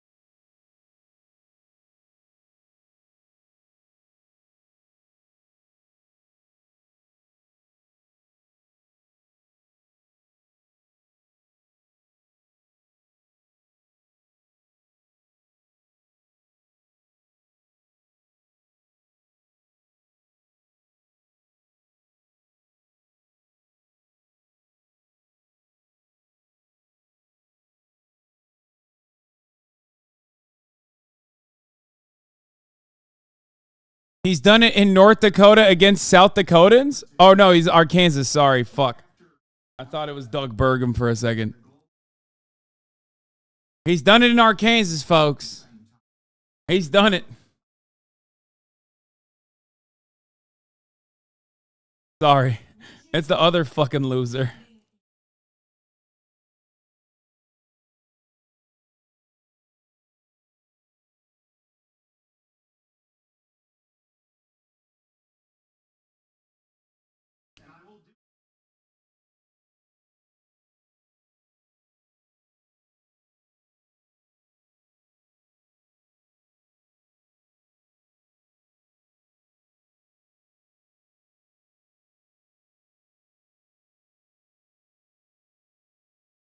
Dude, they're just gonna put auto turrets on the border.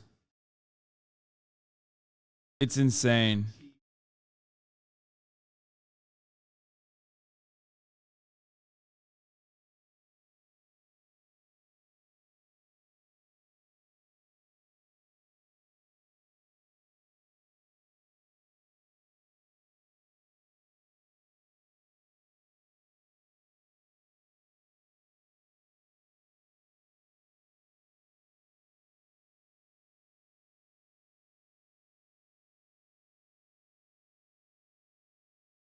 The way he said it, bro, the way he said it, I'm not, it's fucked up, but like,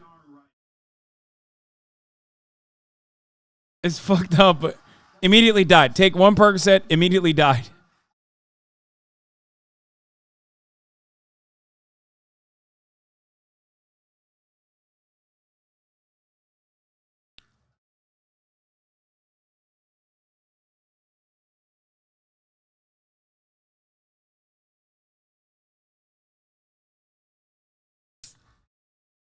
Yeah, see, that's Trump. He's going to take credit, like, doesn't matter if it's true or not. He's taking credit for what people assume.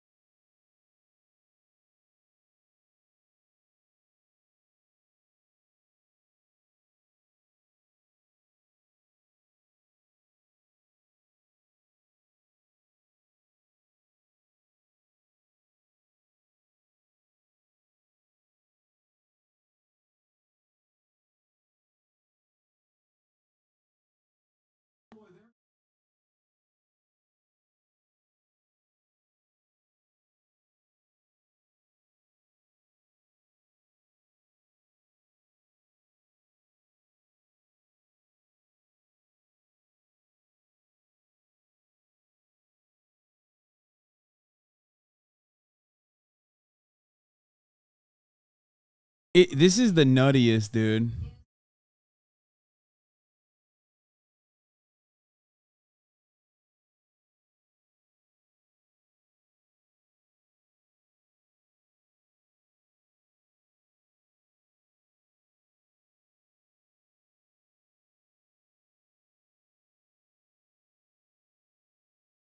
Chris Christie is so done.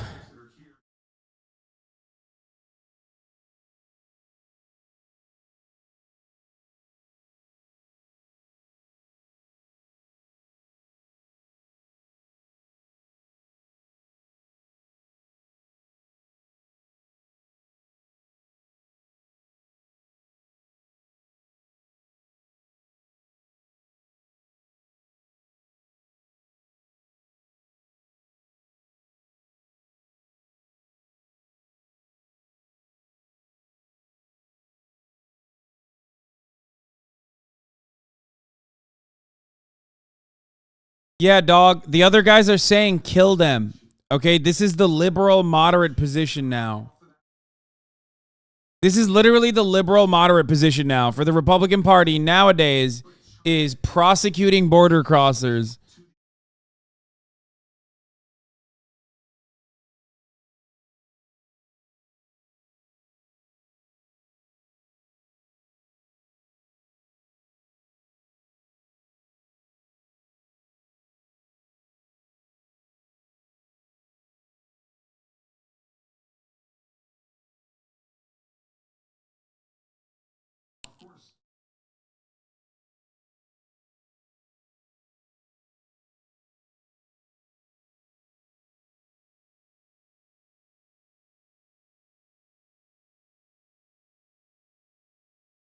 Yeah, I wonder why there's a crisis in American education, you fucking idiots. Yeah, perhaps it has something to do with the fact that the very same demons on stage have been defunding it so aggressively.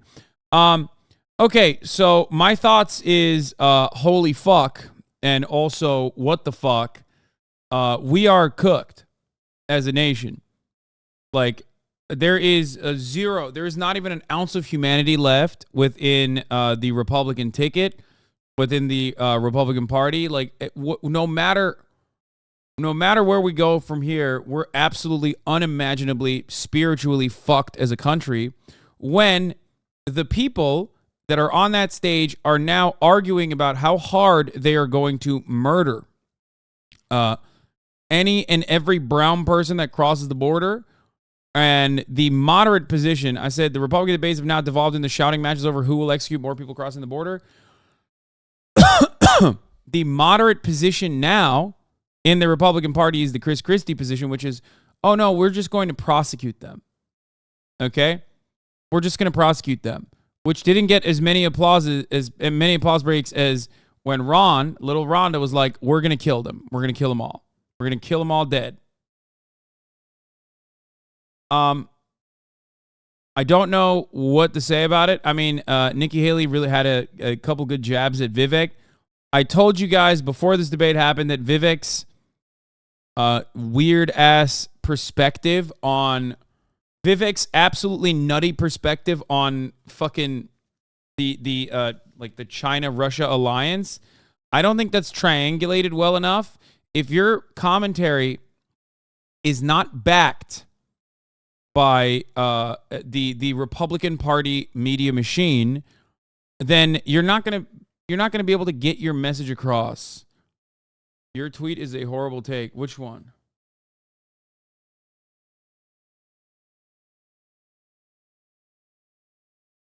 I think that his perspective on it is too convoluted for the Republican audience to understand. It's also nutty on a separate in a separate way, but it's also not exactly one that is clear. Vivek started off strong, took some L's on this foreign policy shit. But like I said, his high notes will be the ones that are remembered. His high notes will be the ones that people run back. Those will be the moments that they remember. I think that he has dick rode Trump into popularity, and it's a successful strategy so far. It seems like it's going to work. It seems like it's worked thus far, at least. And but like I said, it was really dumb of his take on Russia. Vivek kind of double reverse Uno'd himself on Russia. Communism is bad, therefore we should leave Russia alone. Not a take for boomer Republicans? Yes. Absolutely. His stance on Ukraine, Ukraine is an interesting topic for the Republican Party to cover, because the best thing you can say, if I'm a Republican, the only thing I'm saying is, listen, fuck Russia. I don't want Russia to fucking, I don't want Russia to spread communism as they are doing. Okay. But also simultaneously, I'm sick and tired of giving Ukraine hundreds of billions of dollars that Joe Brandon gave. It's fucking bullshit. Right? Like, what are we doing? We should be spending those hundreds of billions of dollars defending the Mexican border, where there are cartel members who we need to execute. Okay? That's what I would say if I'm a Republican. I'm only attacking the money angle. Okay? I'm only attacking the money angle, non-fucking stop. Vivek is too convoluted in his foreign policy, where he's like, the USSR is a communist, but Russia is not. But also, okay, it's back. We gotta get back into it. But I'll give you guys more opinions in a little bit.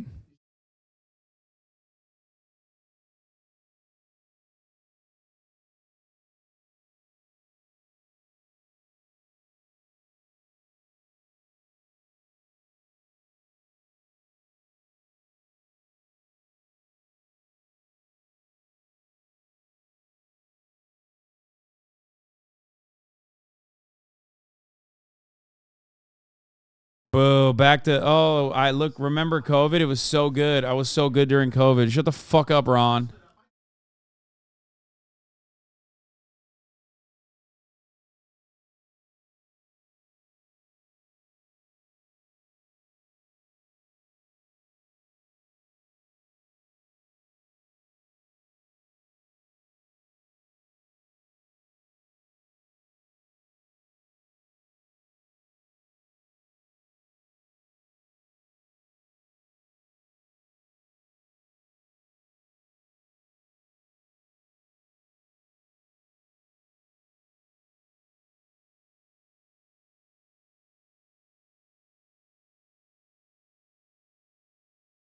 Yeah, that's the main part here. The kids don't know about our civic understanding.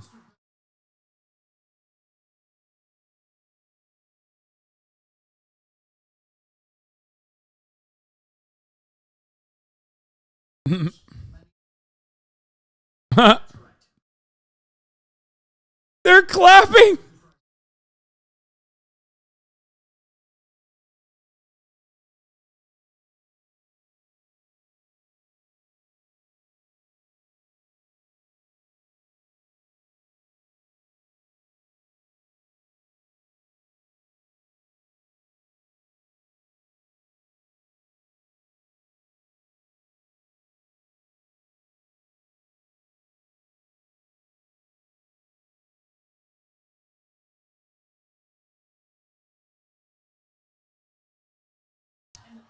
Oh my God, I'm losing my mind.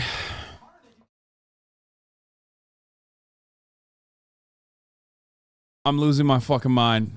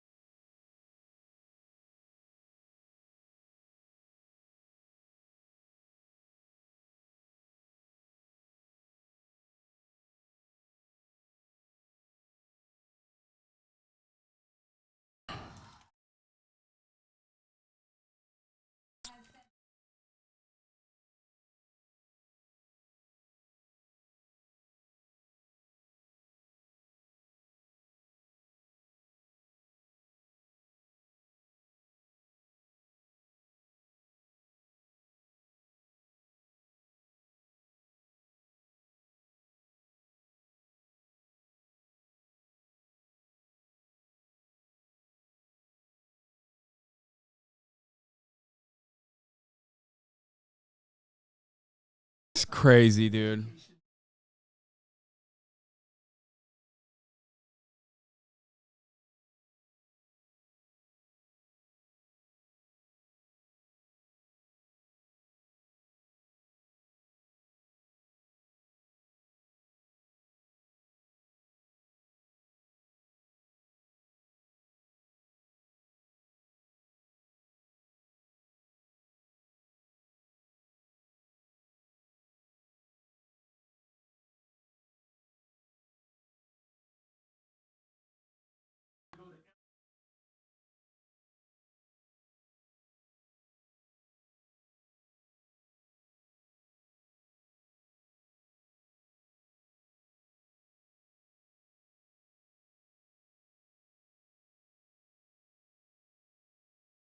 Even fucking Doug Burzum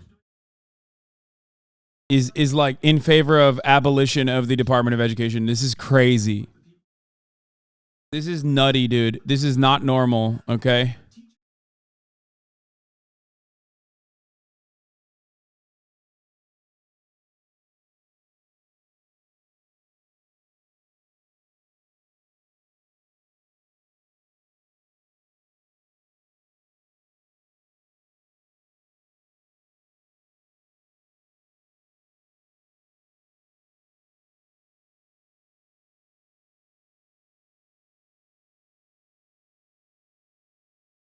It's so funny that they're like, let's abolish the Department of Education, but also our education outcomes are so bad. I wonder why. You fucking idiot. I hate this. They literally have already destroyed the Department of Education. That's why our educational outcomes are so ass.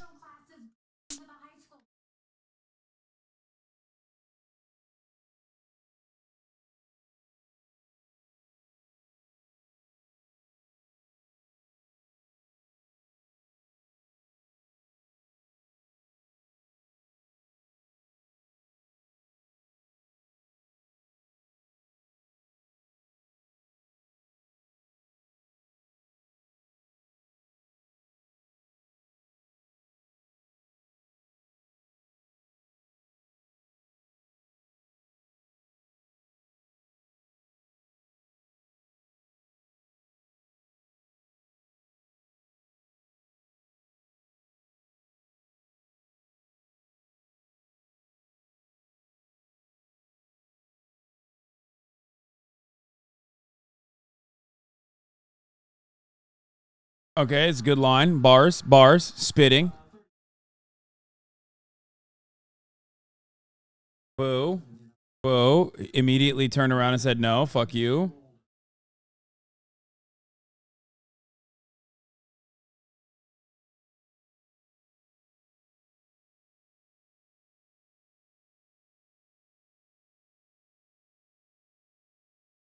Dog, you were vice president to a president who did not know any of those things.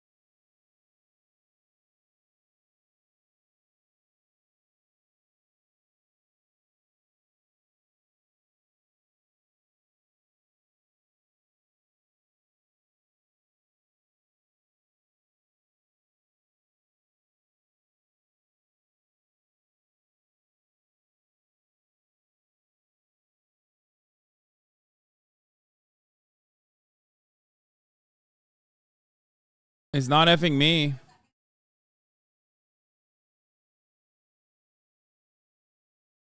Still working on my end.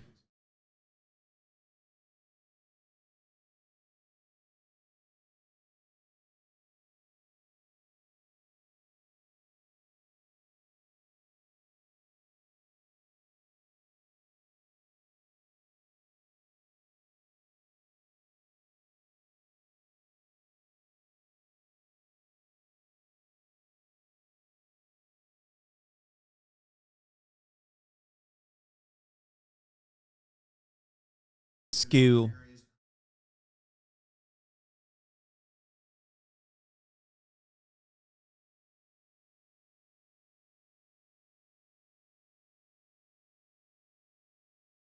Dude, what pops off in the Republican primaries or in the Republican debates is so, it's like diametrically the opposite of what America needs.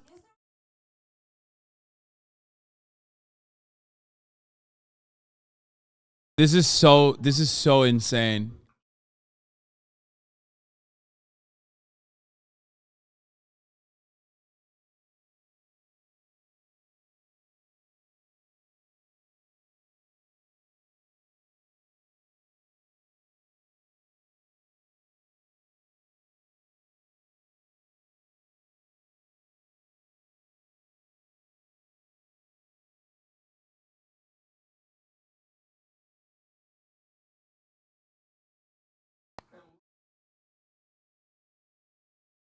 I fucking hate this country. I fucking hate the Republican Party. These motherfuckers are terrorists. One day, if there is a fucking God out there, if there's any karmic justice, they will see the error of their ways. I hate this fucking country so much. From the bottom of my fucking heart, dude. The way they're talking about teachers, oh my God. These fucking vampires.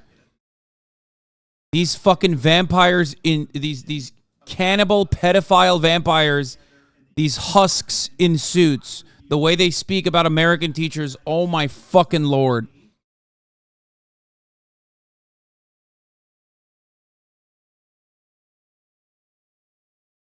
One day they will get what is coming for them, okay?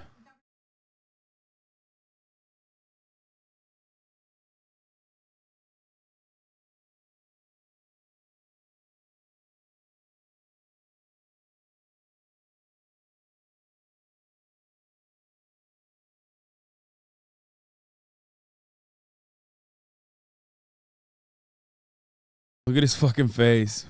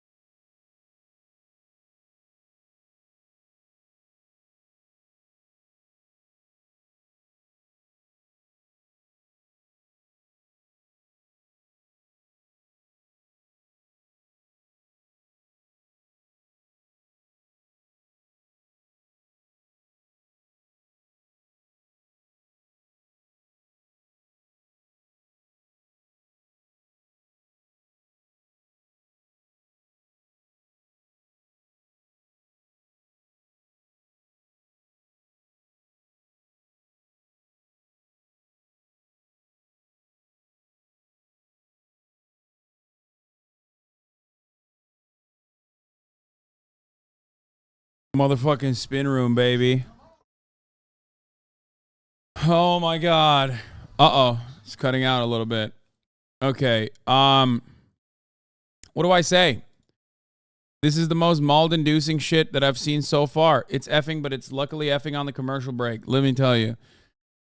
Most mold-inducing ones so far, I think. I mean, I don't know. They hit all the high notes, you know? Border control. What do we have to do for border? To protect our border, we have to start fucking murdering every brown person that crosses it, okay? It's an invasion. We got to kill them. We got to kill them dead. For education, we got to abolish the Department of Education. Like, how is it that you cannot comprehend in your mind why America is failing?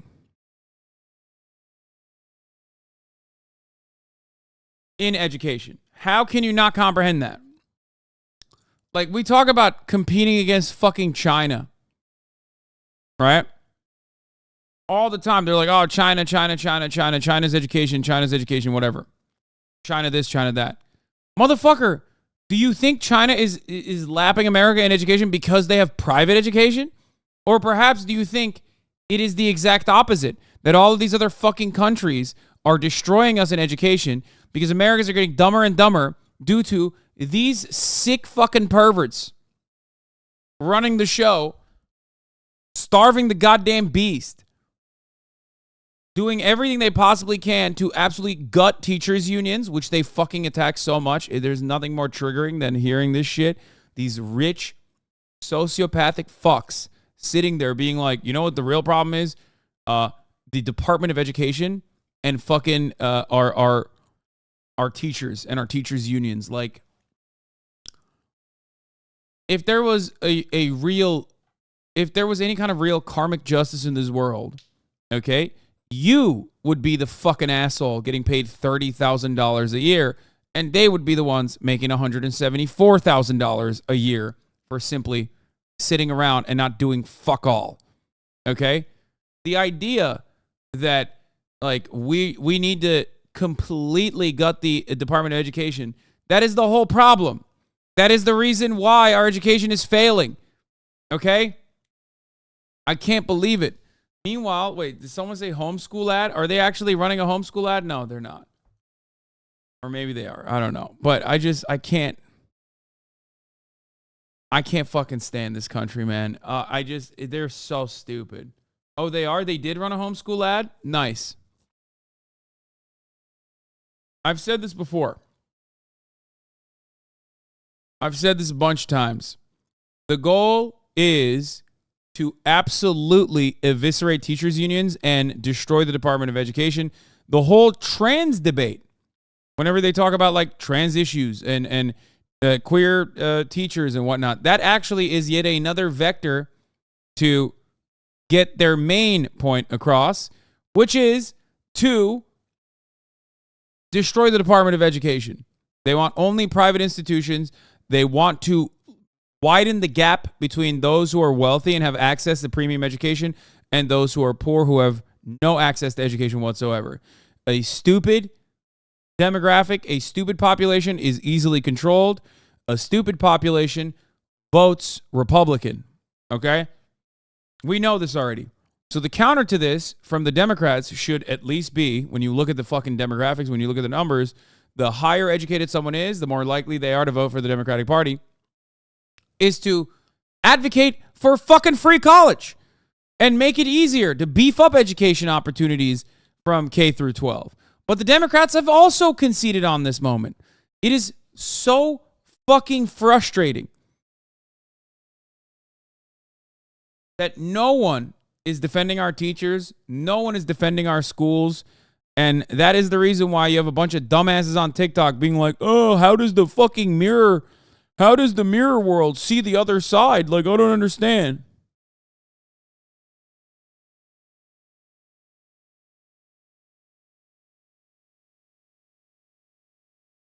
Is it effing again? Oh yeah, it's not loading the thing again. It's having a hard time loading.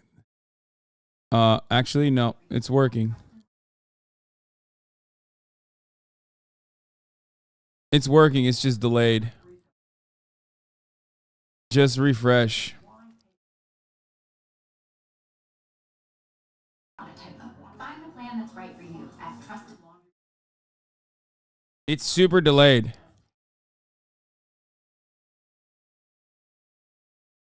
It keeps fucking up. Oh, it's back.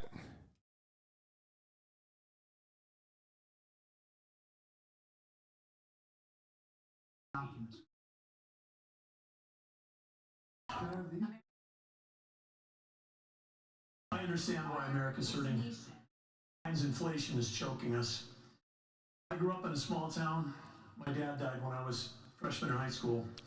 My mom, widow of 3, went back to work. Every job I had growing up, Fuck. at the end of the day, not at the beginning of the day. It is muted. Sorry. You just could hear it for a second. Less safe because of the fentanyl pouring into this country. The economy is being.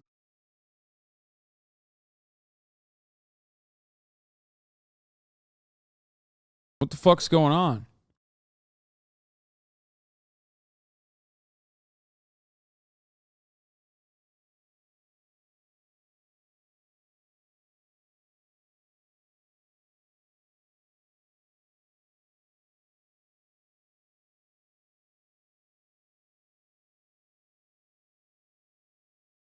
I have to pee so fucking bad, dude. Hold on, I'll be back.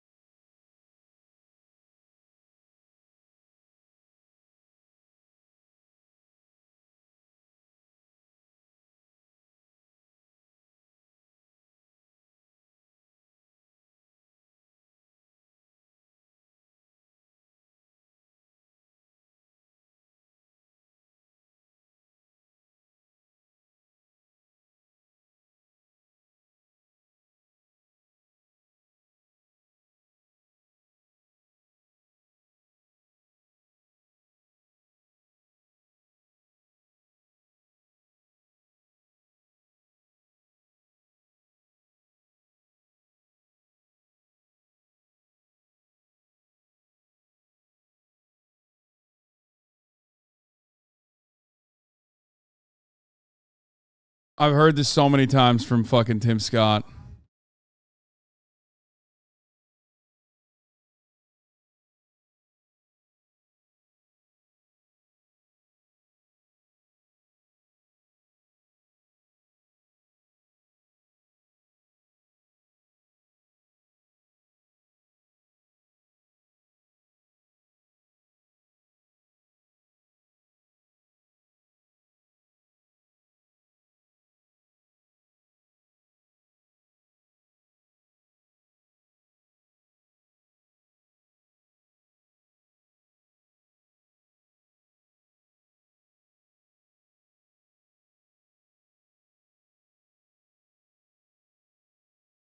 Chris Christie looks so defeated.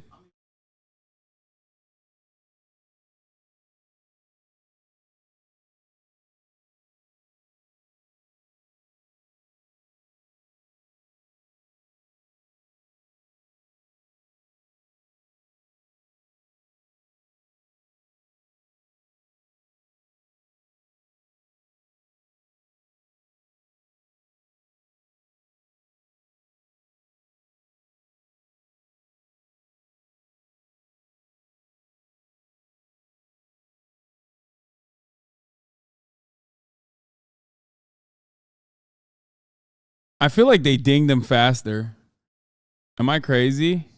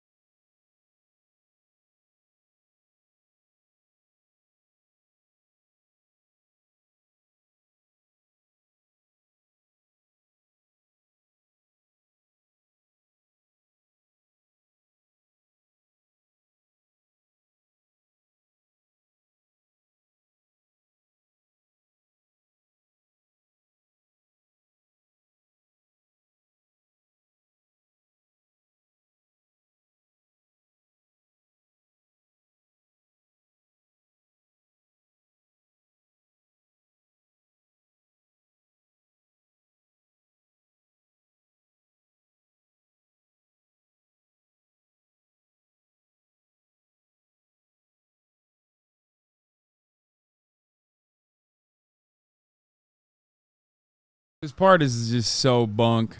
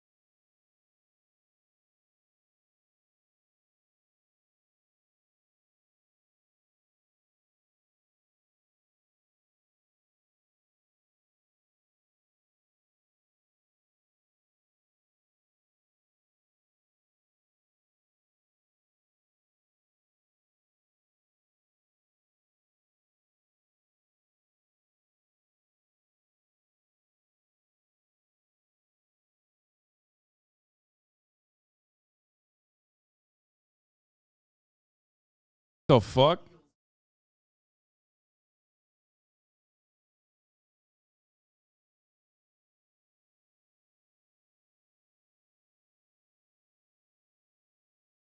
Someone should ask what he's talking about when he says God is real. Because I want to hear the Republicans, I want to hear the Republican audience, and if he becomes more of a threat in the eyes of the rest of the country, like in the rest of the Republicans, they will ask him this question.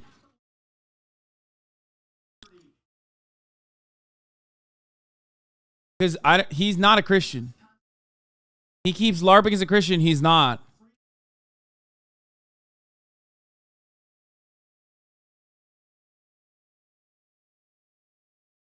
Yeah. He keeps saying God is real, but he's talking about, like, I guess he's like a unique monotheistic Hindu. That's what he claims he is. No, he's Hindu. He's not Christian. You say he converted? I don't think he converted.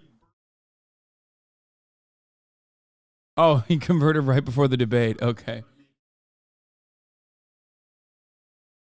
He's Hindu, but he claims that he believes in one God.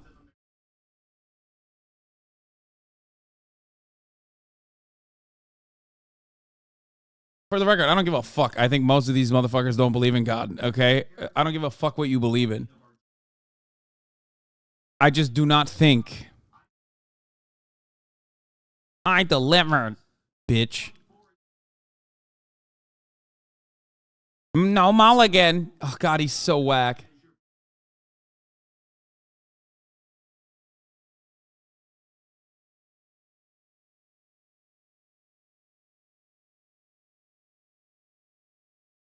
Chat, he is not. Chat, he is. Vivek is Hindu. He is not Christian. He's not a Catholic Indian.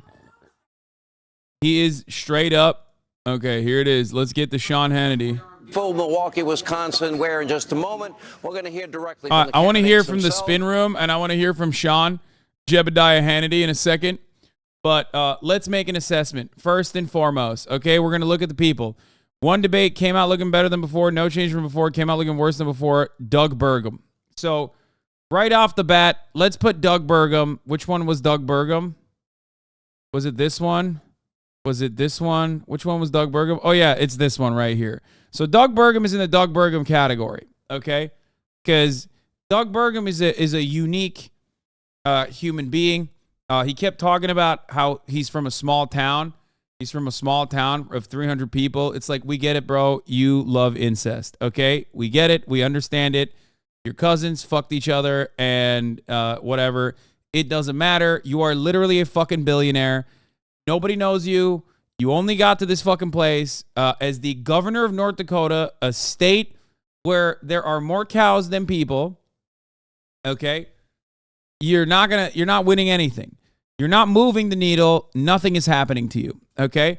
Let's talk about who came out looking worse than before. Christopher Jebediah Christie. I know it sounds unlikely, I know it sounds strange. You might say, Hasan, Chris Christie has literally hit every fucking low note possible. He is the least likable candidate. And yet, for some reason, Chris Christie, in my opinion, okay, and I'm analyzing this not from my perspective, but analyzing it from the perspective of the Republican Party voter base that is watching tonight, he looked worse than he was before. He was fatigued by the end of it. He got rolled multiple times. He got rolled by fucking Vivek, okay? He got rolled by Vivek. He was getting rolled around. Do you understand? They were rolling him around. They were fucking wheeling and dealing. The audience booed him. They drowned him out. Okay?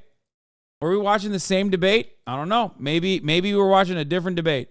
He did everything right, and they indicted him. Okay? He tried hard, but let me tell you, it's very obvious that there is no avenue for someone like Christopher Christie to run on a straight anti-Trump ticket. Now, speaking of the anti-Trump ticket, here's another person. Here is another person who also came out looking worse than before. Asa Hutchinson. Okay? Nobody knew who the fuck he was. Let's be real. Former governor of Arkansas. Nobody cares. Why does he look that way? That's my main question. Okay? Why? How are you standing right there on the podium next to Michael Pence and you look more demon-like? Mike Pence literally looks like the human version of Asa Hutchinson. Okay? Straight up, you put them side by side. Asa Hutchinson is the first alien model that they sent to Earth, and then they were like, oh, we fucked this up. We have to bring in a new, more humanoid-looking human model. And then they sent Mike Pence. Okay? Asa Hutchinson, really awful originally, really awful overall. Not a strong contender. Abso-fucking-lutely. Actually, you know what? I'm going to put Asa in the Doug Burgum category because, goddamn, that's just a placeholder for the absolute worst. I think he did Doug Burgum bad, okay? I mean, because, like, at least Chris Christie had some high moments. Asa Hutchinson is only there to be like, I'm the anti-Trump guy. And it's like, there is no appetite for that, okay? There is literally no appetite for that. I am now officially deranking Asa Hutchinson to the Doug Burgum category. What's up with your eyes, man? Why the fuck do they look that way? What's happening? At least Doug Burgum. Fuck it. I'm putting Doug Burgum on that came out looking worse than before. Okay? Things are happening. Things are happening in the tier list ranking because I think that Asa Hutchinson just looks so gross. Okay?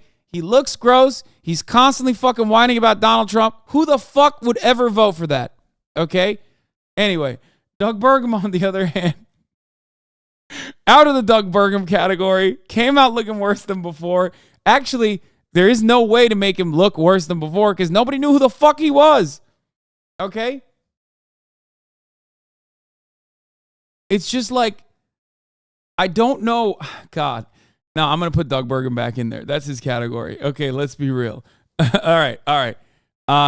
No change from before. Or came out looking worse than before. No change from before. As far as that category goes, I don't really know if anybody got like no change from before. I guess if we're looking at their poll numbers, pretty much all of them, because all their poll numbers don't even amount to like Vivek Ramaswamy when combined together. Okay? That's what I think. Came out looking better than before, as a matter of fact, is probably, here. I'll say, here, there you go. The biggest fucking loser. Oh my God. Tim Scott. Absolutely awful. Okay? Was he there? Was he at the debate? What did he say? He said nothing new. Everything he said so far was pretty much the exact same things he's ever said. He's like, oh yeah, there's a country of dreams. You know, I'm here. It's like, this is the first time, at least in my adult life, watching the Republican primaries where the black candidate is the least interesting candidate they've ever had. The Republican primaries are actually very interesting. They're usually more diverse than the Democratic primaries. A lot of people don't realize this because we're so conditioned into like looking at Republicans as being racist. They always have a bunch of the craziest black Republicans you've ever seen. Okay? Whether it be Herman Cain, rest in piss, whether it be the fucking, what was it, the pizza guy? whether it be Ben Carson. Was Herman Cain the pizza guy? No. There was another one. Was Herman... Am I thinking of... Anyway, whether it be Ben Carson... Herman Cain was the pizza guy. Okay. There's always really interesting characters, like interesting, fascinating characters. Tim Scott surprisingly is just so awful. Larry Elder would have been more interesting. At least he could have, like, I don't know, advocated to abolish all matter of civil rights, or, like, I don't know, anti-miscegenation, like something like that. You know what I mean? Larry Elder would have been popping off with some, like, real deep cuts about how anti-black a black man can get on stage. You know what I mean? And I know this because I've debated him. Okay, I know I've debated Larry Elder. He would have been more interesting. So definitely a missed opportunity. Big L for the Republican Party in general. So anyway. So, Tim Scott, no change from before because I think people will forget that he even participated. Ben Carson was the most boring candidate. Sorry, I disagree. Are you kidding me? He literally said slaves came to America on their own volition. Ben Carson successfully facilitated a separation of conjoined twins at the brain. This man, who cannot craft 3 fucking sentences together, has been able to accomplish incredibly impressive feats in the field of surgery. I disagree with you. You are so wrong. Ben Carson also is responsible for that pileup that happened in one of the Republican primaries because he's so fucking stupid. He just, like, stood in place, and then all the other candidates right behind him were like, come on, man, walk up. Ben Carson was awesome. He was objectively an interesting person just by being Ben Carson. You know. So, oh yeah, that's true. Ben Carson did say, he didn't say that during his candidacy. He said that while he was the HUD secretary. True. Can't believe I forgot about that. He was the HUD secretary. Okay. God, America is so weird. So, anyway, Tim Scott would have been more interesting if he talked about, like, how he's a virgin and how every American should be a virgin. Okay? There was some shit about, with Ben Carson, there was some shit about the pyramids. I can't remember. Anyway, so, okay. So no change from before has to go to, like, a dude who was just, like, right there, but he kind of wasn't there. Okay? Now let's get to the real interesting people. Okay? So obviously the number 2 spot is fought for by Ronald McDonald DeSantis. Ronald McDonald DeSantis had some of his high notes that were, advocated for by his dick riders in the crowd. Don't know how well that looks. I do feel like he maybe decided, oh my God, my poll numbers look awful every single time I'm in front of the camera, every single time I speak, every single time I open my mouth. So I probably shouldn't do that. I should just kind of, like, be background noise, and then every couple of moments I'll chime in with a punchy ass take. Okay? I'll have a little punchy ass moment here and there, and hopefully no one will look at my fucking bobblehead who keeps going every single moment that I open my goddamn mouth. I mean, look at this. Look, he had an incredibly memorable moment. I met a woman whose idiot son took one perk and fucking died. That was really fun. This is a fucked up take, but that was really funny. But here, the reason why I'm showing you this, okay? The reason why I'm showing you this is because this is a still image. It's the first one that came up on my fucking timeline. That's why I pulled this. This is a still image. Even in this fucking still image, you could tell he's bobbling. He is a bobblehead. Why are you bobbling? That's what he's saying every time he opens his fucking mouth. Okay, he's like, I met a woman who was a multiple-time abortion survivor. I'm like, what are you saying? What was that line? He talked about how there was a fucking baby that was scraped off of a pan or something. What was that? I mean, it was just the fucking most insane. I will not let you down. And I will not let you down. Dude, what is happening? Why is he white knuckling through just being a human? What's going on? He's just wobbling so much, dude. He is wobbling so fucking much. He knows a lot of people, okay? He's met people that have been, that have survived numerous abortions, multiple abortions. Don't know how they did that, by the way. Pretty crazy. Congratulations to that lady, you know what I mean, who survived multiple abortions. Again, they were trying to scrape her off a pan or something, penny in a pan. Anyway, Penny the Pan baby saved by her grandma. That's great. He's met some very fortunate people and some very unfortunate people. He's met someone who took one perk 30 and died. He met a mom who survived abortions. Okay, so he was not great. Not a great showing for the supposed contender for the Trump slot. Okay, the guy who's supposed to like unseat Donald Trump. Absolutely not. Okay, let's be real. Just awful. Just awful, piss poor performance. Don't like that at all. It's as bad as forgetting that at the top of the hour there's a 3-minute ad break and then running it 60 minutes in while you're offering color commentary. You know what I mean? That's a really bad thing to do. You shouldn't do that. That's why I'm not going to do that. I'm going to run the 3-minute ad break right now while I continue on with my commentary. If you want it to be uninterrupted, all you need to do is subscribe, which you can do for $5 or free with the Twitch Prime by connecting your Amazon Prime account to your Twitch account, where you get one free Prime subscription a month. Use it on your favorite broadcaster. Hopefully that's me. You can also get gifted a sub if you're lucky. Use the 3-minute ad break. Now, so getting back into it. Ronald McDonald DeSantis, okay, old head ass over here. Really bad. I think overall, Ron DeSantis had some high notes. I think he was just like cutting commentary. I think he was cutting ads for himself to show his own audience how good he did. Overall, I think that Ron DeSantis probably came out looking worse than before. I don't think he came out super strong.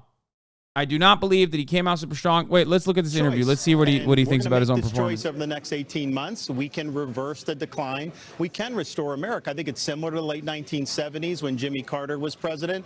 A lot of people said it was an age of limits. America wasn't going to be able to be great again, and Ronald Reagan had a different idea. So that's just, I think, what the average American is seeing in their own daily lives. He's still bobbling. In some respects, we can point out all the. He can't stop bobbling. Look at that head. Stop bobbling your fucking head, man. He's like one of those things you buy at the gas station, you put it on the fucking car, and it's just like bobbling back and forth. For the U.S. Okay, so that was a big part of your theme tonight. This is Florida. 2018, you had a pretty close race. I was down in Florida covering that race, as you know. And then you come back, and 4 years later, you win by a record 1.5 million votes. That would be, I would think, validation for your governing skills for the state. And you kept talking about, I will not let you down. Explain. Okay, it's fucking boring. Don't care about this. All right. I would say for Ron DeStinky, let's keep it $1.50. Okay, let's keep it a perk 30. Let's keep it a $1.50. Don't know if he had no change from before or came out looking worse than before. Don't think he looked better, though, because if you're number 2 in the slot, if you're not Donald Trump, you're supposed to be the leading guy. They didn't even attack him. That's how fucking irrelevant he was. No one even came for him. I don't know what the fuck that was. So I'll put him at no change, which is not putting him in a good position overall. Because let's get into Nikki motherfucking. I'm actually not for America, but I am an Indian British candidate in the UK. I'm a Tory, Nikki Haley. What the fuck was happening? Nikki Haley is like, she understands the field. She understands what the general population wants, okay? You can tell. You can tell that she has decent political instincts, except her delivery is fucking awful, with one notable exception. I'm going to get to that in a second. She did dagger Vivek a little bit. So I'll say it like this. What do I mean? Nikki Haley knows that the abortion conversation is a losing one for the Republican Party. She knows it. She's right. But she can't say it like that, so she has to be like, actually, we just don't have senators, which is such a Democratic Party approach to an issue. Like, oh, you guys want something good, right? You guys want this thing? Well, sorry, we can't give that to you. No Republican has ever ran on that, okay? Only Democrats run on condescendingly telling their fucking voters that you just can't get nice things. Oh, what do you want, a pony? Oh, you want free healthcare? What's next? You want a fucking unicorn? Shut up, you fucking poor bitch. You're going to vote for me and you're going to fucking like it because the other side are a bunch of fucking psychopaths. That's the Democratic Party's strategy, okay? Nikki Haley, for some weird reason, is like running with that strategy. I don't know who the fuck it's for. Absolutely zero Republicans are going to look at that and go, yeah, I'm voting for that person who's telling me I can't have all my treats, okay? You're supposed to say, I'm going to kill every Democrat that like tries to take your guns away. You're supposed to say, I'm going to kill every Mexican that crosses the border. When those people next to you are promising that kind of shit, you can't turn around and be like, oh, we can't, the abortion, we just don't have senators. Really gross, really odd, very weird. I don't know why she said that. But on the other hand, she did have a very good, notable moment in the debate where she absolutely fucking dagger-dicked Vivek Ramaswamy. Okay? That was a good moment. That'll probably be reminded. Vivek Ramaswamy, with a couple exceptions, actually performed really well. Let's look at the total candidate speaking time real quick. Of course, Pence fucking talked non-goddamn stop. Chris Christie talked a lot too, except in the first half, Chris Christie was powerful. Okay, he had a couple good lines. He called Vivek Ramaswamy ChatGPT. He actually called out Vivek Ramaswamy for literally carbon copying Barack Obama's "I'm a skinny guy with a weird name" line, verbatim. Not entirely certain if the Republican audience is receptive to that kind of thing. I don't think they give a fuck because that would mean that they are there. That would mean that they care about Obama beyond being like the spawn of Satan and a Muslim man or something, or also a gay man at the same time. I don't think the Republicans care about that. I don't think the Republicans remember that. They're too stupid to understand that. But, having said that, that was a powerful line from Chris Christie when he said, "You're ChatGPT." He couldn't keep that energy, though. He got fucking bouldered by everybody else. They yelled at him a lot, and you could tell that he lost the war of attrition, okay? He needs to put more work into cardio. If Lizzo can do fucking full splits while playing the flute and also firing dancers that are fatter than her, Chris Christie should be able to keep up for a fucking 2-hour debate, okay? I'm sorry. I have no problem with being rotund. I love my big boys, but if you're out there to perform, you have to fucking perform, okay? You have to perform. What the fuck are you doing? I put my name, I stake my reputation on big boys. I said, Chris Christie, don't fucking fail me.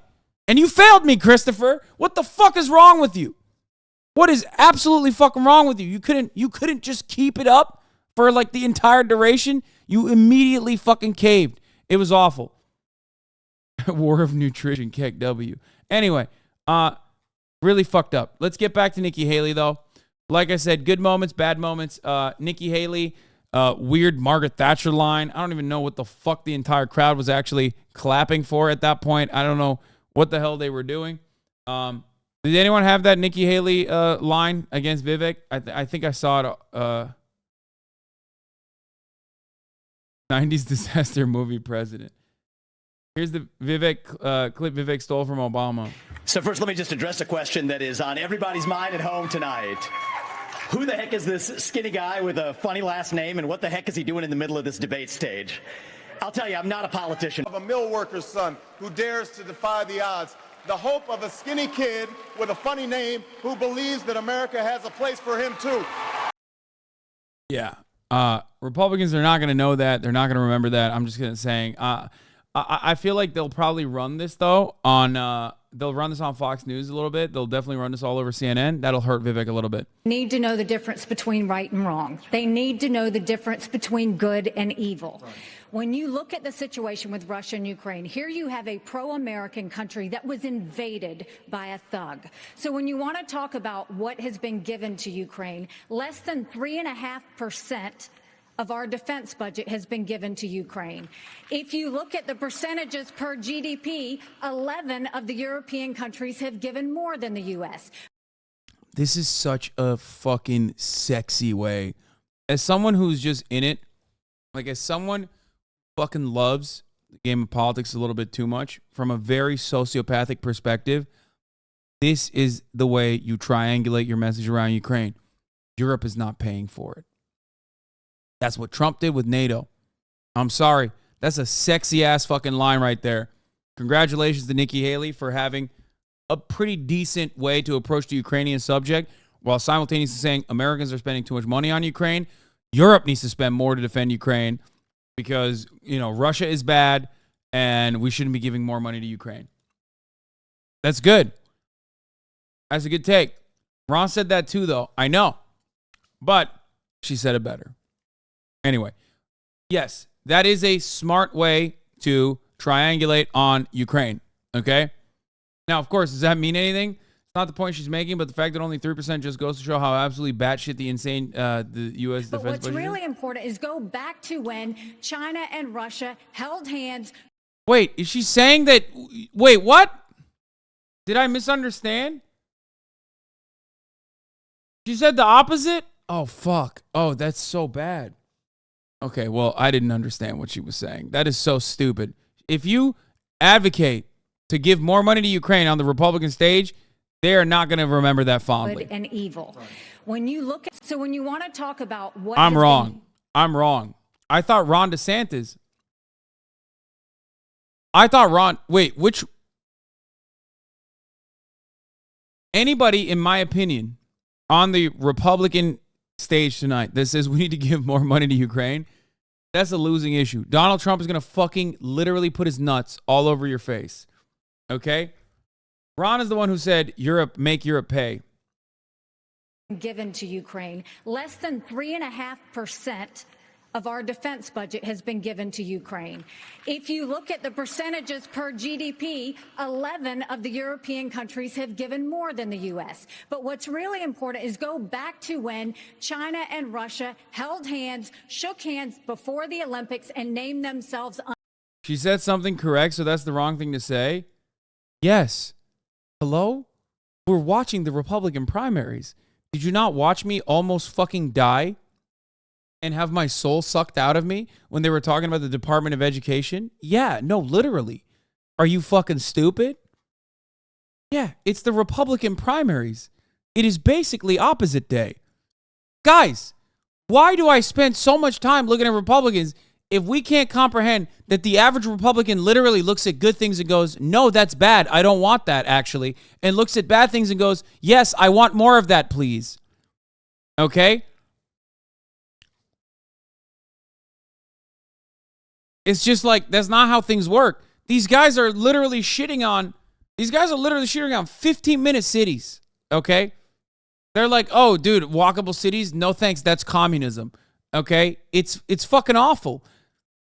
Anyway, as far as her take, and as far as the crowd cheering on certain issues and booing on others, I am not going to make any assessments off of that because the crowd was on some other shit.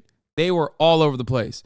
They would clap and then boo on the same issue, on the exact same side of the same issue in succession. Like literally in a row. There were moments where the crowd would cheer for Donald Trump and then they would boo or they would cheer Vivek Ramaswamy defending Donald Trump and saying like Donald Trump deserves to be the president, whatever the fuck Vivek was saying. And then they would like literally cheer Mike Pence for saying, I took an oath to this country on the Ronald Reagan Bible and I put that oath above Donald Trump. And they'd be like, thank you, sir.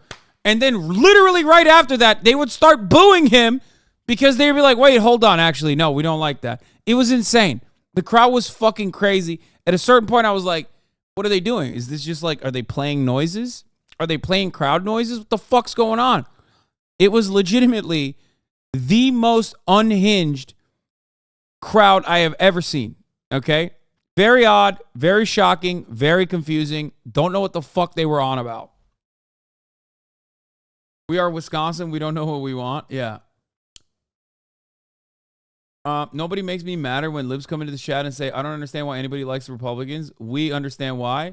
Yeah, I mean, I get it. They're entertaining. And also there's a massive infrastructure that's just like purposely breaking their brains.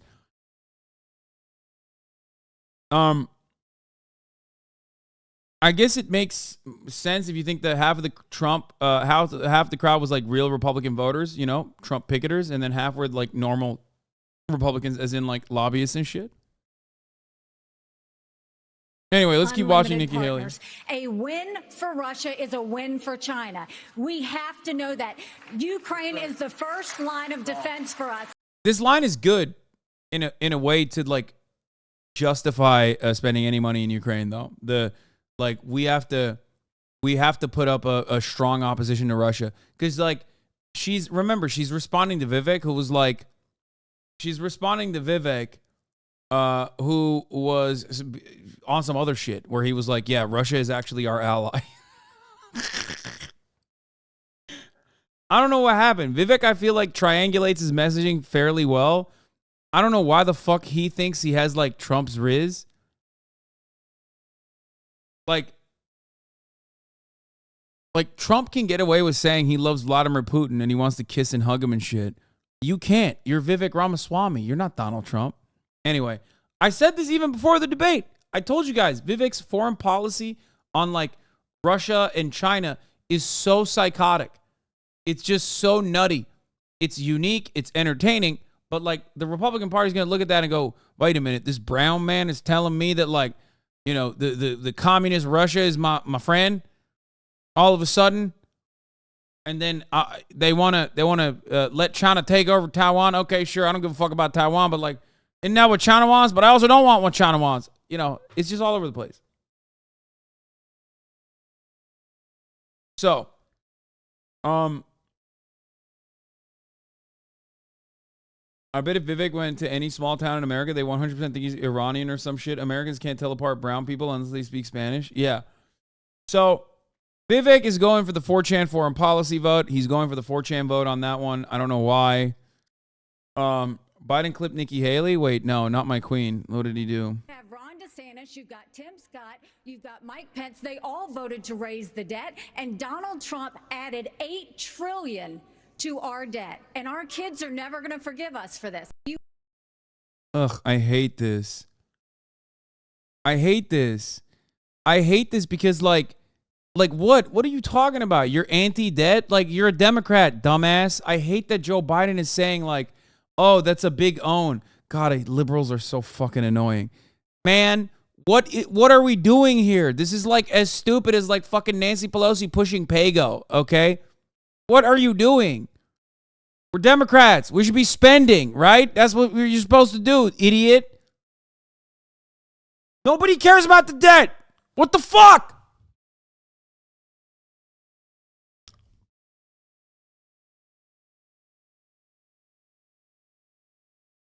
I think it's more so defanging one of the key GOP talking points. Yeah, but the key GOP talking points are fucking bullshit. Defang it better.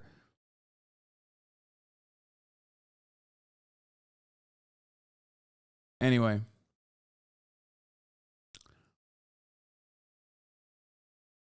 I guess a lot of the debt that they're talking about with respect to Donald Trump also, ironically, doesn't even come from COVID spending. It comes from fucking tax cuts for the wealthy. So a real quick counter for her on that stage would have been, yeah, Donald Trump added debt, except no one can say it. No one can openly say that. On the Republican Party, at least, especially, no one's going to fucking turn around and go, yeah, where did that debt come from? Where, not the debt, but like, where is the deficit coming from? Where is it coming from? A very, very important domestic policy that Republicans will always ride for. Anyway, nobody gives a shit, though. Nobody gives a shit about the debt. Nobody gives a shit about the fucking deficit. I'm sick and tired of this dumbass bullshit. Okay, let's continue with Nikki Haley's take here. The problem that Vivek doesn't understand is he wants to hand Ukraine to Russia. He wants to let China eat Taiwan. He wants to go and stop funding Israel. You don't do that to friends. What you do instead is you have the backs of your friends. Ukraine is the front line of defense. Putin has said, once Russia takes Ukraine, Poland and the Baltics are next. That's a world war. We're trying to prevent war. Look at what Putin did today. He killed Prigozhin. When I was at the UN, the Russian ambassador suddenly died. This guy is a murderer, and you are choosing a murderer over a pro-American country. Yeah, she fucking ate his ass, dude. She cooked him.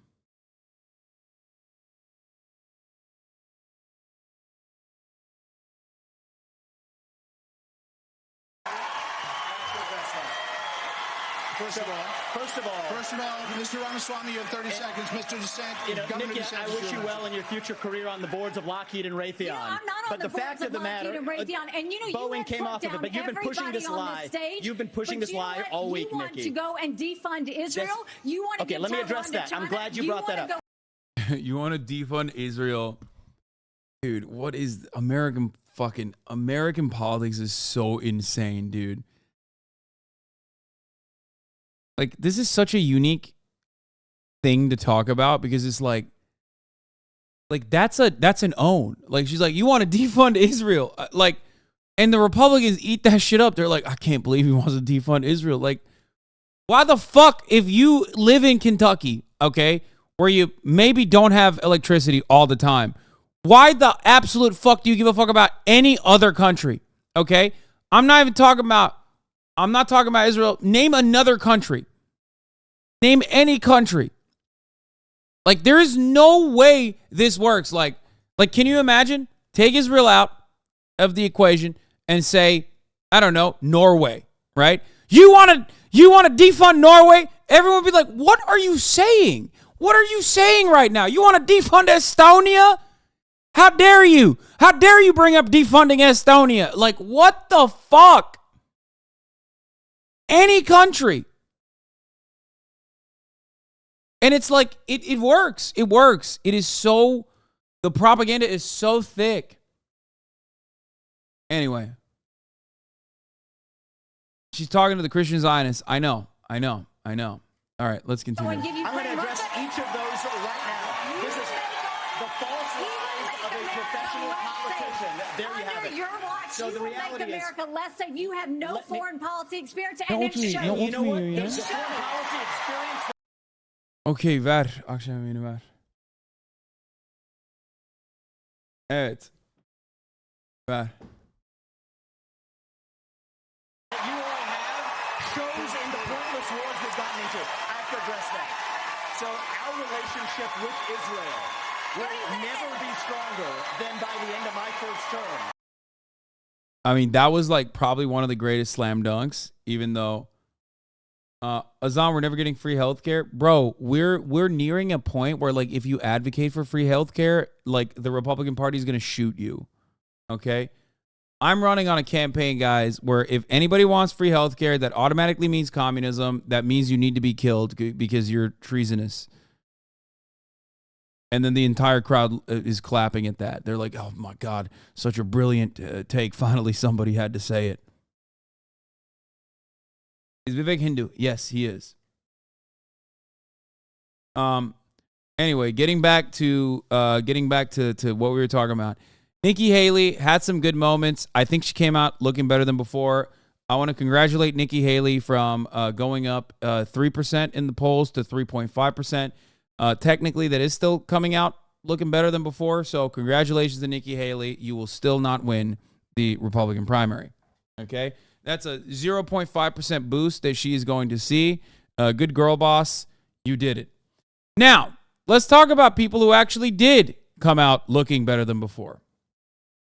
There were definitely big owns against Vivek, especially on his foreign policy shit that was like unimaginable. Let's keep it $1.50. I think Vivek came out looking a lot better than he did before. He really dominated the conversation. I think he did well. I think there were definitely really bad moments, but he absolutely fucking ripped into Chris Christie. He ripped into Michael Pence. He ripped into a lot of people, and he did it while dominating the conversation and also defending Donald Trump. Because this debate was all about who can suck Trump's cock harder. Let's be real. Okay? And boy, was that cock sucked by Vivek Ramaswamy. Holy moly. My man literally just was like, I am going to willingly fall on a sword, sir, for Donald Trump to win the primaries, actually. I would say that Vivek Ramaswamy came out looking better than before. And also on top of that, I would go so far as to say he won the debate. He got the most out of the debate. One controversial take I will say, I will also make here, is that I think You know who came out looking better than before? Not that it fucking matters at all. Mike Pence. Mike Pence was so goddamn assertive throughout that entire process. Not that it fucking matters. Chatters, do not mistake what I'm saying here. This does not matter at all. But it was shocking how much he talked. It was shocking how much he stood strong. He even got fucking applauses for saying, "I'll put my hand on the Ronald Reagan Bible." It was odd. It was like a different person. Okay? And the other reason why he came out looking better than before is because anytime they wanted to glaze Donald Trump, well, Mike Pence is right there. He's the VP. They have to keep saying the former administration was the best administration of all time. Who's the representative on stage for that former administration? That's right, Michael Pence. So anytime they were glazing up Donald Trump, or at least Donald Trump's accomplishments, they were kind of glazing up Michael Pence a little bit. So remember that. Not that it fucking matters, though, because obviously Trump supporters hate Mike Pence. They want him to die, and also he's not going to win. But overall, I do think that Mike Pence came out looking better than before. So that's my tier list here. This is what I think is what happened. Obviously, the person who truly won the debate is Donald Trump, even though Donald Trump would have won the debate extra hard if Donald Trump himself was there and he could rip into every single person.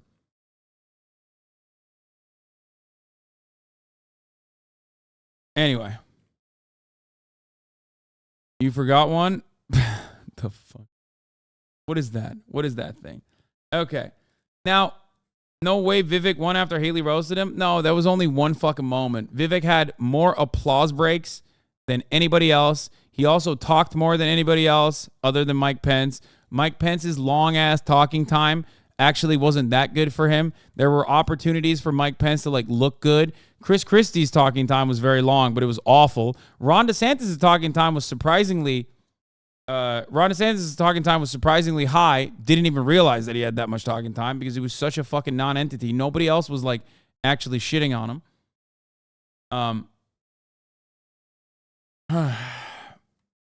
Vivek looked like a fucking psycho deleting education. Nobody likes that. Oh, I love you, man. I love you. You think that the Republican debates are about, you know, what's good for the country. That's sweet. Yeah. Let me tell you something, okay? What's one thing that's important here?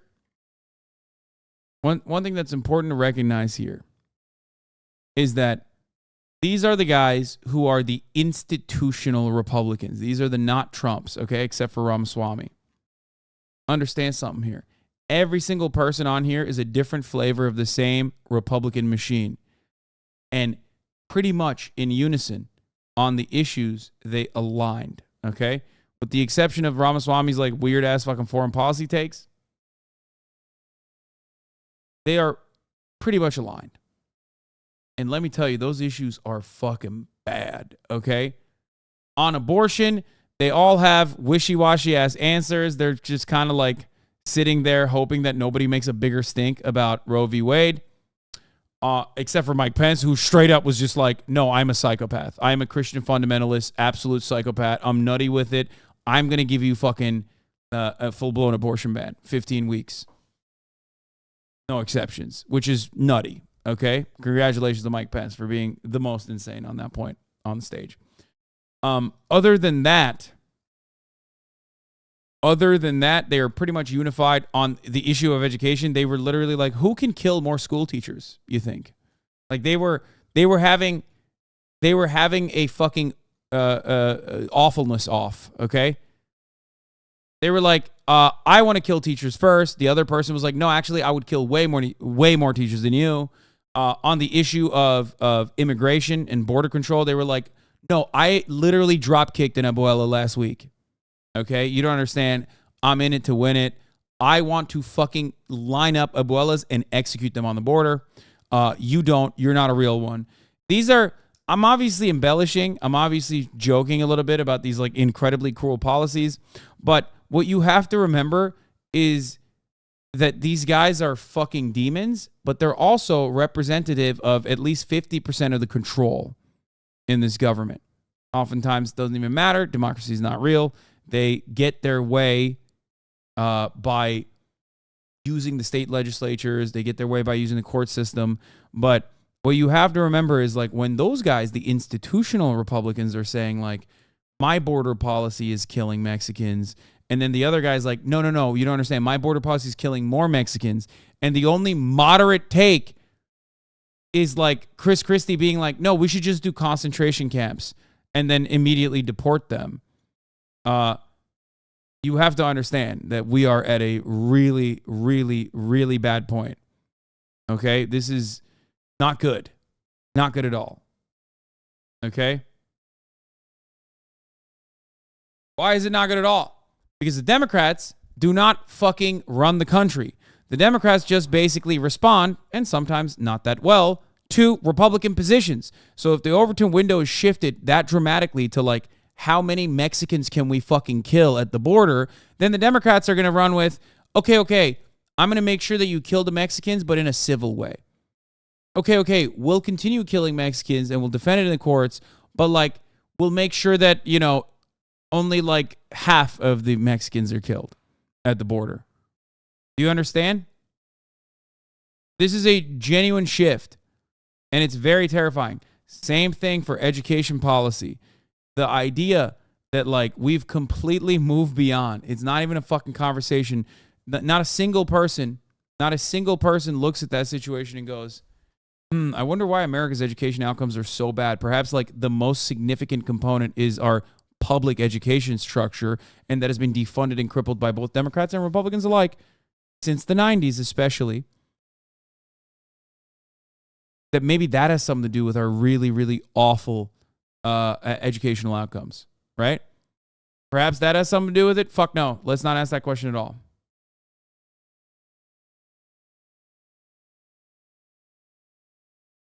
Realize there's a sizable Latin community in this country, right? If that happened, there'd be hell on the streets. Believe it, mi amigo. Who the fuck do you think are killing the Mexicans crossing the border? It's like second, third generation Mexican Americans that are in the Customs and Border Patrol. Customs and Border Patrol is 52% Hispanic, chatter. Let me explain something to you. Texas is a great example. If you want to understand what, the attitude of Hispanics, are a lot of them, 70% of Hispanics identify as white. If you want to understand what the attitude is towards other people coming over the border, just look no further than that. Okay?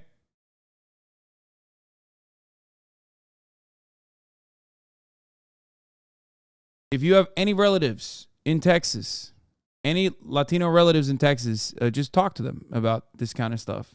Hear what they have to say. Okay? You were talking about Hispanics with status. Chatter is not. Anyway, okay, sure.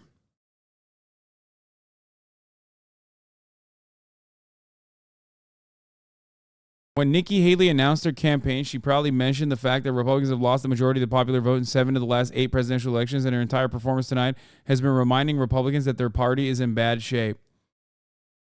Yeah, but also her execution was not that great.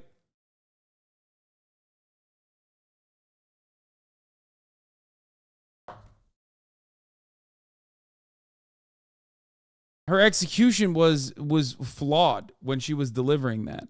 You know what I mean? She didn't really offer any solutions. She didn't actually engage in any kind of populist messaging that she has to.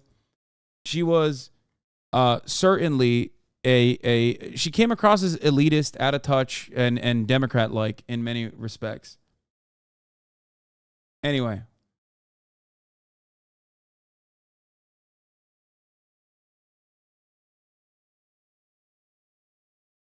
Vivek is getting good search traffic according to Google. Yes, of course. He is the unknown entity. This was always going to be good for Vivek. Oh yeah, Lolo says, so is it going to be New York Times or the New Yorker that does a glowing profile of Vivek Ramaswamy? New York Times. Some of Vivek Ramaswamy's competitors at the Republican presidential debate cast him as too inexperienced, but he made it clear that he wasn't going to be deferential to the more experienced candidates on stage. Yeah. Vivek is a psychopath. He's insane. Absolutely fucking insane. I haven't watched the Trump interview yet. We will in a little bit. Even Google search is just asking what kind of brown he is. Yeah, they're checking to make sure that he's the good kind. So, so yeah, Vivek will get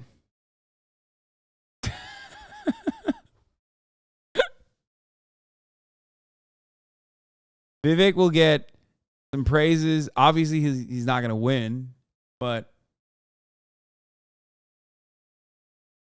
ultimately, you can't get the nom. He's Hindu, and evangelicals don't like that. Yeah, I think it's kind of funny that Vivek thinks he can keep saying like, "Oh yeah, one God." You know, I love God. I'm a firm believer in God over and over again. And he doesn't think that if he becomes more of a known entity in the Republican primaries, that like the Republican Party's fucking predator machine won't chew him up and spit him out by being like, exactly who do you mention when you say you're God? Because it seems like you're a heretic, a Satanist, a Satan worshiper. You think white evangelical psychopaths think that like, when he says, no, I'm a monotheistic Hindu, that they're going to look at that and go, oh, yeah, I totally vibe with that. I love that. Your God is my God, too. These motherfuckers don't even like Catholics, dude. What are you talking about? They literally think it was unique when JFK became president and everyone was very mad. And there wasn't another Catholic president until Joe Biden. What the fuck are we talking about? People always forget the stranglehold that white Anglo-Saxon Protestants have in this fucking country. They always are like, oh, Jews control this, Jews control that. No, man, it's wasps, motherfucker. This nation was built by wasps. What the fuck are you saying? You insane? Anyway.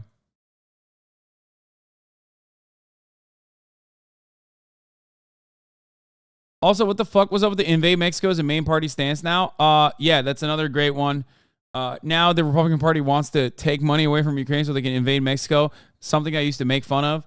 Now we're just straight up just saying that. That's cool. It wasn't just like Marjorie Taylor Greene's take anymore that I can make fun of. Now it's like pretty much the main position.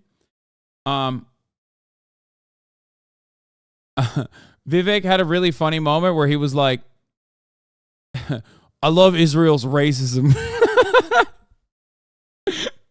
Which probably would play well in the Republican primary. That was so sick. He's like, listen, I don't give a fuck about Israel, except I love their racism. It's so sick.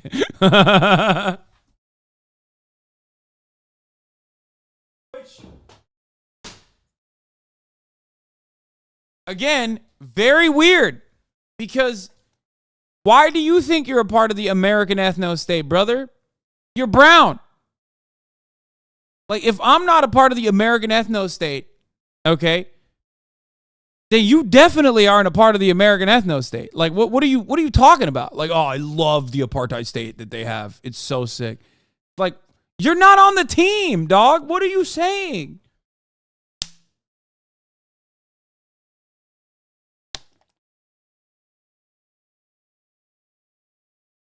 It's like, I love Israel's national identity.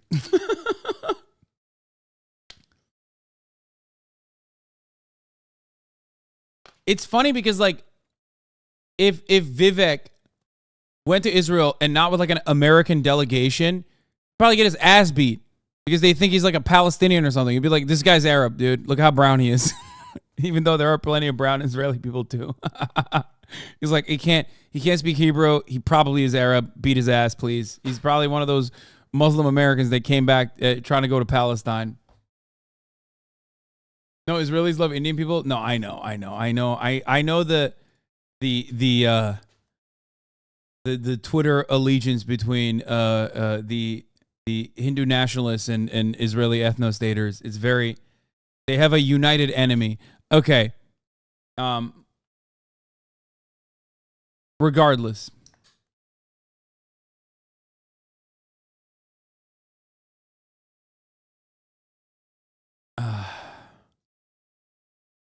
They have a united enemy in a common goal in killing as many Muslims as they possibly can. So,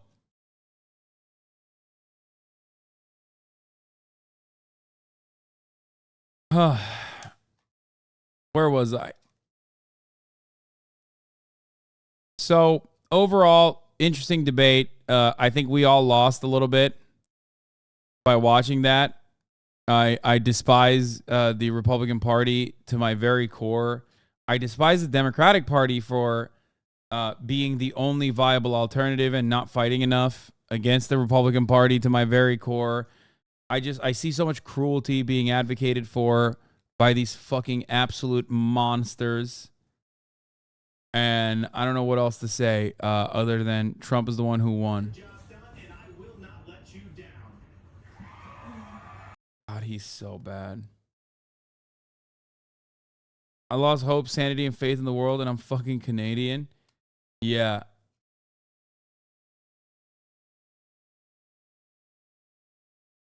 Which Democratic candidate are you looking forward to in the debate? There are no Democratic debates. So Trump and Tucker Carlson got together and did 46 minutes. I'm not going to watch that whole thing tonight. I'll probably watch this tomorrow. Because, I mean, this is some loser shit. Like, straight up. This is some loser shit.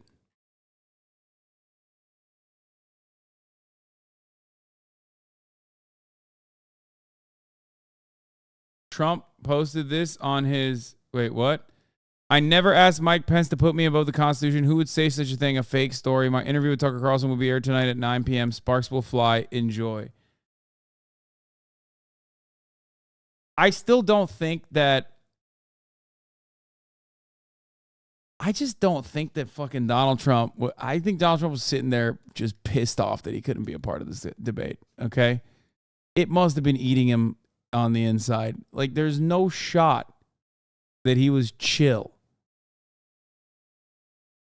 with the reality that he did not get to participate. Because if he was there, it would have been so much more entertaining. If he was there, it would have been, the conversation would have definitely been geared towards, like, I don't know. He would have been geared towards, like, things that the Republican Party's base of support, primary base of support, actually cares about. You know what I mean? How do you think Vivek Trump would have played out if he was there? Oh, I think Trump would have avoided Vivek. I don't think he would have criticized Vivek at all. He knows Vivek is nothing. And Vivek is his main guy. He would have given him a layup, maybe even.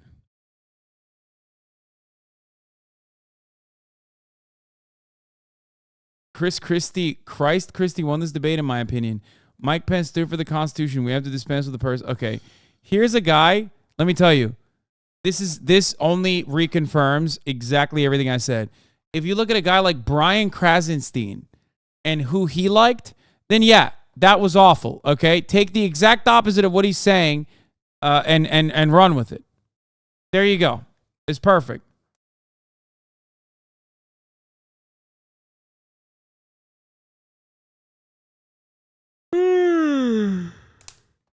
Yeah, no shot. How much better would have Christie done? How much better would Christie have done better? I think he should have been entertaining. Yeah, I saw the replies. Vivek is increasingly compelling. The field ganged up on Vivek tonight. I don't think he did bad. I think that his climate change line will hurt him. Even Republicans realize that climate change is real, even if they don't think it's an urgent issue as some on the left. Yeah. Oh, I forgot to talk about that. That was interesting. It was interesting that they even asked about climate change and they had like a young Republican be like, what's going on with climate change? I don't think Brian is right, by the way. I think Vivek will get a lot of praise for saying climate change is a hoax because that's what Donald Trump did and he got a lot of praise. But it is odd. Republicans believe in climate change? No, they don't really believe in climate change. I think, well, it's complicated. How do I describe it? I think, first of all, I think that it's becoming more impossible to claim that climate change is fake because of all of the craziness that's happening. Obviously, there's still plenty of people that deny it outright. But what you see, what is it called? The ladder argument? What you see from Republicans at least like more intellectual facing Republicans, is like, yeah, it's real, but it's like fucking China and India's fault. Or yeah, it's real, but it's actually trying, like, our solutions are bad. I've even heard things like, yeah, it's real, but we have to help Nigeria. From the likes of Jordan Peterson, for example. So it's becoming more like climate consciousness is fine, but like you're going too far when you tell us not to eat burgers type shit.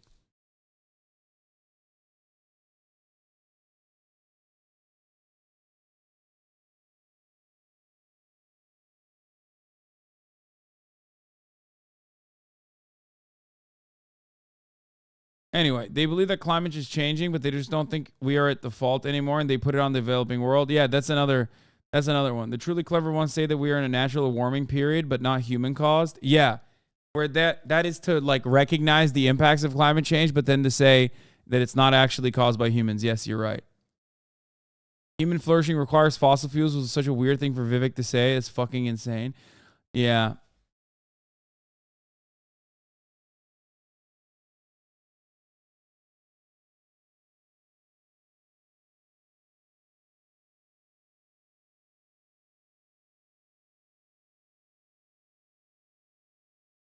Or they say it's real, but it's too late, not that bad. We have hundreds of years. I don't know. It's interesting. I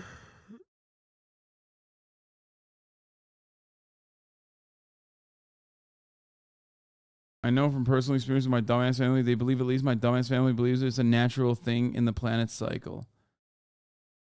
Yeah, I mean, it's all about denial still at the end of the day, where they're just trying to grasp on to like anything they can to justify operating in the exact same way that we're operating. But ultimately, you know, if we're looking at it on an impact basis, it's real and we're fucked. You know what I mean? It's the top of the hour is here. There's a 3-minute ad break. You're fucked if you're not subscribed, right? But you can be subscribed for $5 or for free with Twitch Prime. And that way you'll be able to avoid the top of the hour ad break, right?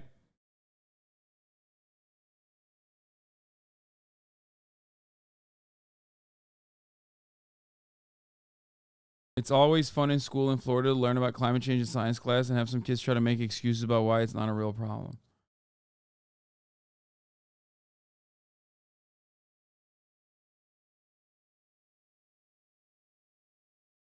Yeah, I know Elon likes Vivek. Elon's a fucking idiot, so who cares? Here's the 3-minute ad break now. Beauty and the Geek tonight? My man, I've done 10 hours. What do you want from me? Do you think Vivek will have a way crazier impact in the TikTok community, aka focusing on the young Republicans who do not know any better? Young Republicans are just like straight fascist. So, Gary, no. Thank you for the 20 gifted subs, allowing 20 people to no longer see the ads at the top of the hour. I like how they blame China for polluting the earth with their factories or whatever. Like, who do you think they're running those factories for? Literally the world's premier exporter.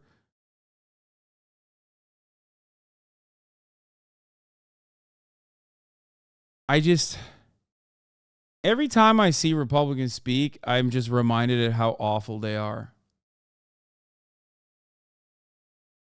I missed Armored Core. Was it any good when you played it? I didn't play Armored Core. I played the latest EA game, which was actually pretty good, like surprisingly, better than expected. Hashtag ad.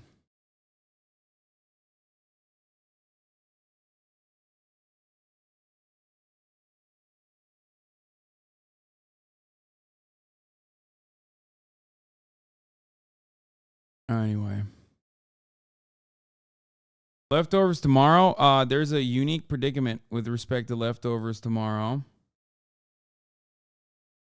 I don't know what to do about it.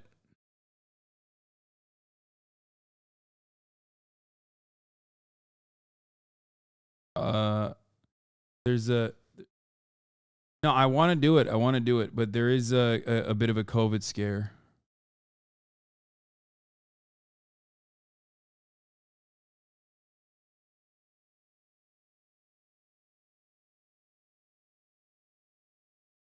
Are you ready for the 10 to 12 hour streams to come back election night? Yes.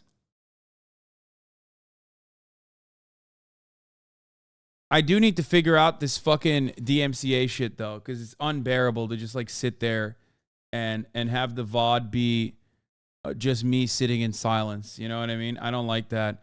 I feel like that's not good for random people. Normally, a lot of random people will come in, and not everyone is tech savvy enough to figure out how to like do a. Not everyone is tech savvy enough to come in and you know understand that we're watching the debates here. So that is one thing I got to figure out.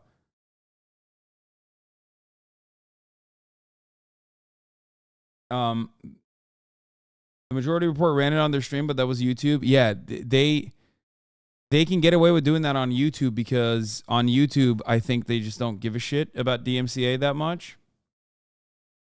Yeah, we're going to sync it up for the YouTube video, and it's going to be great on my YouTube channel. But the unfortunate problem is that on Twitch, they did it on Twitch too. Chatters, I don't think you understand. The Majority Report on Twitch is like getting fucking 900 views. Okay? It's not the same as me being literally at the top of the with as many fucking haters as I have. I have literal freaks watching every single one of my moves. I can't make any mistakes. They will get me clapped.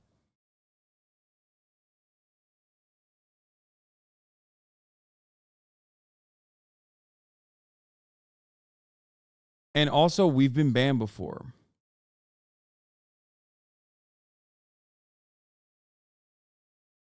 So.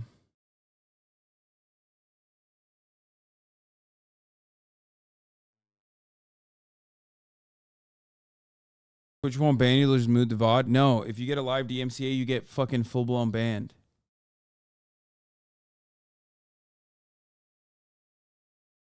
YouTube, the company, can pay to have access to debate. Fox is probably going to post the whole debate. The rules in this case are different for YouTube streamers. No.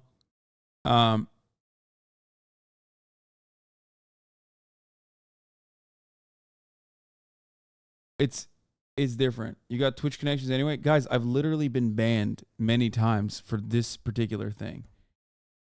Okay. I'm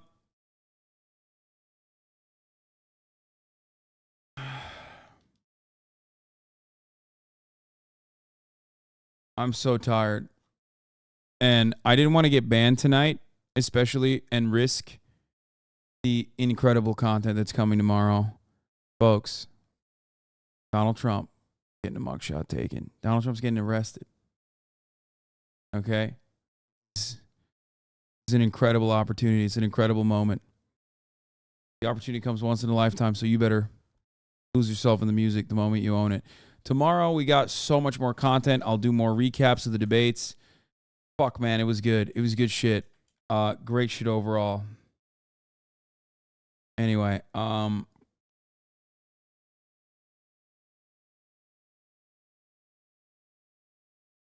that'll be all for now. All right, love you guys. See you tomorrow. We did gaming too. God damn, dude, we did everything. We've been doing everything out here. Gaming frogs were eating good today. Love you all. See you tomorrow. Bye-bye. Sunny Los Angeles, California, says Hasan. The starlock to the topic just begun. There he is again, Hasan is streaming. Hasan is streaming. There he is again. Hasan is streaming. Hasan is streaming. Reviewing the P.O. box, Uncle Uger's face. Sudden Discord agit prop, great names take on break. Sanders, LGBTQ Air Force. The whole left at your fingertips, on at your door. H3 crowded debate, the Young Turks online show. 3 full fucking years of this, plenty more to go. 90-day fiance, talks of champagne bourgeoisie. A Trump rally live reaction, a mass riot at DC. There he is again, Hasan is streaming. Hasan is streaming. There he is again, Hasan is streaming. Hasan is streaming. Reading a live stream, fair comments, Austin show chat advice. And all the ways the right-wing pipeline can suck you in online. JC